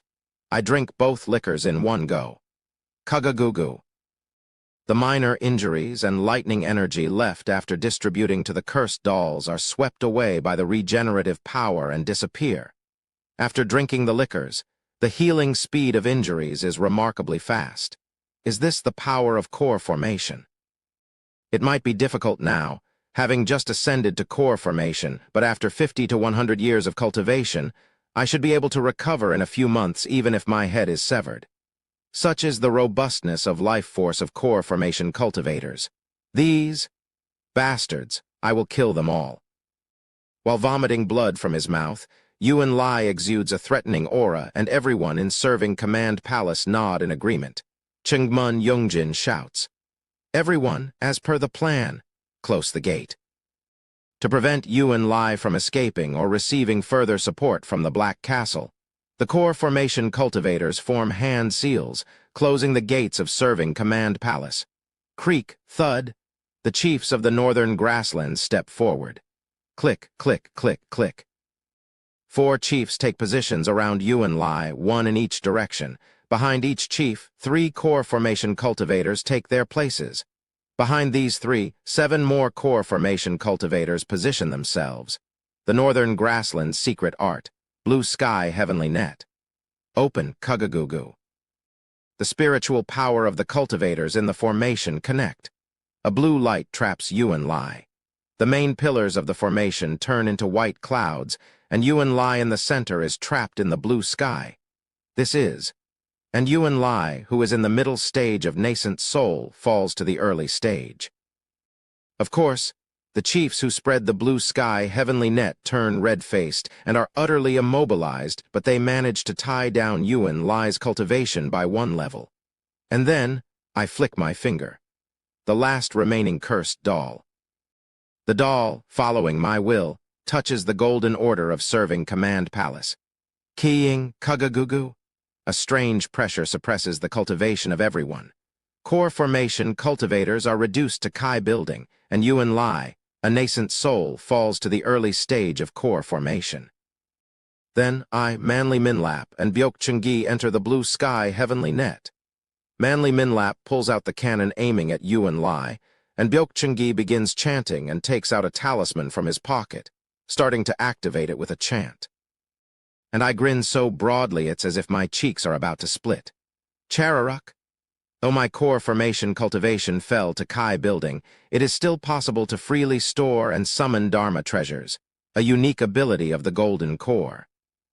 3,000 glass swords rise around me, guided by my sword control. Wu Wung. The fragile flying swords made of glass overlay with the formless sword. The duration of the serving command palace's restraint is the result of 200 years of dedicated research by formation masters. It can be extended from half a gak to half a shichen. Within half a shichen, 60 minutes, a conclusion must be reached. Gazing at Yuan Lai with unwavering resolve, I declare, "Here lies your grave." And thus our final battle began. Chapter 124. What you trampled on / the path you have tread 12. Thanks to the mysterious flame jade liquor, my initial encounter with a Dharma treasure felt intuitively simple, as if mastery came effortlessly. Wu Wung. The battle began. The colorless glass swords began to move. Quang, quang, quang. The colorless glass swords plunge straight into the earth, furiously excavating the terrain around them. Since it's a fragile Dharma treasure made of glass, its strength is extremely poor. However, once overlaid with the formless sword, it boasts the same strength and tenacity as the formless sword. Arg. Yuan Lai dodges the colorless glass swords, glaring at me, and also glances at Manly Minlap, who is gathering energy for the main cannon of the nether crossing ship in the distance. He also takes a long look at Byok Chungi, who is gathering energy in the talisman and preparing for an attack. I'm momentarily puzzled, but focus my mind and move the colorless glass swords. Chalalalalack, 3,000 colorless glass swords move at my will. A storm of glass began to rage. Yuan Lai counters with his 17 bone daggers, the crystal skull staff, the bloodleaf fan, and the blood-red spear Dharma treasure from within his body. A ghost king leaps out of the blood-red spear, grabs the spear and swings it around. The 17 dagger Dharma treasures also seem to have their own will, dispersing attacks in his vicinity. Each time Yuan Lai unleashes a blood wind with the leaf fan, the surroundings shake violently. However, quagwa. The storm of 3,000 glass swords devours everything, approaching Yuan Lai. Despite their seemingly erratic flight, not a single glass sword strikes another, their movement being orderly. The Dharma treasure of colorless glass sword is 3,000 swords as one set. Unified as one, overlaying them with the formless sword endows them with the complete implementation of the formless sword's freedom of trajectory and orbits. And that's not the end. Colorless glass sword, first form. There are 3 forms to the colorless glass sword, and their abilities change depending on the form. Color. The first form, color, of the colorless glass swords is to interconnect the spiritual energy circuits engraved on each of the 3,000 glass swords. Chalalalak. 3,000 glass swords disperse. The spiritual energy circuits engraved on the glass swords begin to interconnect. Interestingly, each colorless glass sword has a single spiritual energy circuit, but the design of these circuits are subtly different according to the rules set by Buck Hyang HWA. Therefore, Each glass sword emits different colors when interconnected due to these subtle differences. Pa! The colorless glass swords, drifting in every direction, start to radiate a spectrum of colors. The whole world seems to be covered in a kaleidoscope of brilliance. It's not just a change in color, but the temperament of each glass sword itself changes. All 3,000 swords project distinct temperaments, and the range of changes that these temperaments undergo within the storm of 3,000 glass swords is infinite. They echo the limitless freedom of the formless sword. One temperament, when in a different position, becomes a completely different tool. A single glass sword continuously changes its position according to my manipulation and strikes relentlessly. This continuously changing glass sword is 3,000 in number. Arg, this bastard. Yuan Lai unleashes a blood wind with his blood-colored leaf fan, blocking the glass swords. But I manipulate the glass swords even more precisely. Infinite change is in my hands. The formless sword only gains freedom of trajectory, not of temperament. However, by obtaining the colorless glass swords, the formless sword reaches a more complete realm of freedom. Chalalalak. Sharp temperament, soft temperament, a moderate temperament between the two, hard temperament, flowing temperament. The energy of those innumerable temperaments all move according to my will, dyeing the surroundings in a brilliance of colors. Those changes devour Yuan Lai's blood storm, gradually swallowing him up. HMPH. Don't make me laugh, Yuan Lai scoffs, infusing energy into his dagger dharma treasures.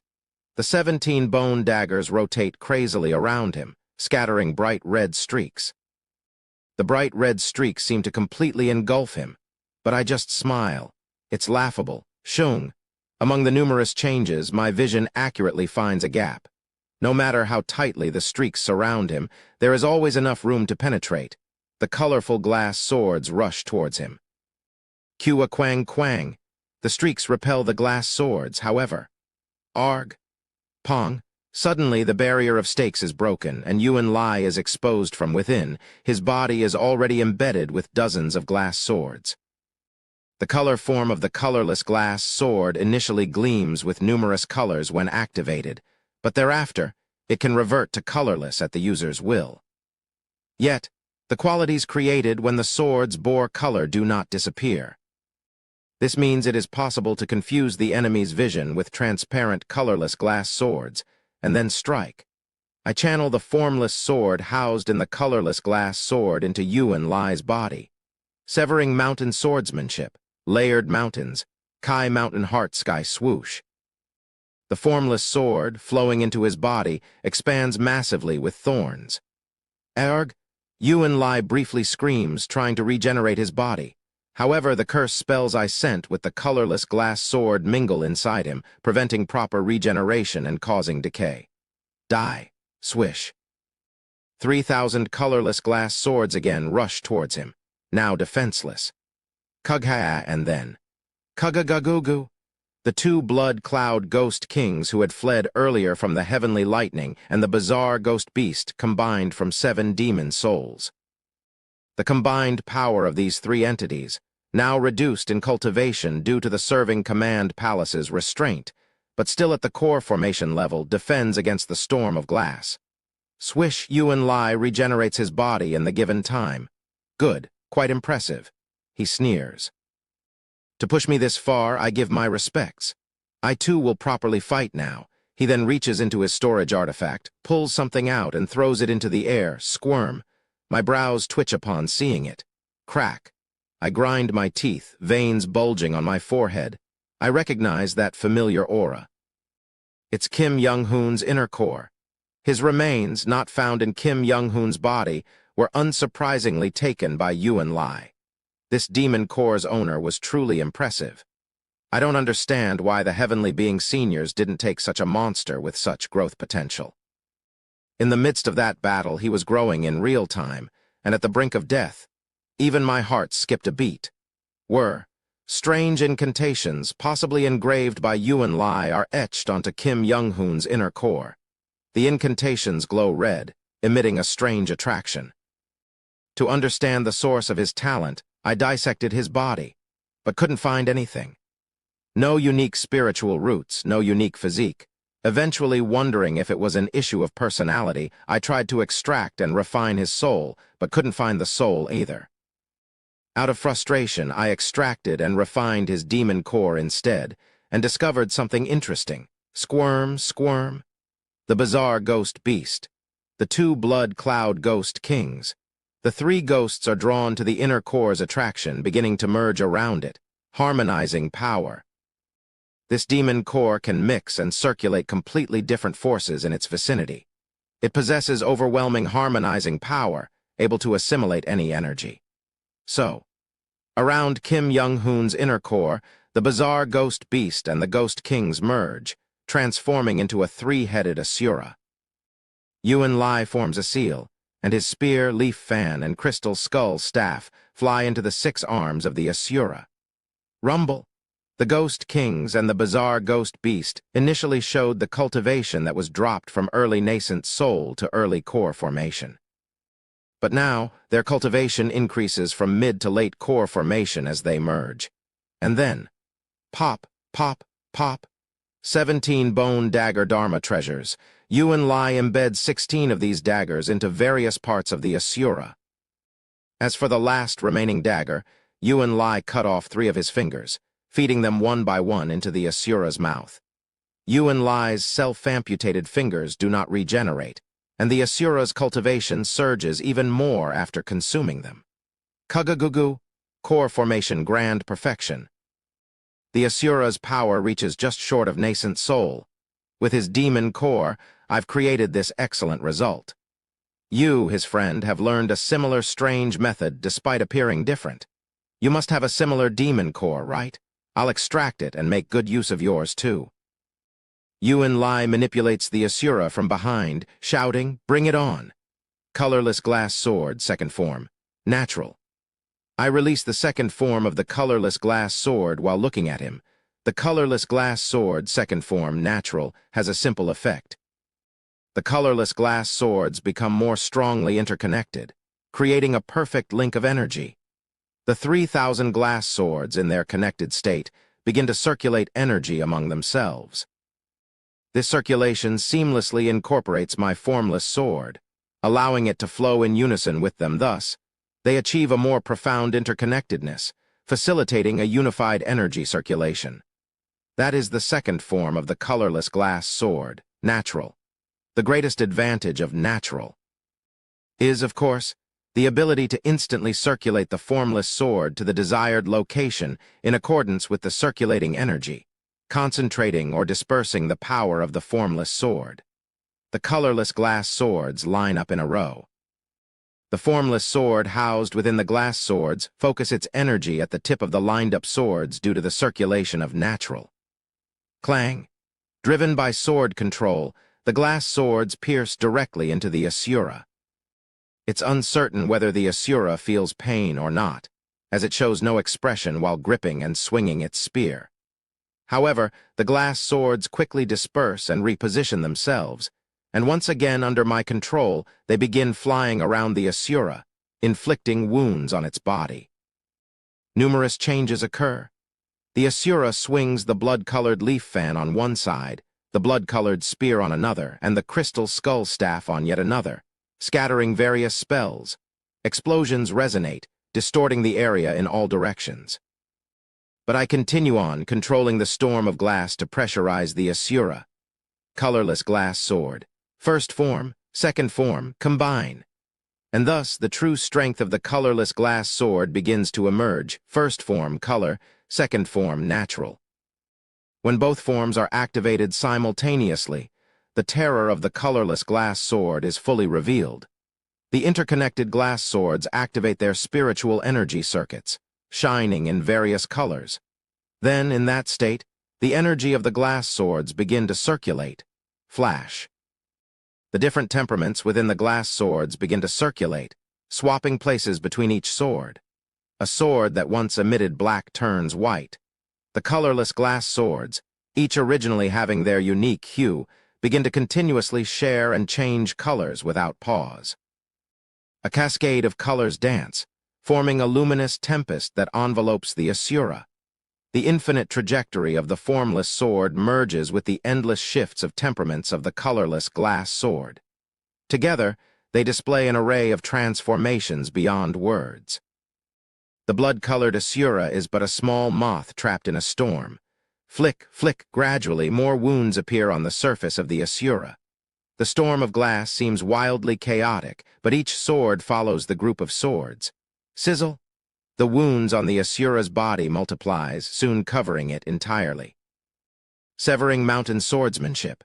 20-second move. Ultimate technique. 3,000 colorless glass swords begin to enact a sword technique while revolving around the Asura. Severing Mountain. The ultimate technique of Severing Mountain Swordsmanship, channeled through the 3,000 colorless glass swords, converges into a singular, devastating strike. As the colorless glass swords unleash Severing Mountain, the formless sword housed within them amplifies the transformative power in Severing Mountain, grinding the Asura from all angles. Flash! A burst of light erupts, and the Asura explodes completely. I rush forward, snatching Kim Young-hoon's inner core from the center of the Asura, then control the colorless glass swords. Disperse! Swish! The glass swords scatter in all directions, clearing a path, and at the end of the path stands Yuan Lai. Fire! At that moment, the nether-crossing ship's main cannon, which had been gathering energy, fires. Yuan Lai tries to dodge, but I form a seal. Kyujiduk, while distracted, I had stealthily placed a cluster of curses behind him. The curses, like tentacles, envelop his body, preventing him from escaping. It isn't just me. Countless core formation cultivators, now at Kai building stage under the command of Chungmun Yongjin, coordinate to bind Yuan Lai with various spells. Dozens, hundreds of spells, not just curses, tightly bound him. Chungmun Yongjin shouts, "Byok clan head now, use it now." Byok Chungi also throws the talisman infused with spiritual power towards Yuan Lai. The talisman emits light as it flies towards Yuan Lai. Yuan Lai, reduced to a mere early core formation stage, is hit squarely by the main cannon of the nether-crossing ship. Flash! Light erupts in all directions. We all stare at the center of the explosion. Manly Min Lap, too, focuses on the center without making any remarks like we've killed him this time. And then, shhhh, the light subsides. Silently, we look at the spot where Yuan Lai had been. The dust settles. At the spot where the light and dust clears, Yuan Lai still stands. But on the faces of all the cultivators present, there is a glimmer of hope. No more spiritual pressure can be felt from Yuan Lai, not a single trace of spiritual energy. Finally, it's when Chungmun Yongjin sighs in relief. Kriok, the gates of the serving command palace begin to open. Who is it? Didn't I say not to open the gates of serving command palace until the operation is completely finished? Chungmun Yongjin frowns, looking towards the entrance of the serving command palace. The ones opening the gate are 5 Eastern lords. I notice something strange. The color of their intent is odd just then.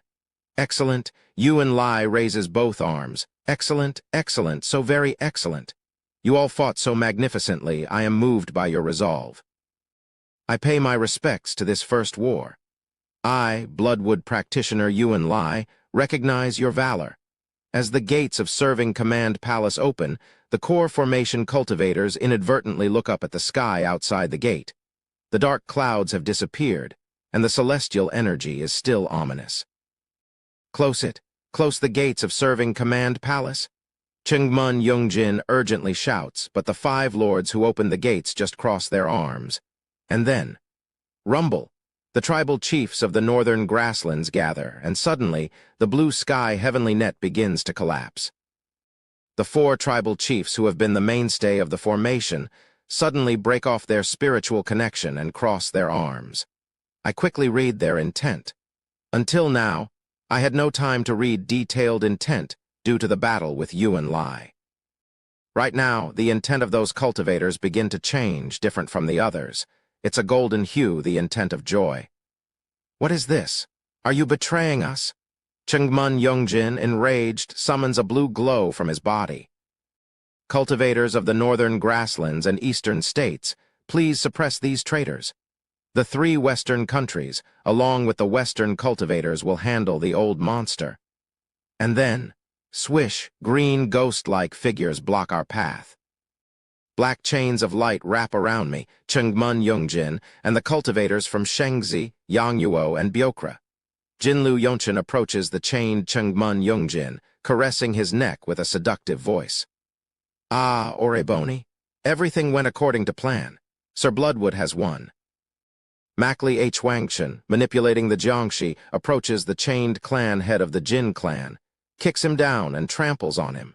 And Byok Chenggi stands beside Yuan Lai with a triumphant expression. Be by Byok clan head. Chengmun Yongjin's eyes, seeing one of the three most important people in the war against Yuan Lai, Byok Chenggi, standing beside Yuan Lai, bulge with rage. Byok Chenggi chuckles and speaks. How is it, Lord Bloodwood? The effects of the heaven-sealing talisman are quite useful, aren't they? Good. This is truly the defensive power of the heavenly being stage. Not a single strand of spiritual energy is leaking from the whole body, quite an amusing feeling. Indeed. What Byok Chenggi threw to Bloodwood practitioner at the last moment was not a heaven-striking talisman that delivers a blow of heavenly being level, but a heaven-sealing talisman that provides heavenly being level defense. And then, swish, outside the serving command palace. From Yuan Lai's Black Castle, the same crimson river that had come earlier enters through the gates of serving command palace. Swish, as Yuan Lai absorbs the crimson river, his spiritual power begins to rise again. Seemingly displeased, he moves his hand. To make me use so much of my precious long source true power, the long source true power I've gathered for hundreds of years. Well, it doesn't matter. There won't be many chances to extract so much life force from core formation cultivators like today. Ha, Sir Bloodwood. There's only about a moment left until serving command palace's restraint releases. Byok Chenggi looks around us with a flattering expression and continues. Please show us the defensive and offensive power of the heavenly being stage. I will do so. Crack, crack. I break the black chains with my formless sword, and unleash my formless sword and colorless glass sword at him. Boom. But, ping, ping, the glass swords and formless sword are all repelled by the strange energy surrounding Yuan Lai, which prevents even a single strand of spiritual energy from leaking. Yuan Lai laughs. I'll remember you especially, such an unyielding fellow, but it's useless. As long as the heaven-sealing talisman is activated, I can use the defensive power of a heavenly being until my nascent soul power returns. And he speaks to Byok Chenggi.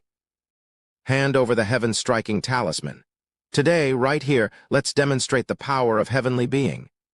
Yes, Lord Bloodwood.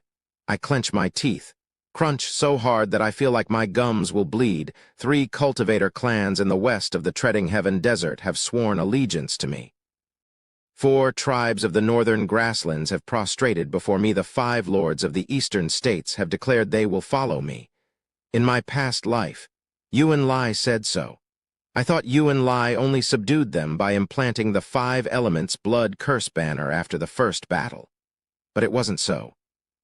Yuan Lai, even before the battle. Over 200 years ago, the 3 cultivator clans in the west of the Treading Heaven Desert, the 4 tribes of the northern grasslands, the 5 lords of the eastern states. He had them under his control all along. Jinlu Yonchen strokes Chengmun Yongjin's body, who is tightly bound by the secret Dharma treasure of the Jinlu clan due to the sudden betrayal. Ah, Oreboni. Finally, this day has come. The day I take you as mine. I've been waiting for so long. We can obtain the lineage of the great Chengmun Sunwu, Azure Tiger Saint's lineage. Finally, the 2 clans can truly become one. Byokra will be handed over to the Byok clan, and the Chungmun clan will move to Shengzi. The remnants of the other 6 clans will be taken by Lord Bloodwood, so I'll give all their lands to you, Oreboni. For how long the Jinlu clan was forced to shamefully share with these scums in an alliance. You know, don't you? Oreboni now, Shengzi is ours. Together, we'll monopolize its resources and reach the nascent soul stage together. Chengmun Yongjin spits on Jinlu Yonchen's face with a twisted expression akin to a malevolent ghost. You've crawled under the enemy who killed my family, Jinlu Yonchen. MHM, MHM. Jinlu Yonchen wipes the spit from her face, licks it, and embraces Chengmun Yongjin. Don't worry. I'll make you think of nothing else but me. Just live in our clan's underground for a few months and you'll think of no one but me. This. Jinlu Yonchen embraces Chengmun Yongjin, while Mackley H. Wangchen is stepping on Jin Yowun's head. Finally, I have triumphed in the long competition against the Jin clan in my generation.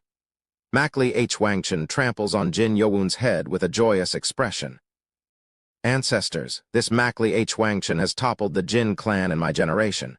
I will recapture Yangyuo and lead the golden age of the Mackley clan. You bastard! Ki Kyuk!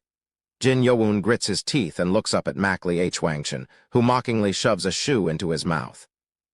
You should get used to calling me master now. Ugh, ugh. Additionally, Byok Chungi is flattering the Bloodwood practitioner, promising to help him rule Byokra. Traders of the East, traders of the North are also seen stomping on their other competitors restrained by the Jinlu clan's chains. You bastard! Manly Minlap, who fought alongside them, had his main cannon of the Nether crossing ship taken by one of the other Eastern lords. Unlike Manly Minlap, the trader brought the main cannon of the Nether crossing ship to Yuan Lai. We'll do the reward distribution later. Bring the heaven-striking talisman quickly. We need to wipe these fools out and collapse the entire serving command palace to obtain the serving command seal. When Yuan Lai urges Byok Chungi, he nods and shouts to the other Byok clan core formation cultivators. Bring the heaven-striking talisman. The heaven-striking talisman is among a Byok clan core formation cultivator who recently entered the stage. It's Byok Munseong. Just as I'm about to attack with the formless sword to prevent him from bringing the heaven-striking talisman, I sense something off. Byok Munseong takes out the heaven-striking talisman from a storage artifact, Woong, and he activates the talisman. HM, what are you doing? No need to activate it. How much can you do with your Kai building cultivation? And then, Byok Munseong shouts, I'm sick of it, clan head. With those words, the young core formation cultivators of the Byok clan, centered on Byok Munseong, form a formation. 1,000 years ago, we were a subordinate clan to the Zhou clan. 200 years ago, a subordinate force to the Righteous Path Alliance. Now we are joining under the nascent Soul Old Monster. Why can't the Byok clan stand alone rather than sharing Byokra with the Chungmun and Gongmyo clans? WH what? Byok Munseong yells. Look, clan head, if only you hadn't betrayed us, that old monster would have fallen just now. We could have led our clan to victory in the war, not needing to be under anyone, standing proudly as a single force leading honor and victory. Have you lost your mind? No, I have not. It's not just me, but the other descendants as well. We all believe the same. Where is the guarantee that after this war is over, that old monster won't boil the hunting dogs? Why, clan leader, are you supporting the victory of the old monster? Byok Chungi's face contorts. Byok Munseong shouts. We've made a different choice for the future of our clan. The operation was in progress until just before the old monster's death. Without that damned heaven-sealing talisman, we could have hunted the old monster. It's you, clan leader, who needs to come to your senses. You're out of your mind. Come to your senses. If you do so now, it can be passed off as a mere deviation. The power Lord Bloodwood is hiding isn't all you've seen, Byok Chungi continues. Right. Haven't you been getting along well with the descendants of the Jin and Gongmyo clans recently? Now that both clans are the losers, you can do as you please with them. Calm down and, the one I favored. Byok Munseong speaks with a voice as if he's spitting each word out, activating the heaven-striking talisman. Is not them. Flash, heaven-striking talisman. A strike that releases the power of a heavenly being, shoots towards Yuan Lai wrapped in the heaven-sealing talisman. Kagagagugwang. One side of serving command palace is torn away. A whirlwind rages, and it looks as if the light between heaven and earth is converging towards Yuan Lai. Within the radiance between heaven and earth, I see the heaven-sealing talisman wrapped around Yuan lie being stripped away. Tadat. The colorless glass swords come together. I exchange glances with Byok Munseong as I pass by him. In this strike, I pour everything. Colorless glass sword, final form. The last form of the colorless glass sword, beyond color and natural, finally reaching the ultimate. 3,000 colorless glass swords merge into one. The spiritual energy circuits etched into each sword converge within a single blade, forming myriad spiritual energy circuits within the colorless glass sword. The more circuits, the greater the power, even if the quality of materials is poor. Colorless glass sword. Third form, all heavens.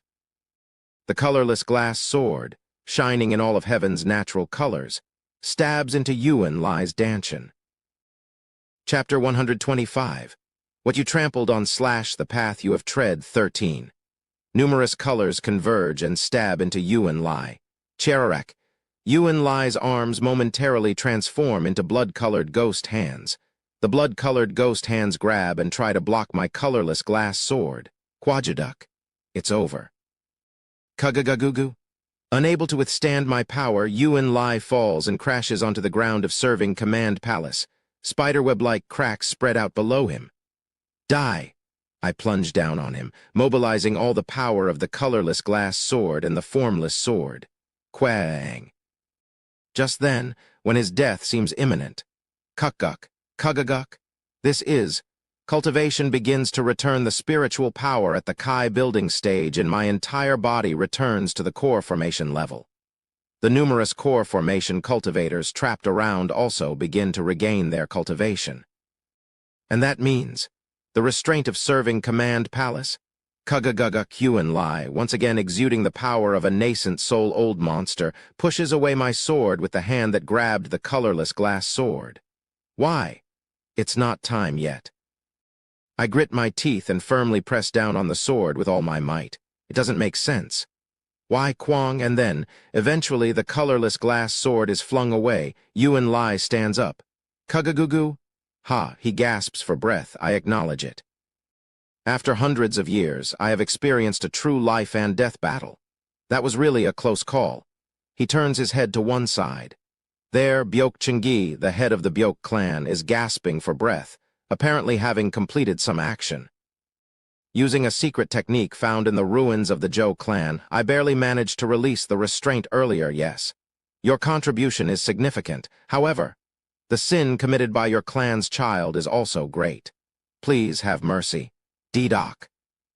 With a flick of Yuan Lie's finger, Byok Chungi and the other traitors all collapse on their spots, screaming. Kua Ag. Ow. Yua Ag. Except for the one fool from the Byok clan, to think that all I have are those who just stare blankly, even when their master is in danger. All of them are useless. Even the fool from the Byok clan only cleaned up his own mess, so it's all the same. Gee-eyeing, I frown at the familiar energy I feel from the traitor's upper danshans. It's the energy of the 5 elements blood curse banner. He implanted it 200 years ago, so they couldn't resist. Dedok Yuan Lie flicks his finger again, and the screams subside. Enough. Anyway, as I said before, we'll deal with the reward distribution later. Now there's something more important. He looks at me. The ones who pushed me to this point, let's start by dealing with these guys. I look back at him and smirk. Funny. How about you check your own condition first? While Yuan Lie has indeed recovered his nascent soul cultivation, his momentum is not the same as before. He exhausted quite a bit of energy fighting me. The situation is quite different from earlier when he fully demonstrated the power of a mid-stage nascent soul cultivator. His defensive Dharma treasure was destroyed in the heavenly tribulation. His summons, the bizarre ghost beast and the blood cloud ghost kings, fell in serving command palace. What remains are his natal Dharma treasures. The 17 bone daggers, the blood-colored leaf fan, the blood-colored spear, and the crystal skull staff. His strength is steadily decreasing. Kugaguguk. Additionally, the cultivators who were restricted to Kai building are now struggling to free themselves from the black iron chains of the Jinlu clan's Dharma treasure. Although the traitors make up a significant force, in terms of numbers alone, We are far superior. Moreover, it's evident that Yuan Lai hasn't yet overcome the aftereffects of the curse and the heavenly lightning. Do you really think you can defeat us? To my menacing question, Yuan Lai pauses, then begins to laugh. Hoo-hoo, a splendid warrior. Unyielding no matter how many times beaten. Moreover, someone who faced heavenly tribulations upon reaching core formation and could exhibit core formation stage power within serving Command Palace's restraint. He reaches out his hand towards me. Will you not become my blood slave? Though I say blood slave, I'll treat you like a disciple. I silently take my stance in response. Tusk, foolish. He spreads his arms. I grip my sword and gather energy. Flash, no need for words. I charge and thrust the formless sword straight at him. Suddenly in his hand is the blood-colored leaf fan. Cry, summoning wind blood fan. Quah, a bloody wind blows, pushing me back. As soon as I touch the blood wind, I feel the blood in my entire body boiling. Quahing. Eventually, unable to withstand it, I'm pushed back and blown away. Whether he does this or that, he has regained the power of a nascent soul, but I'm not particularly discouraged. I can win. His power is evidently weaker than when I first faced him. If it's only this much, I can surely take him down. Everyone, this old monster is definitely weaker than before. If we join forces, we can surely win.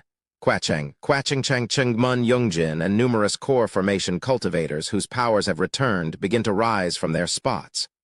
Owore Boni, Jinlu Yonchen, how dare you? Ah no, the tide begins to turn. Byok Chungi released serving Command Palace's restraint to save Yuan Lai, but it inadvertently allowed our allied forces to regain their strength. I take out the communication device to contact Song Jin and Seo Ran who are waiting. It's almost over. You can come now. Weeing. Before the battle, a ghost that Song Jin attached to me when he visited serving Command Palace a few years ago woke up inside my pocket and peeked out. The tiny ghost looks around the situation, likely transmitting the battlefield to the two. I've contacted them. Now all that's left is just to press him and wait. Just then, gather power, summoning wind blood fan. Geing Yuan Lai floats his blood-colored leaf fan in the air. His natal Dharma treasure rises into the air, beginning to gather energy, and then, ah no, Oreboni, let me go for a moment, please. Jinlu Yonchen and a few of the traders begin to struggle. Yuan Lai looks down at them and speaks. Contrary to the initial proposal, you failed to perfectly suppress them. Thus, there's no need to keep my promise to spare them, correct? Jinlu Yonchen and some traders scream as if crying out. Lord Bloodwood, please show mercy, please do not massacre the Chungmun clan. Lord Bloodwood, we did our best, please spare these tribes. Wasn't that the original agreement? If you had suppressed them properly beforehand, this wouldn't be necessary. Now it's too late, and then, swoosh, something crimson flies from the direction of the Black Castle. Shiver, shiver. My rational mind screams to rush at Yuan Lai and cut off his head. But my intuition as a martial artist holds me back. I will die. If I step forward now, I will meet a miserable death.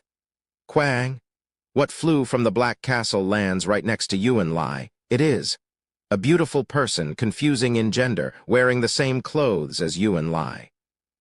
This person, whether male or female, has ebony black hair and a corpse-pale, smooth skin.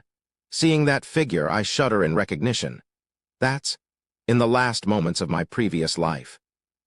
Yuan Lai at that time was neither white-haired nor had a small stature and wrinkled skin like the current Yuan Lai.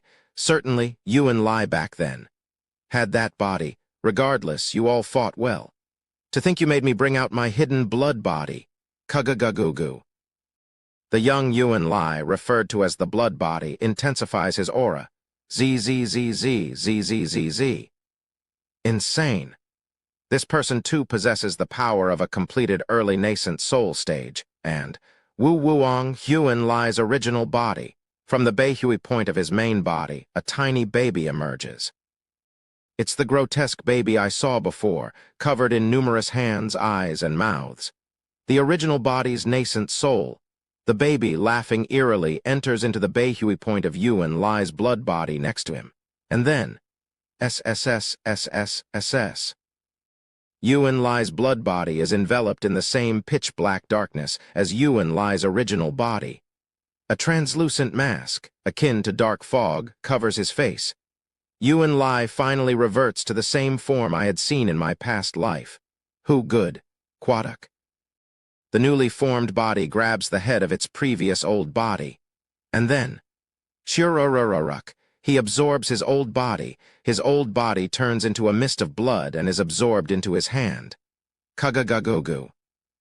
His cultivation, which was at the completed early nascent soul stage, surges to the completed mid-nascent soul stage again, surprised by my blood body. After the heavenly being seniors ascended, I created this new body to rule this world for another 1,000 years. Not only did I extend its life with pure long source true power for 200 years, I also mastered my core methods, the blood demon suppressing sea light and blood chain binding forest to their extremes.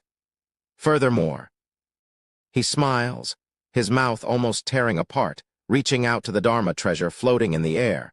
For 200 years, I even mastered the method stolen from the Sea Dragon King. See clearly the power drawn by the newly refined Dharma treasure and the Sea Dragon King's method over these 200 years. Kagagagugu? Centered on Yuan Lai, a whirlwind of blood begins to form. He grabs the blood-colored leaf fan he has been gathering power with and swings it fiercely. Quagwagwagwag, Yuan Lai's proclamation echoes throughout Serving Command Palace.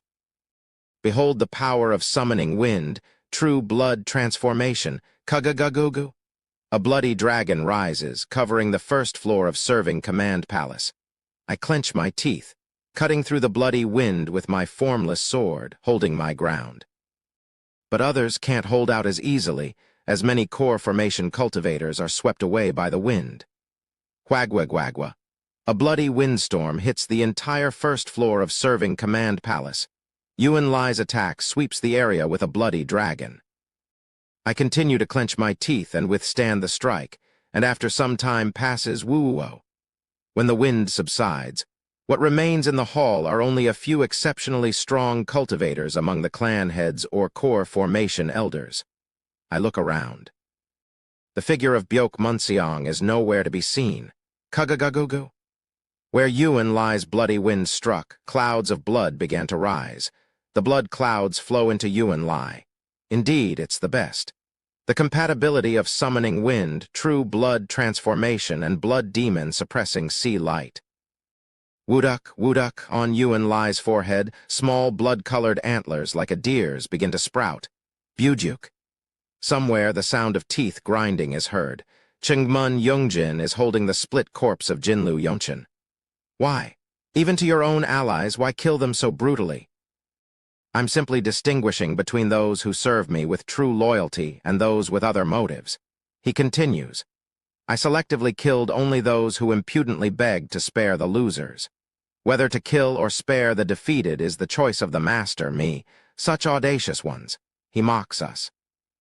Yes, you must have felt good from hiding behind a woman and receiving protection, huh? You only spout nonsense. In this world, there's no such thing as being on the same side. Ki-ing? Familiar formation flags emerge from his storage artifact. Red formation flags fly across Serving Command Palace, setting up formations. Flash, and then. The first floor of Serving Command Palace collapses, merging with the second floor. He continues. Isn't it true that only those who become cruel and merciless can survive in the world of cultivators? When the Sea Dragon King, after I slayed his own kin, stood before me, and even offered to spare my life in exchange for receiving 3 of his blows, I inwardly mocked him. Such foolishness to show mercy even to an enemy. What a weak mentality. Kagagagogu. His formation continues to expand into the void, collapsing the layers of Serving Command Palace. I grit my teeth and try to approach him, but the powerful blood wind he created is too difficult to penetrate. An even stronger blood wind surges around Yuan Lai. I endured his 3 blows and inflicted a slight wound on the Sea Dragon King, stealing a drop of his blood essence. Not only that, I succeeded in stealing the Sea Dragon tribe's method, summoning wind, true blood transformation. I have risen to this point by exploiting the Sea Dragon King's mercy, the sympathy of the powerful, the awe and fear of the weak, and the blood and lives of the foolish. Kugagaga Kyuan Lai's consciousness domain compresses, resembling the form of a sea dragon. Simultaneously, an aura akin to that of a sea dragon emanates from him. Quagwang. Before long, almost all the floors of Serving Command Palace have collapsed, leaving only the 7th floor. I have refined this blood body and ascended to this position by exploiting, stealing, and seizing. Isn't seizing and dominating the truth of the world? In this world, there are only those who seize and conquer, and those who are conquered because they seize less. He laughs maniacally, raising the blood-colored leaf fan again. Chajajak. His formation flags pierce the ceiling of the last floor, the 7th floor of Serving Command Palace. If it collapses, the Serving Command seal will appear. Die, you fools. And then, Ki-iing outside Serving Command Palace, in the empty void, a ghostly mist begins to form. Through the communication device, a familiar voice is heard. I apologize, it took some time to prepare the teleportation array of the Nether crossing ship. After discussing with Ran, we decided to send him instead of me. Kugagagugu. From inside the ghostly mist, a pale hand reaches out. A somber, ghostly aura flows from the void. He saw the situation and thought he could handle it. Take good care of Ran. With that, Song Jin turns off the communication device, PH-whack, immediately afterwards. A familiar figure emerges from the ghostly mist, half-human, half-dragon. No longer wearing the blue robe of the Sea Dragon tribe, but the black robe characteristic of Black Ghost Valley. Co Ran, who has ascended to mid-stage core formation in the past 200 years, bow to us. Greetings, seniors. It's been a while, Senior Co. And your reputation precedes you, Senior Yuan Lai. Yuan Lai halts his attack with the blood-colored leaf fan and, seeing Co Ran, emits a bloody glow from his eyes. Ho, you are! A half-blood of the Sea Dragon tribe and a disciple of Black Ghost Valley. I am Co Ran. Ha ha ha ha ha ha ha ha. Yuan Lai bursts into laughter. So the lineage of the Sea Dragon King's blood that I refined with summoning wind, true blood transformation speaks. Are you not a descendant of the king? I am embarrassed, but yes, I am a descendant of the king. Good, good, how about you? Would you like to become my disciple? Yuan Lai looks at Co Ran, licking his lips. Co Ran looks back at him for a moment and then speaks. Before anything, there are 3 major misconceptions you have, Senior Yuan, that I'd like to address. Oh, do tell. First, I already have a master, so I cannot become your disciple. Co Ran raises one finger. Second, I have come to dislike someone who sacrifices others without a second thought like you. Today, I am here to help Senior Co kill you. Yuan Lai raises the blood-colored leaf fan, looking amused. Third, Co Ran smirks, raising a third finger. The real name of the method you think you stole from the king is not summoning wind, true blood transformation. Wish Co Ran flicks his fingers, bending all 3 at once. Kugagagugu. And Yuan Lai, about to attack with the leaf fan, suddenly kneels before Saren. What? It's summoning wind, blood core coagulation. You thought you stole it from the king and exploited his mercy, but... Co Ran raises his ghostly energy. Yuan Lai, not understanding, looks down at his own knees. Well, it seems more credible that the king deliberately passed it to you under the guise of being stolen. To think that you, Yuan Lai, was unwittingly a puppet of the king this whole time. How pitiful, Senior Yuan. What is this? Indeed, Yuan Lai had been under the illusion that he was exploiting Co Hwial's goodwill, but in reality, he was unwittingly being played by Co Hwial all along. This sea dragon? What are you doing to Lord Bloodwood? Mackley clan head, Mackley Hwangshan, and other clan members rush towards Yuan Lai. Unlike Jinlu Yonchen, they escaped Yuan Lai's sudden execution. But Co Ran looks at them with cold eyes. Shut up, you livestock. Do you think you're worthy to speak to me? You would have been eating corpses underground, avoiding the gaze of the Sea Dragon tribe if they had not ascended. Shut up and follow the commands of your true master, you slaves. Ugh. At Co Ran's command, Mackley H. Wangchen and the Mackley clan cultivators, now unable to speak, block the path of the other traders. Co Ran's gaze reaches a fleeing Eastern lord and their subordinates. I thought the Mackley clan was the gathering place for all the runaway livestock. There were others, too. Where are you going? Come here and heed the words of the king's descendant, Co Ran? Kuua. The lord in black bandages, who had stolen the main cannon of the nether-crossing ship from Manly Minlap and brought it to Yuan Lai, now crawls on the ground at Co Ran's command. Oh, Wuduk, Wujuduk. And then Yuan Lai, suppressed by Co Ran's command, begins to rise, emitting the power of nascent soul. Do not belittle a nascent soul. Cultivator. He staggers to his feet, resisting Co Ran's command. Although still powerful, he seems to be using more than half of his energy to resist Co Ran. Had he not switched to this body, infused with the blood of the Sea Dragon tribe and mastered true blood, core coagulating transformation, there would have been no way for me. But now it's rather convenient.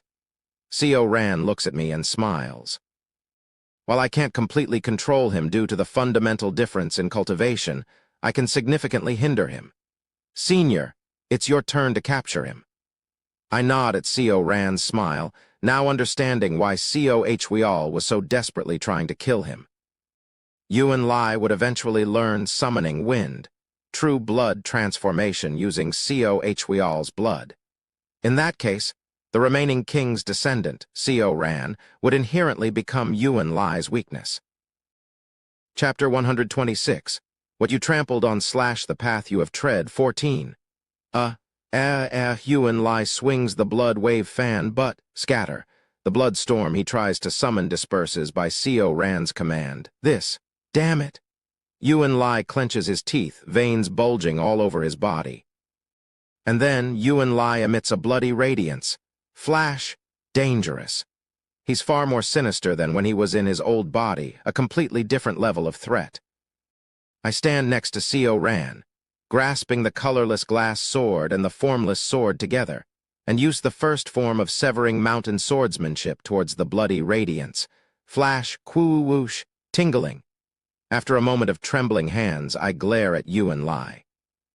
Though greatly weakened under Co Ran's control, he is still a nascent soul cultivator, significantly stronger than his peers. He hasn't reached the late stage of nascent soul. Just like I distributed my power among the cursed dolls, he focused more on the cultivation of the so-called blood body than his own, hence not reaching the late stage of nascent soul. Instead, he created the blood body and added a millennium to his lifespan, which is no loss for him. Truly, the more one uncovers, the more sinister and formidable he becomes. But now, all of his cards are revealed.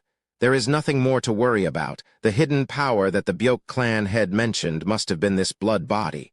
Finally, if I just take down this body, it's over. I dash towards Yuan Lai with blazing eyes, and Co Ran also forms a spell next to me. I wondered why this desert is so cold. Turns out there's so much yin energy sleeping beneath this land. At his spell, the base of Yuan Lai's black castle beings to boil and bubble. Then, Quack, an enormous amount of yin energy erupts, and a terrifying number of vengeful souls and ghosts begin pouring out from under Yuan Lai's black castle. With their emergence, the previously clear desert sky fills with yin energy, dark clouds gathering once more. How many thousands, tens of thousands, hundreds of thousands did you slaughter and devour, Senior Yuan Lai? Even the elders who managed the livestock farms would shake their heads. Co Ran clicks his tongue and forms another spell. Yuan Lai, with eyes blasting bloodlight, charges at Co Ran, but I, along with the other surviving core formation cultivators, including Chengmun Yongjin, block his path with lit eyes. I blame you, Bloodwood practitioner Yuan Lai. Countless ghostly wails cry out Yuan Lai's name. Co Ran too looks appalled, and the ghosts crawling out from under the black castle continue to multiply. Yuan Lai's complexion darkens. This crazy.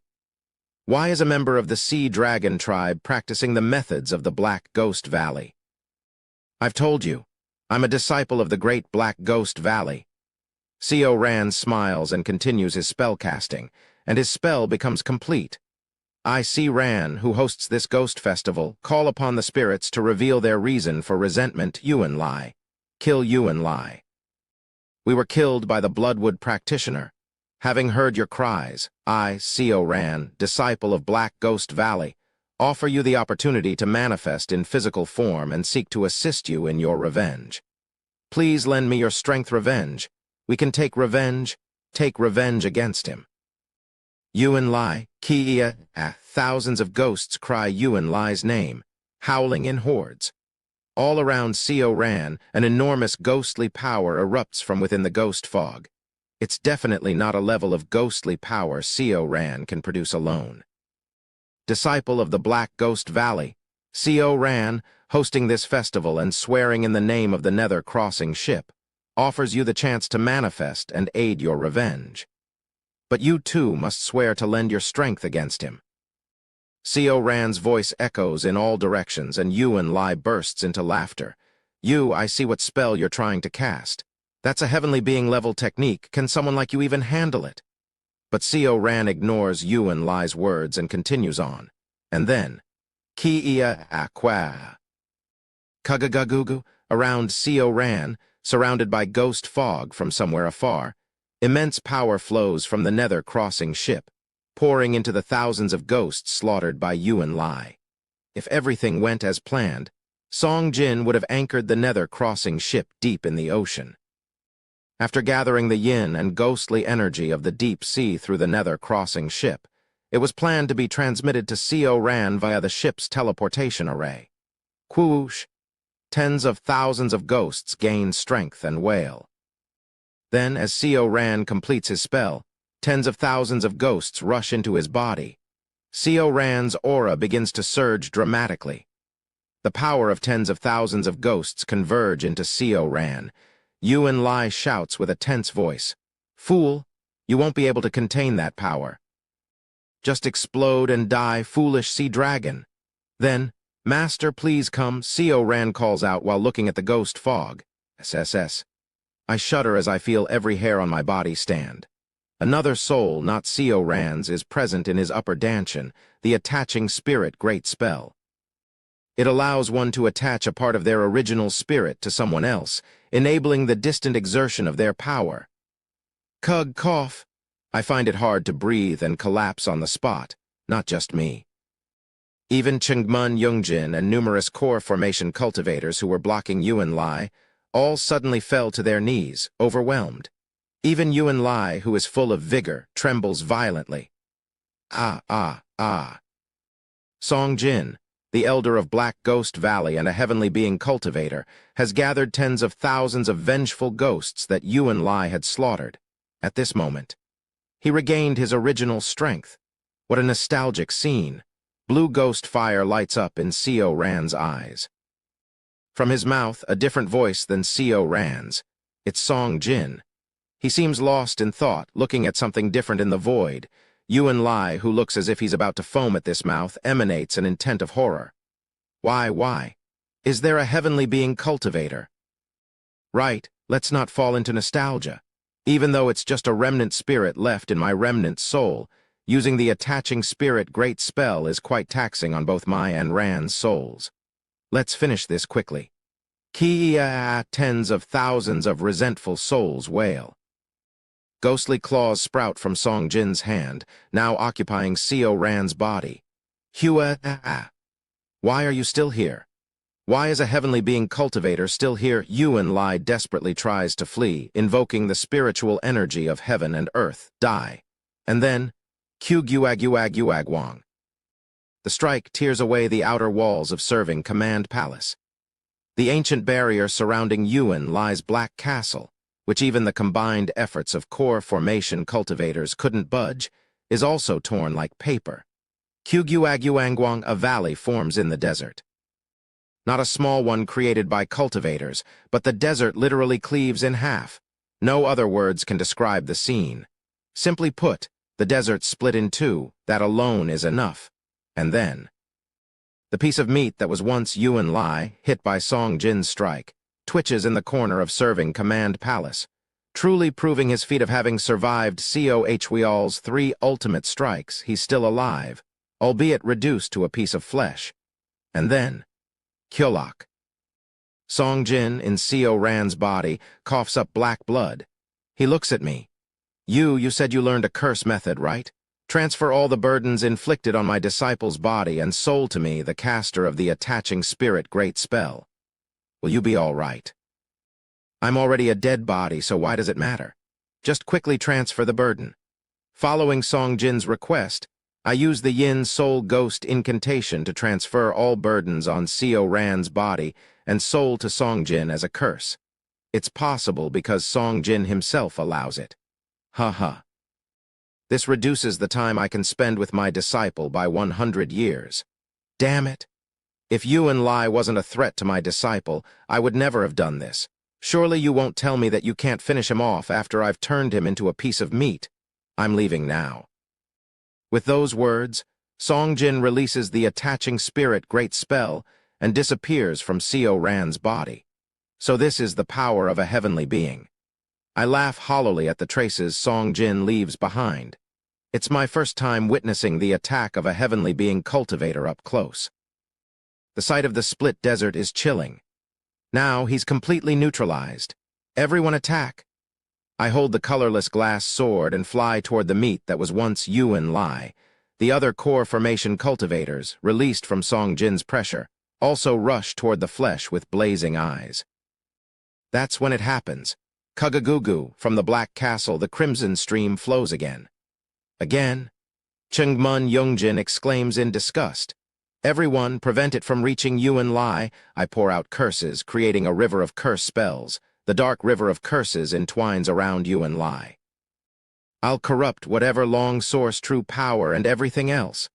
But then, swoosh, the long source true power summoned by Yuan Lai. Instead of Yuan Lai, it heads towards the formation flags he had stuck in the ceiling of the serving command palace. What? I grit my teeth and raise the colorless glass sword. Everyone stop it. He's trying to summon the serving command seal at that moment. Woo-ah! The meat lump that used to be Yuan Lai emits an immense bloody radiance, shaking off my curses and soars into the sky. I too will stake my life. I instantly realize what he's doing. He's burning his own nascent soul. A gamble that can burn up the nascent soul completely, leading to death, or at least dropping the level of cultivation if it goes wrong. But if the gamble succeeds, he'll obtain the serving command seal. I clench my teeth, explode all my energy, and rush after him. Chewaruk-ruk. From the meat lump that is Yuan Lai, numerous branches sprout, forming a bloody forest that blocks my path. The remaining core formation cultivators all rush in to break through the forest together. Wo-woong, in an instant I reach Yuan Lai. Do you think it'll go as you wish? Out of my way. Chewaruk. From Yuan Lai's body, his nascent soul pops out, a baby with numerous hands, eyes, and mouths. The baby cuts off one of its hands attached to the soul and throws it at me. Even if my cultivation drops, even if my entire plan completely collapses, I cannot retreat from this spot. Boom! The sacrificed arm of the nascent soul explodes massively, engulfing me. Severing mountain swordsmanship. Severing mountain. Kuguaguagua. I pierce through the explosion, chasing after Yuan Lai. Neglecting defense and focusing solely on breaking through the explosion, the skin on my entire body peels off. But thanks to the life force of a core formation cultivator and the effect of the spirit nectar's enhanced regeneration, my skin quickly heals. Flash, his formation activates. The last floor of serving command palace collapses, and finally, Paat. The serving command seal appears in the sky of the serving command palace. Tot. I gulp down as many of the liquors I have remaining in my storage artifact. White red wine, enhancing the connection with my Dharma treasures. Dream lotus elixir, increasing the speed of my Dharma treasures. Red moon dew, strengthening my power. And then, boom, Yuan Lai, in the form of a baby nascent soul, explodes all his hands, eyes, and mouths. Flash, in an instant, Yuan Lai gains tremendous power by damaging his nascent soul. After drinking numerous immortal wines and focusing all that power into a single point, I throw the colorless glass sword. My sword and Yuan Lai's hand reach the serving command seal at the same time, and at that moment, "Stop!" Seo Ran's voice reaches Yuan Lai. Yuan Lai's body freezes in place. My colorless glass sword deflects the serving command seal and hits it far away. This is the end. I charge towards Yuan Lai, unfolding the ultimate technique of severing mountain swordsmanship, severing mountain. At that moment, a bloody light begins to glow. Parararak. The formation flags Yuan Lai had infused with long source true power. Destroying all floors of serving command palace, the flags still floating in the air move, surrounding and holding the far-flung serving command seal, simultaneously. Chuararak. From one side of the meat lump, tentacle-like tendrils sprout, grabbing the serving command seal. I am the master of the serving command seal. Rumble fortune has tilted in my favor. His cockroach-like persistence finally succeeded in grabbing the serving command seal. Chuararak. He regenerates his body. Drip, drip. Yuan Lai, as always, still hides his face behind the black mask. However, blood flows from beneath, clearly not in a good state, but he is laughing. The blood body I have hidden, all my long source, true power. I have used them all. Even going as far to damage my nascent soul, reducing my cultivation to the early stage. Having gone this far to seize heavenly fate, if I can't defeat you all, call me a damned pig. He's got the serving command seal. I still clench my teeth and charge at him. But with something as metaphysical as fate, he can't recover his strength. He's near death and hasn't been able to regain his strength. I'll kill him and snatch the serving command seal. At that moment, rumble. Serving command palace begins to collapse. After being hit by Song Jin's attack, and even losing the serving command seal to Yuan Lai, the exterior walls of serving command palace slowly crumble. Those fragments begin to fall precisely towards me. Boom, boom. I slash through the debris of the exterior walls. But strangely, no debris falls towards Yuan Lai, and he smoothly flies past me. I slash the formless sword at him, but precisely between him and me, the debris of serving command palace falls, and my formless sword misses him. What is this? My eyes widen in confusion. Foolish boy. It seems the heavens are on my side. Seo Ran orders Yuan Lai. Kneel. But Yuan Lai, holding the serving command seal, just laughs. Oh my. Coincidentally, it seems all the essence blood of the sea dragon king in my body evaporated when I was hit by the attack of the heavenly being Cultivator. It's truly a coincidence. What? Boom, Yuan Lai emits blood light. Seo Ran is swept away by the blood light straight into the Black Castle. Yuan Lai follows Seo Ran out of serving command palace, and strangely, the collapsing serving command palace stops breaking down the moment Yuan Lai leaves. Crack. I finally manage to escape the bombardment of debris. What is this? This isn't some striking coincidence. It's as if the entire world is standing on his side. And then, the ghost of Song Jin, watching the situation from my embrace, suddenly starts howling. Damn it. That cockroach-like bastard, surviving from getting hit by even that and getting his hands on the serving command seal. It's Song Jin's voice. He urgently speaks to me. You, look around. How many remaining ghosts are there around us? Prompted by Song Jin's voice, I widen my perception and survey the surroundings. But perhaps because everything had been exhausted by Song Jin's strike, there are almost no remaining ghosts or resentful souls. Almost none. Damn it. If there were as many ghosts as before, I could have snatched back the serving command seal and whatever else. Damn it. Damn it. Song Jin curses and then cuts off the communication. I quickly follow after Seo Ran and Yuan Lai into the Black Castle. Just then, Cultivator, Seo. Under the debris of serving command palace, I hear the voice of Byok Munseong. Cultivator, Byok. He is half buried under the debris. No, the problem isn't that he is half buried, but rather, like Buck Hyung Hwa, his lower body is missing somewhere. Only a quarter of his body remains. Nevertheless, he is still alive due to the tenacious life force of a core formation cultivator. However, his golden core, it's shattered. He is about to die soon. Byeok fumbles his mouth and speaks to me. I won't hold you long, since it's urgent. This. He pulls out a small glass shard from his chest and hands it to me. That is a glass sculpture carved from inside a centipede den with a cursed doll. It's a shard of that sculpture. I loved her too, but compared to you, perhaps my love wasn't that deep. Rather, if I hadn't been resentful of you for stealing her from me, I might have given up chasing after her in a few years. But anyhow, she was my first love. Please. He clenches his teeth and hands me the glass shard. Avenge her, I beg you. I clench my teeth and take the shard he hands me. Understood. Rest well. With that, Byeok closes his eyes. I leave Byeok behind and enter the castle with the surviving core formation cultivators. Whoosh! Inside the black castle, the air is thick with the smell of blood. I swiftly fly towards where I sense movement. The center of the castle, the grand hall there. I head to that place where the smell of blood is the strongest, where a few survivors have gathered. Soon, I see Yuan Lai entangling Seo Ran with blood. Kugagugu? I clench my teeth. Yuan Lai is leisurely holding the serving command seal. Externally, he is just a nascent soul at the initial stage, a very weakened early nascent soul.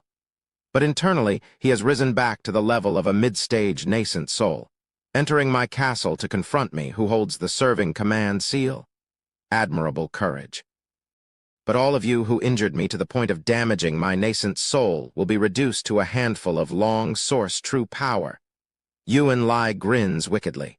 I was momentarily bewildered by the appearance of a heavenly being. But yes, I've heard rumors about one of the elders of Black Ghost Valley. A ghost soul, beheaded by the Mad Lord, stuck in the ruined Nether crossing ship like a bound spirit, waiting for the day to be dragged into the realm of the dead. It must be him, right? Ha ha ha, it's impressive that such a remnant soul could deliver a strike at the heavenly being stage. His days of being dragged to the netherworld must be numbered now. Yuan Lai smirks sinisterly. Now I have nothing to worry about. All that's left is to kill all of you and heal my injuries. Bloodlight flashes around him. I didn't realize that summoning wind, true blood transformation, was a trap left by Seo Hweal. But now that I do, I just need to extract the practice of summoning wind, true blood transformation, from my blood body. I'll deal with all of you with only the blood demon suppressing sea light and blood chain binding forest. Can we win? It's truly despairing. How in the world? Can we defeat this monster even if I risk my life now and unleash foolish old man moves mountains? Can I manage to land a strike? Is this life even worth it? That's when, wriggle, wriggle, the ghost left in my arms by Songjin starts to speak again. What's the situation inside? Alerted by Songjin's voice, Yuan Lai's body shudders. Seo Ran is captured, and Yuan Lai is showing off his mid-nascent soul cultivation while holding the serving command seal. I see. It's going to be a bit noisy, so make sure you protect Seo Ran well. Just then, boom. With a sound as if the heavens are tearing apart, one side of the Black Castle's wall collapses. A massive shockwave whirls through the hall, and I shield Seo Ran from the debris and shockwave headed his way. And then, I realize the identity of the surprise. Yuan Lai and I both utter its name. Nether crossing ship. Nether crossing ship.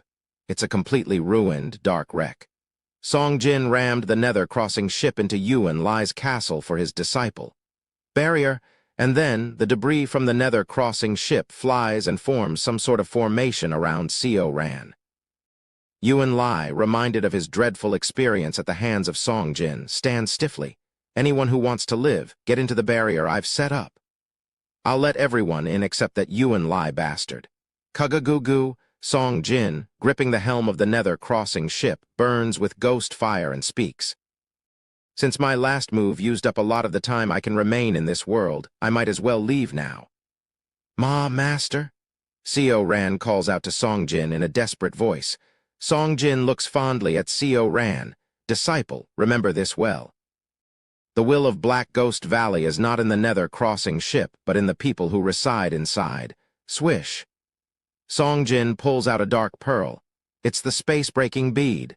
The serving command seal is frightening, but there are 3 ways to counter it. First, a fate stronger than the serving command seal. Second, overwhelming power. And third, no, you can't, space-breaking beetle. As the descendant of the Sea Dragon King, I command you, do not respond to my master's command. Kugagagugu, the nether-crossing ship begins to vibrate. History. If it's something with a long history, it can resist fate. Experience the nether-crossing ship's history of 500,000 years. Woo-woo-woo-woo-woo. The nether-crossing ship and the space-breaking bead begin to glow simultaneously. Why aren't you listening to me? Space-breaking bead, listen to me. Co Ran, his eyes rolling in panic, ignores the nether-crossing ship and shouts. No, master, master.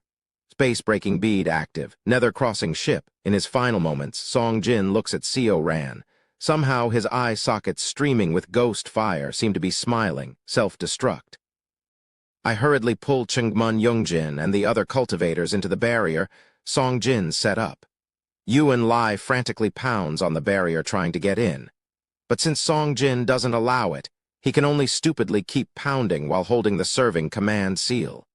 And then a dark storm engulfs everything. The storm subsides. Co Ran, weeping tears of blood, frees himself from Yuan Lai's restraint and gazes at the debris before him. Ah, ah, ah! The barrier set up by Song Jin barely withstood the storm.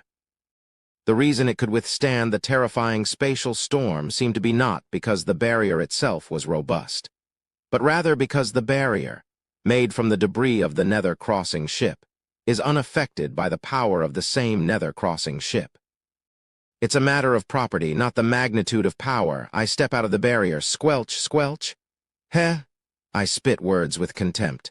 Truly, utterly despicable. A blood-soaked lump of flesh. Above this lump, a figure of a blue dragon appeared, guarding the meat lump. C-O-H we all, C-O-H we all, C-O-H we all. Is it you again? Just stop coming out. Swoo-whoosh, the dragon figure, having faced the spatial storm, scatters away. However, thanks to C-O-H we all's protection, Yuan Lai is still not dead. C-O-H we all. I cry out his name in venom. Chuarak. Churarak, the lump of flesh, begins to regenerate.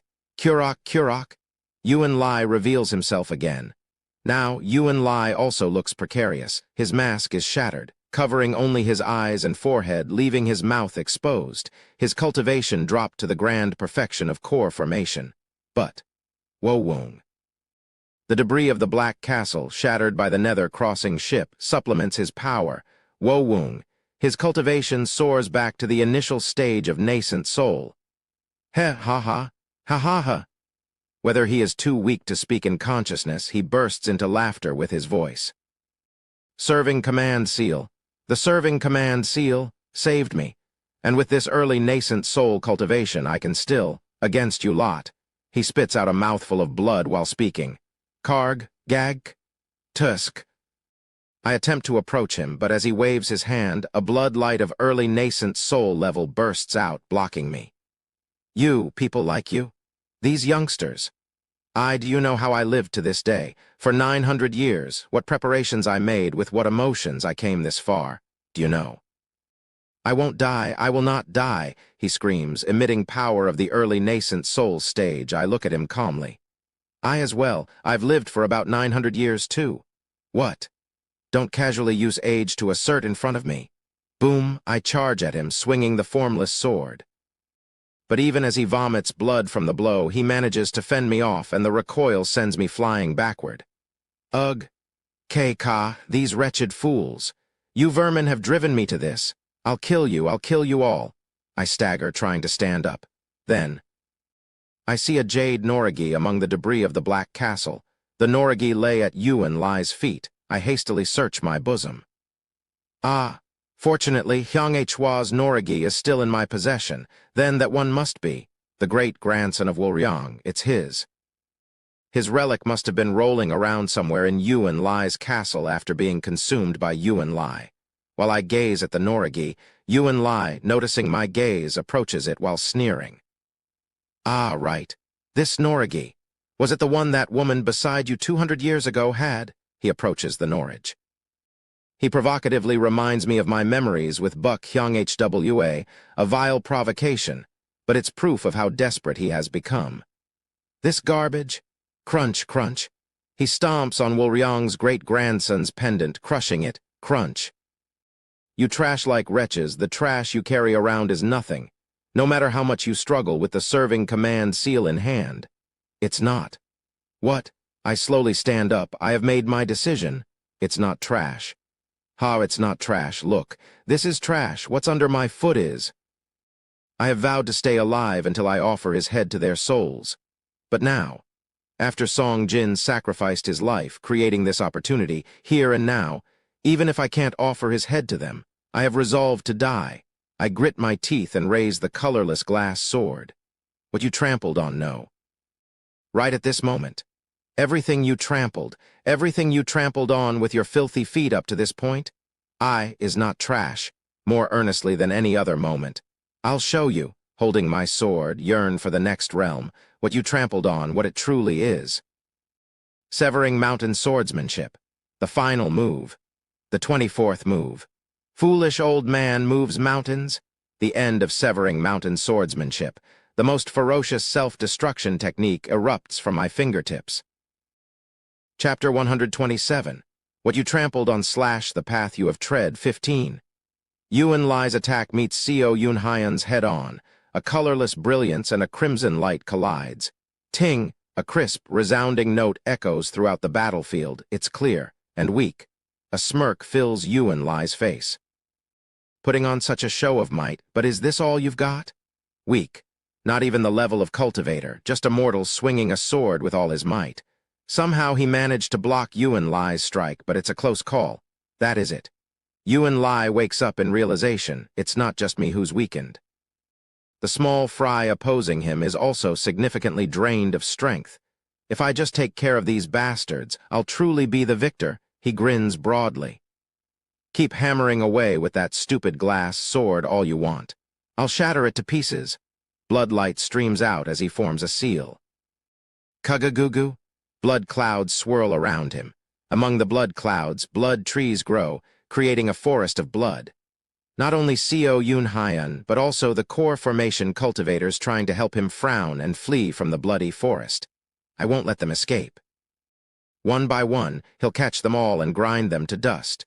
Yuan Lai thinks this as he flies towards the most annoying bug, Seo Yun Hyan. Trapped in the bloody forest, swinging his sword foolishly, Seo Yun Hyan's figure is clear in Yuan Lai's eyes. Farewell. You left a deep impression, though. Kugagugu? Blood vines sprout from his hands, stabbing towards Seo Yun Hyan, and Seo Yun Hyan, holding his glass sword, begins to deflect them. Yuan Lai laughs, his mouth splitting wide, so weak. He'll fall soon. Didn't you say you'd show me something? I don't want to see you flounder pathetically, just D and then, thump, Seo Yun Hyan's sword strikes the blood vines. Huh? Something is off. Normally, humans weaken as they expend energy, but Yuan Lai frowns at the recoil he just felt, stronger than before. It wasn't significantly stronger. But definitely stronger than before. Is it just my imagination? No, that can't be. Yuan Lai bites his lip hard. Kwang. Seo Yun Hyan's sword again strikes his vines and pushes back his bloody forest. It wasn't an illusion. His sword is indeed stronger than before, but it's negligible. No need to worry. Just die as you are, Kiaing, blood demon suppressing sea light. Above Yuan Lai's hands, an apparition of a blood sea forms, plunging down towards Seo Yun Hyan. Seo Yun Hyan doesn't look at the blood descending upon him. He just closes his eyes and raises his sword. Severing mountain swordsmanship, secluded valley. He dives into the blood pool, twisting his body up through a gap and slices through it. Chuararak Yuan Lai's spell splits in an instant. Yuan Lai's face hardens. Kung, Seo Yun Hyan lands back on the ground. And on the spot he lands, his footprints are deeply imprinted. Kwang, kwang, kwang, with every move he makes, with every posture he adopts. The depth of his footprints increase. The amplification rate of his attacks is increasing, like rolling a snowball.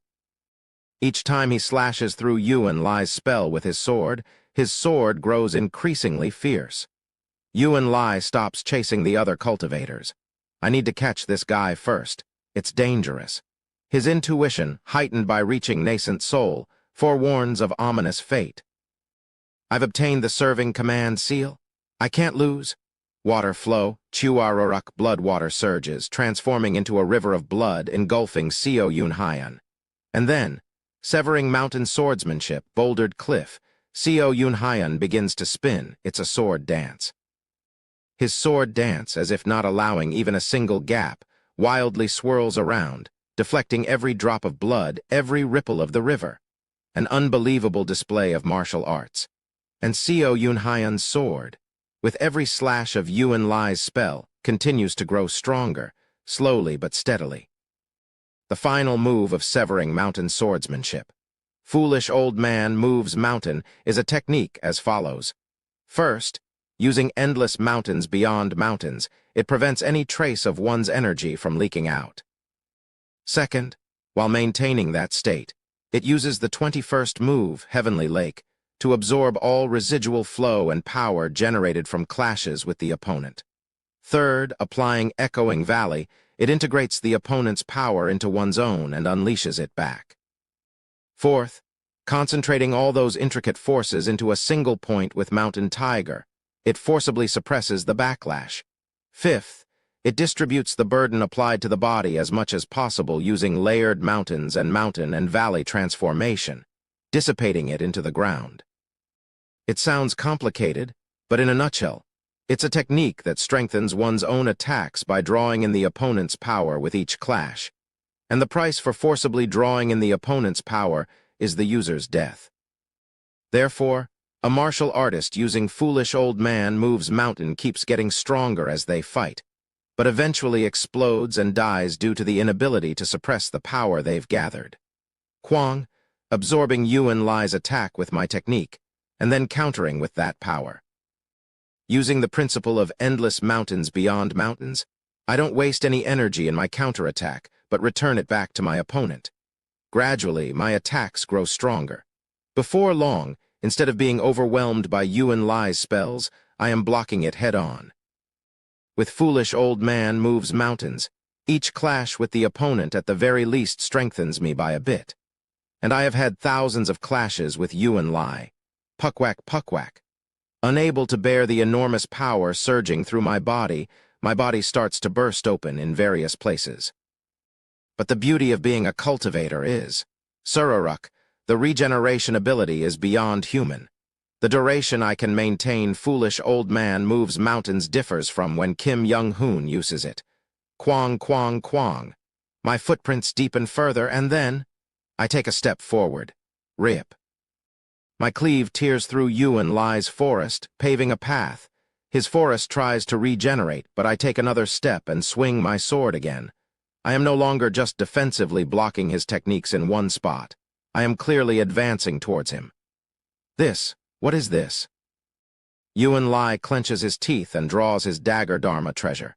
Ki-ya-ak. He brings out his blood-colored spear, and the ghost king made of blood mist is summoned Chuarak. Cutting his own finger to feed the ghost king, it blazes red and grows fiercer. It charges at me, spear in hand, through the forest I have torn apart. I close my eyes. Blood is flowing from my entire body, making it almost impossible to see. Let's return to the basics of when I first learned martial arts. I close my eyes and enter the world of intent, red and blue lines. Since awakening the domain of consciousness as a cultivator, I didn't pay much attention to it, relying only on the domain. The domain of consciousness is ultimately a more advanced version of the flow of intent. But facing these red and blue threads again, like when I first entered the pinnacle realm, I realized something I haven't before. Were these threads always carrying so much? The lines emanating from the Ghost King glow red. In terms of emotions, it's either anger or killing intent. But within that killing intent, there are countless meanings. From the next move to why such a move is made, what they are thinking at the moment, etc. Through martial arts, I now transparently see the opponent's heart. The Ghost King in front of me is actually Yuan Lai's puppet. Therefore, the emotions felt from the Ghost King are Yuan Lai's emotions. Fear and anger, shame, humiliation, a bit of anticipation. These are the emotions I sense from you and Lai. What about my own heart? Suddenly, while clashing with the Ghost King, I become curious about my own emotions, not you and Lai's. I see. My heart is filled with pain, and the anticipation of death that will come at the end of this pain. That's all. I want to die. I desire death. With each use of the foolish old man moves mountains. It feels like my muscles are tearing apart. Not metaphorically, but literally, as blood bursts from various parts of my body with each and every movement. My footprints grow deeper. Yet in this immense pain facing death, I am in absolute tranquility. Is this the end of this life? I will die wielding my sword, as I have in so many lives before. As death approaches, the flashbacks of previous lives which visited me several times before pass before my eyes. Starting from the very first life, up to the death that happened 10 times, 900 years of life. In that overwhelming life, there was shining love that lasted a mere 10 years. Is the life of a human being so fleeting? What am I really swinging my sword for? Whirl, suddenly. Amidst my suffering and swordplay, upon deeply searching my heart, I stumble upon an area of emptiness, devoid of anything, emptiness, completely empty. Why am I still alive? Life is nothing but pain. Isn't that what I realized through Yin's soul ghost incantation? I just want to quickly end this life and move on to the next. Just when I am thinking so, if life is filled with emptiness, are the times we spent together meaningless too? A warm hand seems to rest upon my sword-wielding hand. Scenes flash before my eyes, days spent with her. Good moments, regretful moments, painful moments. And the scenes don't stop there but continue. Moments of triumph after establishing the palace of heavenly demons with Kim Young-hoon. Moments of reaching new heights in martial arts. The moment when KHWA gifted me a paper flower while I was teaching my disciples. The moment when I died to save my disciples. The moment I met my master. The moment I bowed 10 times to him and passed. These aren't flashbacks. My flashbacks aren't so radiant. Whenever I'm about to die, only moments of futility flash by. This is. I see. Colorless glass sword, third form. All heaven's real power isn't just about gathering thousands of colorless glass swords to strengthen it. Emotion. The colorless glass sword is a Dharma treasure that heightens human emotions. I had forgotten that Buck HWA, while creating the colorless glass sword, researched the circuits of the Mad Lord using human emotions. She had designed this Dharma treasure to harbor human emotions, mimicking the Mad Lord's puppet. Just as human consciousness, including the 7 emotions, is made up of tens, hundreds, and millions of emotions. Each circuit of the colorless glass sword overlaps, creating millions of emotions, which then form another consciousness within the sword. Kiaing, I infuse the formless sword. The formless sword is originally a bundle of my consciousness mixed with Gang Kai. When the artificial consciousness in the colorless glass sword touches mine, it begins to amplify my consciousness. The power of the formless sword grows. But this is the same power I felt when I first activated all heavens. The power I just discovered in the colorless glass sword doesn't end here. Flash, the colorless glass sword begins to shine. The artificial consciousness in the sword stimulates my emotions. Accepting my intense emotions, it starts to imbue them to the formless sword. Yes, the colorless glass sword is transforming my emotions into power. Kwang. The Ghost King's spear explodes with a single swing. The Ghost King attached to the spear also explodes and disappears. Yuan Lai panics, continually using spells, even harming himself to summon more sinister blood techniques. He is eroding his own body to stop me, while I am exploding my entire body to advance towards him. I'm probably half out of my mind from the pain. I keep my eyes closed, feeling only the flow of intent as I move forward, and I observe my heart, the void realm of emptiness. In this empty realm, the colorless glass sword is infusing emotions from my past. Happy moments, frustrating moments, joyful moments, angry moments, sad moments, enjoyable moments, loving moments, hateful moments. Was it so? I thought this life was futile.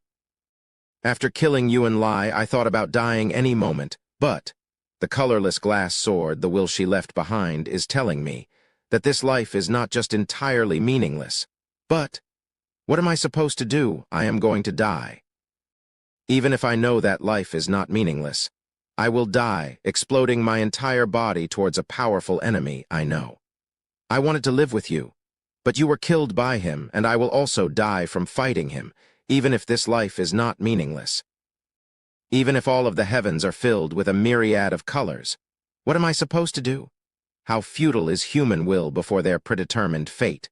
Kwang, as my emotions intensify, the colorless glass sword further amplifies the formless sword. The space between Yuan Lai and me clears away. He forms a seal, preparing a more sinister spell. I can't block it. Even if I perish together with that spell, even with the power I have accumulated through foolish old man moves mountain, it's impossible to block any further. Isn't there an inherent disparity set from the moment of birth in this world? Aren't there defined limits for a human being? It was in this instant. If it was Young Hoon Hyung Nim, he would have never said something like this. Limits. From within, where I have placed Kim Young-hoon's inner core, I feel something warm rising. It might have just been my imagination. I start thinking of such things when wielding a sword. From his inner core, I feel a warm coziness. It's like the morning sunshine. His brilliant, golden, surpassing radiant saber. Suddenly, I open my eyes. Next to me, Kim Young-hoon is wielding the surpassing radiant saber. It's not real, just a hallucination, as I'm half out of my mind due to pain. But the hallucination speaks exactly what Kim Young-hoon would have said. Even if there are limits, what can you do? You still have to live, severing mountain swordsmanship and severing vein saber method, formless sword and surpassing radiant saber.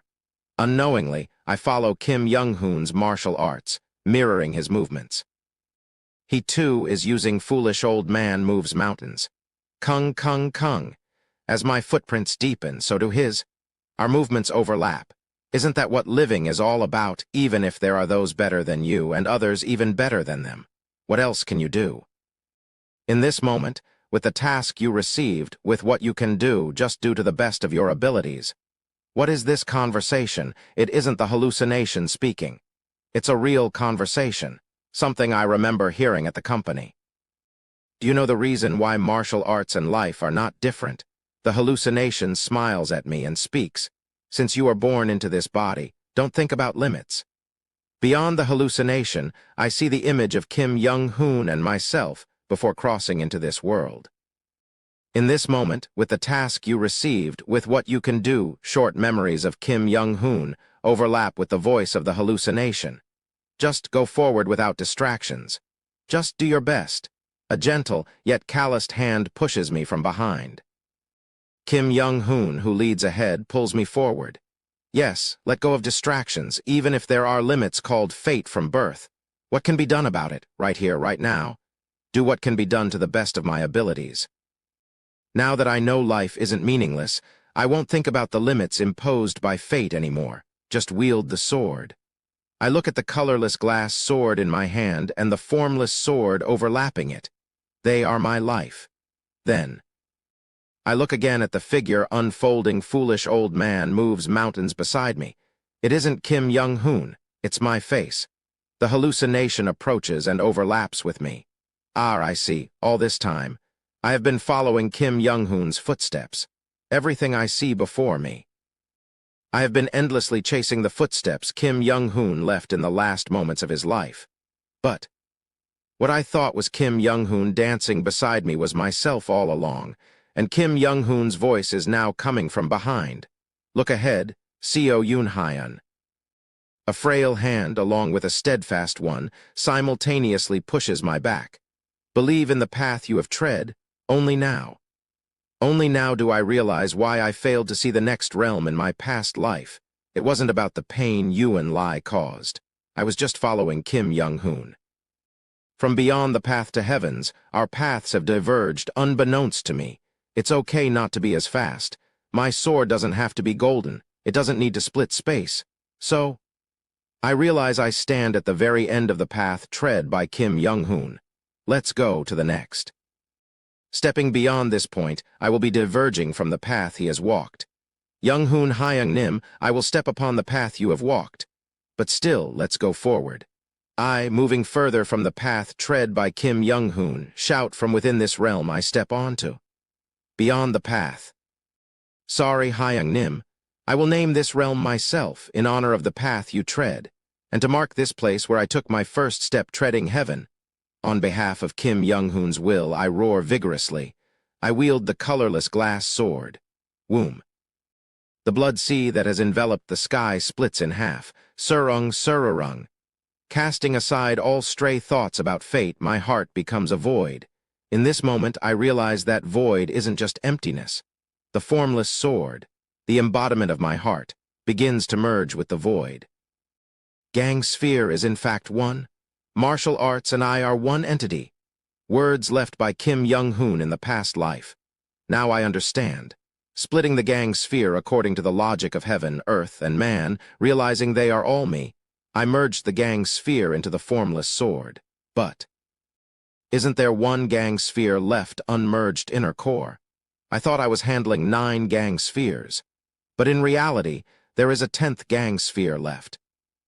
The moment I realized the meaning of the emptiness, my inner core that is nestled in the center of my golden core melts, becoming an intangible energy, and merges with the formal sword in my hand. Kim Young-hoon's technique of an external inner core is one of the paths to this realm.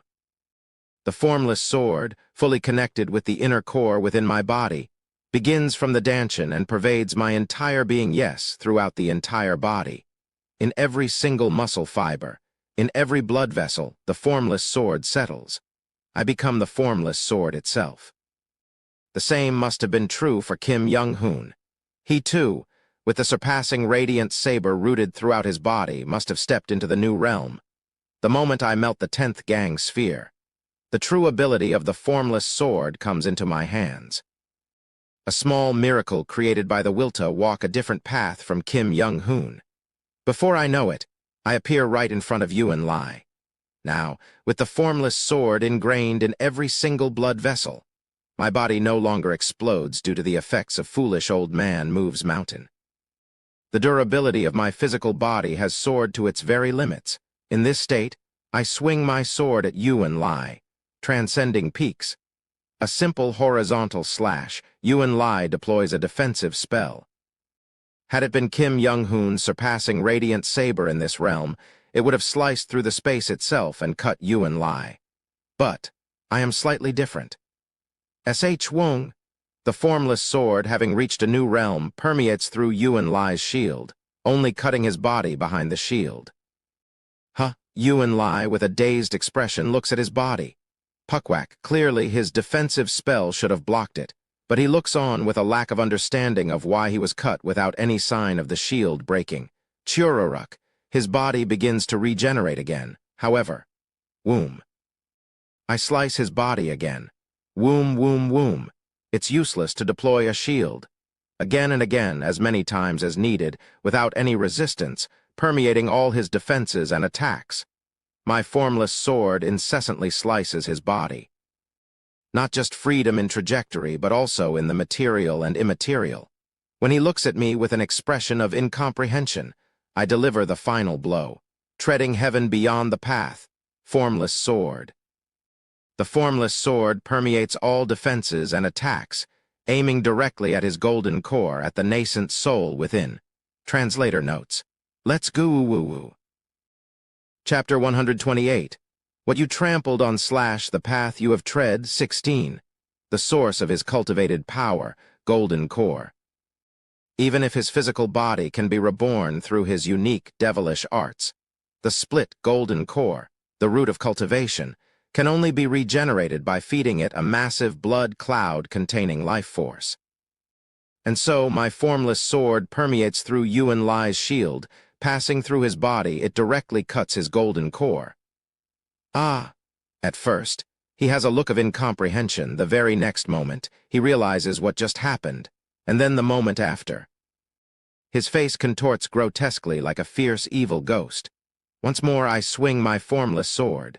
Swoosh this time, my formless sword even permeates the golden core and slices through Yuan Lai's nascent soul. And then, ah, ah, he starts screaming a wail unheard of in this world. Pasik pasisisic. No matter what kind of Dharma treasure or technique raises one's realm by a whole level. A cultivator with a damaged nascent soul and a split golden core, even if they raise their cultivation from Kai building great perfection, it's at most the early stage of core formation. Slash. When I again cut his meridians, his spiritual power starts to leak. With the golden core broken, even his devilish arts are reaching their limits. His regenerative power weakens. His realm falls once more. Shi-ei, no longer at the early stage of core formation, but at the level of Kai building. He screams madly. Huff. I take a breath, regulating my breathing. My body should have long died due to the effects of foolish old man moves mountains. But having reached the realm of treading heaven beyond the path, the formless sword, which has become one with my body, is forcibly clinging to a life that should have died. All my meridians are severed, and my golden core is trembling as if it will shatter. The moment I recollect the formless sword flowing through my meridians and return it to consciousness, my body will collapse. I look at Yuan Lai. Finally, I caught him. Now he's like a dog on the ground, clutching the serving command seal and sobbing. Why? I am favored by the heavens, why? I approach him with an expressionless face. It can't be. There must be something wrong with the serving command seal. He starts to crawl away from me in terror. But he suddenly realizes that there is nowhere to run. His cultivation has already fallen to Kai building. Even that due to the functionality of his Black Castle Dharma treasure. If he flees from here, his cultivation will fall even more miserably. Yuan Lai looks at me. I'll tell you the secret of the castle. Just stop for a moment. I approach him. Wait, don't come closer.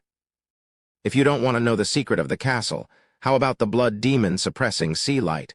I'll even tell you the refinement methods for blood chain restricting forest and bloodwood ghost corpses. Step. That's right. There are still spirit stones and elixirs left in the underground of the castle. I'll give them all to you. Step. Anything you want, just tell me. I'll give you everything. Join hands with me and let's enjoy a world where heavenly beings have ascended. With every step I take, he takes a step back. I'll reveal the hidden story of the serving command seal. Calm down, just tell me what you want. And then I finally reach him. I kick his leg out from under him, thud, kua-aog. With my kick imbued with the formless sword, both of his legs are cleanly severed. He falls to the ground, screaming. Are you planning on torturing me? He forces a smile and looks up at me. Chuaruk, that cockroach-like regeneration. It hasn't completely disappeared yet and is slowly regenerating his legs. It's useless. You see, I won't die just from my body exploding. Didn't I tell you? I survived even after taking COH-Weal's 3 moves. This level of pain is nothing if I just use the sensation-blocking technique recorded in Blood Demon suppressing sea light. Wuung, I clench the void. In my hand, a translucent red banner appears. 5 elements blood curse banner. A banner of pain, used for placing restrictions or torturing an opponent. Seeing the 5 elements blood curse banner, Yuan Lai sneers. I don't know how you learned the 5 elements blood curse banner, but you do know, right? I've also mastered the 5 elements blood curse banner. If you're planning to torture me or place restrictions on me with it's not a good idea. I am not affected by the blood curse banners. How about we stop this meaningless conversation and talk about something else? Zhuang. The 5 elements blood curse banner in my hand begins to be imbued with the yin soul ghost incantation. Tiny curse spells contaminate the 5 elements blood curse banner. After a while, the 5 elements blood curse banner morphs into a flag of utter darkness instead of one dyed in shades of blood. I created an entirely new technique by merging the curse spells from the yin soul ghost incantation, which govern pain, with aspects of the spell that control agony within the 5 elements blood curse banner. This is possible because of my extreme proficiency in understanding pain through the Yin Soul Ghost incantation. Black Ghost Curse Banner. I name the newly created flag. Looking down at the flustered Yuan Lai, whose legs have just regenerated, I stab the Black Ghost Curse Banner directly into one of his legs. Yuan Lai can't even scream properly. His face instantly turns as pale as a white snow. His claims about being able to block pain means nothing. The pain inflicted by my curse spells surpasses his understanding. I summon another Black Ghost Curse Banner. The 5 elements Blood Curse Banner doesn't work, but how about this one? You look like you're satisfied. Thud. I plant the Black Ghost Curse Banner into his other leg. Both legs are pinned down by the Black Ghost Curse Banners, immobilizing him. Yuan Lai falls to the ground, foaming at his mouth, writhing in pain. Don't worry. I'll just plant a few more and then finish you off. Wriggle. Yuan Lai, with his eyes rolled back and foam bubbling, looks at me. Then, puff, he forms a seal with his hands and explodes his own legs, using the force of the explosion to get away. But he doesn't get far, just a few steps. It's a ridiculous situation, but I don't feel like laughing. I told you not to worry too much. I'll just plant a few more Black Ghost Curse Banners and won't torture you severely. With an expressionless face, I walk towards him, holding a black flag in one hand. Yuan Lai, with both legs severed, tries desperately to crawl away from me. It seems his pure spiritual force is almost depleted, as his regeneration is slower than before. I'll just crush your remaining golden core, pull out your limbs and throw them to the east, west, north, and south, and tear apart the rest of your body. Wiggle, wiggle. He struggles to crawl away from me. I'll just scatter the remaining pieces of your nascent soul and leave behind your head. Don't worry. I won't torture you more than I said I will. Wiggle, wiggle. With both hands, I hold up the Black Ghost Curse Banner and approach him. Puckwhack. I plant the Black Ghost Curse Banner into his thigh. Next, I embed black flags all over his lower body to prevent him from escaping any further. His split golden core, where could it be? I begin searching for the location of his golden core with the intention to plant the Black Ghost Curse Banner. He begs. Spare me, please spare me. I'll tell you everything about the Bloodwood method. You can even enslave me. Blood demon suppressing sea light. Blood chain binding forest, everything related to the castle, the serving command seal. I'll tell you everything. Even if you torture, please spare me. Just don't kill me, I'll do anything. How about this? He fumbles with his black mask half remaining on his face. His body shape starts to change slightly, and when he takes his hand away from his face, he's transformed into a beautiful woman. Yuan Lai's voice becomes frail. This blood body can switch between male and female. I can serve you in either form. Please just let me serve you. Do as you wish. Please just spare me. Any kind of beauty is possible. Do you prefer mature ones, or a bit younger? Please just let me serve you. I want to live. With an expressionless face, I approach him, grab his hair, and mutter. I'm not interested in beauty birthed from shredded human lives. PL, please? How about this? Wriggle, he starts to change into a familiar face. If you can't forget the woman who was with you then. I can serve you in that face too. I let go of his hair and stood up, and before he completely transforms into her face, I kicked his upper body as is. Puckwhack. His upper body bursts open, squelch, squelch. He squeezes out his last regenerative power, slowly regenerating his upper body. Looking down at him regenerating his face, I speak disdainfully. Shut your mouth. If you open that disgusting mouth one more time, I'll tear out your jaw. Wriggle, wriggle. Realizing I meant it, he changes his face, a face without eyes, nose, mouth, or ears, a complete no-face. That is Yuan Lai's true face. Neither male, female, nor even human, just a filthy devil, the essence of Yuan Lai. Don't worry. As I said, I won't torture you. I am. Expressionlessly looking at his faceless face, I continue. I am trying to give you a blessing right now. Puckwhack, puckwhack. I pin down both of his arms with the Black Ghost Curse Banner and slowly speak. Being able to conclude life is a great blessing. Right now, I'm about to give you such an overly generous blessing. Awa. He looks to have something to say, but due to my threat of tearing out his jaw. He just rides his face without opening his mouth. You too must have had a hard time getting here. I'll let you forget everything. Let you lay down everything and rest. Thud. It's when I fully embed the last black ghost curse banner into the location of his crumbling dantian, CRRAC. Only a mouth appears on his no-face. Yuan Lai screams as if in agony. How is that a blessing? Stop talking nonsense. I want to live. I don't want to die. I don't want to die. Silently, I begin to tear off his limbs one by one. Yet even as his limbs are being torn off, he screams in a voice filled with terror. Please, just torture me instead. No, please torture me. Spare me. Even if you torture me and violate me, just spare me. Just spare me. Why must I die? Of course, I want to torture you too, but... I look up at the sky expressionlessly and continue. Right now, at this very moment, even if it's just a second earlier, how many resentful souls yearning for your death might there be? The countless ones who died in bitterness because of you, they must be eagerly waiting for you in the netherworld. So I can't delay any longer. I tear off his arms and throw them to the south and north. I don't want to die. Hua! There's nothing after death, I tell you. It's just the end. Death is a blessing. Then what about everything I've done until now? Weren't those giving blessings to the many? Speak up, you lunatic. If death is a blessing, what kind of curse is life? What kind of dog shit is that? What's the criteria for the blessings and curses you speak of? I tear off his legs and throw them to the east and west. What's the difference between a blessing and a curse? According to you, I've only given blessings. Why am I being punished as if I've been spreading curses everywhere? Don't make me laugh. You just want revenge against me. Chewarak, chewarak, chewarak. I begin to tear his body apart bit by bit. Don't talk lunacy about killing me as an act of mercy. Please, please spare me. No, I'm sorry. As his body gradually vanishes, his fear intensifies. Yuan Lai screams even louder. I'm sorry, I'm sorry, I'm sorry. It's all my fault. Please spare me. Please don't do this. Stop, please stop. And finally, Churak, his body is completely torn apart. I'll live.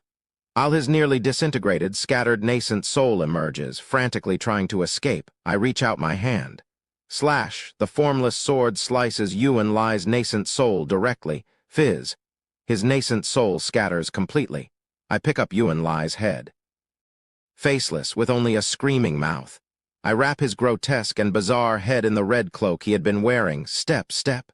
Slowly, I walk out, pushing aside the debris. Cultivator, CO. Beyond the debris, I see core formation cultivators tending to their wounds. I show them the cloak containing Yuan Lai's head. Relief appears in their eyes. Finally, that old monster. Chengmun Yongjin's face shows a mix of emotions: relief, accomplishment, vengeance, regret. Feelings I can't describe. None of the core formation cultivators are unscathed. All of them are either maimed or severely injured. For now, Cultivator CO, it seems we can't immediately return to our clans, and we will probably need a few weeks to recover our strength here. Chengmun Yongjin speaks to me, for those from the traitor factions, including Makli H. Wangchen, the surviving northern and eastern cultivators, and Byok Chengi. Currently they are subdued and bound by the ghosts summoned by Co Ran. Physically, his condition is the best among them, but emotionally, tears fall. Co Ran is amidst the wreckage of the Nether crossing ship. Holding tightly to the helm that Song Jin had clutched until the end, he silently cries with a soulless expression. I do not offer empty consolations to someone who has lost a loved one. I just stand beside him, silently mourning Song Jin with him for a long time. Drip, drip. How many tears has he shed? Co Ran staggers to his feet, even when he was alive. It sounds funny to say when he was alive, but when he was still with us, my master always said that we must part one day. I never thought that day would be today. It's so sudden. But if my master saw me like this, he would scold me and tell me to get up right away. Wiping his tears, Co Ran slowly gets up. It will be hard, but I will continue to practice the methods my master taught me. And someday, when I surpass him, I will ask the Sea Dragon King about everything. He is stronger than me. His eyes are filled with determination, but I can see the sorrow behind his resolve. My condition is the best, so I'll take you where you need to be. For senior right now. Taoist Co. I place my hand on Seo Ran's shoulder. You don't have to overdo it. You can mourn for Song Jin. Silent for a moment, Seo Ran turns his head and covers his eyes with one hand. I'm sorry. As you said, I think I need to stay here for a few more days. All right. I pat Seo Ran's shoulder. Then I look up at the serving command palace still floating in the sky. Swoosh. I muster all my remaining strength and leap towards serving command palace. It's still floating in the sky, powered by some unknown force. More so, it is slowly restoring itself. I look at this strange palace for a moment and then search through its ruins. After a while, I find the body of Byok Munseong. I collect his remains and bring them down to the ground. I hand Byok Munseong's remains to Chungmun Yongjin. Please take good care of him. All right. Chungmun Yongjin and the remaining core formation cultivators are also collecting the remains of the fallen. I place a shard of glass in Byok Munseong's pocket. Just then, Cultivator, Seo, one of the 6 clans of Shengzi, the head of the Jun clan, approaches me cautiously. Cultivator Seo, you killed the old monster, right? That's right. From what we've confirmed while exploring, there are enormous amounts of spiritual medicine, spirit stones, dharma treasures, and wealth accumulated in the underground of the old monster's castle. It seems only right that Cultivator Seo, who played the biggest role in hunting the old monster, should have the first choice. I reply expressionlessly. I don't need it. Ah, the faces of the core formation cultivators who have gathered around me brighten. Ah, then maybe. The head of the Jun clan asks me tentatively. He points at the torn pieces of Yuan Lai's body. Are you not interested in the remains of this nascent soul cultivator? Consuming those remains as an elixir would have tremendous effects. And just researching the body of a nascent soul cultivator could greatly aid in reaching the nascent soul stage. Perhaps you're not interested in that either. I nod expressionlessly. I only need Yuan Lai's head. I don't need anything else. Ah, I see. The head is indeed your contribution, Cultivator Seo. You may take it as you wish. Haha then. May we take the old monster's body? They ask, looking at me for confirmation, and I nod. Upon my approval, they rush towards Yuan Lai's body like a pack of wild hyenas. After throwing Yuan Lai's body to them like a bone, I start walking through the desert towards Chinsik City. Hot, it's burning. My remaining spiritual power is almost depleted, my golden core and meridians. If I release the formless sword, I will collapse immediately. Step. I limp through the desert. Tat. Sometimes, when I feel a burst of strength, I fly hundreds of jang. 1 jang equals 3.03 meters with the power of the formless sword. When my strength depletes, I fall back to the ground and continue walking through the desert. I could have asked Seo Ran for help to reach Chinsik City quickly, but I can't take away his time of mourning. Carrying the colorless glass sword at my waist and Yuan Lai's head in one hand, I head towards Chinsik City. It is far and vast. Ugh. I stagger under the hot desert sun. Thud. To prevent myself from falling, I summon a black ghost curse banner and plant it in the ground. Ironically, the power of the Yin Soul Ghost incantation is surging greatly. However, due to the nature of Yin Soul Ghost incantation, it's of no help in healing. Even if converted into energy, its unique humid toxic energy remains, rendering it unhelpful for my current condition. Furthermore, I have no thoughts on living longer. Creating more cursed dolls to transfer injuries isn't an option. In essence, I am already on the brink of death, merely clinging on forcefully through the realm of treading heaven beyond the path. Even the core formation's flying escape technique is not an option. The technique relies on the power of the golden core, and any further shock to my golden core, whether I hold on with the formless sword or not, seems likely to shatter it completely. Well, it serves as a walking stick. Thud. I summon the black ghost curse banner and plant it in the ground, laboriously taking each step and pondering. Looking back, several black flags flutter in the desert, marking the path I have tread. Originally, both the curses and the blood banner are spells that would disappear on their own if left alone. While the blood banner can become permanent if planted in the upper dantian, if left outside, it will naturally disappear. But my profound pain, This overwhelming agony has kept the black ghost curse banners present even after a long time. How long will they last? Perhaps they won't disappear until after my death. I look back at the black flags for a moment, then summon another black ghost curse banner, struggling to step forward. As a bit of energy returns, I repeat the process of flying with the power of the formless sword, then walking with the black ghost curse banner when my strength wanes. How long has it been? A month now. I feel half insane. Somehow this journey feels harder than my fight with Yuan Lai, the scorching sun, the parched mouth, my body screaming in pain, the faint hope of a comfortable death if I just release the formless sword. And above all, the most painful thing is loneliness. Alone in the desert, slowly making my way to Chinseek City, I am engulfed in an almost madness-inducing pain. Thud! I plant another black ghost curse banner in the ground. Lately, the curse banner has begun to change. What was once a flag now hangs like a large lump or bulge. It looks more grotesque than before, and its appearance alone exudes some kind of malice. Thud with this grotesque, increasingly bizarre lump-laden stick, I continue forward, each step filled with pain. Miss Hyang HWA.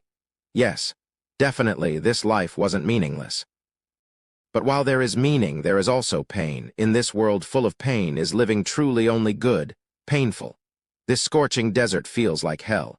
I am walking towards death, marking the hellish journey with landmarks of pain. When will I arrive? Another month has passed. Step. Thud. The stick I summon, once the black ghost curse banner, now bears a lump larger than a head. This lump is filled with malice, ready to spread a dark curse to anyone who dares touch it.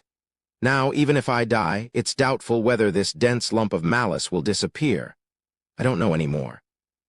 In a world already filled with agony, what difference will a few more bizarre lumps of malice make? Thud. I plant the lump-laden stick into the ground, supporting my body to keep from falling, and inhale deeply. Wo Woong. A bit of energy returns. I fly again with the formless sword. When I fly for a while far away, I see something familiar, and then, thump. Eventually, unable to keep up my strength, I collapse right from the air. Is there any meaning? In reaching that place, I just want to rest peacefully. Thud, I summon another stick and plant it in the ground. Still, let's go a little further. I definitely in front of them. I swore to offer this guy's head.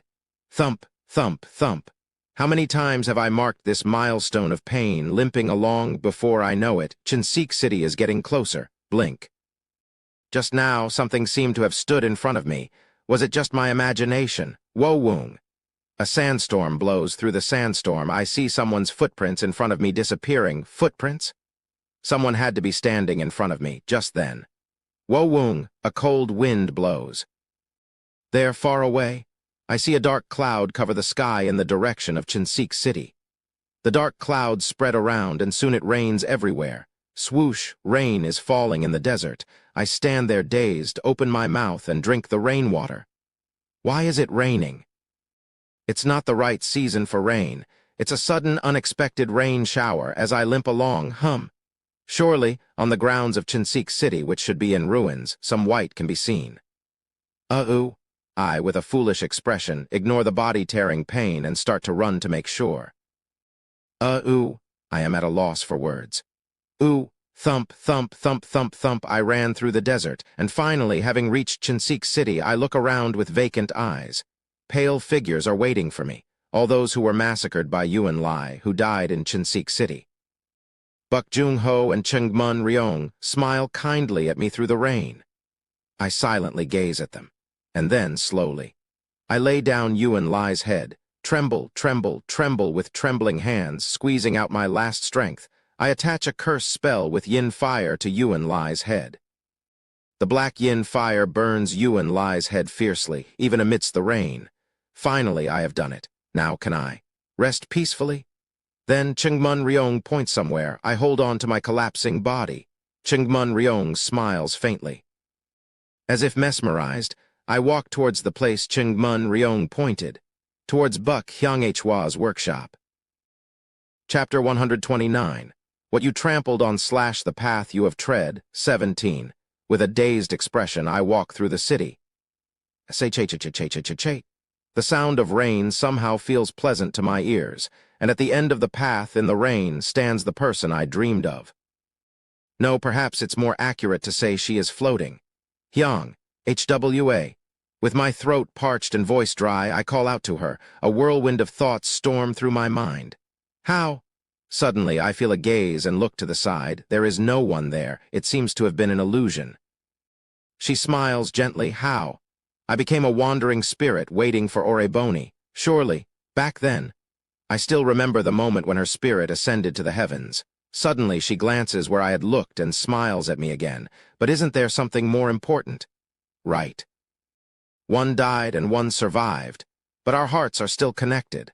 I immediately understand what she means. In Yondu City, I wanted to dance with Oreboni, but it seems we end up dancing here. Please wait just a moment. I will prepare immediately. I draw the colorless glass sword from my waist and pour all my strength into it, infusing it with spiritual power. Wo Wung. The colorless glass swords were originally made as gravestones for the people living in Chinsik City. Following my will, 3,000 glass swords return to their respective graves. After that, I reach out my hand towards her. We smile at each other without words. As we have no fans, we mimic holding one and take our positions. There is no music, but we dance slowly to the symphony of the rain, matching each other's steps. Our fingertips brush each other, as neither of us hold a fan. I take 3 steps to the left, completing a circle. She moves just like me, circling around, and our fingertips brush again. The living and the deceased dance slowly through the raining graveyard, where glass swords are planted. Wo Wung. The spectating souls slowly turn into orbs of light and ascend to the heavens one by one. Chungmun Ryong, Buk Jung-ho, and countless friends and neighbors, excluding Kim Young-hoon, appear. As their souls disappear, the rain gradually stops, and the clouds in the sky begin to recede. Just like the festival back then, I bring my hand to her face. Without the veil, my fingertips lightly brush her face. Our fingertips touch again. The sky is purple. The sunset is fading, and the night sky is beginning to rise. We take 3 steps to the right, completing another circle. Our fingertips brush several times, and finally, we return to our original positions. Drip, drip. Tears fall. Surprisingly, it's not the black tears I have shed for 200 years. For the first time in 200 years, I am crying clear tears. I look at Hwang HWA in a daze. I can't imagine living in a world without you. In the next life, perhaps for countless lives, I might just commit suicide without thinking. I just want to die. I want to kneel before the heavens, begging with my hands, pleading, please, please kill me. Now I truly wish to die. If I die in this life, maybe I can meet her in the netherworld. But death beyond this life is not permitted for me. The moment I try to reach the netherworld, I will be sent to the next life. Just because I'm in front of her, I am barely holding back from weeping and begging. And then she lightly presses my cheeks with both hands. You can't. Hyang HWA, a world without you is a curse. Just being alive is a curse. Then were the moments we spent together also a curse? She smiles and asks. I tremble and shake my head. It wasn't. Then was everything I left behind also a curse and suffering? She points at the colorless glass swords and asks. I shake my head again. Then she closes her eyes and brings her lips towards mine. She kisses me. I stand stunned, feeling her cold, surreal lips for a moment. After she pulls away, she asks, was what I just gave you also a curse? No, it wasn't. Hyang HWA embraces me. Whether I became a wandering spirit or someone opened the gates of the netherworld, I came here for one reason. Hearing her next words, I feel as if something that had been buried deep within my heart for 200 years is being cleansed and swept away. I love you. Not being able to say it directly was my lingering regret. I embrace her, releasing the words that have knotted in my heart. I love you too. The human heart is indeed peculiar. As I utter the pent-up words and read her feelings in the rosy hues of intent, I realize the hidden aspect of the Yin soul ghost incantation. Perhaps a realm unknown even to its creator. No, rather, a realm I discovered by far surpassing the creator. Wo Wung. The black curse spells that have been attached all over my body begin to reverse. Even if a person's life is filled with pain and curses, if the hearts of people connect and understand each other, maybe that can be an endless blessing. The black curse spells reverse all at once, revealing what was hidden. In the ruins of the Black Castle where Yuan Lai had died, core formation cultivators still scavenged through the remains for the treasures Yuan Lai had hidden. The nascent soul old monster's abode keeps yielding more treasures. We almost died, but it was worth it. But where did cultivator Co. Ran go? One of the cultivators looked for Co. Ran. Not sure. He flew off in a hurry somewhere. Maybe he found something. I wonder what treasure he found to make him fly off so madly with that usually empty expression. That is curious. Well, it doesn't matter. We've gathered enough for ourselves anyway. While they were rummaging through Yuan Lai's residence, one of them sensed something unusual. Wait, what's that? The Black Ghost curse banner used by Co. Yunhyan to immobilize Yuan Lai's body. From the Black Ghost curse banner, a brilliant white light begins to emanate. The sticks with black lumps that Co. Yunhyan planted and left behind in the desert. The lumps on those sticks began to shine white brightly, and then, boom, the lumps burst open, flowering like buds. The blooming flowers are covered in pure white, each with 6 petals. Boom, boom, boom. Following the path Co. Yunhyan had walked, hundreds of white magnolias began to sprout in the desert. Boom, I laugh, watching the white spells bloom from my body. The white blessings appearing all around seem to have the opposite properties of the curse spells. Look at that, you're alive and even created a new method. It's just the Yin soul ghost incantation, expressed with the feelings I share with you. But it's completely different. We chat and laugh together. It's my first laugh in 200 years, but strangely, it doesn't feel awkward at all. If I may suggest, as a fellow co-creator, may I name this method? Feel free to do so. She reaches out towards the floating blessings, which seem to be transforming into the shape of white magnolias. How about white orchid blessing incantation? Is that all right? I support her hand with mine beneath it. I will remember it. We watch the blessings float into the sky for a while, and then our eyes meet. Her soul is becoming increasingly transparent, rising into the air. I won't forget either. Yes. I can't control my trembling voice. Suddenly, I open my storage artifact. I remember reading about it in Co. Ran's library. The immortals of the higher realms, when they form a union, do this. I take out the remaining bottle of white red wine. Will it be all right? As she floats higher, she nods. I rummage through my storage artifact. There are no cups. I have no choice but to pour half of the white red wine in front of her grave as a substitute. Then, I drink the remaining half in front of her. Wo Woong. As the white red wine enters my nearly shattered golden core, its effects activate, reconnecting me with my Dharma treasures. Wo Woong. The 3,000 colorless glass swords planted around begin vibrating, and then, as her soul turns into a small orb of light, losing its form and ascending to the sky, the orb of light spins around in the air. It's as if she's dancing the twin immortals' dance with someone again. Perhaps she's unconsciously recalling the memories of those days when she was alive, those happy moments and their dance movements. I watch the sky endlessly, then slowly sit down. My strength is now fading away. I take her noragi from my waist. With the last of my strength, I heat her heirloom with Dan fire, transforming it into a Dharma treasure. I close my eyes and hold the noragi deeply to my heart. Whether it's the lingering effects of the white red wine or the noragi itself, I feel a strong connection forming. My strength begins to ebb away. Yuan Lai's last desperate cry echoes in my mind. What is the difference between a blessing and a curse? Maybe the difference between blessings and curses isn't life and death. Perhaps if the hearts of people connect, that is a blessing. And if the hearts are severed, that is a curse. This life has been hell. But at the end of this hell, I connected my heart. Maybe hell and heaven, curses and blessings, are determined by the connection between people's hearts. With this realization, I escape from the last cry of Yuan Lai.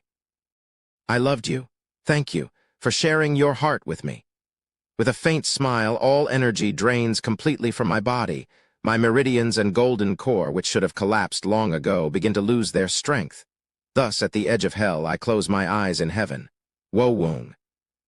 As Seo Yun Hyan closed his eyes, the colorless glass swords scattered around started to rise into the air.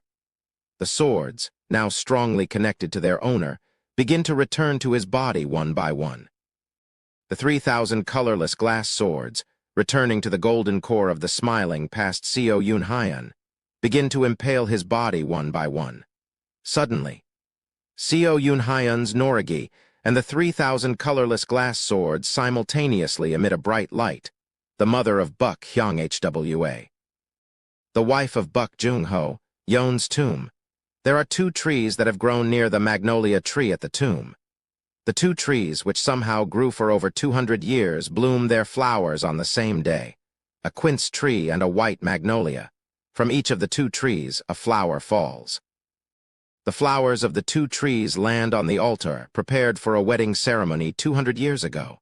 And then, whoosh, a gust of wind from inside the tomb carries the quince flower away from the altar, somewhere into the desert.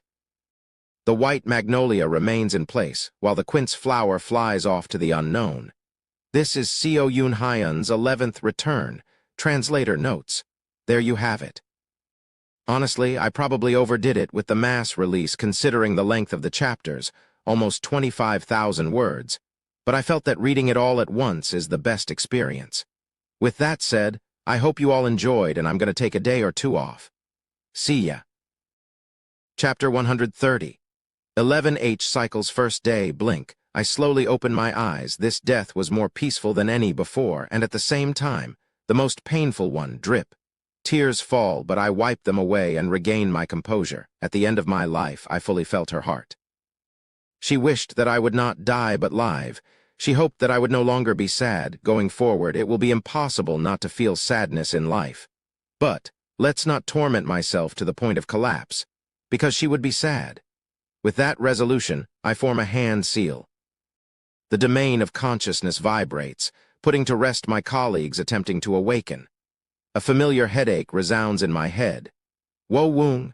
I suppress my consciousness right away through the 5 elements blood curse banner within my upper dantian.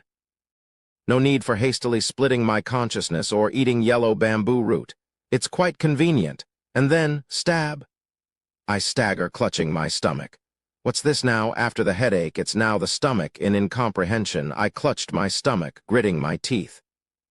My stomach, or more precisely my dantian, started hurting as if it's being torn apart. Why again? After gritting my teeth, I decided to first look for yellow bamboo roots. Shortly after, I consumed a bamboo root and quickly underwent complete transformation, rapidly forming my inner core. Only after forming my inner core did I feel the pain near my dantian subside. What exactly is this? Just when I'm wondering, I suddenly feel something near my inner core. This is. My eyes widen at the familiar energy I feel from my inner core. This is. I hurriedly expel Gang Kai from my inner core, refine it into pure spiritual force in a rough manner, and form a hand seal, Chalalalek, and then flash around me. 3,000 familiar objects reveal themselves. The Dharma treasure, the colorless glass sword. The Dharma treasure made for me by Hyung Hwa had followed me through time. Then, poof, after the colorless glass swords appeared, a brightly colored Norigi also popped out. I stare blankly at this sight and wipe my eyes with shaking hands. I just resolved not to shed too many tears. Yet here I am, crying shamefully again. With a trembling voice, I murmur. It's been passed down. The connections between us, transcending time, they returned with me. The time I spent with her, the moments we shared together, those entire memories did not completely disappear. For the first time, I gained a companion that will travel through this endless time with me. After spending enough time watching the colorless glass swords and collecting my thoughts, I pondered. How did they follow me? This is an important issue. Is it because I refined them into a natal Dharma treasure that allowed them to follow me? Or is there something more to it? And if there is something more, what can it be? After pondering for a while, I come up with one theory. White red wine. I recall the ability of the immortal liquor called white red wine. It certainly has the power to strengthen the connection with Dharma treasures. And, thinking about it further, when I first drank white red wine, it was a critical situation, so I couldn't recall it well, but certainly. It felt like my soul itself was connected to the Dharma treasure. It was more than just enhancing the connection. It was clear. Through white red wine, my soul and the Dharma treasures were connected in an instant. As a result, as my soul traveled back in time, did the Dharma treasures follow me as well? That is the only explanation.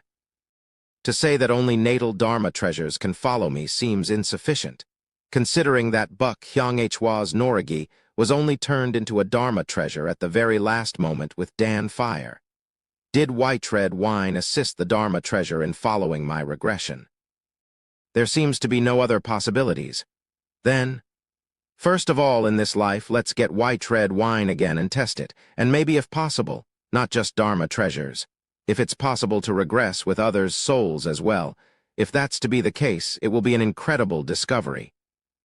Yes, later I'll go back to serving Command Palace and get white red wine to test. Having organized my thoughts, I stand up. And shall I try to reproduce the enlightenment from my last life? Wu-woong, I concentrate my mind and raise the gang spheres, a total of 9 gang spheres. No, including the inner core, 10 gang spheres. Wu-woong. The gang spheres in the air melt into the consciousness domain, and the gang sphere in the Danshan melts down and connects with the formless sword outside the body. Then, the formless sword connected with the inner core within my body begins to pervade various parts of my body. Once again, that familiar feeling takes over my whole body. The feeling of the formless sword inhabiting each and every muscle, fiber, and blood vessel. It's as if I have become a Kai-building cultivator. Isn't it? Kai-building cultivators have gang Kai flowing in their meridians, just like in this realm. A martial artist has the enlightenment of beyond the path to heaven flowing in their entire body. And that means, perhaps, from treading heaven beyond the path, martial artists can also increase their lifespan. I can't confirm my lifespan yet, as I have not performed the Kai refining 7 stars ritual, but I have a feeling that this is the case. For now, I decide to explore a bit more about what I gained by entering treading heaven beyond the path. Just then, grrr, a familiar figure appears. That's right, I knew you would show up. I exchange the familiar question and answer with the fox again. The fox, insistent on devouring me 3 times over, makes me sigh slightly. If that's the case, let me test the capability of the treading heaven realm on you. And then, Kwang, I rush towards the fox and kick it. Kiek! The fox screams and is flung away. The first ability of treading heaven beyond the path. Since my body has completely synchronized with the formless sword, any part of my body used for attack leaves the same trace as if I used the formless sword. After the first attack and realizing the difference between us, the fox looks defeated.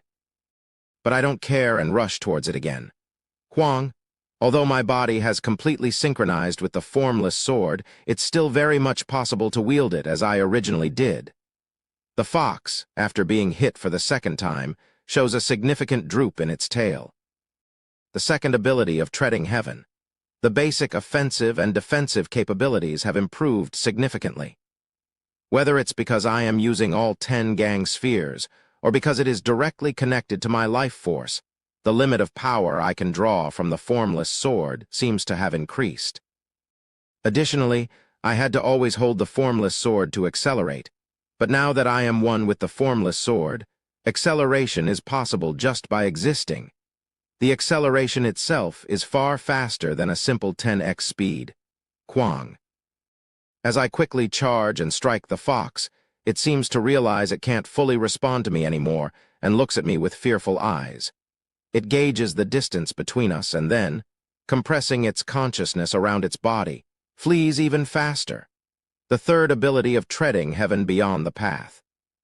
In the past, when I only held the formless sword, I mainly flew through the air using void steps. Because I couldn't use the flying escape technique like core formation cultivators, long-distance flying was difficult, and chasing after them using void steps had its limits. But now, being completely one with the formless sword, I can fly through the air swiftly, much like using the flying escape technique. Swoosh, bang, I chase after the fleeing fox. Transforming myself into the formless sword, I impale it. The impact is so significant that it quakes the earth, given the fox's size. The fox tries to resist, but I extend my hand towards its chest. Woo-woong, the last ability of treading heaven beyond the path. Walk. My hand touches the vicinity of the fox's chest, and its body stiffens. At first glance, it looks like I am merely touching the fox's chest. In reality, the formless sword extended from my hand and passed through the fox's hide and flesh, reaching its demon core and making its presence known. If the first to third abilities correspond to the understanding of all gang spheres are one, and martial arts and I are one entity, as told by Young Hoon Hyung Nim, the last ability is my point of differentiation. Young Hoon Hyung Nim cut through space. And I, who had mimicked Kim Young Hoon's surpassing radiant saber, also succeeded in cutting through space, albeit momentarily. Therefore, the power attained when reaching treading heaven beyond the path with the surpassing radiant saber seems to be cutting space or space escape. It's likely due to the difference in what he and I are pursuing. He wants to surpass light, and I want to escape everything. Hence, if the surpassing radiant saber transcends space, it truly surpasses light, and if the formless sword can selectively cut through anything, it truly escapes all limits. PL, please, forgive me. The fox, trembling all over, pleads to me. What should I do? Right now, I can use the formless sword infiltrated into the fox's body to extract its demon core immediately. In fact, the few times I wrestled with this fox were just to test the capabilities of the treading heaven realm. From the beginning, I could have extracted the fox's demon core in less than a second. I ponder the fox's fate for a moment, and then remove my hand from its chest. It's all right, I forgive you. Thank you, thank you. The fox bows its head in gratitude and then dashes away over the mountains. I still harbor some resentment towards the fox. Though in my last life, having suffered such immense pain, the anguish inflicted by the fox had largely faded from my memory, and once is enough to teach it a lesson. I smirk. It feels like only yesterday that the fox had torn off my arm, but now I have grown strong enough to extract its demon core in a second without any effort. Of course, this is because I practiced for 400 years after reaching beyond the path to heaven. I slowly return to my companions. Using a consciousness technique, I begin transferring the knowledge of the record of transcending cultivation and exhausting martial arts, and the enlightenments reaching treading heaven beyond the path to Kim Young Hoon. It'd be convenient to have a real memory transfer technique. I had been transmitting knowledge to Kim Young Hoon through consciousness all this time, but in truth, this is more of a formula transmission rather than a memory transmission. It's more about conveying organized information than transmitting actual memories. As I finish transferring everything to Kim Young Hoon, step. There's one more ability to treading heaven beyond the path. The awaited one is approaching from behind. Sensitivity has become even sharper. Detecting the approach of the fox demon and the flow of intent was clearer and more detailed than before. In the past, I might not have noticed his approach. But now, at this level, it seems permissible to notice. I stand up and bow respectfully. This cultivator junior, Co Yoon Hyun, greets senior Mad Lord Jo Yoon, who, watching you fight with the fox was interesting. The reason I had a noisy fight with the demon fox, creating a lot of commotion when I could have ended it in 1 second, was for one reason: to attract the Mad Lord. You're a strange one indeed. You're not a nascent soul cultivator, but how can you play with a mid-core formation fox as if it's a toy doll?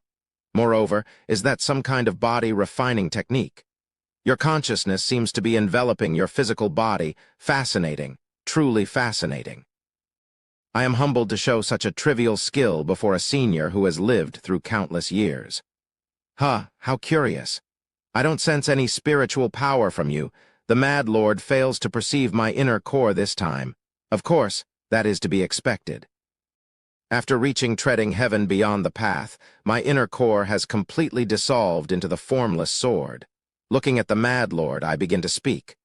Senior, do you know the story of a man and a woman? In the mountainous regions of Shengzi. There's a story passed down about two immortals. Those who were saved by their righteousness created a memorial festival to honor their deeds. Startled, I shiver under the Mad Lord's gaze. He looks at me. His wide, flickering eyes tells me to continue. Wrongly speaking to the Mad Lord can lead to being captured alive and being turned into his puppet. But the story I am about to tell is my own. Long ago, in the mountainous regions of Shengzi, I fell in love with someone. Thus, I recount my story to the Mad Lord, omitting the parts regarding regression. And so, I embraced the remains of my beloved and swore. I will tear apart the limbs of that man, scatter them in the 4 directions, shred his body and feed it to dogs, and then offer his head at the memorial of my beloved. The Mad Lord continues to look at me with those shimmering eyes. To an outsider, it'd be unclear whether he is listening to the story or glaring at me, but I can tell from his intent it worked. The Mad Lord speaks. What was that man's name? Bloodwood practitioner Yuan Lai. He is located in the heaven-treading desert along these coordinates.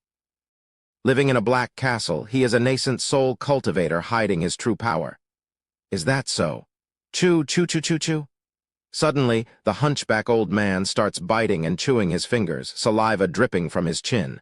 The Mad Lord in this state meets my gaze with sparkling eyes. Lead the way. 11th cycle's first day, what was supposed to be a story to perhaps gain some help from the Mad Lord regarding a distant curse, set forth a journey with the Mad Lord to Yuan Lai's castle. Translator notes. Test new martial arts realm, check. Screw over Yuan Lai, check.